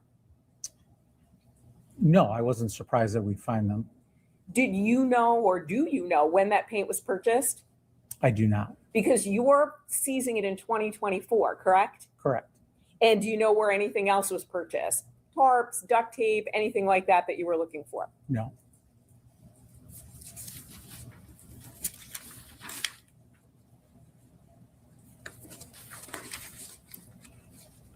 Finally, during the course of the investigation on October 12th, 2022, you met with Greg Hardy, who is Ms. Warner's brother, right? October 12th, 2022. I mean, I would take your word for it. Okay, Yes. if you want to see, do you want to see a report? No, I take your word for Okay. it. That was the date. I did meet with him, yes. And I'm correct, Mr. Hardy, Greg Hardy is Ms. Warner's brother, correct? Correct. Now, he had provided a thumb drive with some recordings on it, right? Correct. Do you remember the incident I'm talking about? Yes. And you took that thumb drive because you thought it might be important to the investigation? Correct. He had indicated essentially he hired somebody to do some interviews and he was handing that to law enforcement, correct? Correct. And again, you took it. Did you download it or anything at that time, or you didn't have time? No, when I met him, he handed me a thumb drive. Okay. With the audio interviews on them. And then what did Mr. Hardy do after that? He wanted to sit down and talk to me further. Did he ultimately revoke consent for you to be able to, the police to view those interviews? Yes. How did he do that? He sent me a text message saying that he wants his thumb drive. He changed his mind. He wants his thumb drive back, and that we didn't have permission to take them or to listen to them. Did you give him that thumb drive back? No. Did you keep that text message from Mr. Hardy? I memorialized it in my report. I put it in my report that that occurred, and then I obtained a search warrant to search the thumb drive anyway, make a copy of it, and then kept that for evidence. Did you tell him why you weren't going to give it back to him? So, for example, he said something, and again, we don't have the text message, so I'm paraphrasing, but he essentially says, I'm revoking consent. I don't want you to look at those interviews. Did you respond back and say, I'm getting a search warrant, or did you just ignore it, or how did you respond? No, I did. I said that I was not going to give it back, and we would, I had obtained it legally. Now to search it with the revoked consent, I went ahead and got a search warrant. So I told him that I would get a search warrant, make a copy of it, and return his original to him. You talked about Mr. Warner kind of being suspicious when he heard a noise and ducked down. What did you think of that when Mr. Hardy revoked consent? I mean, prior to that, when we were discussing at his farm after he gave it to me, we had a little disagreement about the certain aspects of the investigation, I believe. I don't recall exactly what it was about. You weren't finding the tank fast but enough. He was frustrated. I mean, he's frustrated. His sister's missing. So I'm going to Yeah, stop yeah. you right there only because You guys didn't it's find the tank? non-responsive to my question. She should have let him go on. Okay, his answer was not talking about what he thought about that consent. He was going in a different direction. So I would, Oh, he was about to say something. Thank you. So Detective Sergeant Singleton, I'm just going to kind of narrow you in. Sure. And we don't have a recording of that exchange. Would you agree? I agree. Between you and Mr. Hardy? Correct. And that's because you chose not to record it. Yeah, it was not an interview. Sure. And again, I'm just saying, so you're trying to go back off of memory or so I just want to ask, when he revoked consent, did you view that as suspicious? Based on the conversation I'd had with him prior and the information I have, it didn't surprise me that he did. But it didn't surprise you that he said he had valuable information to the investigation, but then says, but I don't want you to take a look at it? he didn't say it was valuable information. He said, I have these interviews. Would you like them? And I said, absolutely. Any interviews of particular witnesses, I want all of them. So he didn't portray it to me as he has valuable evidence, but I requested them and he gave them to me. He was upset that we had a disagreement. And what was it? After I left the farm is when I got the text message. He might not have used the word valuable, but he thought it was important enough to give it to you, correct? I requested it, yes. Right. Sure. Yep. And you thought it was important enough to take it. Sure. I collect all the information. It doesn't matter if I feel it's important or not. If there's information, especially witness interviews, I'll take it. And then he's the one who said, I don't want you to look at it, prompting you to get the search warrant. I'm just trying to get that timeline go. So then he's the one who said, I don't want you to look at it, and that prompted you to get the search warrant. Correct. I have no additional questions. Thank you, sir. Thank you.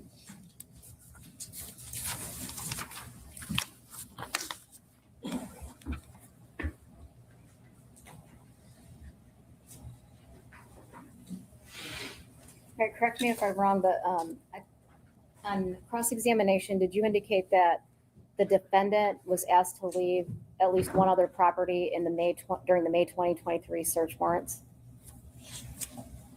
I'm sorry. Was he asked to leave? Any other property this. besides the Paragon property? No further questions. Watch. Nothing. I don't recall if he showed up at any other properties. I wasn't at every property that was being searched. No further Okay, questions. so the only one you knew that you have knowledge about is showing up at Paragon. Let him go change his diaper. Come on. Let him off the hook.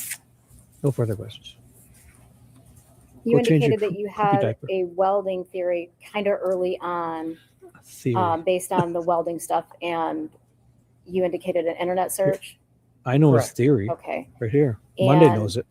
I know it. All of the Here's your searches theory. that you did on the There's the properties welding theory. associated with the defendant, were those focused underground? Yeah, for the most part, based on those internet searches, how to bury an anhydrous ammonia tank. After she was missing, our working theory was that she was buried somewhere. Who got a hold of his device and did that too, right? Not how to bury it, but what to do with an old tank. Do you recall that search? No. Okay. Like imagine those people getting a hold of his phone and searching for stuff and blaming it on him. Oh, If we had somebody that has already testified that that was the search, did you watch any videos associated with that? No, the finding of that issue Was Detective was Drew? Detective Drew. Okay, so you're not the one that found that. That I found was the just. text. I was shown it later. Okay, all right. Hey, For Nicole. the search, I'm sorry. That's okay. I just want a clarification. Prior to being involved in this case, did you know Dale Warner? No. Did you know Dee Warner? No. Did you know Greg Hardy? No. Did you know any of the Hardy family? No.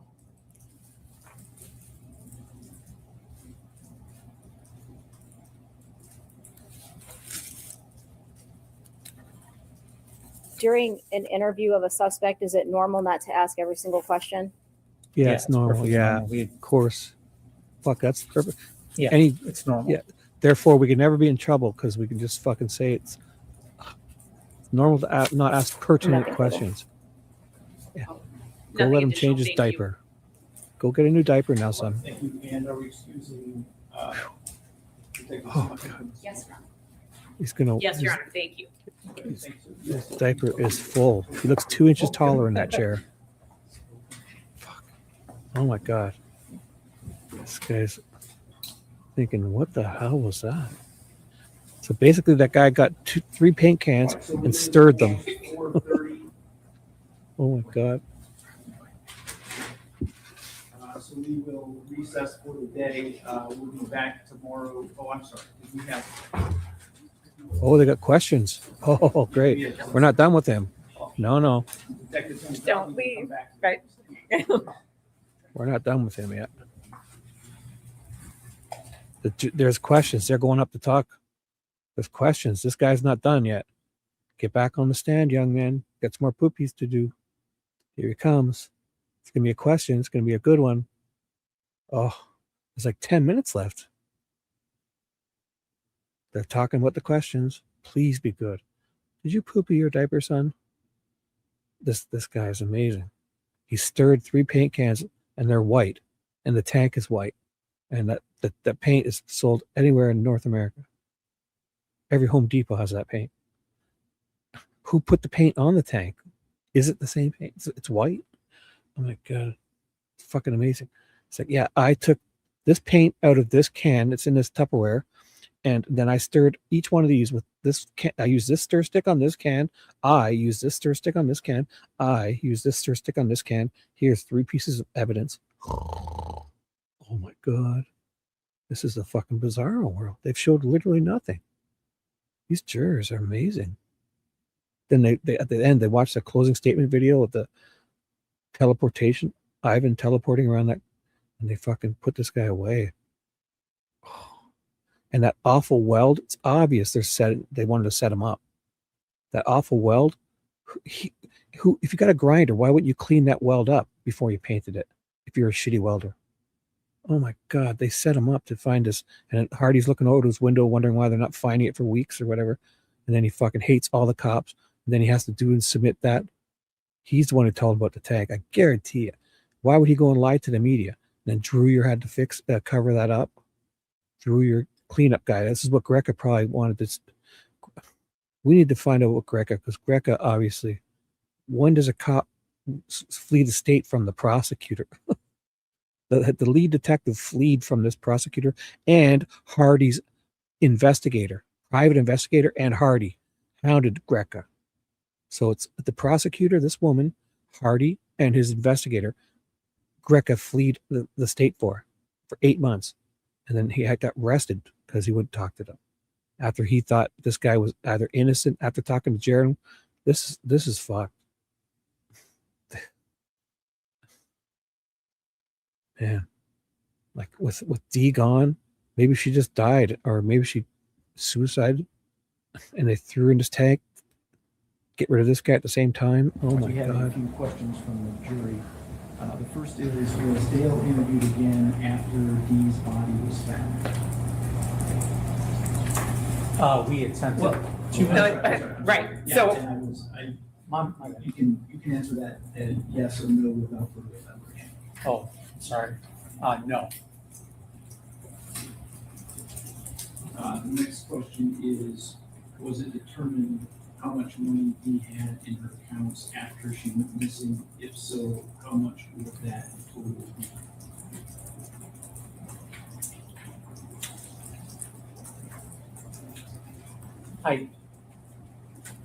That's hard. I did look at that. I did note that. From the top of my head, I can't recall. There was money left behind in accounts that belong to her, that if you're leaving forever, that you would have taken. Objection. That goes far afield of the question and is also speculative. I think the question was how much was in the accounts, and that, if he doesn't remember, that's an acceptable answer. To talk about anything else, again, is improper. I'll follow up. I agree that you can strike the rest of that. I'll follow up. Okay, I do think that the portion of the answer regarding how much person will take is speculative, and so I will strike that answer and direct the jury not to consider that portion of the answer. The next question is, if there was a search warrant for the property on April 27th, how could Dale say not to search certain areas?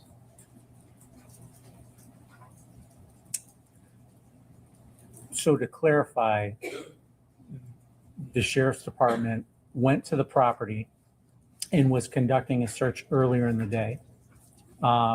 Remember, on the 27th, Dale fought them off with a garden hose.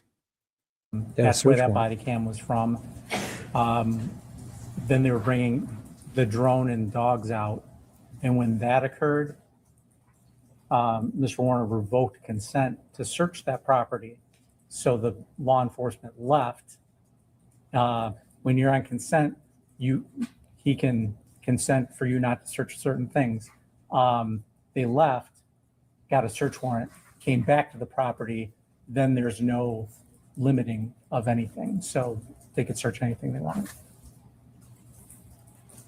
Okay, and for the last question, I want you to limit the answer to the time of her disappearance.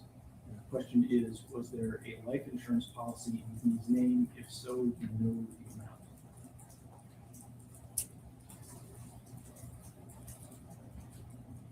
Yes, there was, and I do not recall the amount. All right, Ms. Wise, do you have any further questions for detectives? I do, as it relates to the bank accounts of Miss Warner that you were looking at, was her personal accounts that she had access to, were they being used after April 25th, 2021? No. We just talked about search warrants, executing search warrants. When you're executing a search warrant, do you call the party that you're going to go do the search on and tell them that you're 20 minutes out? I'll be there or at that you're on the 6. way? Hide the drugs. Thank you. Fuck, what a dumb question. I have nothing additional. Thank you. I'm going to go 4 more hours because I had a wicked sleep last night. And I fell behind with Ted, so I got to catch up. I'm starting day 10 next. Hang out, guys. Let's do it. I got the energy.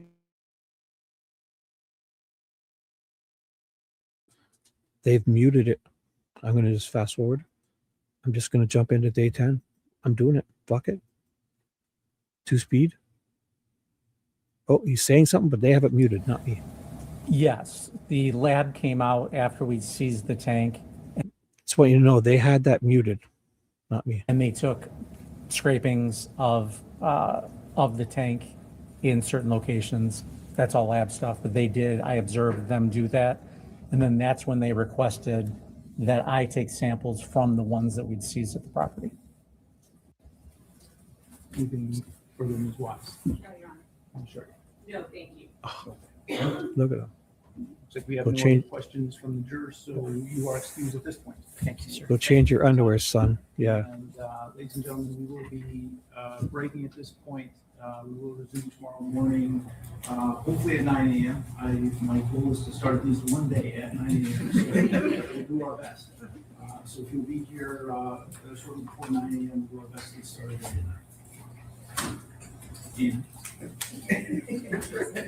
during the trial, do not read, listen to, or watch any news reports about the case. Under the law, the evidence that you consider to decide the case must meet certain standards. For example, witnesses must swear to tell the truth, and the lawyers must be able to cross-examine them. Because news reports do not have to meet these standards, they could give you incorrect or misleading information that might unfairly favor one side. So to be fair to both sides, you must follow that instruction. Thank you for your time. We'll see you tomorrow morning at 9.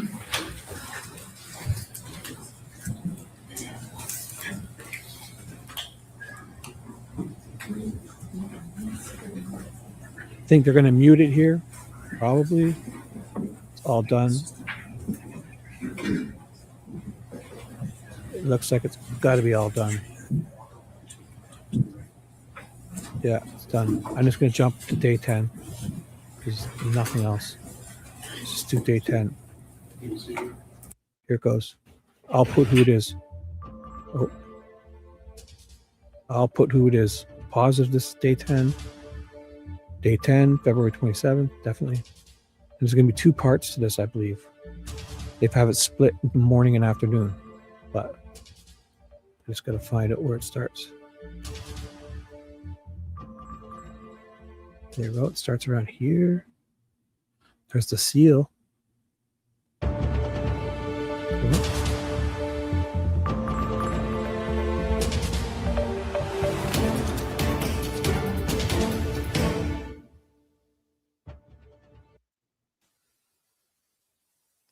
Yeah, I can find it for you, Disco. Just find out what day it was and look in my live streams. His name is Roland Core, Dr. Roland Core, the Delphi ME. I could find it for you if you want. Give me a second. Let me get this going. If I find out what day he was, Dr. Roland Core, I read every single word of Richard Allen's trial. So, and I have it pretty much labeled in the title. So if you find a day, he has to be in the title. I can find it. Let's get this going first.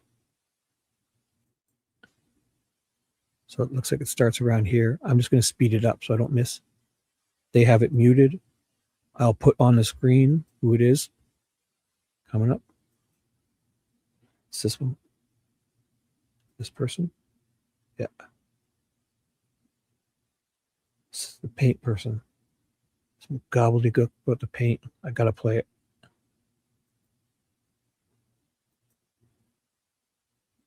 So the Delphi Disco, Dr. Roland Core, I could find it for you. Thank you, DC. There we go. We are back on the record in file 24-21841-FC, People versus Dale Warner. From my understanding at this point, there are some additional records to make with respect to exhibits. Yes, Your Honor. Exhibits 194 through 198 are all admitted, subject to defense counsel's objections. The court ruled they were admissible. Same for People's Exhibit 267. Same for People's Exhibit 230, as well as People's 228. If this is where the judge reads off all the numbers, I'm going to put it in faster speed. About exhibits 194 to 198 and They don't say 267. Our objection on exhibit 230 is that because there's no date in the report, it's more prejudicial than probative. And on 228 as well, we objected just on hearsay grounds, although I believe the court indicated that was for context, and the court overruled our objection on 230. I'm just placing that on the record. Thank you. Okay. So I think 230 is the only one that I haven't made a record of my ruling on with respect to the objection that it is more prejudicial than probative. I don't think the lack of a specific date makes it more prejudicial than probative. We do have a parameter for those dates between they would have occurred sometime after Mr. Hooper extracted data from that electronic device. I think it was the iPad. And the next time that data was extracted from that device, which was that May of 2022? That's correct, Your Honor. Okay. So sometime between Mr. Hooper's extraction in May of 2022, I think that is a sufficient understanding and does not make that information more prejudicial than probative, so I would overrule that objection. Anything else we need to address on the record before we bring the jury back? No, thank you, Your Honor. I just want to make sure that I'm good on the.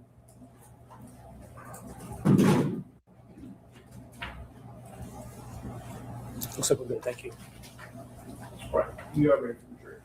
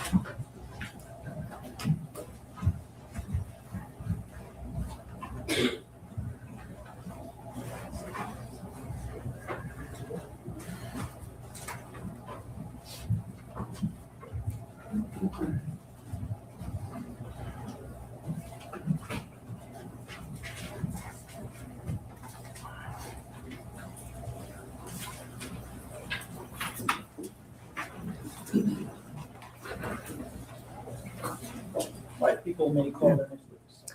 People call Michelle Punchki.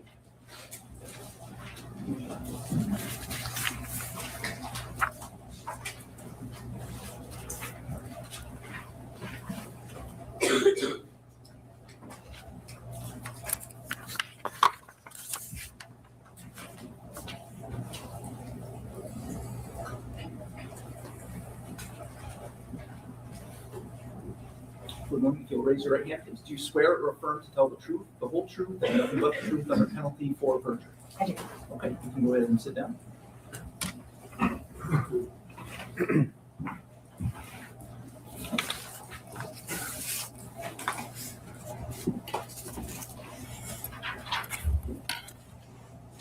Good morning. Good morning. Please state your name and spell it for the record. My name is Michelle Punchke, MICHELLEPONSCHKE. And what do you do for a living? I am a laboratory manager for the Michigan State Police Forensic Laboratory in Lansing. I work in the trace evidence unit. Okay, and what is trace evidence? Trace evidence typically refers to small pieces of materials that can transfer easily between two surfaces. We typically analyze things like paint, glass, fibers, other materials that also can be compared to each other. We're usually comparing things that we know the source of to something that we don't know the source of to see if they could have been created by the same types of materials. And how long have you worked there? It'll be 13 years this coming end of March, so just under 13. Okay. And what is your educational background? I have a bachelor's degree in chemistry and I have a master's degree in forensic science. Okay. And do you have specialized training when it comes to paint analysis? Yes, I do. What kind of training is that? The Michigan State Police Forensic Laboratory has an internal training program for all of the disciplines that we do in the trace evidence unit. The paint training program entails a lot of readings and analyzing various mock paint samples. I've also done a lot of comparison cases that are with known answers that trained analysts then examine my work. I also had to complete a competency case with a known answer that then I had to testify on the results in a mock court. There was also an oral test and a written test that I also had to complete and successfully pass in order to do casework. So is that different from the annual testing that the outside company does? Yes. So in addition to that, once I got signed off to do paint casework, I also do proficiency testing. It is part of our laboratory system that we get proficiency tested in every type of exams that we do. So we have an outside company send us cases that they know the answer to, we do not know the answer to, and we analyze the samples and report our findings in terms of whether or not the samples came from a similar source or were made out of similar materials. So I do a paint proficiency test every year. I think the first year I did one was 2015, and I have been doing one every year since then and have gotten the right answer every year. So, so you get the outside company knows the correct answer. They give you the test and you compare the two samples. Is that how it works? Yes, that is correct. Okay. And either what are your options when you're comparing two samples? Usually the outside company provides one known sample and two unknown samples, so two question samples.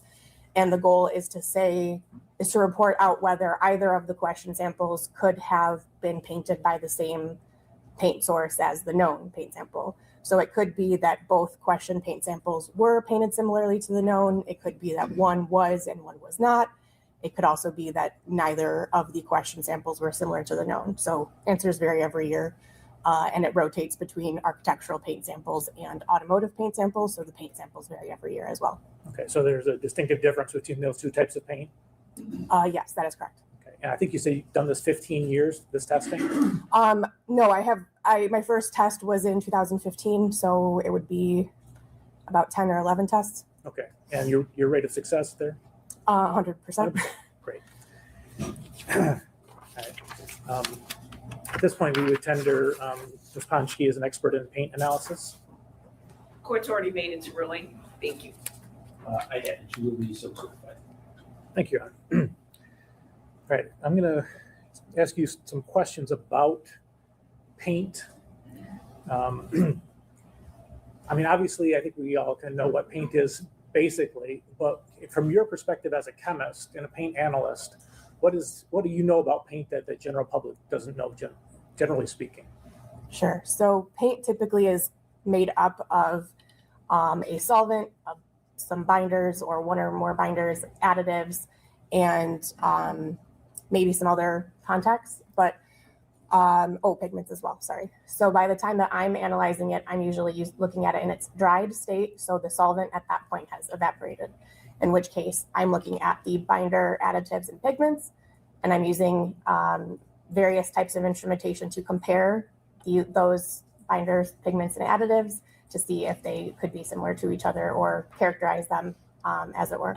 So paint has a lot of different features to it that we can analyze and compare, and also is mass produced. So one type of paint cannot be absolutely identified as the source of another type of paint because it is so mass produced, but we can determine whether paints are similar or dissimilar because they can be made so specific for their uses.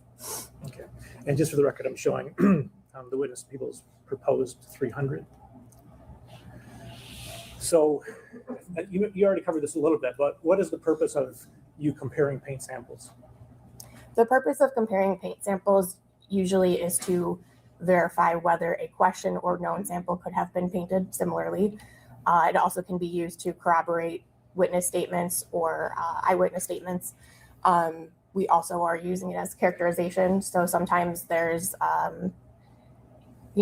agencies just want to know what type of paint it can be. So we can just use our instrumentation to verify the types of paints that are present in various places. So it can be used as kind of an investigative lead. In cases of hit and runs, if automotive paint is left behind, we can analyze that paint and characterize it and determine using databases what type of vehicle that paint could have come from too. Okay. All right, and as you are doing your analysis, what are you actually physically working with? I am physically working with actual chips of the paint. It can be in the form of paint that I remove from various places. I've been given actual car parts to remove paint from, or I've gone out and removed paint from various sources myself. It also could be chips that an agency has sampled themselves from various places. So can vary in size, but typically I'm looking at paint chips of one or more layers, depending on how many times the actual source has been painted. So they can be very, very small, or they can be larger samples, depending on where the source is. Okay. And then you already mentioned that there's a difference between automotive and architectural paint. Are there other types of paint that you can put in general categories? Yes, there's also types of paint that we can talk about in terms of like mechanical paint, so tools. Think about your pry bars or other tools that you would have in your garage or your barn. Those can be painted and have a different type of paint. Another type could be non-automotive, so paint that's on boats or scooters or other types of forms of transport, bicycles. That's another type of paint. When I'm looking at paint, I usually categorize it as automotive or non-automotive because that's the easiest, because other types of paint can be used in other forms, and original finish automotive paint typically is only found on automotives. All right, so you said that you are physically looking at chips of paint. How do you get those samples? They can be delivered to me by an agency submitting evidence. Like I said, I also can go retrieve some of that evidence, either by going to a vehicle or going to a scene of a crime or other places and obtaining that paint myself. Additionally, I received clothing from victims of hit and runs, and their clothing can be scraped down to determine if there's any paint chips on their clothing that we can then use for analysis. Okay. All right, so let's talk about the chips themselves. Is this slide indicating the size of the chips that you might be looking at? Yes, so this demonstrates paint chips that could have been removed or were removed from debris. So like I said, clothing can be scraped down. There's a lot of debris that comes off of that clothing. It can be dust particles, fiber particles. If they had been outside, a lot of plant material can be on them too. I look through that debris and pull out any potential paint chips to look at further. So this slide demonstrates various paint chips that were removed and placed on a glass slide, kind of to give you an idea of how small some of those paint chips can be. And again, is this further blown up? Yeah, so this is those same paint chips on that slide, but further zoomed in. Okay, and again, you just zoom in a little bit more? That is correct, yes.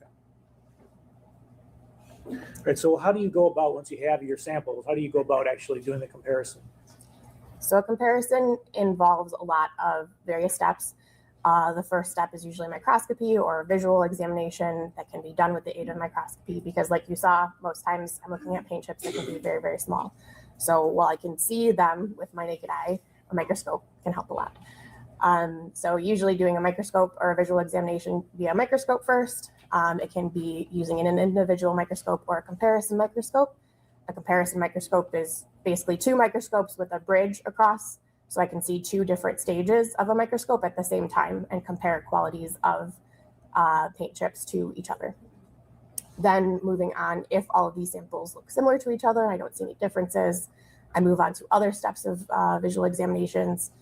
One step involves fluorescence, so looking at the fluorescence properties of the paint samples. Do they fluoresce? Do they not fluoresce? Are they fluorescing similarly to each other? Again, looking for any differences. If I don't see any differences, I move on and continue moving on through my analytical scheme that then includes instrumentation, that then looks at chemical components of the paint, actually looking at chemical bonds, elemental data, and every step I'm looking for differences in ways that I can rule out whether or not these paints could be similar or dissimilar. As long as I don't see any differences, I continue moving on with my analytical scheme until I run out of instrumentation to use. Okay. All right, let's go over some of those in a little bit more depth. You talked about microscopy. Can you explain with this slide what we're looking at? So this is a paint chip that was photographed with the use of microscopy. So on the top, you can see this is an automotive paint chip. So you see all that decorative flake, which is used to give your car that shine and impart color to it. So at the top, that K1 image shows the top-down view of a paint chip, and the image on the right, the K1 with the 4 layers exposed, shows what I am actually looking at when I do a comparison, which is exposing all of the layers of the paint chip and then comparing that to another paint chip if possible. If this was the only paint chip I had, or an agency just wanted to know what kind of year, make, model this could have come from, I would only be looking at this and assessing the various layers and analyzing each individual layer to characterize them. In terms of a comparison, I would probably have another chip that hopefully is similar in color and similar in layer sequence, and I would be comparing and looking at each individual layer of that sample as well. Okay, so first step, visual microscopy. And if you're trying to compare a known and an unknown sample, and you saw differences between the two, what would you conclude, if anything? I would conclude that they did not originate from the same source, at least as represented by the known, because all I know usually about the known is the paint sample given to me. So I can't assess the entire known, but I can assess the known as the paint chip is given to me. So as represented by that paint chip, the question could not have originated from that known. Okay. And at that point, if you say these can't be from the same source, what do you do? I would stop my analyses, and that would be the end of it. Okay. And if you can't distinguish, what do you do at that point? If I could not distinguish differences between them, I would continue on with my analysis. So when I had said hopefully they're similar, that means I just meant that hopefully if I've got 2 paint chips, I like doing my work, so I like keep going. But if they are different at that point, I would cease, and that would be the end of my analysis. They are similar in all layers, in layer sequence, color, thickness, things like that, then I would keep going. Okay. And what do we have here? So this is an example of a microscope that I use in the lab. It's called a stereo microscope. So it provides a high power magnification to look at paint chips under with a camera on top to take photos as needed. So at this stage of my analysis, I'm looking at various qualities of the paint chip. How thick is it? How many layers does it have? What colors are the layers? Things like that. All right, so if we're past step 1, what is step 2? So step 2 would be additional microscopy, but on a higher magnification scale, so I could see more details. This particular slide shows cross sections of various paint samples. So I would now, that previous image that showed the layers exposed, another way to look at it would be in cross section, so I could see all of the layers at once. So these images show an example of an automotive sample and an architectural sample of paint, so you can see all of the various layers that I would be looking at and potentially comparing to another paint chip if I had another paint chip to compare to. Okay. Is this an example of a comparison? Yes, so at this stage, this would be looking under a stereo microscope. There's a K or known sample, as we previously saw, and then there are 2 Q or question paint samples that we don't know the source of. So the goal is to determine, could they be similar to the known? Visually looking top down, they do indeed look similar because of the color, because of the flake distribution, because of the colors of the flake within that color layer. So at this point, I would not be able to tell the difference between those samples. However, when exposing the layers, the known paint sample has a medium gray layer in the middle. The Q1 sample also has that layer and has a similar set of layers. The clear, that decorative flake layer, and this medium gray, as well as that dark gray layer. The Q2 sample, however, has a much lighter gray layer there, which is dissimilar in color. So at that point, I would say that Q2 is not similar to K1, and I would not be examining Q2 any further.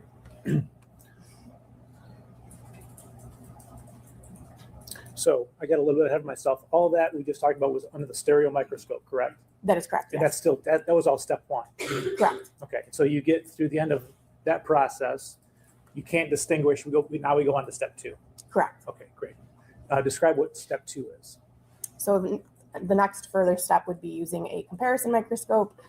Like I described, this image on the left here shows the comparison microscope, 2 microscopes with a bridge across the top, so I can visually examine 2 microscope stages at the same time. The image on the right is an example of an image taken under a comparison microscope. So that is indeed 2 different samples that are photographed at the same time under the same magnification.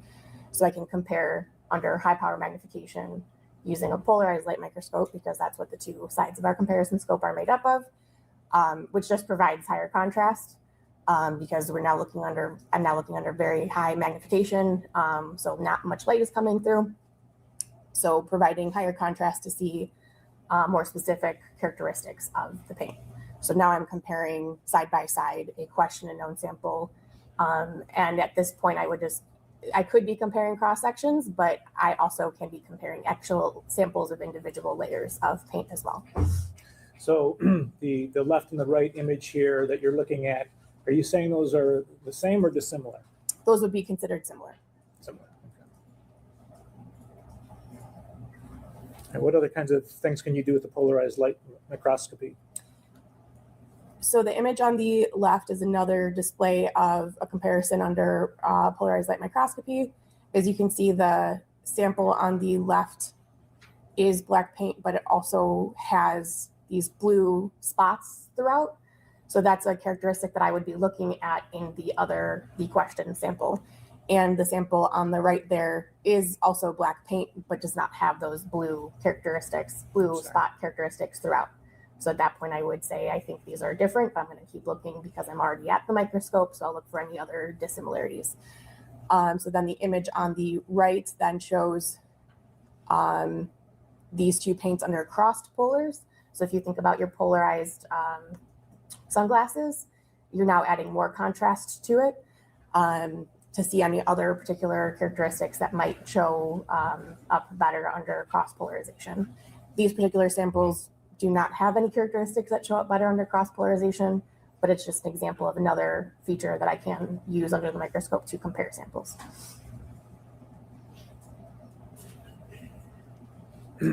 I can also do fluorescence. So these are the exact same two black paints examined under various fluorescent lighting conditions. So I'm looking at the color of the fluorescence and the strength of the fluorescence to see, do they fluoresce similarly, similar in color, or similar in brightness. These fluoresce slightly differently. The sample on the left consistently fluoresces a little bit brighter than the sample on the right, which I would say is probably a difference that I would note, but because I have already determined that they have those blue flakes in the known sample that were not in the question sample, this is another reason why I would say that these are from different sources. Okay, so now is that the end of the second method that you would use to distinguish between paints? Correct. Okay, all right. So again, you get there, you see a difference in the known and the unknown. What do you do? If I see differences, I would stop my examination. Okay, and if you don't? And if I don't, I would keep going and move on to instrumentation. Okay, and is that what the FTIR is? Yes, so Fourier transform infrared spectroscopy, or FTIR, is examining the actual chemical bonds of the paint. So when I'm analyzing paint, I'm directing infrared light at the paint sample, and any chemical bonds that can interact with infrared light result in a spectrum with peaks. So each individual peak corresponds to chemical bonds within the sample. So if they have different chemical bonds, their spectra would look different. And if they have all of the same chemical bonds, at least chemical bonds that interact with infrared spectroscopy, their spectra would look identical. So the first few steps you were actually looking visibly, can I visibly distinguish? And now we're like, can we chemically distinguish? Correct. Okay. Is this the instrument that you would use? Yes.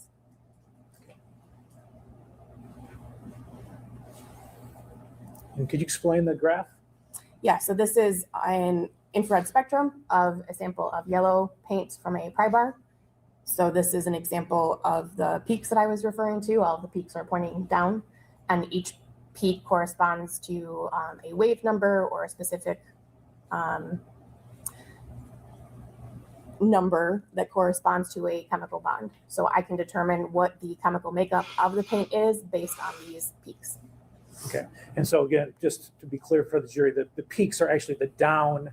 So for example, and you tell me this, looking here at 1750 on the scale, is that what you're referring to? Yes, I believe the peak is labeled 1722. My eyesight is correct. But each peak that has a label pointing off of it, 1723. Okay. So yeah, the points down are the peaks. Okay, and you know from your training and experience what that means, that they have a down peak right there? Yes, so that particular wave number corresponds to a carbon-oxygen double bond. Okay. And the same with all the other downward peaks? I couldn't say for sure for every single individual peak. I know some characteristic ones, and in certain areas what peaks correspond with what. The 17 one is a very common one, so I know that one very well. But I couldn't tell you exactly which chemical bonds react or correspond with each individual one, but I do know many of them. Okay, thank you. All right, and what do the circles represent here? The ovals, I guess. So these are calling out the individual peaks that I use to help me determine that this paint is made up of a terephthalic alkyd that has urethane modification.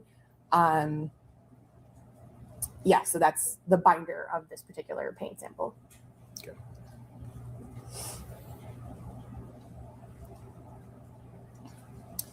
This spectrum also points out that the paint also contains kaolinite and titanium dioxide, and calcium carbonate, that was the other one. So those particular peaks that are circled help me characterize it, the additives that are present in that particular paint. Okay, so I think this one was binders. Correct. And this one is additives. Correct. Okay. And what about this one? So this is a comparison between two pry bars. So each individual spectrum is corresponding to a different sample of pry bar paint. There are no differences between these two spectra. So at this point, I would continue on with my analyses if I was comparing these two paints, because I cannot tell the difference via infrared. And what's different here? So in this case, these two spectra, also from two separate yellow pry bars, have the same binder. So they're both made up of terephthalic alkyds, but they have different additives. So in general, these spectra look very similar, but they're ultimately different because they contain different additives. So there are different peaks that correspond to those additives that are present in one and are not present in the other. So is there an imaginary dividing line between the left and the right side of this slide? What do you mean by imaginary? So it just looks like the ones on the right are more different than the peaks on the left. It just corresponds with various chemical bonds. So I would say that there's more chemical bonds that are represented on the right side of the spectrum that are what are causing me to say that they're different. Okay.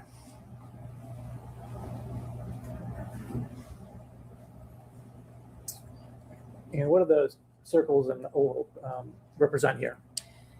So as previously discussed, one of the spectrum contain kaolinite, which are those two peaks off to the left that are in one sample and are not present in the other. So that's a difference.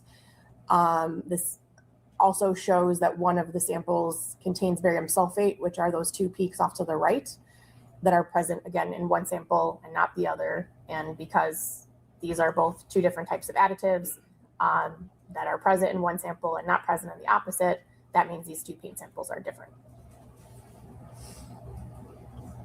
Okay, what about this slide? This slide shows again two paint samples. One is from a pry bar and one is a sample of questioned yellow paint, so paint we don't know the origin of. And in a comparison between these two, I would say they are different because they have different binders and additives. So nothing about these paints are similar except for maybe their color. All right, so we're on to another step now, correct? Correct. Okay, and so again, same thing. If you can't distinguish between the two, now we're here to scanning electron microscopy, energy dispersive spectroscopy. Correct. Okay. Could you explain that to the jury? Yes, so SEM EDS is an easier way to say that. This point, I'm comparing samples under a very high power microscope that uses an electron beam to create an image. That electron beam interacts with the sample, and electrons and X-rays eject from the sample, and I measure those using the instrumentation. Those energies that eject from the sample very much correspond to particular elements. So using that instrumentation, I can determine what actual chemical elements are present in each paint sample. Okay, and is this the SEM EDS here? Yes. Okay. And then the image on the right, what is that? That is a cross-section of an automotive paint sample that was generated by the scanning electron microscope. As you can see, it's all black and white or grayscale because the image is generated by electrons. So if you've seen an image of a very zoomed in fly head, that was probably an image taken under an SEM. However, if you've seen it in color, that color is imparted later because the image itself generated by the microscope is in grayscale. And is this a readout from that instrument? Yes, so this is the energy dispersive spectrum of a layer of paint. So now the peaks are pointing upwards, but each peak corresponds to a specific element on the periodic table. Okay. So what elements are present here? looks like carbon, nitrogen, oxygen, sodium, aluminum, silicon, sulfur, titanium, barium, and iron. And those are represented by the peaks. That is correct, yes. Yeah. Right, and so is this a comparison then? Yeah, so I would analyze both paints and compare their spectra and overlay them, as you can see here, to show that these paints are either similar or dissimilar. And in this case, these paints are similar. They have the same elemental content, and the peaks are of similar ratios, indicating that the same elements are present in likely the same amounts. Okay. And tell us how this is optimized for discrimination. So each step of my analytical scheme is used to determine are there differences. And as I keep going, I'm using more destructive techniques that then are pulling at more and more information about the paint that can provide more detailed information about the paint, is what I should say. So adding more and more instrumentation gives more information about the paint that then can give me a better idea of whether or not they're from different sources. So going from visual examinations, do they look similar, down to now the elemental content, are they made up of the same stuff? If they were dissimilar at previous steps, obviously, like I said, they would be done with the exam, but once we get down to the elemental level, it's harder to say whether or not they could have come from different sources, because they're at that point, I only use exams that show they're made up of similar content. Okay. All right, so as you reach your conclusions, what are some examples? So we use an association scale in the trace evidence unit when we're comparing materials. So one of the examination conclusions could be that they're dissimilar, so they did not originate from the same source, which would be an exclusion. I could also say that they're similar to one another, and that they could have originated from the same source or any other source that is similar to this, because like I had said, paints are mass produced, so there are other possible sources of this paint that are also similar that I could not differentiate. It's also possible that I can't reach a conclusion, or samples are too small to do the entire analytical scheme on, in which case I can't reach a full conclusion. All right, so you mentioned that you kind of have an association scale, is that correct? Correct. All right, can you explain how that works? So when I complete my analyses, I report out my findings, and each report includes a conclusion with something from the association scale to kind of clarify what that conclusion means. So like I said, two paints that are dissimilar to each other on our scale is an exclusion. They did not originate from the same source. There's other levels of association. So two paints that are similar to each other would fall at the middle of that scale, which is a level 3 association, which means that these two paints are similar to each other. In all of the exams that I conducted, I cannot tell the difference between these two paints. However, again, because they're mass produced, there are other sources that could also be indistinguishable from these paints. Okay, so this is used by the Michigan State Police, your unit? That is correct. Okay. So let's talk about the specific. So you said that 3 is when you cannot tell the difference. What would be the difference between a 3 and a level 1? So a level 1 is used when the paints can be physically fit back together, kind of like puzzle pieces. We call that a physical fit. At that point, we would identify that these paints we would say that this known source is identified as the source of the question paint because they fit together. That fit would not be expected between any other paint sources, or two paint samples, I apologize. So that can only happen when we have a physical match between two paint sources. Okay, so is this an example of that? Yes, so on the left, we have an image of a vehicle hood that had paint missing from it, and various paint chips have now been fit back to the hood. The image on the right is a zoomed in image of that to show a paint chip lined up with the hood. So you can see that the edges align, that there are scratches or striations that also correspond across that crack. So at this point, an analyst would say that that is a physical fit and that question paint chip originated from the hood. So you've got a top piece and a bottom piece, correct? Correct. And you're saying that one of those is from maybe the scene of a hit and run, and the other one is from the car you're trying to match to. Is that about right? Yes, that is correct. Okay. And then because it matches up perfectly, you're saying this came from that car. Correct. Okay. Is there any other way to get a level 1 match association? I'm sorry. No.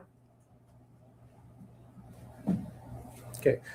So again, what's level 2 now? So level 2 is a high degree of association.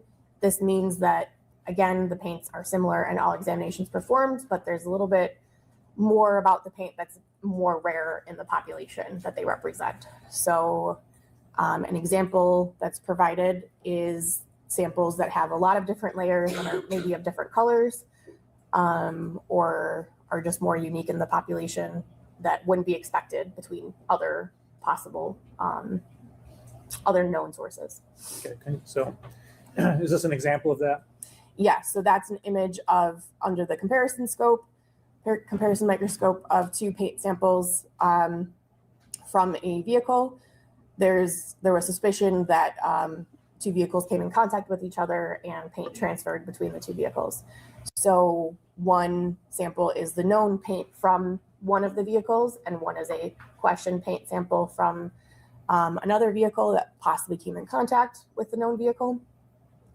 And the clear layer is hard to see under these lighting conditions, but that sample, both samples actually are made up of 9 layers of paint, which is not common in automotive paint. So because both samples have 9 layers of paint and each individual layer of paint is similar, was similar under all examinations performed, this makes it a little bit more unique of an association in that there are more layers that are similar, and 9 layers in an automotive paint sample is not common in automotive paint. Okay. And so just so we're clear, this what looks like a space between different paint samples. You're saying that is not air? Correct. That is a clear layer of automotive paint. Okay. And the same for this layer down here? Correct. Okay.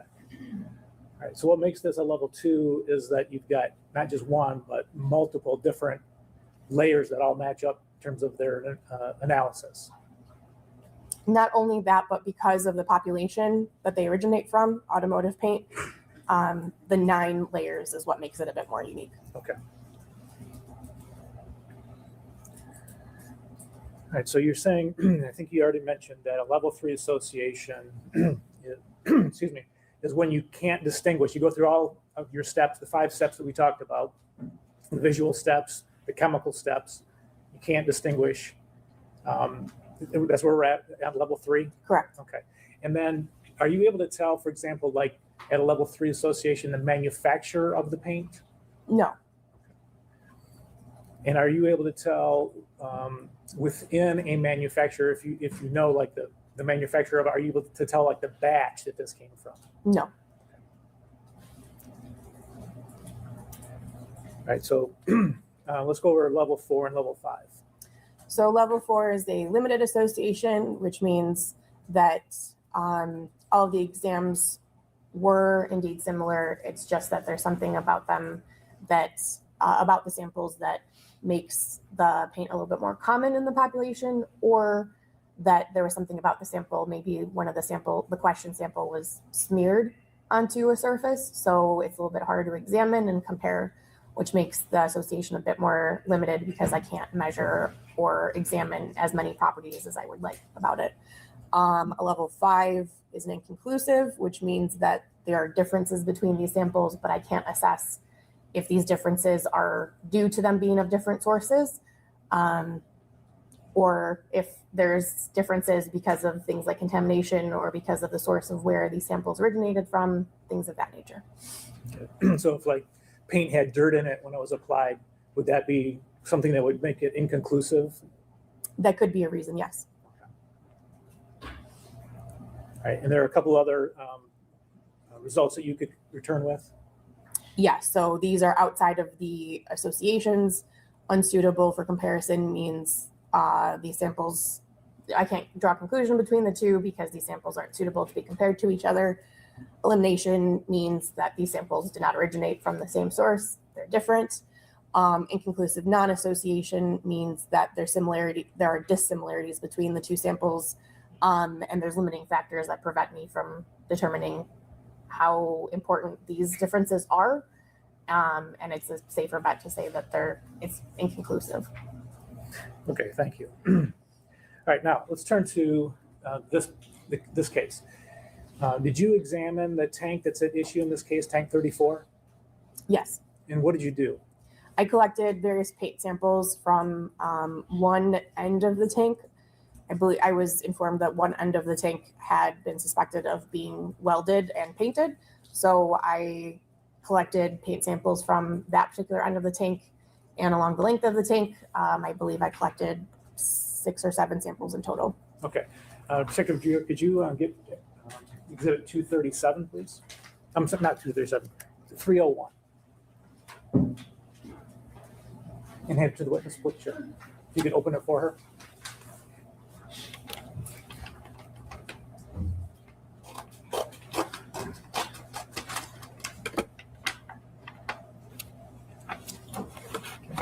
Looking at people's 301. You recognize those things? Yes. So People's Exhibit 301 is an envelope labeled container LV6. It contains various envelopes that I would have collected.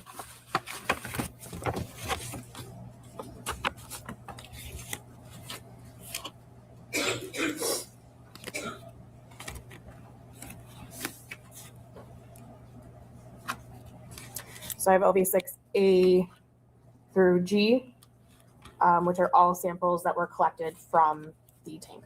Okay. So how many in total? So that's 7. And you said that you had been informed that there was a weld that was in question. Is that right? That is correct. Okay. Did you take any very close to that weld, any of those samples? Yes, there are 2 samples that were each taken within an inch or 2 of the weld on either side. Okay. And do you know which ones those are? LV6B and LV6E were both from the weld, or near the weld. All right. And did you look at how did you get the paint off of the tank to those samples? I use a scalpel, basically trying to collect all the way down to the surface of the tank if possible. Different scalpel for every paint sample, trying to get down to the surface, collecting all of the layers and scraping it into these individual paper packets. Okay. And were there multiple layers when you scraped with the scalpel? I couldn't tell when I was actually scraping, but in my exams later, I could determine that yes, there were multiple layers in several of these samples, yes. Okay. And just referring to the top layer, did you compare the top layers of the samples? Yes, I analyzed the top layer of the white paint on each of these samples. And what did you find? They were all similar to one another. The white paint that was the top layer of each of these individual 7 samples were all chemically similar to each other. Okay. And then B and E, was there any difference between those samples, the ones next to the weld, and the other 5? Items LV6B and LV6E had an additional layer that I did not see present in the other samples. There were multiple layers of white paint on most of these samples. However, there was a layer of like a light gray layer that was intermixed within the other layers of paint on items LV6B and E. Okay, and you say light gray, is that, you observe that color under the microscope? Yes, so to the naked eye, it would probably look white, but under the microscope, it looked gray when compared to other white layers. Okay, and just on those 2, not on the other 5? Correct. Okay. Did you compare those samples to some paint sticks? Yes. Okay. Detective Dreer, if you could give her 239, 296, 297, and 298.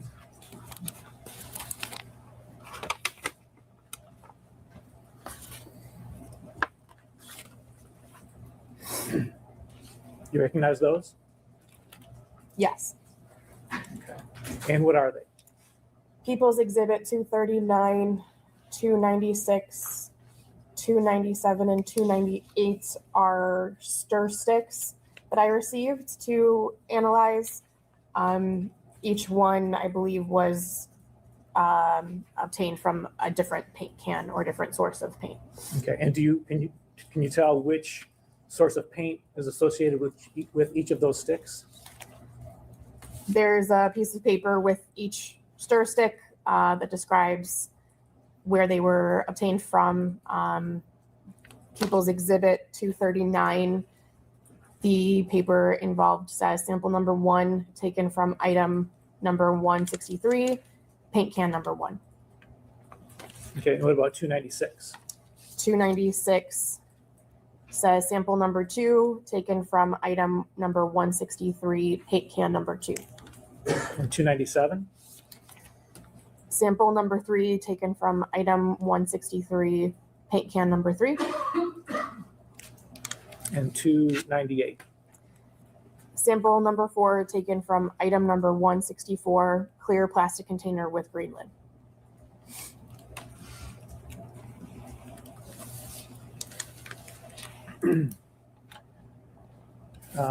Did you also examine excuse me, a lid from a trash can? Yes, I did. Okay, Detective Dreer, could you give her 237?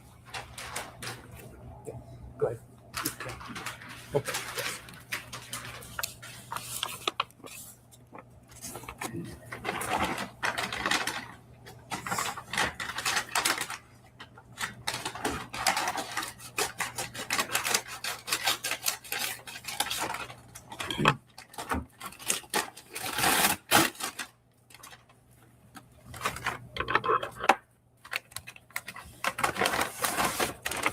Do you recognize what's in what's People's 237? Yes, People's Exhibit 237.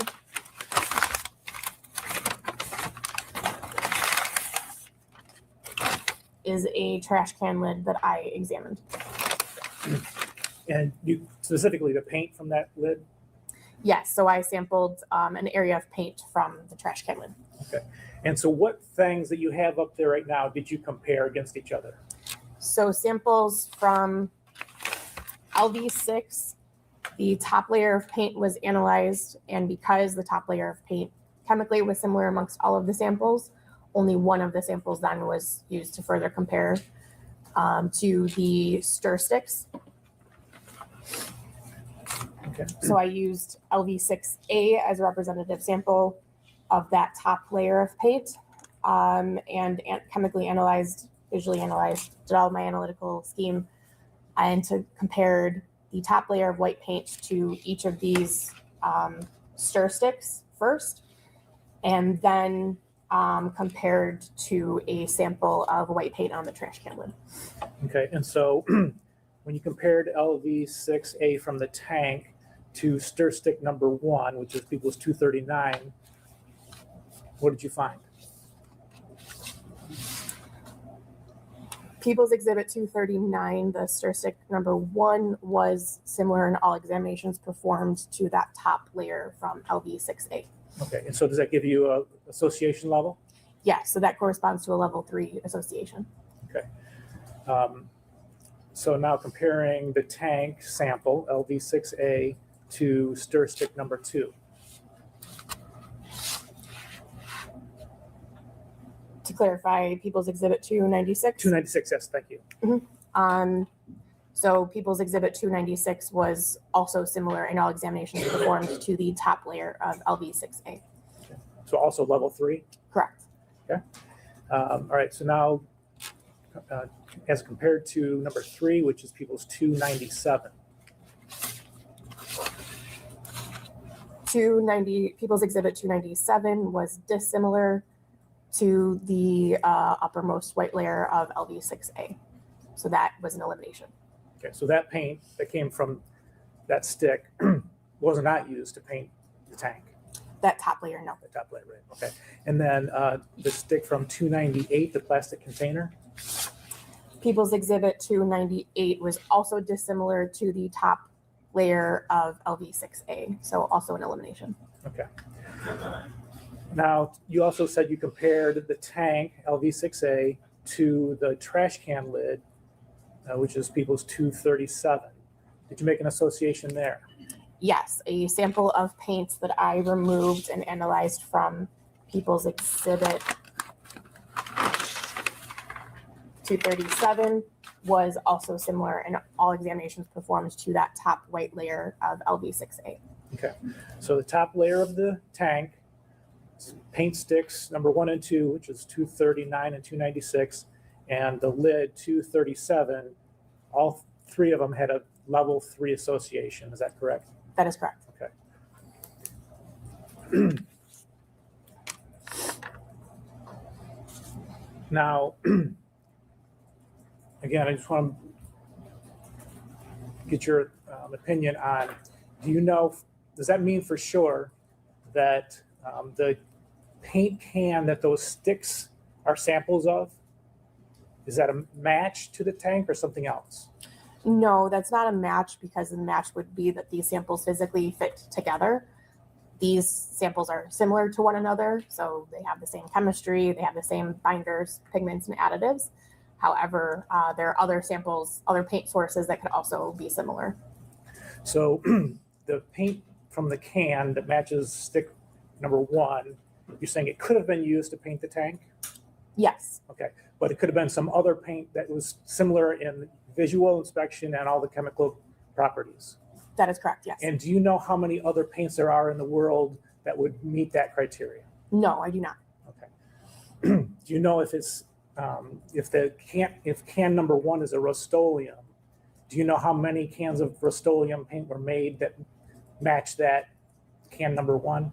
No, I do not. Okay. And do you know whether there's another manufacturer that uses a similar enough process to make a paint that would be just indistinguishable from the Rust-Oleum can?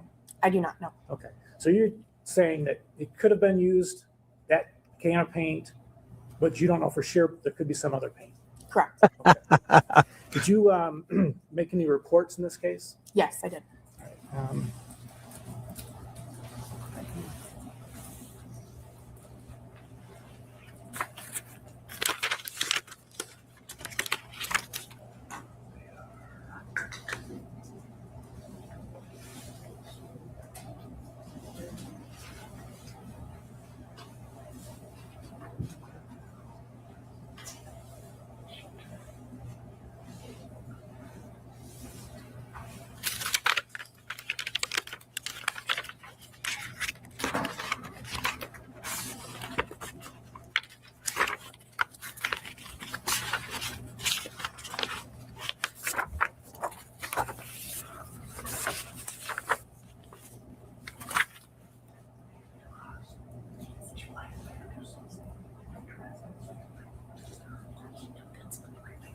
All right, that's all I had at this time. Thank you.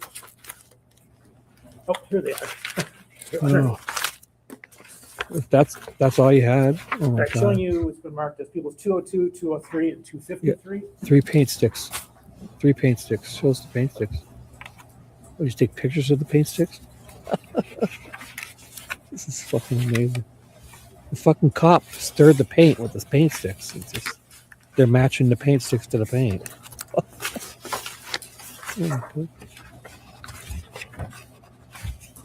And there was a Tupperware People's white Exhibit paint. 202, 203, and 253 are all reports I authored in this case. Okay, and we would move for addition of those at this time. Yeah, 3 reports already about did. Thank you. 3 paint sticks, probably. That's all. Thank you. Fucking ridiculous. Oh my God, we're wasting money on this. This guy get fucking put away for this. Ms. Oh, Punchke, fuck. good morning. Good morning. Oh my God, good morning. Fucking travesty here. Motherfucker, you guys paid So I millions wanna of dollars take for you this to a woman. report that is not in evidence, I believe, and that's the report that you used when you went to the scene. So you went to the scene on February 25th, 2025. Is that correct? That is correct, yes. And if you need to review that report, please let me know.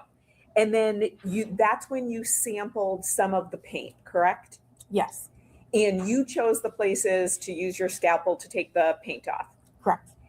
Ms. Saylor, would you pull up Exhibit 100, which is our page 105, please?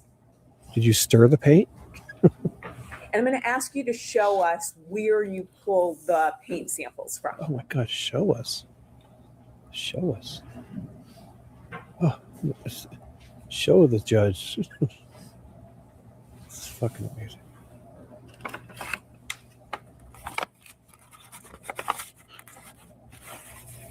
So while that's coming up, I'll ask you a few other questions and then we'll go back to that. So when you were doing your work, sorry, I just wanted to make sure you were looked like you were kind of organizing things up there. Some paint adhered to the plastic wrap. So there was plastic wrap around the tank. Is that accurate? Yes, that is correct. And then some paint adhered to the plastic wrap when it was taken off? Yes. You didn't use those samples though, correct? No, there were areas of the tank where paint did remove from the tank onto the plastic wrap. However,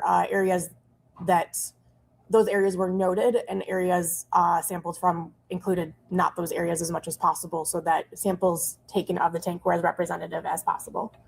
And then also there were some stickers on the side of the tank? That is correct, yes. And then some of those stickers were peeled back as well, correct? I don't recall. So would looking at a copy of your transcript when you They don't earlier recall testified anything be that's helpful? not good. Yeah. Embarrass Yes. her. Yes, I'd love to get embarrassed. Let me look at it. These people are fucking shameless. And I apologize, Ms. Saylor. I believe that you took up the transcript, but I should ask you to take up the report. So if you want, there you go.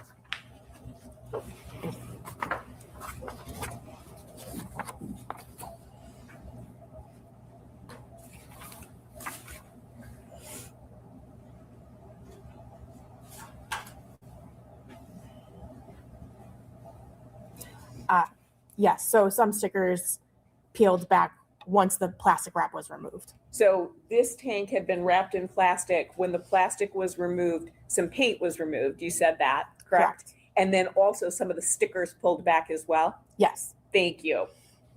Would you mind retrieving that? Thank you. Now, Ms. Saylor has pulled up the tank. Thank you.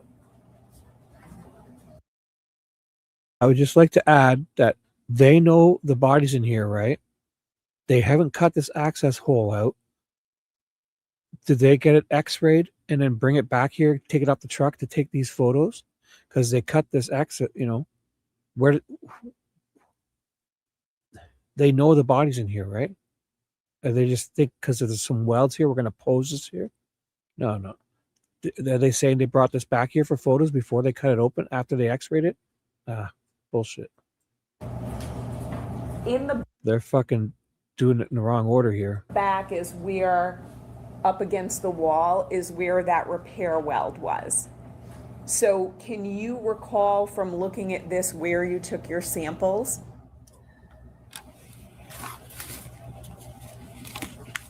And are you looking at a report to help refresh your memory? No. Why would they focus on Can I this? look at the actual paint samples themselves? to Sure, refresh my memory? absolutely, yes. There's You no just hole. have to note on the record if you're referring to something that's not from your memory. So go ahead. Understood. Was it x-rayed and brought back items here? LV6A, LV6B,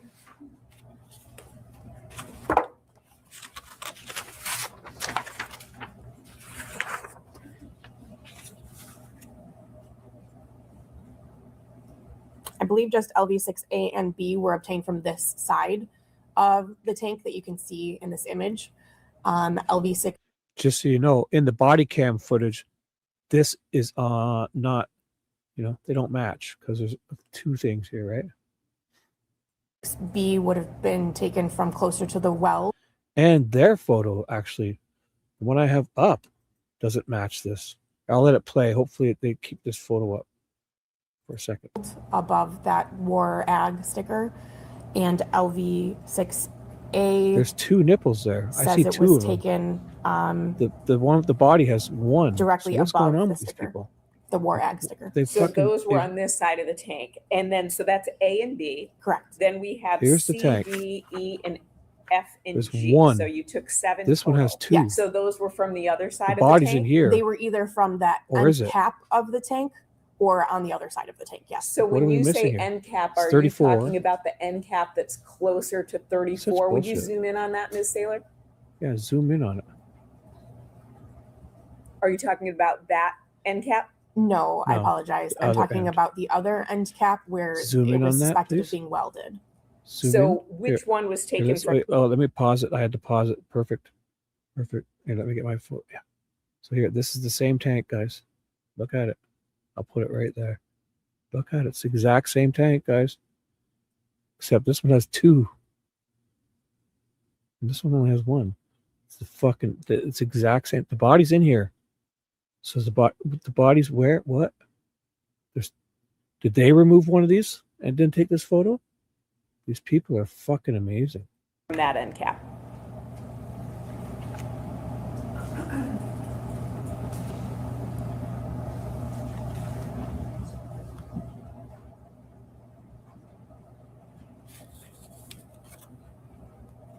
Mm-hmm. Mm-hmm. There's two. They've Items zoomed in on it. LV6C One. and LV6D were both Look at taken that from big, the actual huge one. cap itself. So But in the C and body D were cam taken footage, from the end there's cap. one here, A and B were nothing taken here. from above that War Ag Fucking sticker. amazing. And then the other 3 you say were taken from the on the other side of the tank. That is correct. The tank that's the side. So that's not 3 different visible to us tanks. in There's that one with photograph? 2. That is correct. Great, There's one with thank one on the you. left and there's one So on the then right. So that's the, 3 tanks we found. Lab reports that Mr. McCready. Do you notice that, guys? We found 3 tanks now. Because if this one has 2 and this one has the one on the left, the one in the body cam has one on the right. There's 3 tanks. And they all have the body in it.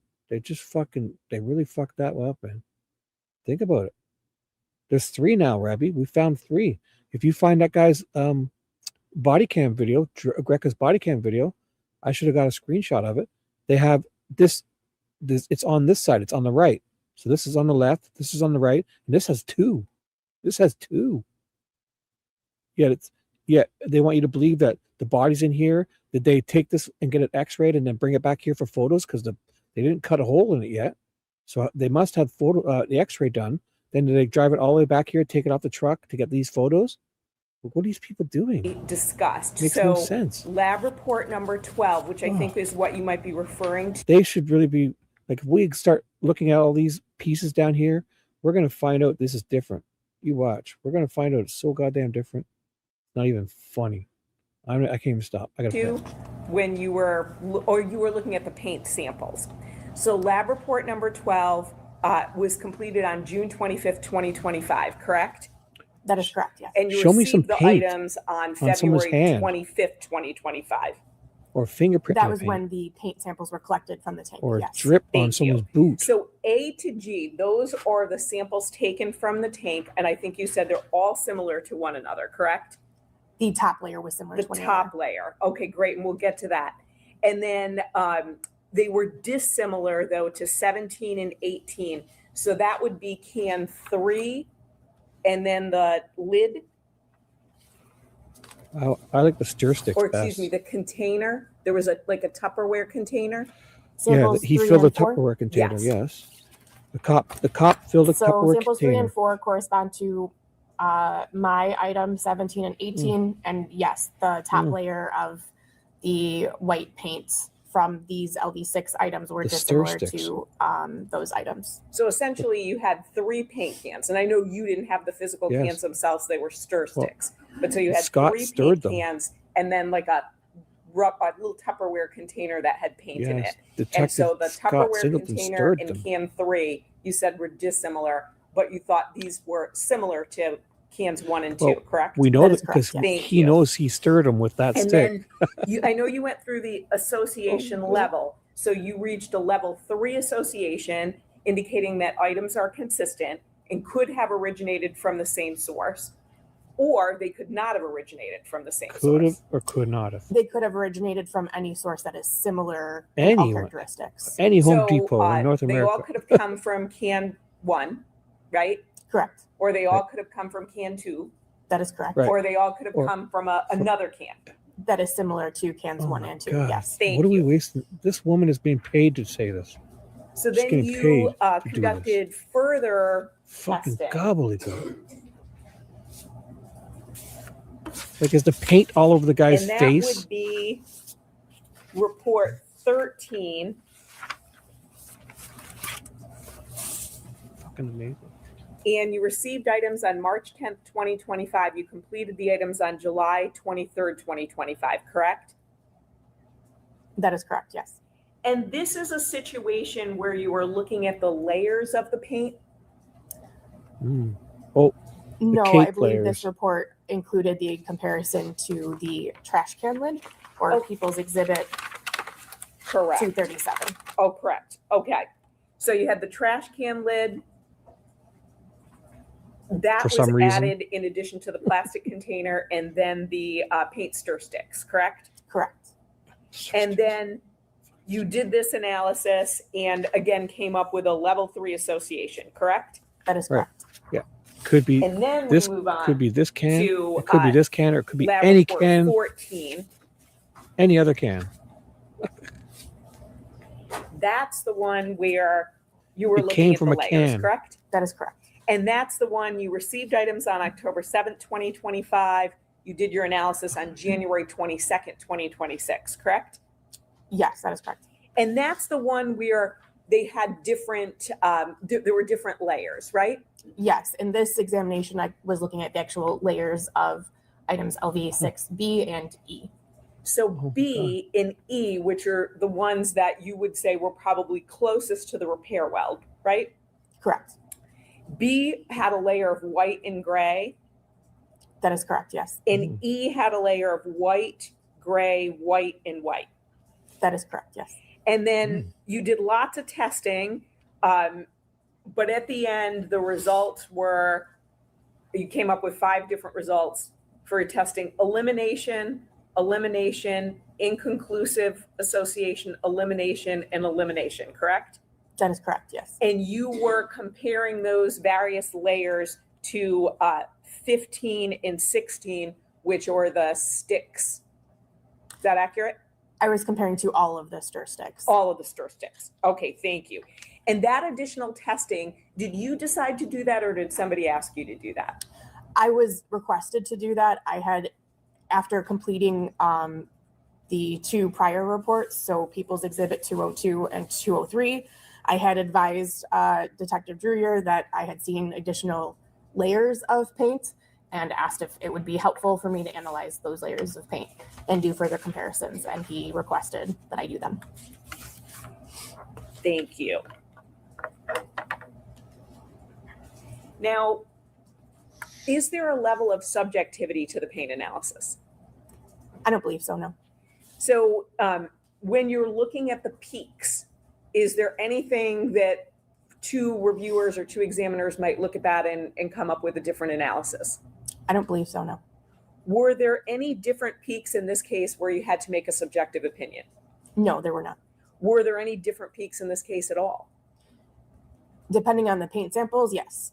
Okay, so talk to me about that. So of the known stir sticks, People's Exhibit 239 and 296 were chemically similar to one another, so I could not tell the difference between those 2, including their infrared peaks. People's Exhibit 297 and 298, they were dissimilar to the other 2 People's Exhibit 239 and 296.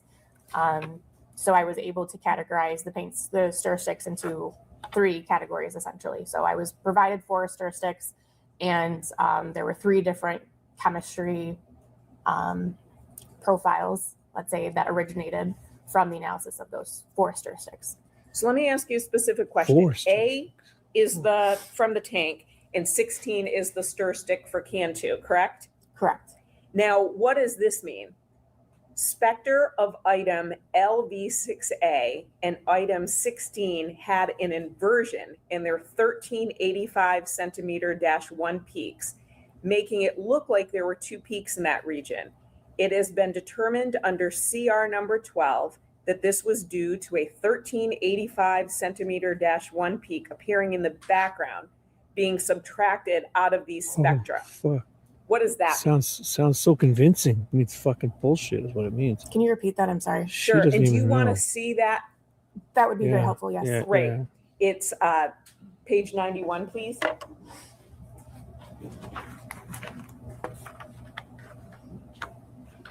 You know what? I saw there was a guy, he had a mask on in the top corner. Look at him. This guy here. He looks like someone who would get three paint sticks and stir 3 separate white cans and enter them as evidence. The cop gets stir sticks and 3 cans of paint, stirs each can with a separate stick, and now those are in evidence for some reason. And then he filled up a Tupperware of white paint, and then she says it's like a 3-way match. Like it can be this can, it can be this can, or it could be any other can, another can, any other can in the world. It can be. Oh my! They paid millions of dollars to have this woman work for last year, and the Okay. laboratory, and all this gobbledygook. So you're the analyst, correct? Yeah. Correct. Yes. How I much you saw get that. paid? And so you typed those Do this? words, right? Yes, I did. Okay. So tell us what they mean. So I have no idea. an inversion means that instead of the peaks going down, there's peaks going This is up, fucking weird. which is not something that happens frequently, but can happen. Usually that means there's background interference on the instrument. So I can diagnose that as an issue with the background itself, and not necessarily an issue, but something that can occur on the Somebody should instrument. look up her And salary. because I can see that it happened in the background, and I can see that there are peaks I that think are it's 400 inverting in both 400,000 a year or spectra, something. or even in one spectra, I can figure out that it came from the actual background that I collect prior to using, Right. prior to But whose analyzing hand? samples. Whose In hand which put case it I there? know why those peaks are inverting, because that's taking it from the background Whose and adding it to the hand? spectrum. Is there a Is there another brush? reason why peaks might Is there a invert? drop? A boot? A footprint? Anything? It's very possible, but not that I'm aware of. So you made that determination applied it? that this was something that was related to background, correct? Yes, correct. Yes. Did you see anybody painting? Did you find paint drops in that spray bottle? Anything? But oh my god, they made all this Now, evidence. when we're talking about your analysis, you'd agree with me that you cannot come up with an error rate because you don't know the universe of paint cans that could be similar to the samples that you took from the tank, correct? That is correct. Any Home Depot and parts shop in And North America. I think when you were talking to Mr. McCready, you were very candid. You have absolutely no idea how many cans of Rust-Oleum exist in the world, right? That is correct. Rust-Oleum. And there's not, I got is there a 4 way for you cans to of find that Rust-Oleum out? Can you ask the within manufacturer? 10 feet of me. It's possible, but I don't think they would be very frank about how many cans they've created in the past year or so. So I did A not. billion? And a you don't know when bazillion? these cans were purchased, correct? Correct. Quadrillion? You don't know how many of them were sold in Michigan, anything like that, right? No, I do not know that. Do you know if Rust-Oleum is a common paint? Mm. As a I know it homeowner, I is. know that it's a common paint, but as a paint Yes. analyst, no. Okay, we're good. That's fine as a homeowner too, right? So you can Thanks, go into yes, Home Depot, yes. Lowe's, Menards, Ace Hardware, Yes. anywhere, and probably find a can of Rust-Oleum, right? Oh, yeah, Probably, yes. everywhere. And it wouldn't surprise you that there's probably cans all over Adrian County in people's houses, garages, Yes. cellars, It's great barns, paint. everywhere, right? That would not Yes. surprise me, no. Would not. And Would it surprise when you we that you talk got about paid the to do this? association scale, the reality is that paint is mass produced, correct? That is Sure. correct, yes. And You it's so gotta protect mass shit. produced that again, you can't even designate this to a particular manufacturer, correct? That is correct. So we're talking about Yes. Rust-Oleum, but it also could be Rust-Oleum. Benjamin Moore, Sherwin-Williams. It could be anyone, right? It could be any manufacturer that used the same chemical makeup to create their paint, yes. Oh my god. And when you talk about the paint samples being similar, you again can't tell us if we're talking about the universe of similar paint cans being 100,000, a million, 10 million, and you're very candid about that. You don't Bazillion know what that universe million. looks like, correct? Correct. A million quadrillion. I have no additional bazillion. questions. Thank you, ma'am. You can't tell me if it's a million bazillion or a bazillion million. Oh god, this is so comical. Does your unit practice peer review? Yes. Could you describe that for the jury what it is? So a peer Yes. review is another trained paint analyst. Another reviews waste all of my time. work, Tells reads through us. my notes, looks at my Yeah, they data, confirm and what determines you if my did. data supports my conclusions. They confirmed your At that point, they nonsense. would tell me whether or not they agree with my conclusions or if they do not agree. And they How often do they not agree with would you? return it with comments saying these are things I think that would make more sense to clarify in your See, notes. this is white or and this is these yellow. are They don't decisions match. that you made that I disagree with, things of that nature. What? And we would discuss the case. Okay. And were your findings here peer reviewed? Objection, hearsay. Oh, I Unless wanna another know. analyst is testifying, it calls for Yeah. hearsay. Yeah. Is there proof? It goes Yeah. to the conclusions The what? that she reached and the process that she reached them by. Oh, what were The they? question was, have they been peer reviewed? Right, so. And the result, I guess is what I'm asking. So if you're gonna ask about the result, I believe that is hearsay. Okay, thank you. If it's just whether or not they have been, I don't think there's a statement. Okay. Some So have they common been sense peer about reviewed? this nonsensical evidence. Second of all, you said that there was next to the welds, next to the weld on either side, this gray layer that would appear white to the naked eye. The question is, were you given a sample of something to compare? Were you given a sample of spray paint to compare to that gray layer? No, I was not. Okay. All right. The last thing, Your Honor, if I may, I'd like to publish the trash can lid to the jury at this time. The trash can lid. No objection, thank you. Oh, yeah. Put that in. It's ridiculous. 3 stir sticks that Scott Singleton stirred 3 cans of paint. The only thing is they found the paint on the property, I guess, right? Then he takes 3 stir sticks and stirs each can, and then they've got a match to each can. And he filled up a Tupperware from one of the So then he knows they're a match because he's the one who put, he stirred it and then put it here and marked it. So yeah, he knows it because he's the one who did it. Scott Singleton. Fucking amazing. And he pooped his diaper when he heard the name Hardy. Oh my God. Hi, Paula. Good morning. What's up? Look at you. LOL and LOL. Look at you two. You jinxed each other. Got an LOL at the same time. Rebby and Paula. Good morning. LOL. LOL. Look at which one of these two painted it. Do you guys have white paint on your hands? I think it's Rebby. Rebby's covered in white paint. Covered in it. She's painted a tracksuit on herself and she's going to walk down the street. Right? Right. Oh my God. This woman gets paid by 200 grand a year to do this nonsense.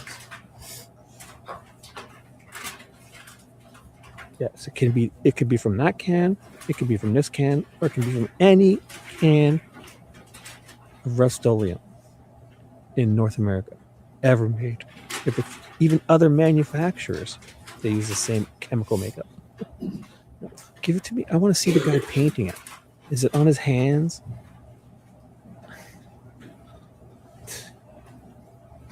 Can't take it. Look at these two painters right here. Rebby and Paula are got white paint all over their hands. I bet. I'm just kidding. Yeah. It was Scott Singleton. Detective Scott Singleton. That's all I had. This pointer on. Thank you. Any further questions, Ms. Sharp? No, thank you, Your Honor. Okay. Where the people are concerned, she may be released for a subpoena. No objection, thank you. Okay, thank you, Ms. Ponce. You are free to go. You may.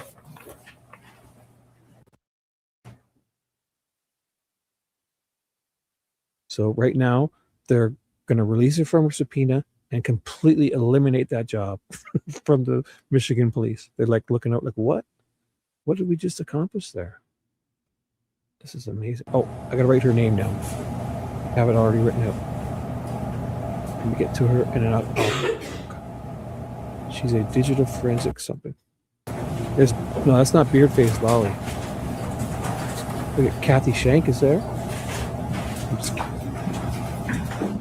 This is, what's her name?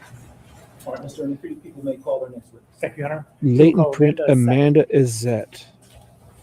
Latent print analyst. So she found a fingerprint under the sticker, I think. And the guy's probably got to put these stickers on all these new tags. His stickers on everyone, his fingerprints on every one of these stickers. Because that chemicals, they probably have to put them on constantly. Yes. Yes, he touched the sticker. Raise your right hand. Do you swear or affirm to tell the truth, the whole truth, and nothing but the truth under penalty for perjury? Okay, do next. I do. Another waste of time in this job. Well, this is fingerprints, actually. No, this is Hi, good good. morning. This is Good good. morning. Please tell us your name and spell it for the record. My name is Amanda Isett, Amanda Isett. Great, thank you. And what organization do you work for? I work for the Michigan State Police. And your job title? I'm a forensic scientist in the Northville Laboratory in the latent print unit. And how long have you worked there?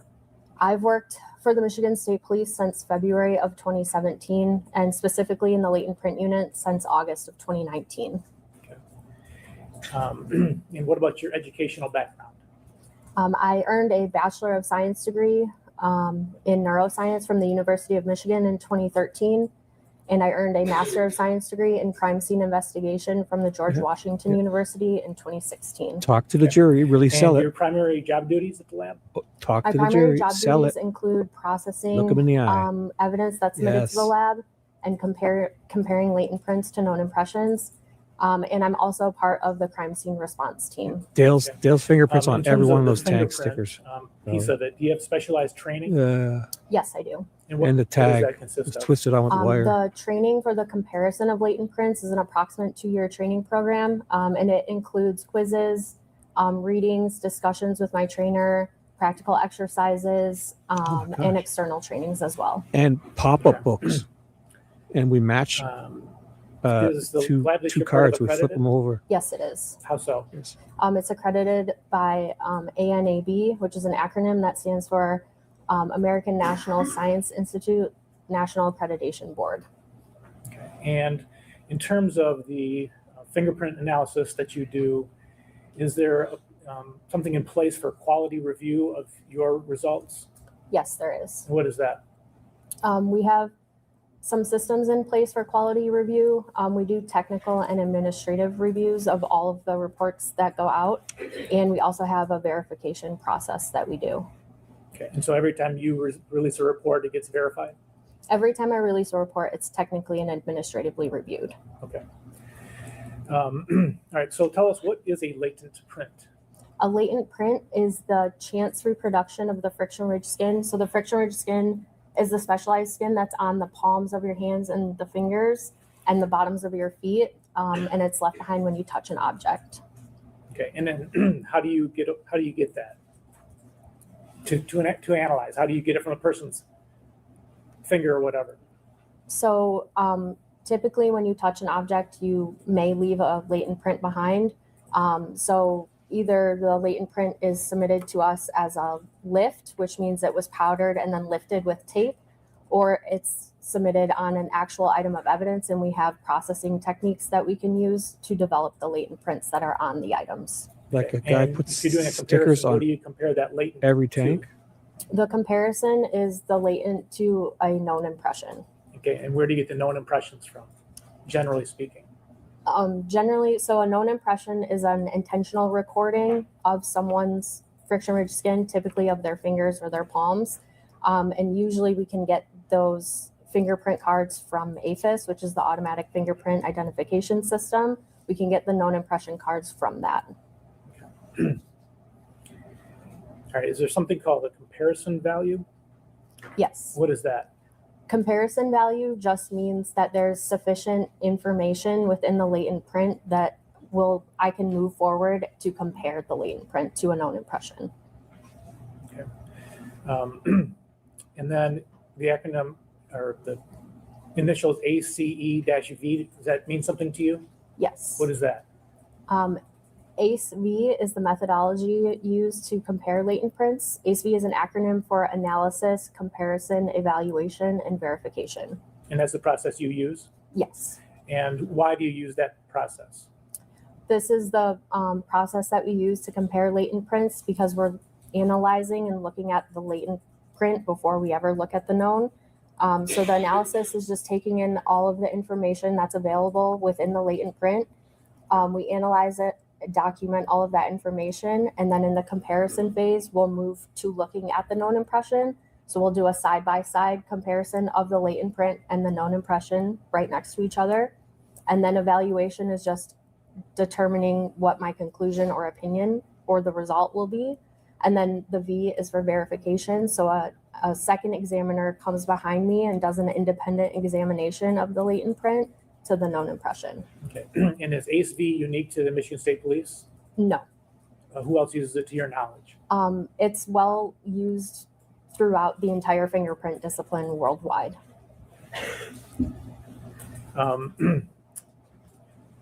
Do fingerprints change over time, or how are they generated, I guess is the question. So you are born with your fingerprints. Your fingerprints form in utero. They are highly variable and discriminating, and they are persistent, which means they do not typically change over time unless some injury or scarring occurs. And you said variable and discriminating. What does that mean? Highly variable and discriminating just means that the friction ridge skin and the features within the friction ridge skin is variable between not only yourself, but also people around you. At this point, we would tender Ms. Isett, is that right? As an expert in fingerprint analysis. We leave it in the discussion of the board. I will so certify you guys. Thank you. All right, so turning to this case, did you examine the tank 34 that's at issue in this case? Yes, I did. Okay, and tell us what you did. So I received a telephone call on August 16th to process the tender tank. It was in the back parking lot of the Northville Forensic Laboratory.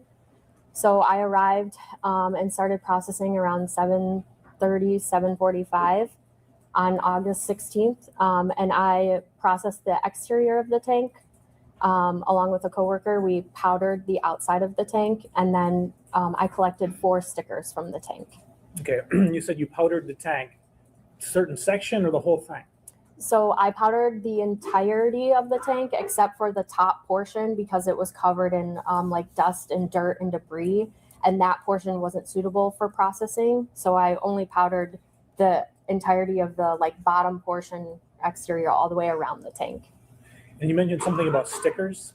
Yes. What did you do with the stickers? So I collected the stickers from the tank. I took them off of the tank and packaged Technology them. and And introducing took them that. back to the lab. You can watch the entire trial live right here on that was before or after Ms. Ponchke took the paint samples? It was before she took the paint samples. And I'm going to show you people's 262. Do you recognize this picture? Yes, I do. What is it? It's what I refer to as the back end of the tender tank. Okay. And why did you take this picture?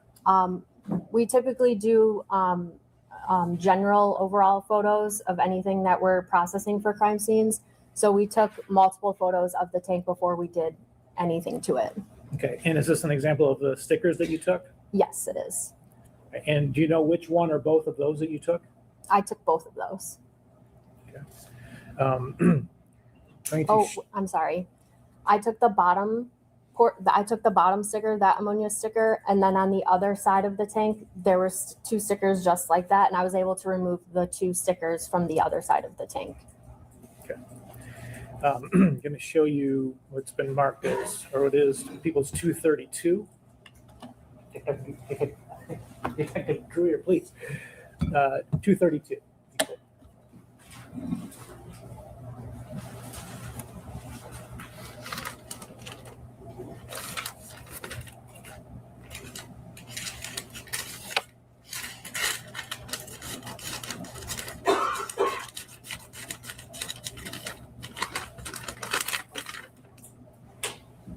If you could remove that, please.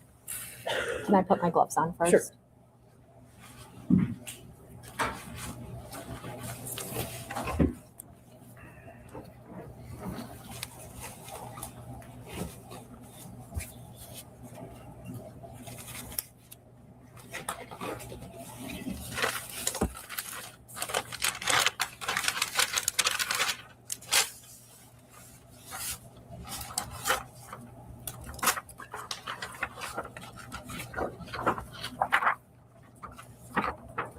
Do you recognize that?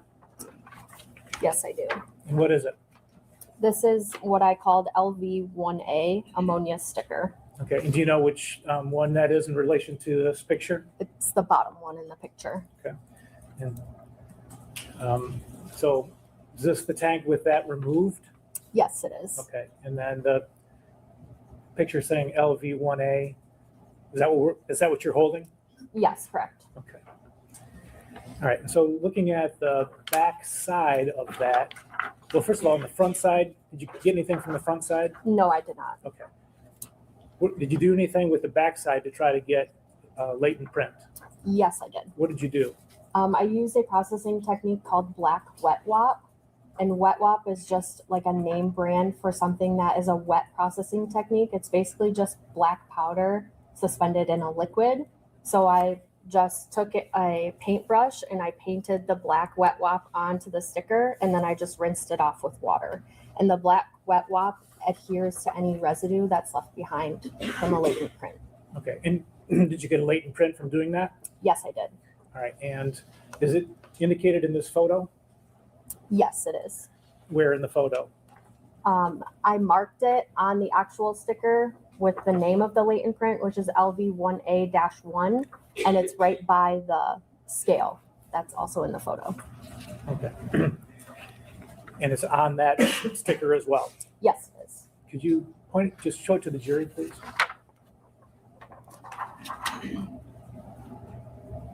Okay. All right, did you do anything at that point to help you in your analysis once you had the latent? So once I collected the latent print, I took a close-up photo of it. And so after I take my close-up photo, I put it into our software, like a digital asset management system, which keeps the chain of custody of all of our images and anything that's done to the image. And I pulled it up into Photoshop, and I used Photoshop to process the image. So I just did some contrast adjustments to visually enhance the ridges so that I could see them better. Okay, and what is depicted here? This is my processed image after I pulled it up into Photoshop. Can you tell the jury, do you see the print in this picture? Yes. And how would they know which part is the print? Can you explain to the jury what to look for? Oh, yes. So when I'm looking, so this part is the analysis part of the latent print. So I'm looking at the entire area of ridges that I see. So the ridges are those lines that you can see curving around. And so the first thing that I do is I annotate my image, which means I mark what I believe the latent print to be. So in this case, that arc, that blue arc at the top, I'm signifying that that is what we call the distal end of the finger. So this top end of the finger. And that's based on the curvature of the ridges. Okay. Do you do anything else with that photo? Yes. So here, again, this is my analysis. I'm taking into consideration all of the information. So this image is showing my quality map. So quality mapping just means that I'm looking for areas of the latent print and I'm marking them red or yellow. Red means I'm staying out of that area. It's not reliable. I can't see the ridges. I can't see the features that are within that area. I don't have any red markings in this particular latent print. Yellow just means that the ridges are a little bit less reliable. They're not as clear. I'm not sure what's going on in those particular areas. And what about the part that's not marked at all? The part, go ahead. Sorry. The part that isn't marked at all means it's clear. I can follow the ridge flow. So I can trace the ridges. I can see any features that are available in those clear areas. Okay. And then what do you do? After that, so this one is just showing my ridge tracing. So I'm literally just taking my mouse and I'm tracing each ridge that I'm seeing in that blue color. So I'm just following the ridges, and as I'm going, I'm marking my features, which is shown in the next one. Okay. So as I'm tracing the ridges, I'm marking the features or the minutia. So the minutia, I'm going to use these words interchangeably. The features are ridge endings or bifurcations, or something is happening within the ridges that I'm marking it. And so I'm using the dots to signify the features, and I'm using different color dots to signify different things. So the green dots mean I have high confidence that that feature exists right there. I'm marking it green. I'm saying, yes, this is here. I have another dot that is marked yellow up at the top. Yellow just means I'm a little less confident that that feature actually exists, mostly because it's on the edge of the latent print, and I'm not really sure if it actually is there, that location, if it's there, up there, if it might be a little bit lower, so I'm marking it yellow. Okay, and is this, just for the jury's benefit, we're talking about right next to the dot, to the laser dot? Is that what you mean? Yes. That's the yellow, okay. Mm-hmm. And you mentioned ridges and bifurcation. Could we just make sure that, you saying that the blue are the ridges? Yes. Okay. And what is a bifurcation? A bifurcation just means that you have one continuous ridge and it splits off into two. And that point where it splits off into two is the bifurcation and the feature. Okay. And why is that important to you? That's important because it's signifying something is happening in the formation of the ridges, that the ridges are splitting off, and that signifies a feature. Okay. And are you going to look for similar features in the known print? Yes. Okay. Oops. Okay, and what is this? So after I've completed my analysis of the latent print, I'm only looking at the latent print. I haven't looked at the known yet. I do all of my markup, my documentation of the latent print first. Then I will go and bring up the known impressions. And so the first thing I do when I'm doing my comparison, the side-by-side comparison, I'm picking a target group within my latent print. So that just means I'm picking a cluster of 3 or 4 of those dots or those features, and I'm trying to locate those 3 or 4 in the known impressions. So for example, I think there was something, it looks like a longer ridge. I have 2 green minutia on each end, and then, yep. And then like come down, skip one ridge, and then there's another one. So I'm focusing on those 3 as I'm going through, and I'm looking through all 10 fingers of the card. I'm searching for just that formation. When I find that formation, then that's when my comparison really starts. So I'm going from the latent to the known, and all I'm doing is I'm counting ridges to my next green dot or my feature, and I'm marking it in my latent. Yep, here it is. I'm going right to my known, counting up however many ridges. Yep, here it is in my known. And I'm just going like that back and forth, starting in my latent, counting however many ridges to my next feature. Then I'm going back into my known and doing the same thing. Okay, great. I'm going to give her 232. That was it. Oh, yep, 238, yes. Thank you. Yes.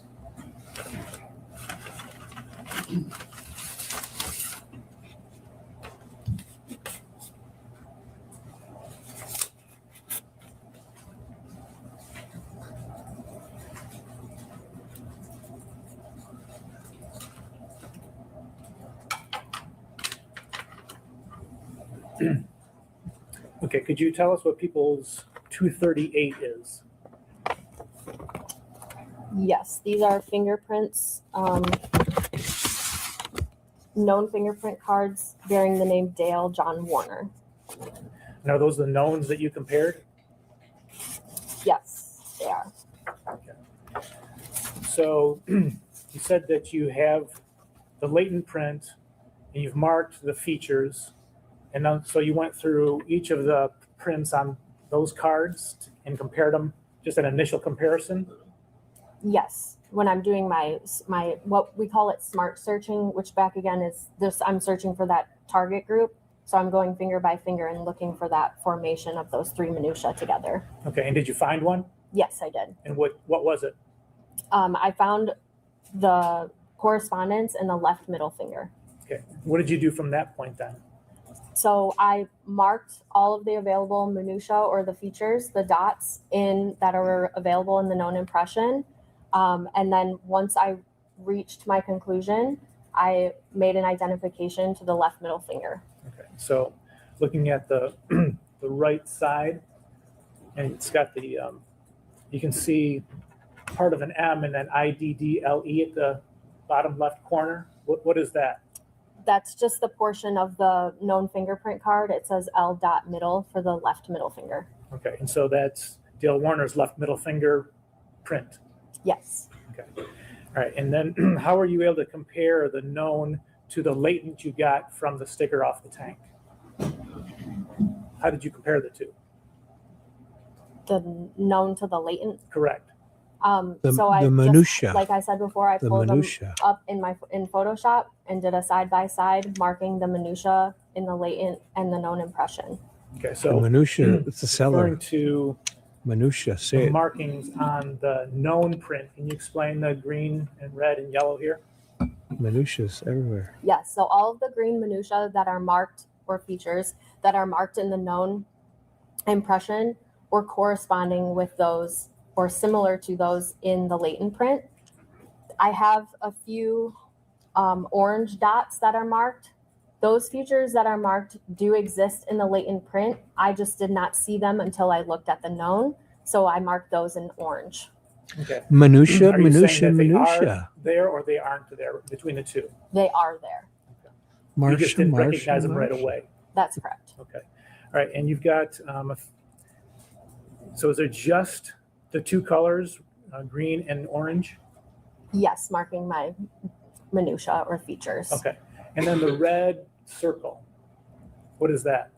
The red circle shows that I had marked something in the latent print that it did not exist in the known impression. And so I crossed it out in the latent print because it wasn't actually there in the known impression. And what is your opinion of the discrepancy?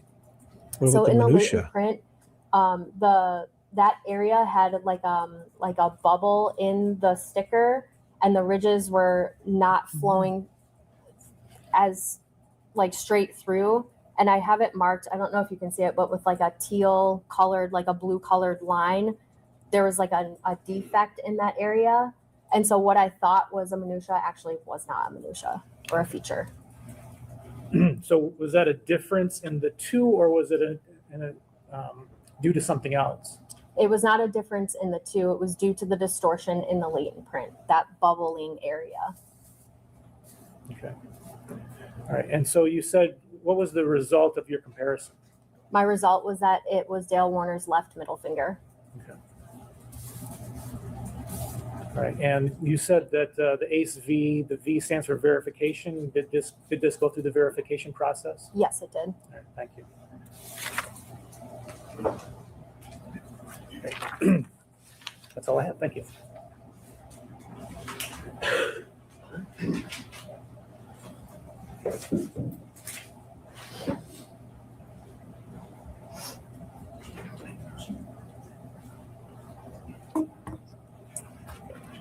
Good morning, Ms. Isett. My name is Marissa Vinsky. I represent Dale Warner. I have some questions for you. I want to start with, you talk about your process. One of the steps was you enhance the photo in Photoshop. Is that correct? Yes. What goes into enhancing the photo? So in Photoshop, We use I'm sorry. I just did exactly what Mr. McCready was worried about. I'm not as clean as the Chartier. My apologies. I'm sorry. No, that's okay. You hit it too well. Yeah. Do you mind if I? You know what? That's good. I'm just putting that right Okay, here. perfect. I will just leave it on the podium. That's awesome. Sorry again. No more water for you, Mr. McKee. My apologies. What goes into enhancing the photo? So in Photoshop, we're only allowed to use certain tools within Photoshop. And we do contrast adjustments. So I'm making the picture brighter or darker just to my eye what I need to see in the latent print.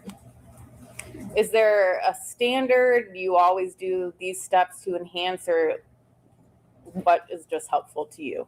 What I typically do, it's different for every examiner. We do have a set of tools, like only a specific set of tools that we can use, because some of the tools that are available in Photoshop can erase pixels or change them. And so we're not allowed to use those tools. So I usually change my image to grayscale, which just means I'm turning it into black and white. And then I'm using like a brightness adjustment, and I'm just making it brighter or darker and like highlighting, changing things like that. Are there other tools aside from the brightness and the darkness grayscale that you are allowed to use? Yes. What are those tools? There's other tools we can use. They're called levels and curves, but I don't typically use those. So in this case, you changed it into grayscale and then worked with the brightness and the darkness to help you best. Yes. You talked about various dots that we saw on the screen: red, yellow, orange, green. How many dots did you identify that were similar to the known print versus the latent print? I believe I identified 7 green and then 3 orange. Were there any points where it was maybe yellow or something you had to think about that you had to make a subjective opinion during your process? So I did mark one of the features as yellow, but it was up higher in the latent print, and that area wasn't available in the known impression. So I didn't use that area that I had marked. So that's something you subjectively thought, let me mark this and see what it is. So in the latent print, so if there are 15 features available, I am required to mark them. So that is what I did. I marked 15 features in the latent print. The green and the yellow were the 15 that I had marked originally. Is there a standard that the Michigan State Police uses for the number of dots? We don't have a minimum number standard to determine comparison value, but we use subjective decisions. It's not just based on the quantity of the features, it's based on the quality of the information within the latent print. If you know, do other agencies have a standard number of dots? Other agencies do, but I don't know what they are.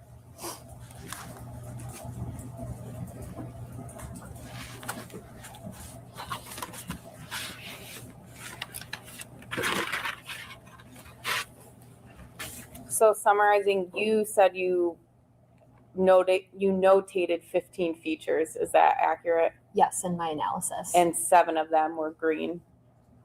That I used with the known impression. Okay. After you compared the two, that's when you came up with the 7 green dots? Yes.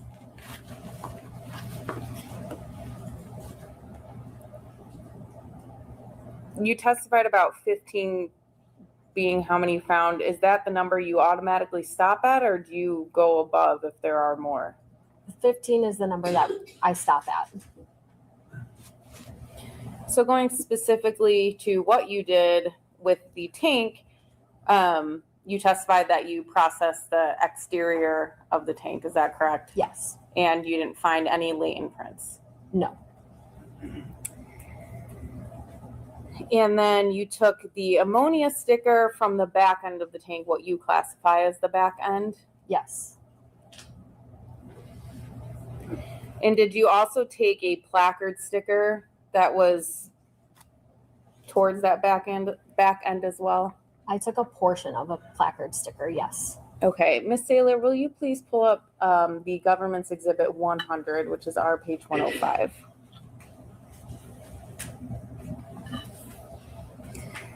Will you zoom into the end cap that's closer to number 34?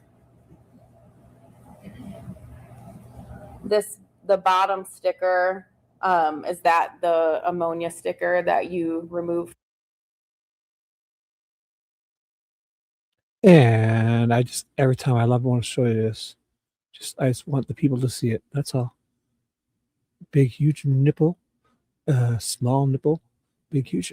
Where's your nipple? From the tank? I can't tell from this photo if it was that sticker on that end or the other end. The other end, okay. I'll move on to the other picture that you were shown, but from this picture specifically, are you able to tell where you took the stickers from? If you could zoom out. Thank you. Yes. Okay, can you tell the jury where you took the stickers from? So on one end of the tank, I took the bottom ammonia sticker and then a portion of the green square sticker, that placard sticker. I was only able to get a small portion of it off. And then on the other end, I took the anhydrous sticker and the ammonia sticker. So the green placard, is that the one that says 1005? Yes. And that's in the center of the tank? Yes. And these items were collected on August 16th, 2024? That's correct.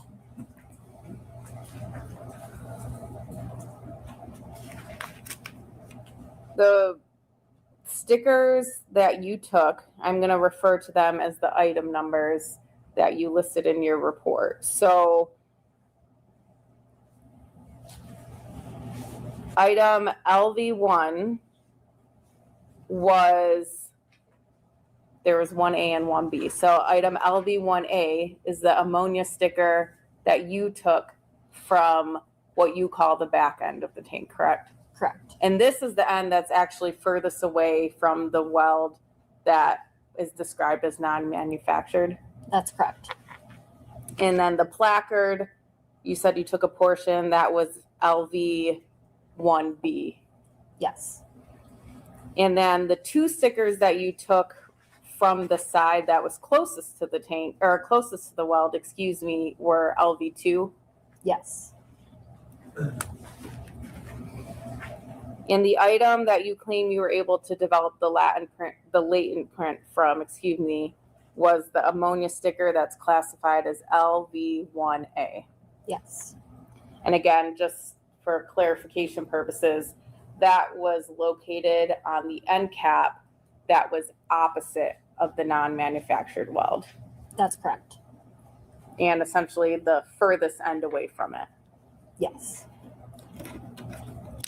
And in your report, I think you actually labeled the sticker not welded side. Is that accurate? Yes. Okay, thank you. I think I'm done with that picture for at the moment. There was one print that you claim you found on that sticker. Yes, on the ammonia sticker. Can you describe to the jury where on the sticker the print was? And if you want to use the exhibit that you have in front of you. Just gonna put my gloves on again.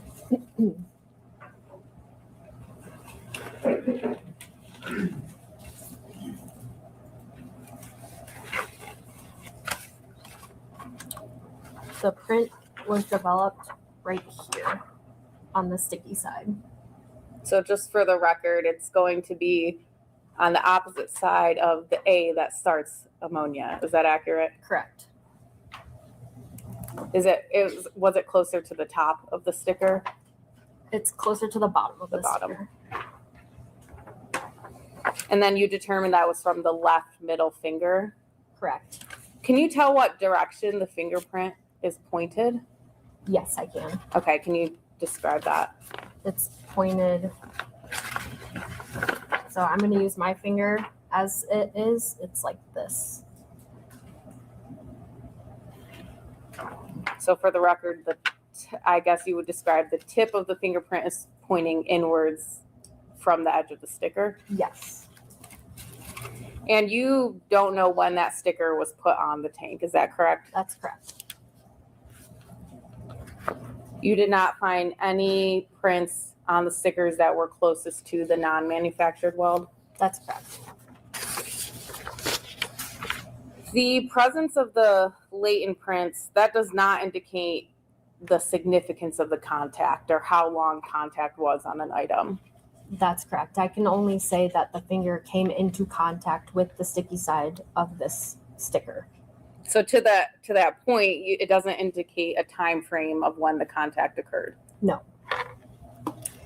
And you testified on direct exam about comparison results or classifications of comparison. Is that correct?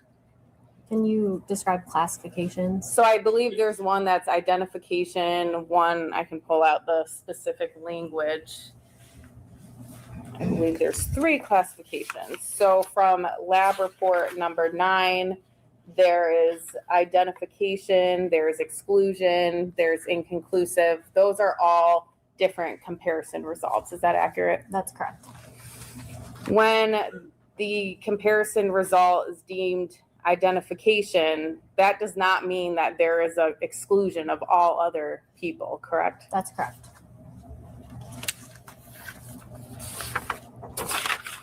And then to other things you did, not only did you collect samples on the outside of the tank, but you also swabbed the inside of the tank.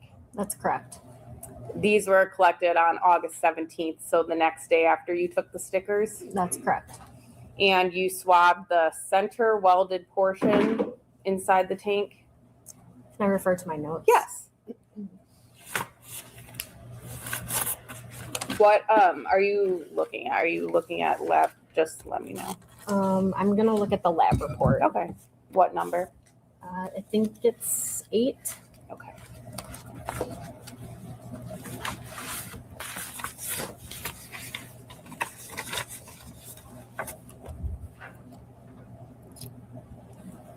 Yes, it's record number 8.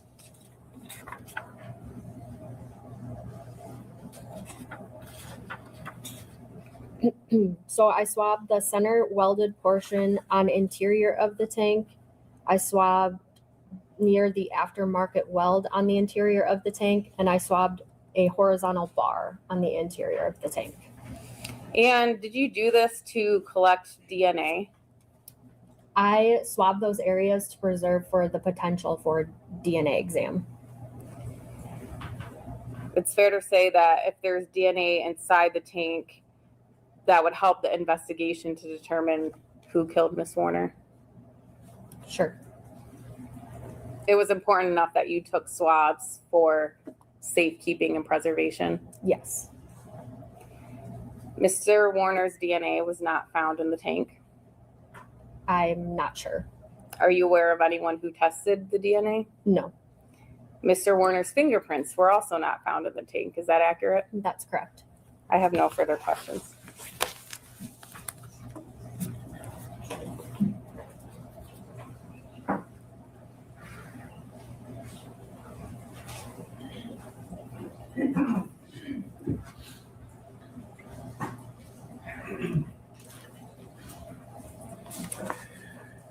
So when you were there processing the tank, did you make an independent decision on your own to swab the inside? No, I did not. Did you think at that time, or why didn't you want to do it yourself? The interior of the tank was extremely rusted and very textured. So when I entered the tank, I was searching to see if I could process the inside of the tank for latent prints. And the interior of the tank was so rusted and textured that I did not process it for latent prints.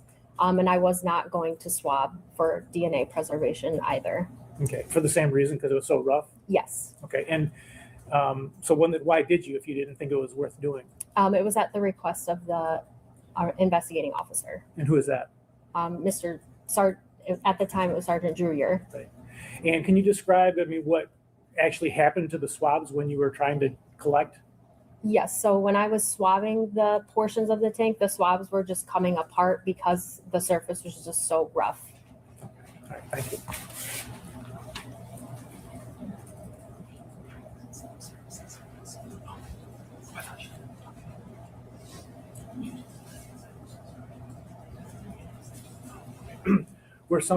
Were some surfaces on the outside of the tank not suitable for latent prints? Yes, the top portion of the tank was not. Thank you. I have no other questions from him.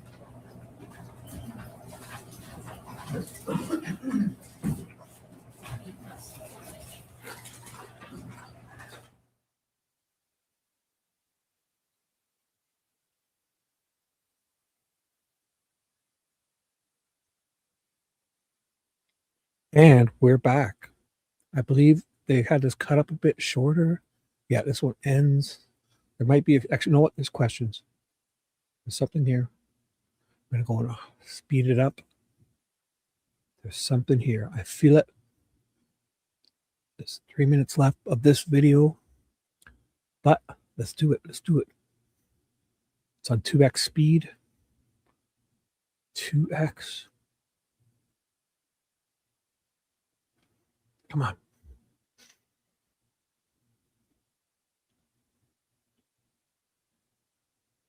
Here it comes. I feel it. Better be good. We have received 2 questions from the jury. It's my understanding that 2. the parties agree that one may be asked and the other not. That's correct. That's Your Honor. correct, yes. Would rust inside the tank affect the ability to retrieve a latent print? Yes, it would. Because the rust can degrade the surface of the latent print, the surface that the latent print would be able to come into contact with, the roughness of it doesn't allow for a latent print to be left behind. Mr. McCready? I have no follow-up. Ms. No problem. Okay. And may the witness be released from her speech? Yes. Yes, Your Honor. Thank you. Thank you.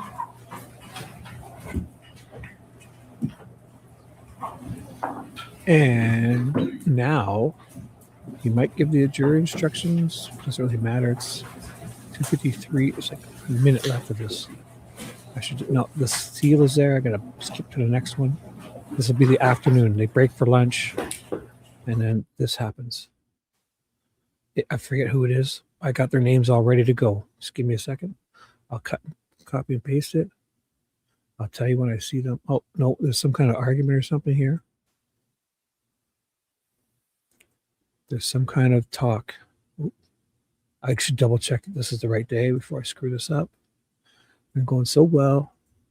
Yeah, still the 27th. So this is the afternoon of the 27th. Right? That's what I had, right? Yeah. So let's do this. I have their names. Just give me 1 second. I will put them in. Actually, I can tell you. It is the 27th. We just had, so the next one is Danielle Van Den Heuvel, a digital forensic analyst from the Michigan Police. And then Detective Kevin Greca is going to finish this off. So I'm excited for that. But it looks like they're going to have some little argument here about evidence.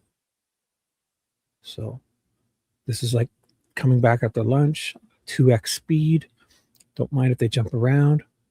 And there's Mrs. Van der Heuvel-Leuven, Farfenugen.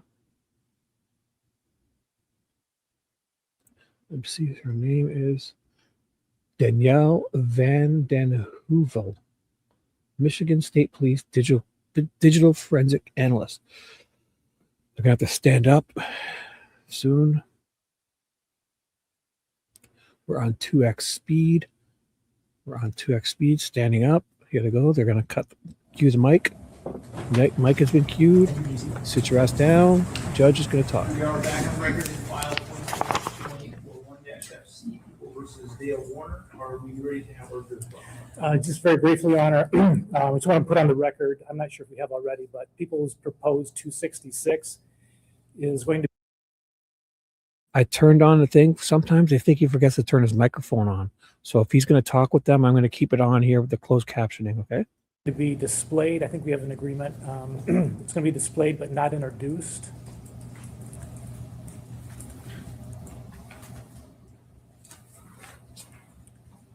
These are 90 photographs that were on the defendant's phone that were taken of Dee Warner's phone and a text exchange that she had with her son, Zach. So we're agreeing that the contents of the conversation between the two are not admissible, but we want to show the photographs just to show that they were on the defendant's phone. All right, is that accurate, Ms. Sharkey? It is. My understanding is that Mr. McCready is going to just sort of zip through them so they won't be up enough for anyone to be able to read them. That's correct. Okay. Although, I mean, you could just show her on your iPad. I don't know why we've got to put it on the screen if I it's could do not that being introduced. Yeah, that I think that because someone could take a still photograph of it. Come on, show. Okay, all right. Great. So I guess we're going to show. But I guess the media could take a photograph of an exhibit that's not being introduced and capture the text exchange. That's the issue. I mean, I don't think that's here or there in terms of admissibility, though. In terms of whether the media can see it. But the public can see it, and we. I don't understand how that affects its admissibility. Well, they're not. It's not being admitted, is my understanding. Yeah. So why are you showing? Right, so I remember I this think now. we're on solid ground displaying it for what it is, which is It's not being shown. The an content. attempt by the defendant to They want you to know get he took screenshots, but they don't want to know what he took screenshots of. Phone. So basically, So they we're not probably gonna said show something them bad to enough each other. show any hearsay that's contained So in there, but the relevance of it is Dale is that they bad for exist taking at all. screenshots, but And so for bad that they don't reason, want you to read the Why content. would we show photographs that contain hearsay to the jury? So, but they're not going to be able to read it because I think if I could show you, it's so small.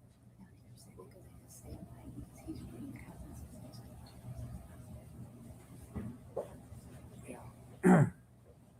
So, a couple things. If I could show them up there just so Your Honor can see, it's going to be almost impossible to read them. But also, whether or not the statements themselves are hearsay, they're not being admitted for, even if they were being admitted, they would not be admitted for the truth of the matter. They'd be admitted for the defendant's access to them and his state of mind, his intent. But the question of the witness would be, did you find screenshots on Mr. Warner's phone? Yes. Approximately how many? 90. Right? I mean, we're not going to say they don't exist. So to show them to the jury to prove that they exist, that's what the witness's testimony is going to be. So if they're not being admitted, which they're not, putting them on the screen to show, I mean, I think is irrelevant. It's unfairly prejudicial. I don't even see why would we be putting something up on the screen that's not being admitted as an exhibit or as a demonstrative aid. This isn't a demonstrative aid. It's just, did you find things on the phone? The answer is yes.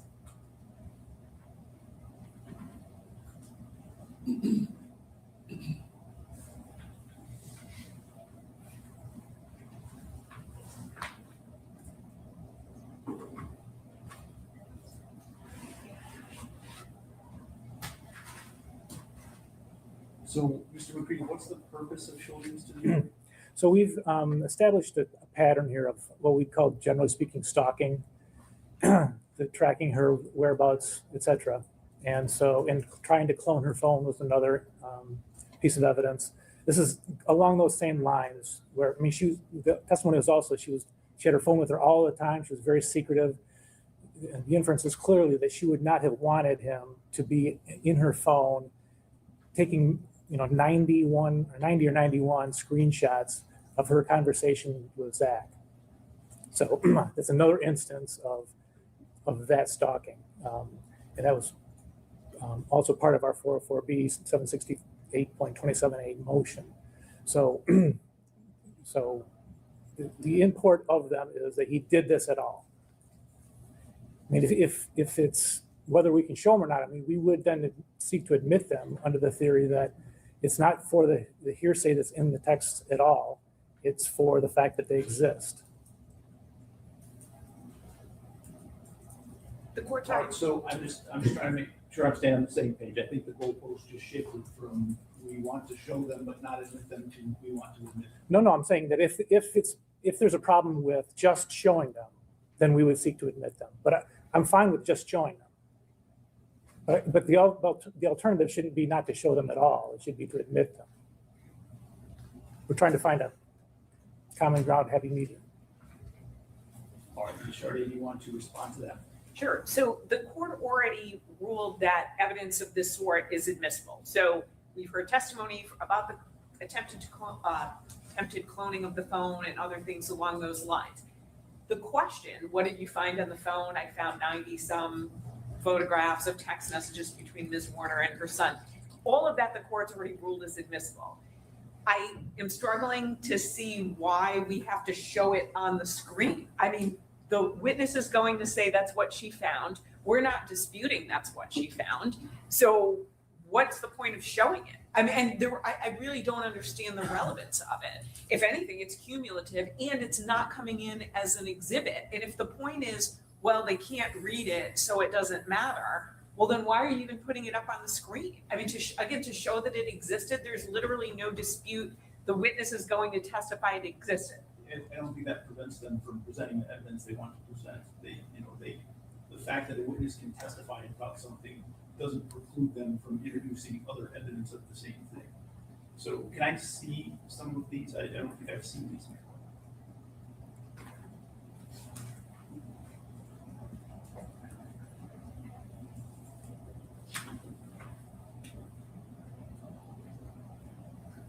And I'd be going through them this fast, and I'm not going to go through all 90 of them.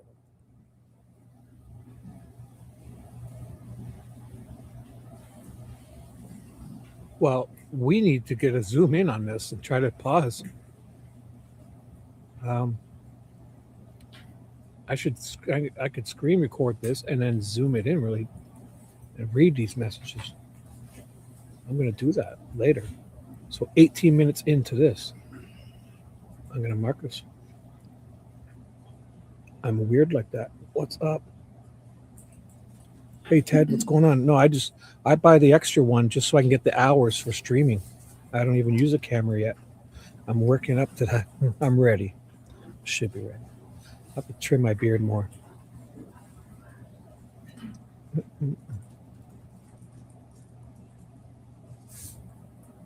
I can stop anytime you're on it.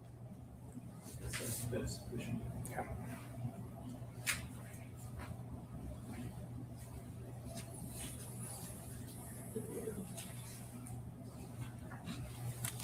All right, I would state for the record that I was not able to see anything that was displayed on the screen.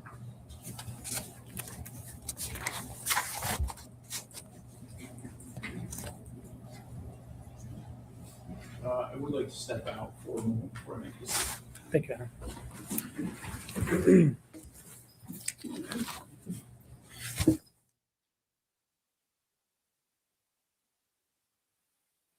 I don't know what they're doing here. Just skip ahead. This looks boring. Yeah, he wanted to step out for a reason. Here he comes back in. Not going to be admitted into evidence. Oh, here we go. I missed a bit of it. I see this issue. Get it back. There it goes. I'll leave again the closed captioning on because it definitely feels like he doesn't put his microphone or he's blocking it or something. Or it's not turned on or he's blocking it with his computer or something. Sometimes you can hardly hear him. So probably not turned on and he's being picked up on the regular microphone. So I'll speed up, but I won't. So I'm going to hear what he says. It's got to be right here soon. Talk. Let's go. No. You may be seated.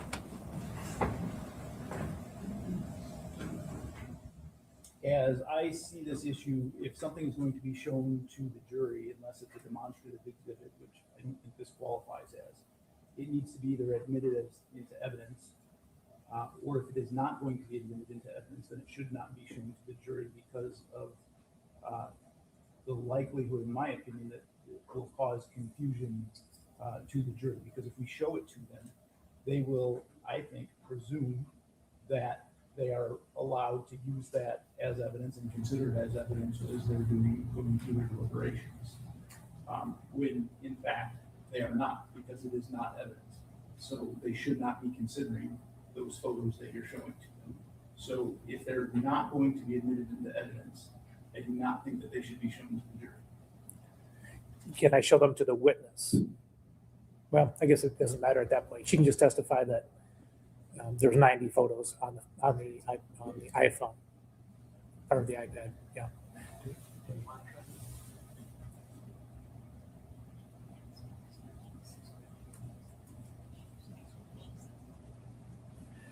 So I guess, Your Honor, we'd be seeking to admit them as an exhibit under the argument that the things that are on there, whether they be hearsay or not, are not being admitted for the truth of the matter. We don't care if any of those statements are true or not. I'll be arguing that they're true, just that they exist at all, that they were on the defendant's phone, and that they're photographs that were taken, not screenshots. So yeah, we would be seeking to admit them then at this point. Do we know anything about the content of the messages? I mean, I have looked at them obviously, but can I tell you right now it's all kinds, 90 pages of just everyday conversation between Dee and her son Zach over business matters, personal matters, everything in between. All right, Ms. Chartier.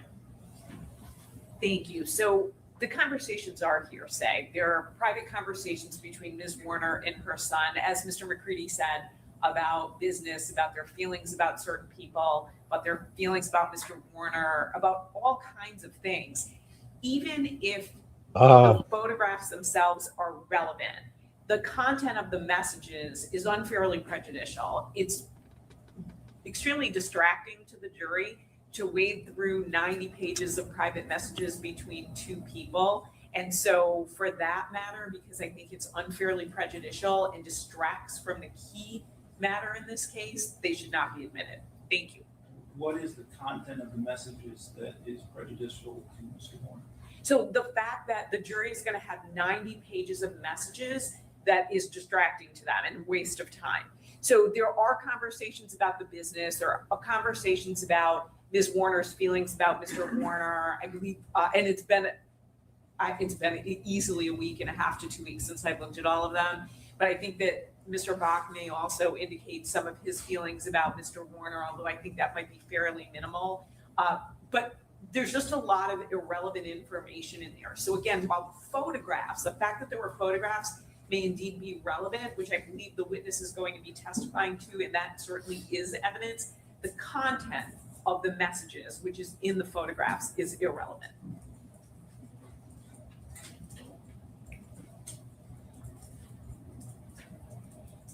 All right, well, the people have stated a non-hearsay purpose for the use of the photographs.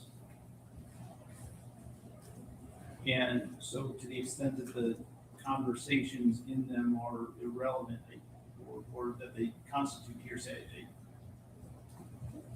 I don't know that hearsay is a valid objection at this point. Because I think that there's as I said, a valid non-hearsay purpose for admission of those photographs.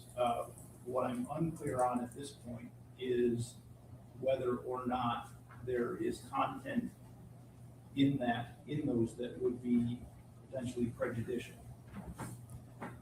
So I don't know if the court wants to conditionally admit them theoretically. I don't even know how that would work. I can certainly look at them this weekend, and then if I think there's something really specific that would be outside of the norm of what Mr. McCready and I have spoken about. So again, it is 90 pages. We may certainly have missed something, then we could certainly speak to them about redacting that. So before maybe it gets published, I don't know how you would be publishing it to the jury where they could read the messages. So for instance, before maybe that's printed out and goes back as an exhibit, we can take a look at that and see if there's anything we think should be redacted, work with them on it. And if that doesn't resolve it, we can bring it to the court. Maybe maybe it could be admitted with the I guess with the caveat that we can certainly come back to the court and ask for redactions before it ultimately goes to the jury. Just trying to think out loud of how the best way to handle this would be. Okay, Mr. McCready, do you want any input on that? I would be fine with that, especially as your honor has indicated. So you're sitting twice as close as the jury. You couldn't read. They're not going to be able to read them today. All we really wanted to do back where we started was show them today. If we can look through more carefully over the weekend and come to some agreement about some that should be redacted before we actually submit them as an exhibit, we're fine with that. I mean, to be clear, nothing stands out to me from, and I've looked at these multiple times. So the last time again was maybe a week and a half or 2 weeks ago, but nothing about them stands out to me right now where I think that would need to be redacted. But I do want the opportunity, if the court would allow it, to go through them again just to make sure. No, I think that's wise, particularly since I haven't had a chance to review the content of those messages. So I think that sounds like an appropriate way to proceed. So I will admit those, however, require that they not be published to the jury other than in the manner that Mr. McCready just demonstrated until we've had a chance to go through the content of the messages and redact anything that might be prejudicial if the jury didn't see it. Thank you, Your Honor. Okay. Anything else we need to address before we bring on jurors? No. No, thank you, Your Honor. Okay.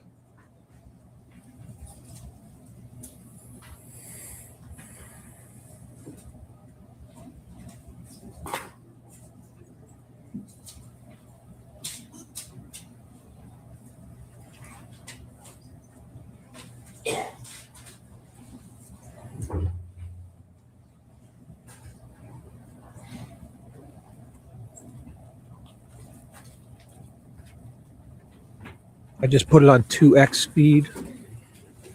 So if they're jumping around, it's 2x. Gonna blow through this one here. No more stops, no more pauses. Just want to get this on video. What are you doing up so early, Ted? What the hell? People may call them. Thank you, Your Honor. I'll call Danielle Bannon. I'll go ahead until she gets sworn in. It's 2x speed. She doesn't walk that fast. 2x. I'll get her sworn in and. You swear first tell the truth, Yeah, and nothing but truth, nothing before truth. Yes, I swear. Let's do it. All right. Good afternoon. Good afternoon. Please tell us your name and spell it for the record. Danielle Vanden Heuvel. It's DANIELLEVANDENHEUVEL. Okay, and where do you work? I work for the Michigan State Police. And what do you do for the state police? I'm a digital forensic analyst. And what does that mean? What do you do? A digital forensic analyst, we preserve, extract, and analyze data from various forms of technology. And to do that, we create the best possible copy of data from that device. We can then analyze it and provide reports to investigators to review. Okay, so like iPhones, iPads, some things like that? Yes.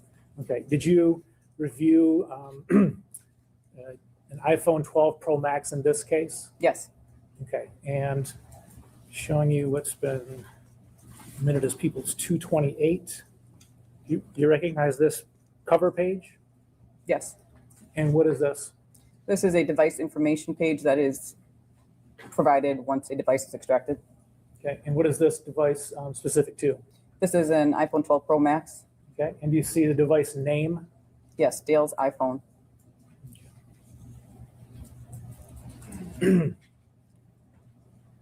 And do you see the owner name? Yes, Dale Warner.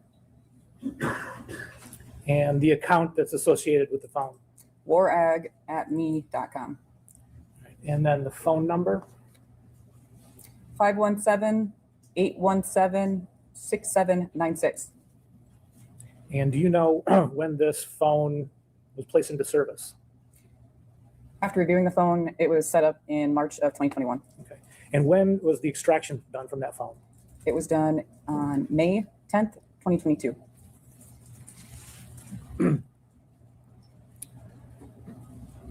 So this Exhibit 228, this is, you agree, page 2 of the cover page or the cover sheet? Yes. Okay. And then it's got, so were there also on that phone, did you look and see some some photographs that were on this phone that were from another phone? Yes. Okay. And what were the pictures taken of? The photos depicted images taken of a different device of messages that were displayed. Okay. This is people's 266. Do you recognize that? Yes. Okay. And what is that? That is the photo found on the iPhone depicting another individual's device. Okay. And could you read at the top of the page who the texts were between?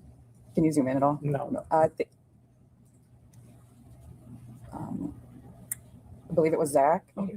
Yeah. Is it between Zach and D? Yes, I believe so, if I remember, yes. Okay. Thank you. And how many photos were there? Close to 90. Okay. I'm just going to scroll through just to show the type of thing we're talking about.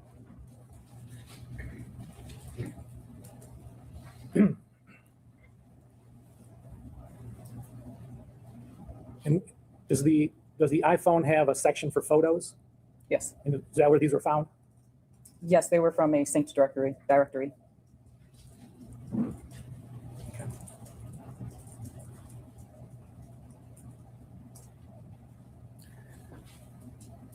Were there also on that phone texts between Dee and Dale? Yes. Look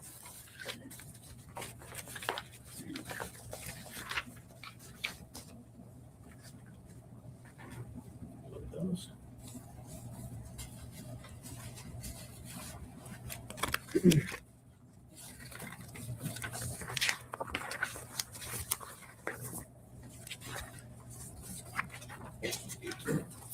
So I've shown the witness people 194, 195, 196, 197, 267, and 198. Is that correct? Yes. Okay.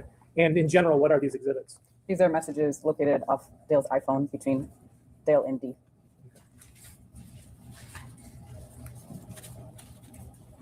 If you look at 194, the message from Dee to Dale, what is the date of that message? 8/6/2020. Okay. And 195, what's the date of the message from Dee to Dale? 2/18/2021. Okay. 196, the message, the text in the middle of the page, what is that date? 2/23/2021. 2/23/21? Yes. And again, that's from Dee to Dale? Yes. Okay. 197, what's the date of that text? 2/25/21. 267? 3/1/21. 198? 3/5/21. If you look at the top of the first message. 3/3/21.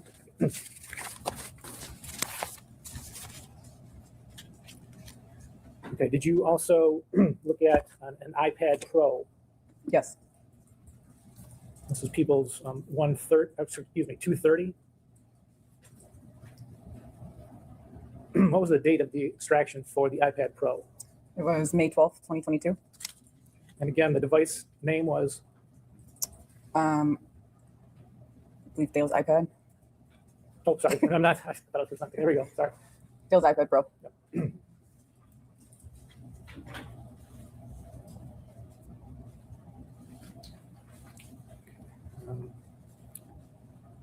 Were there some internet searches on the iPad Pro? Yes.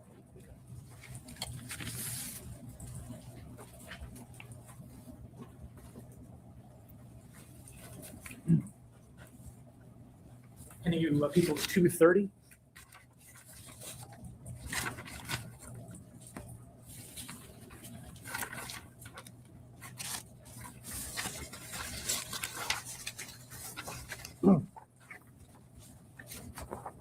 Do these searches have a date associated with them when they were searched? No. Looking at the first, but we know that they were on there when it was extracted on May 12th, 2022, though, correct? Yes, they had to be previously. And looking at the first search, can you indicate what browser or what search engine was used? Google. All right, and what was the thing that was searched for? Search chemical cremation. And the next search, This is on Gizmodo for what is liquid cremation and why is it illegal? why is it illegal? Correct. Okay, I wasn't sure if I heard you right. Okay, and then the third search that's on there? From wired.com, alkaline hydrolysis liquid biocremation.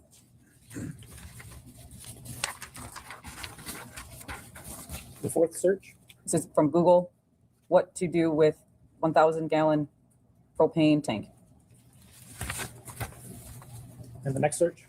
Widower's dating site.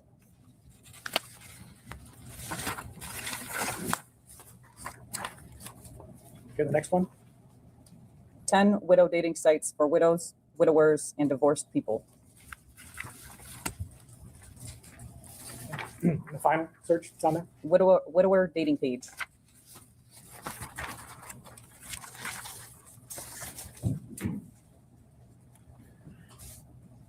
Was there also an iPhone 6? Yes. Okay, showing you this one marked as People's 302.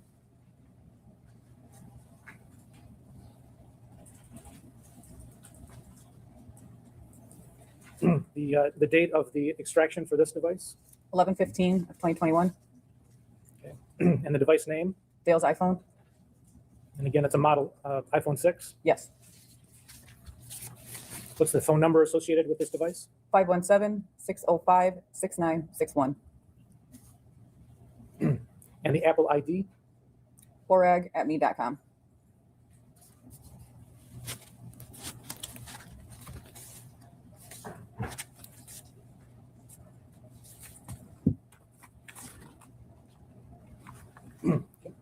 Showing you printout of 302. 4 pages? Yes. Okay. And the first 2 pages are the cover pages? Yes. And what's the third page? Third page is a home page of the tool Celebrate, displaying device info and content. Okay. So is that a page where you could click on links and go to other parts of the phone extraction? Yes. Okay. And is one of those the installed applications? Yes. Okay. Could you turn to page 4? Do you see My Cadillac app installed? Yes. Okay. And do you see an app called Vyncs, VYNCS? Yes. Does that say when, if that was purchased? Yes. When was that purchased? 1/11/2020. Okay. And is that installed? No. It is not.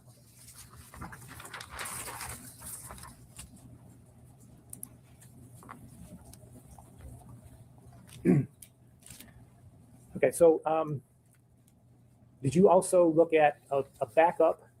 Well, first of all, did you ever have Dee's phone that she actually had on April 25th, 2021? No, not her actual device. Okay. Did you have a backup from the iCloud? Yes. Okay. Did you look on that to see whether she had My Cadillac app loaded on her phone? I did look and it was not on the device. Okay. And what about the Vyncs app? No. And the email address, the Apple ID warag@me.com, was that on her phone? No. If I could get my exhibits.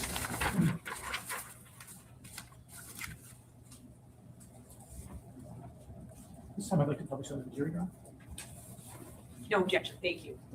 Good.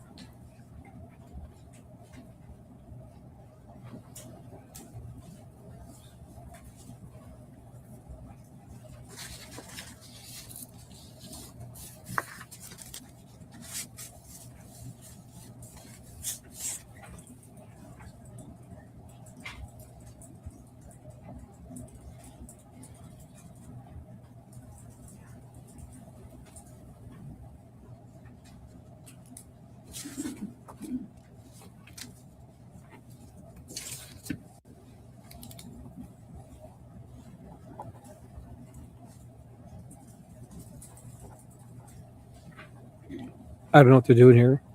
I'm just going to go faster. They're like staring at each other.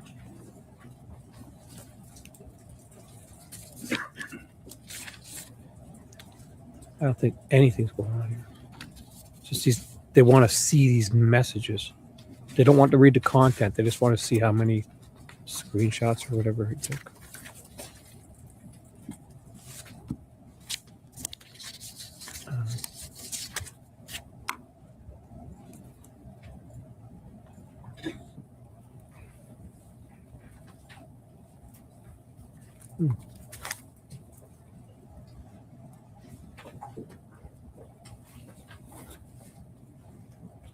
I remember going through this already once.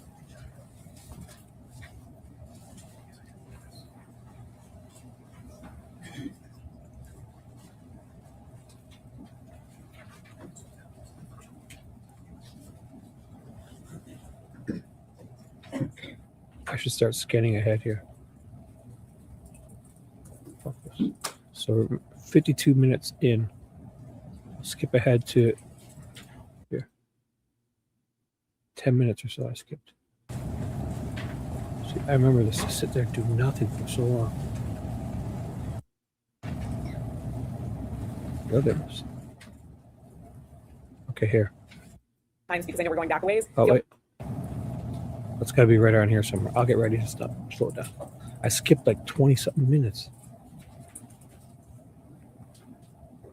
And I'm in 2x now. Glad I did that. Fuck.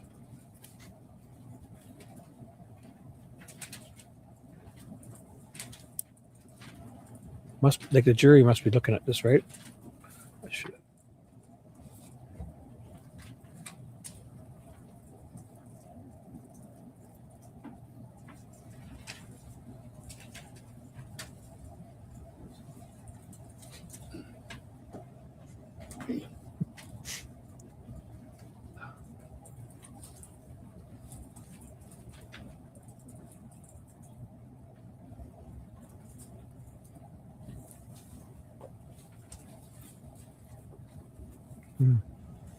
Those.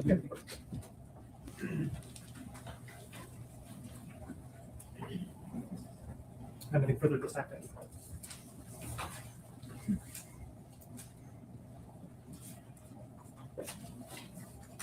Good afternoon, Ms. Vandenheuvel. How are you? Good. Good afternoon. Good after you just sat there for so long. When lawyers say they only have a few questions for you, we're usually lying, but I really do only have a few questions for you. Sounds good. So you did work additional to what you testified to earlier this afternoon, correct? Yes. So one of the things that you did was you looked at one of Mr. Warner's devices and he was using Find My iPhone on April 25th, 2021, correct?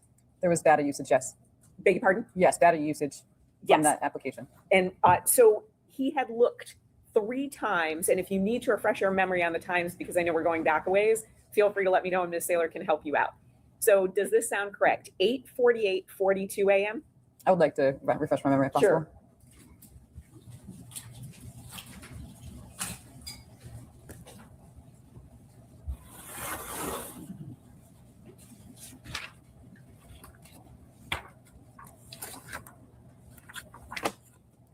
It's the end of 146, moving into 147.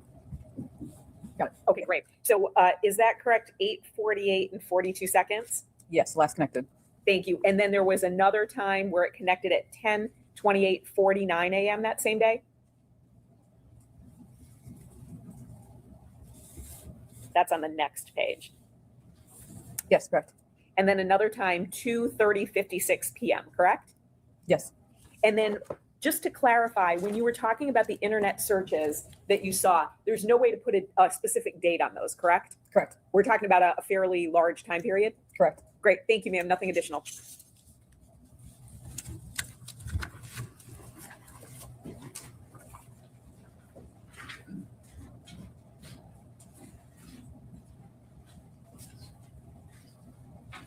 Can you redirect me? I think we're good, John. Okay, you have 2 questions that we received first.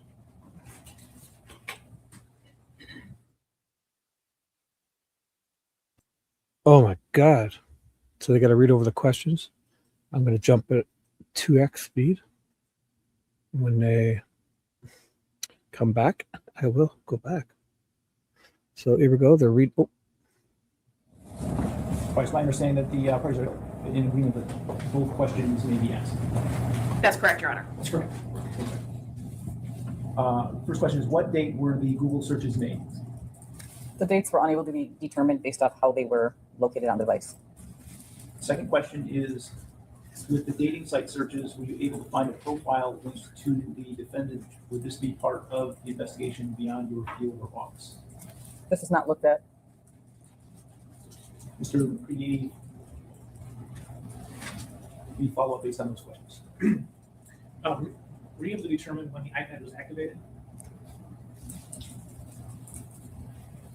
I can't recall exactly. I believe it was in 2020.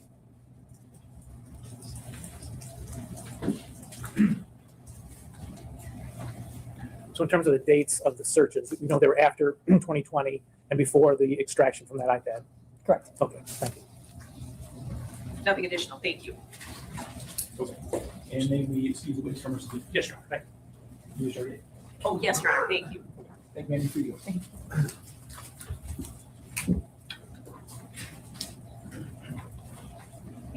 and looks like they're going for lunch break. Yeah, definitely going for break. All right. Oh, then Greca. Nice. Here goes Greca. Come on, stand up so I can go. Yeah, there's nothing. That's just what we were discussing. I didn't know how long the next witness was, so I think we're in agreement that might be a good time. Okay. All right, why don't we take a 10-minute break? We'll come back and.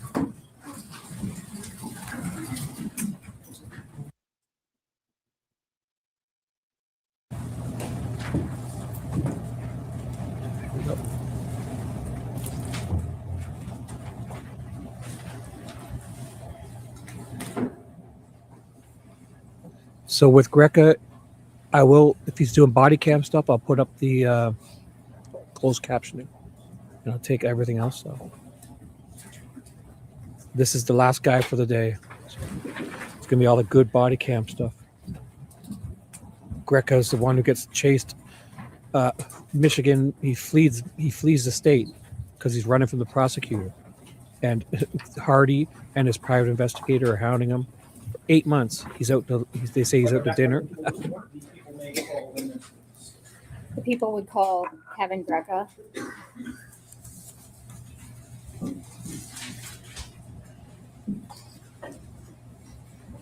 And he's the one who takes his body camera off, talk to Jaron.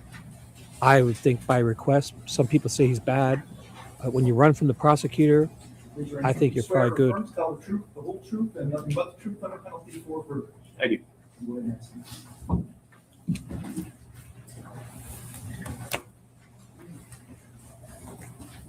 Good afternoon. Can you please state your full name and spell it for the record? Kevin, Kevin, Greca, Greca.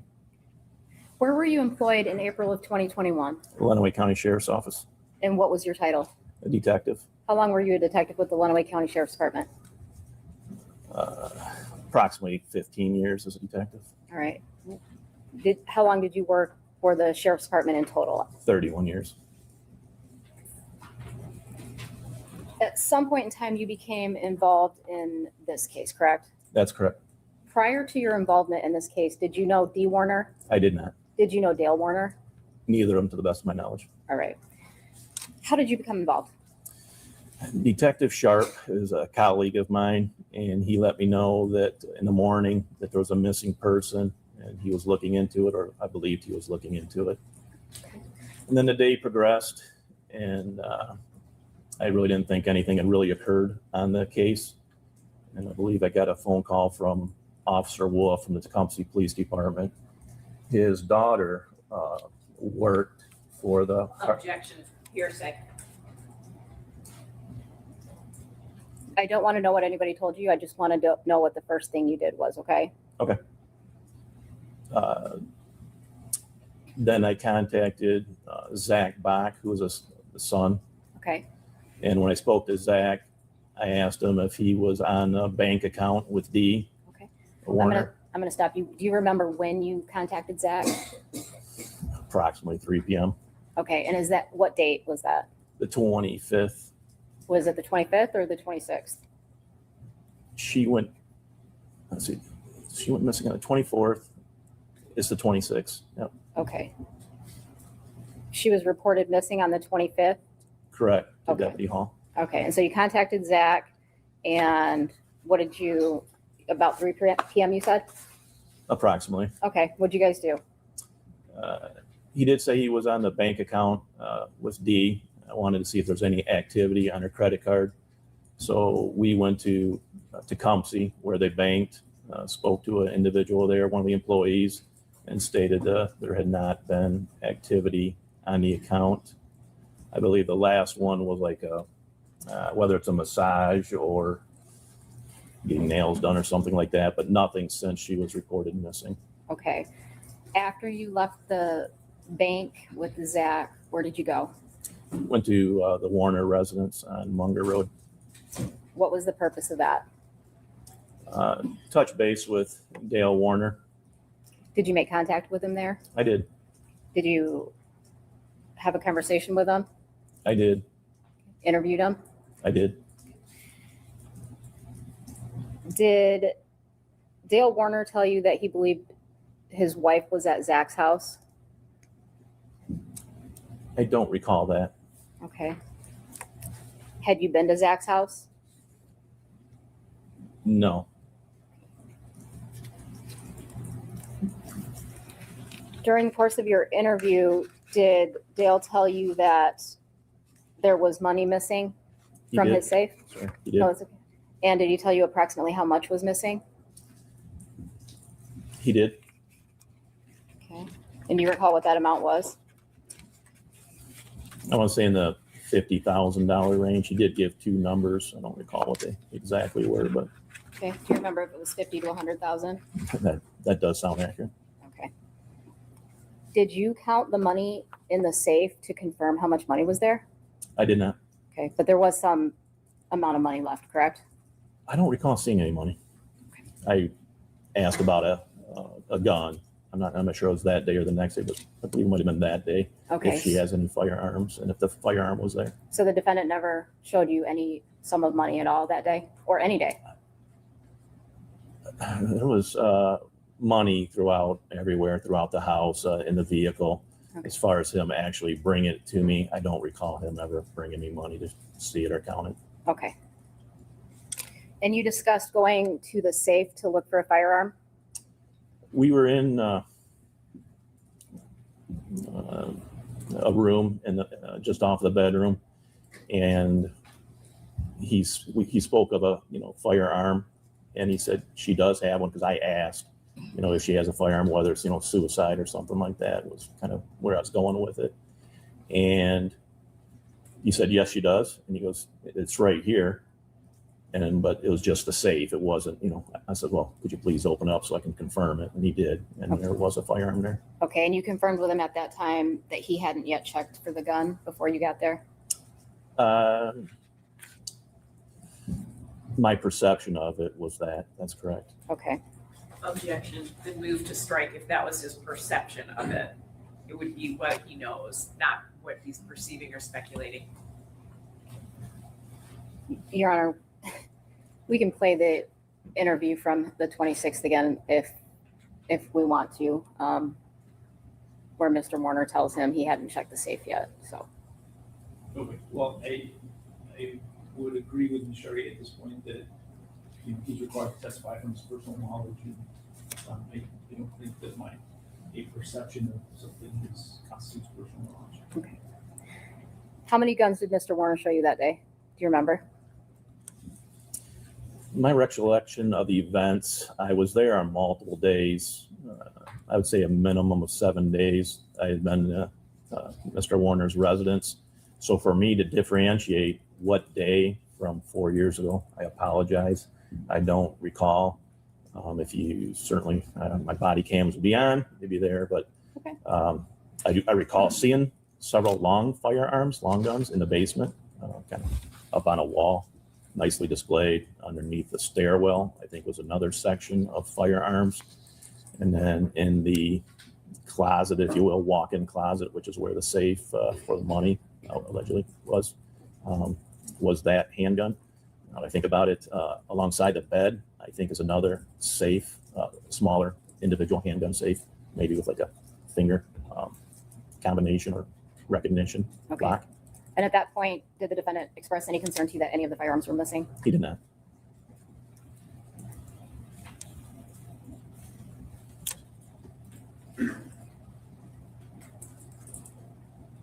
When was the next time that you had contact with Dale Warner?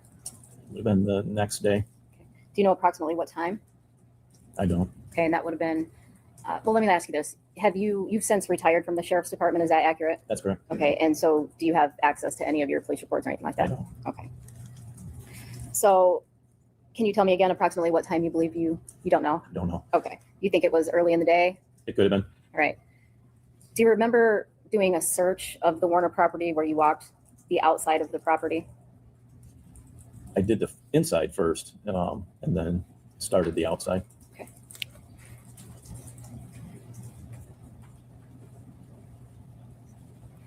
I'm going to show you People's Exhibit 211. This is your body cam dated April 27th, 2021 at 12:28.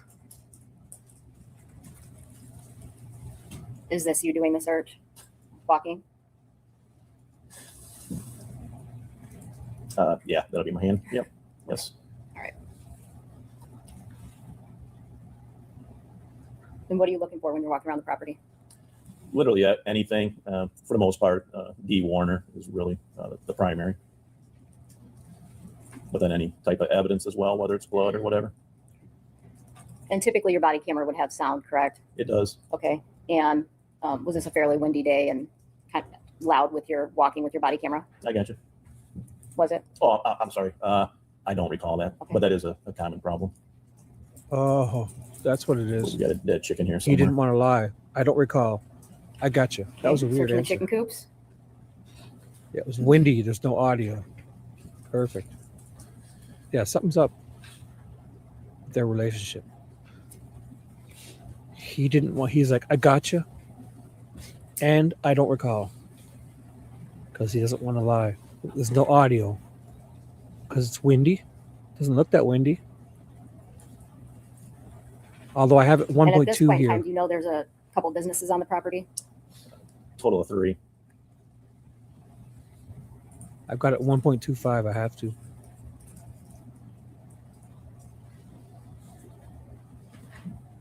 Windy. It's not windy.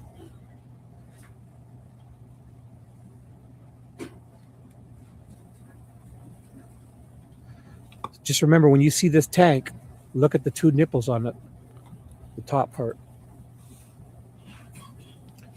What are you searching all the semis for? D. Warner. I would tap on the side of the aluminums first to see if I could, if they were solid or not, hollow. Well, it is- If his I were to open tie is- that door, all the grain would come out. So Okay. check the cabs as well.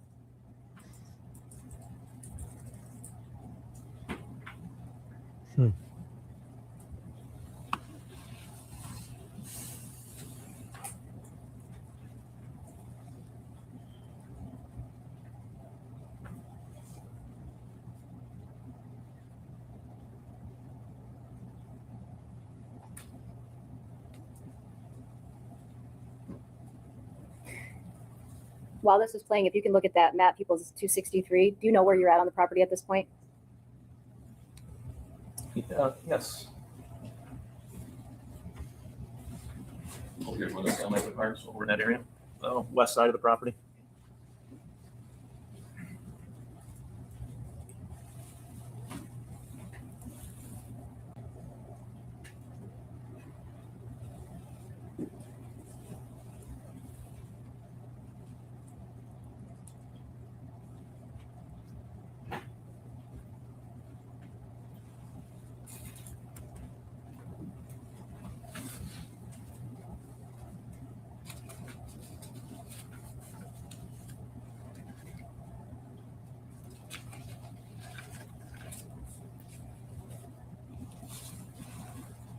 So that tank will be coming up soon. Remember to look for Now, the. during this time while you're walking around, do you have a plan for the canine and the drone team to come as well? I did. Mr. Warner was not aware of that at that point, but I did. At this point, he wasn't aware? I don't believe he was, correct? Okay. When you see that tank, look for the nipple. It's going to be on the right. What was the purpose of calling the drum team and the K9? To search for D. Warner. Or the bump. The one that he passes will be on the right. Should be on the left because there's the body in this one. And they say there's only one of these. So I've seen, if the one in the barn had two of them, if this one's on the left and that one's on the right, then there's at least three of these tanks, technically. At least.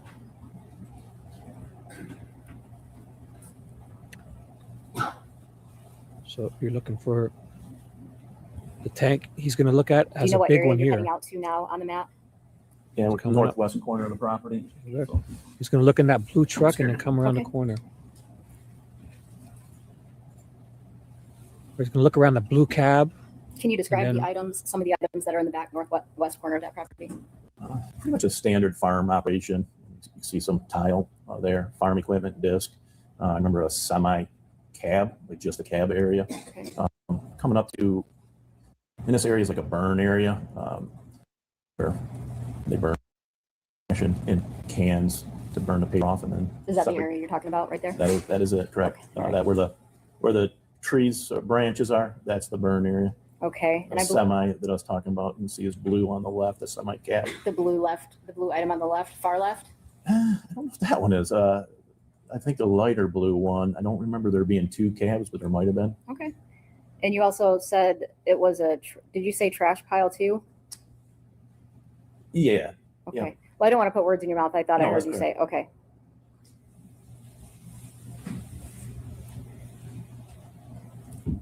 Remember, look at the two nipple thingies.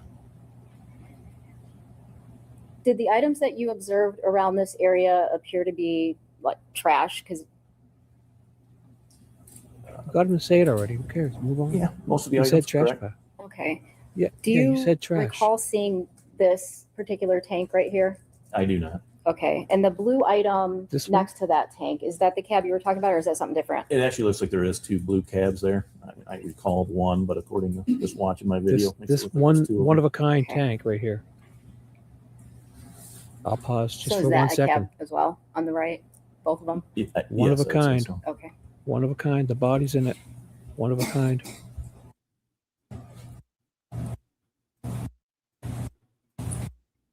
Oh.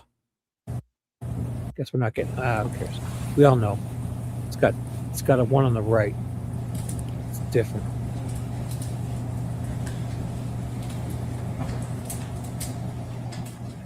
All right. And do you see off to the right the three cylindrical items over on the side? From my distance here, it kind of looks like one or two. The ones that are elevated, is that what you're talking about? Yes, behind that blue, it looks like a bed of a truck. I think I was looking further, Okay. just past the bed of the truck. Yeah, it looks like. Yeah. Again, sorry, I kind of see two from my distance here, and then the third one, if that's the third one, elevated, if that's what you're talking about. Okay. Okay. And did those items stand out to you either? They did not. I don't recall those. Okay.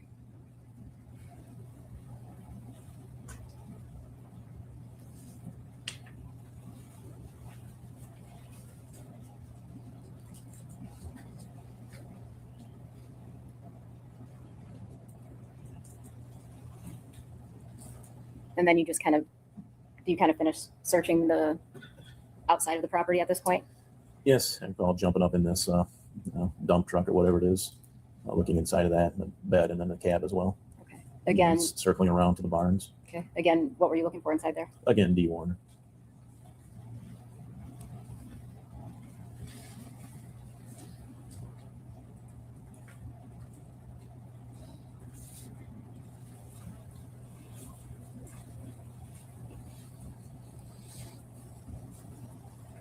Did any of the tanks, the chemical tanks that you saw on the property, raise any concerns with you?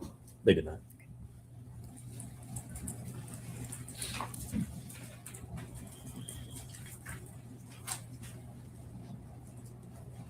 Why not? A farm expected to have them, tanks. Didn't notice anything out of the ordinary with them. So one of his businesses is, well, two of the businesses. One would be farm and two would be the fertilizer. So 3 being the trucking business. Okay.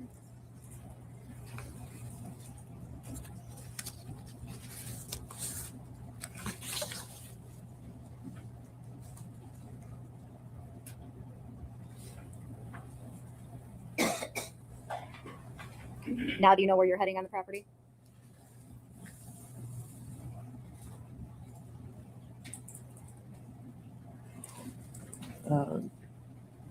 Yeah, heading towards, no, this one's more of a storage, or there's 2 maintenance barns, what I call maintenance barns. And this is smaller of the 2, as far as maintenance aspect.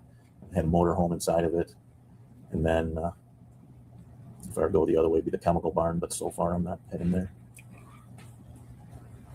This is, now I'm heading towards the main, what I call the main maintenance barn. Is that one right there, the red and white.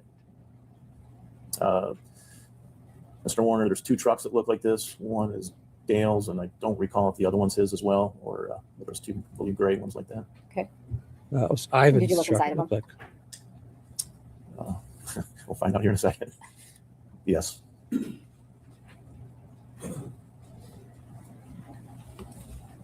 This would be what I would call the granular fertilizer barn. On the left-hand side, there's several bays with what I expect to be different variations of grain. I'm sorry, not grain, fertilizer. Okay.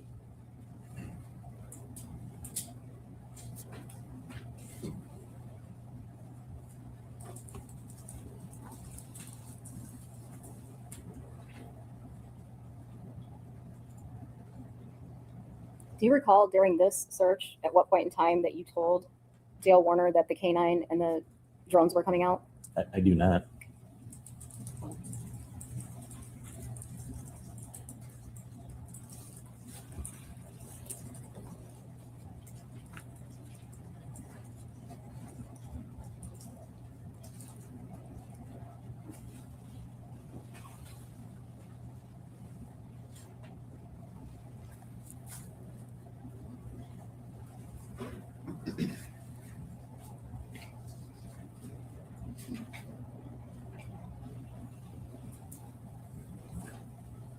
Did you come out the opposite end? I did. Okay. This is the east end of that barn. Okay.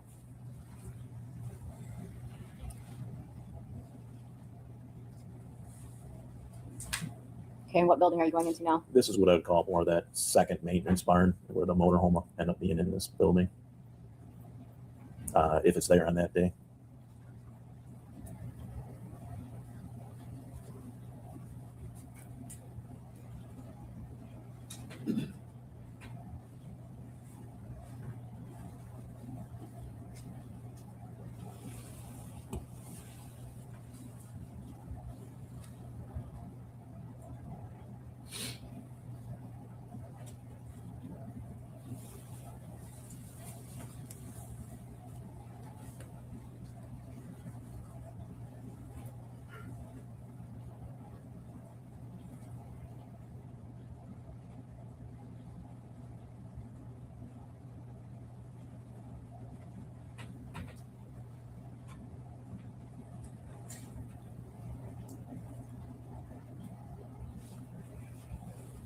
So throughout this video, it appears that the defendant's kind of walking you through the property to show you where things are, or is that accurate? That's correct. All right. And would this be normal for a consent search?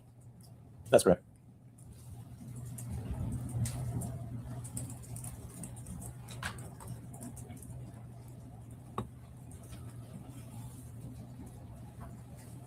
Okay, no. What part of the property are you heading toward now, if you can tell? Or wait until you can.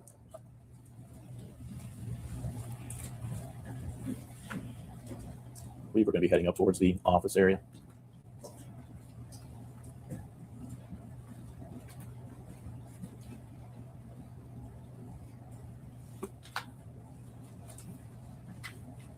As well as what I would call the chemical barn liquid. Which, I want you to look at the map and identify which building you're referring to as the chemical barn.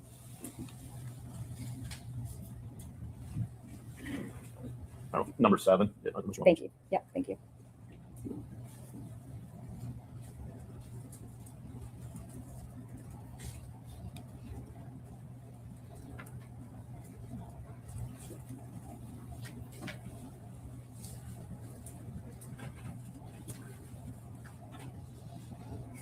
Which side of the chemical barn are you on at this point in time?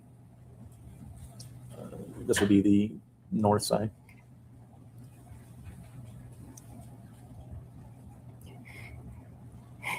And if at this point you walked away to meet with other officers, do you know why you would do that? To brief them. Okay. I would have transitioned myself from Mr. Warner to my supervisor, Lieutenant Reckner, for him to continue the Okay, search while so- I brief the two officers. Okay, so Lieutenant Reckner was walking around with you at this time? Correct. After you walked the property with the defendant, do you know what you did next? What I did or what he did? What you did? I briefed the drone operator and the K9. I believe K9 arrived first. I think they were pretty close to come at the same time. Okay, so did they get there at some point while you were walking through the property with the defendant? Correct. All right, and after you briefed them, what did you do?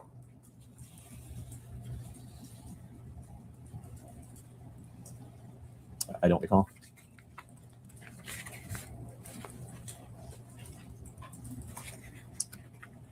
Did you formally interview the defendant that day? On the 27th? Yes. Okay, and was that after you walked through the property? I felt like it was before, but I don't recall for sure.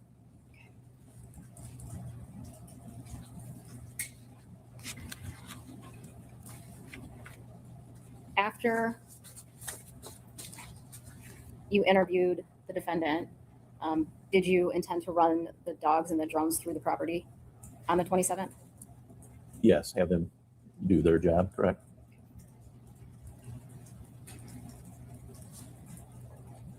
And did you do that on the 27th?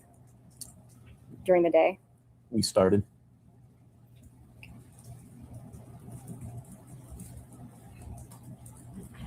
The drone had just lifted up in the air and had just a short, brief time frame.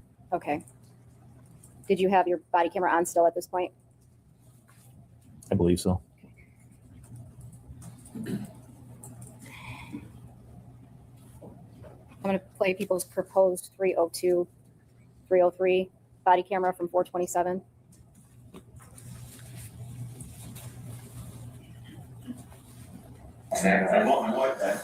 Yep, no, that's where I'm at. You want to do? Yeah. And you gotta get called out too, because everybody else is saying, I appreciate it, thank you. Yeah, everybody's gotta be asking you everything too, where.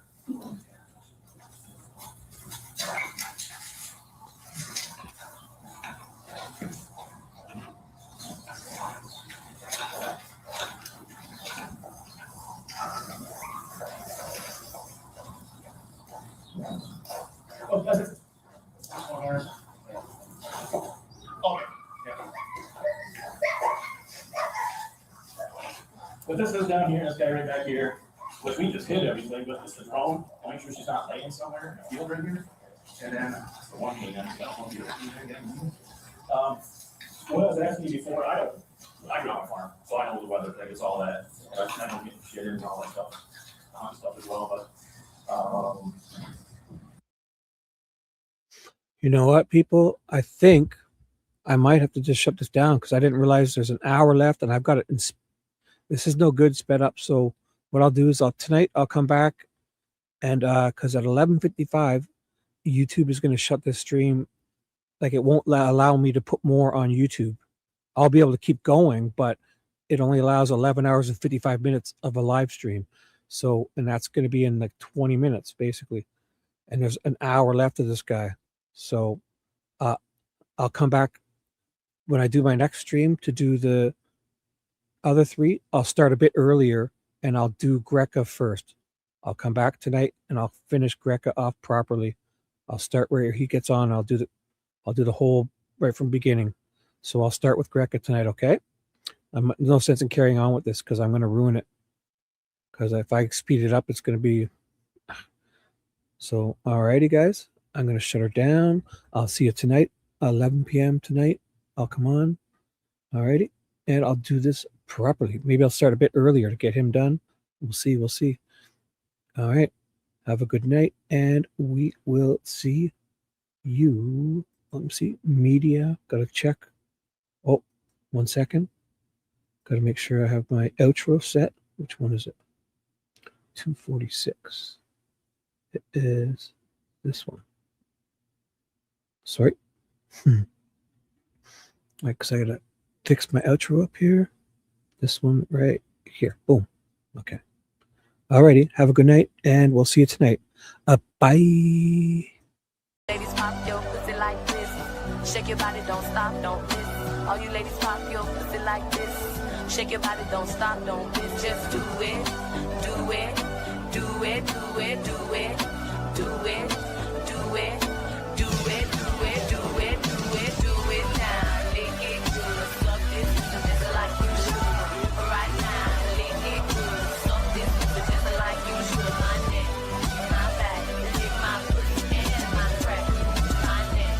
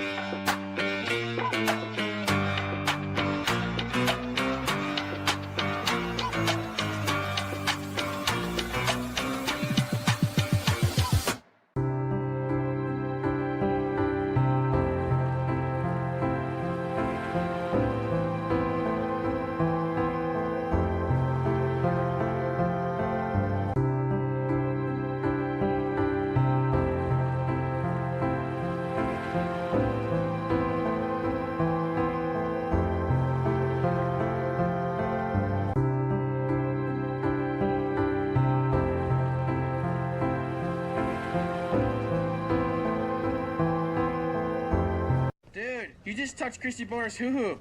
Shippy! Low five. Yeah. Let's get out of here.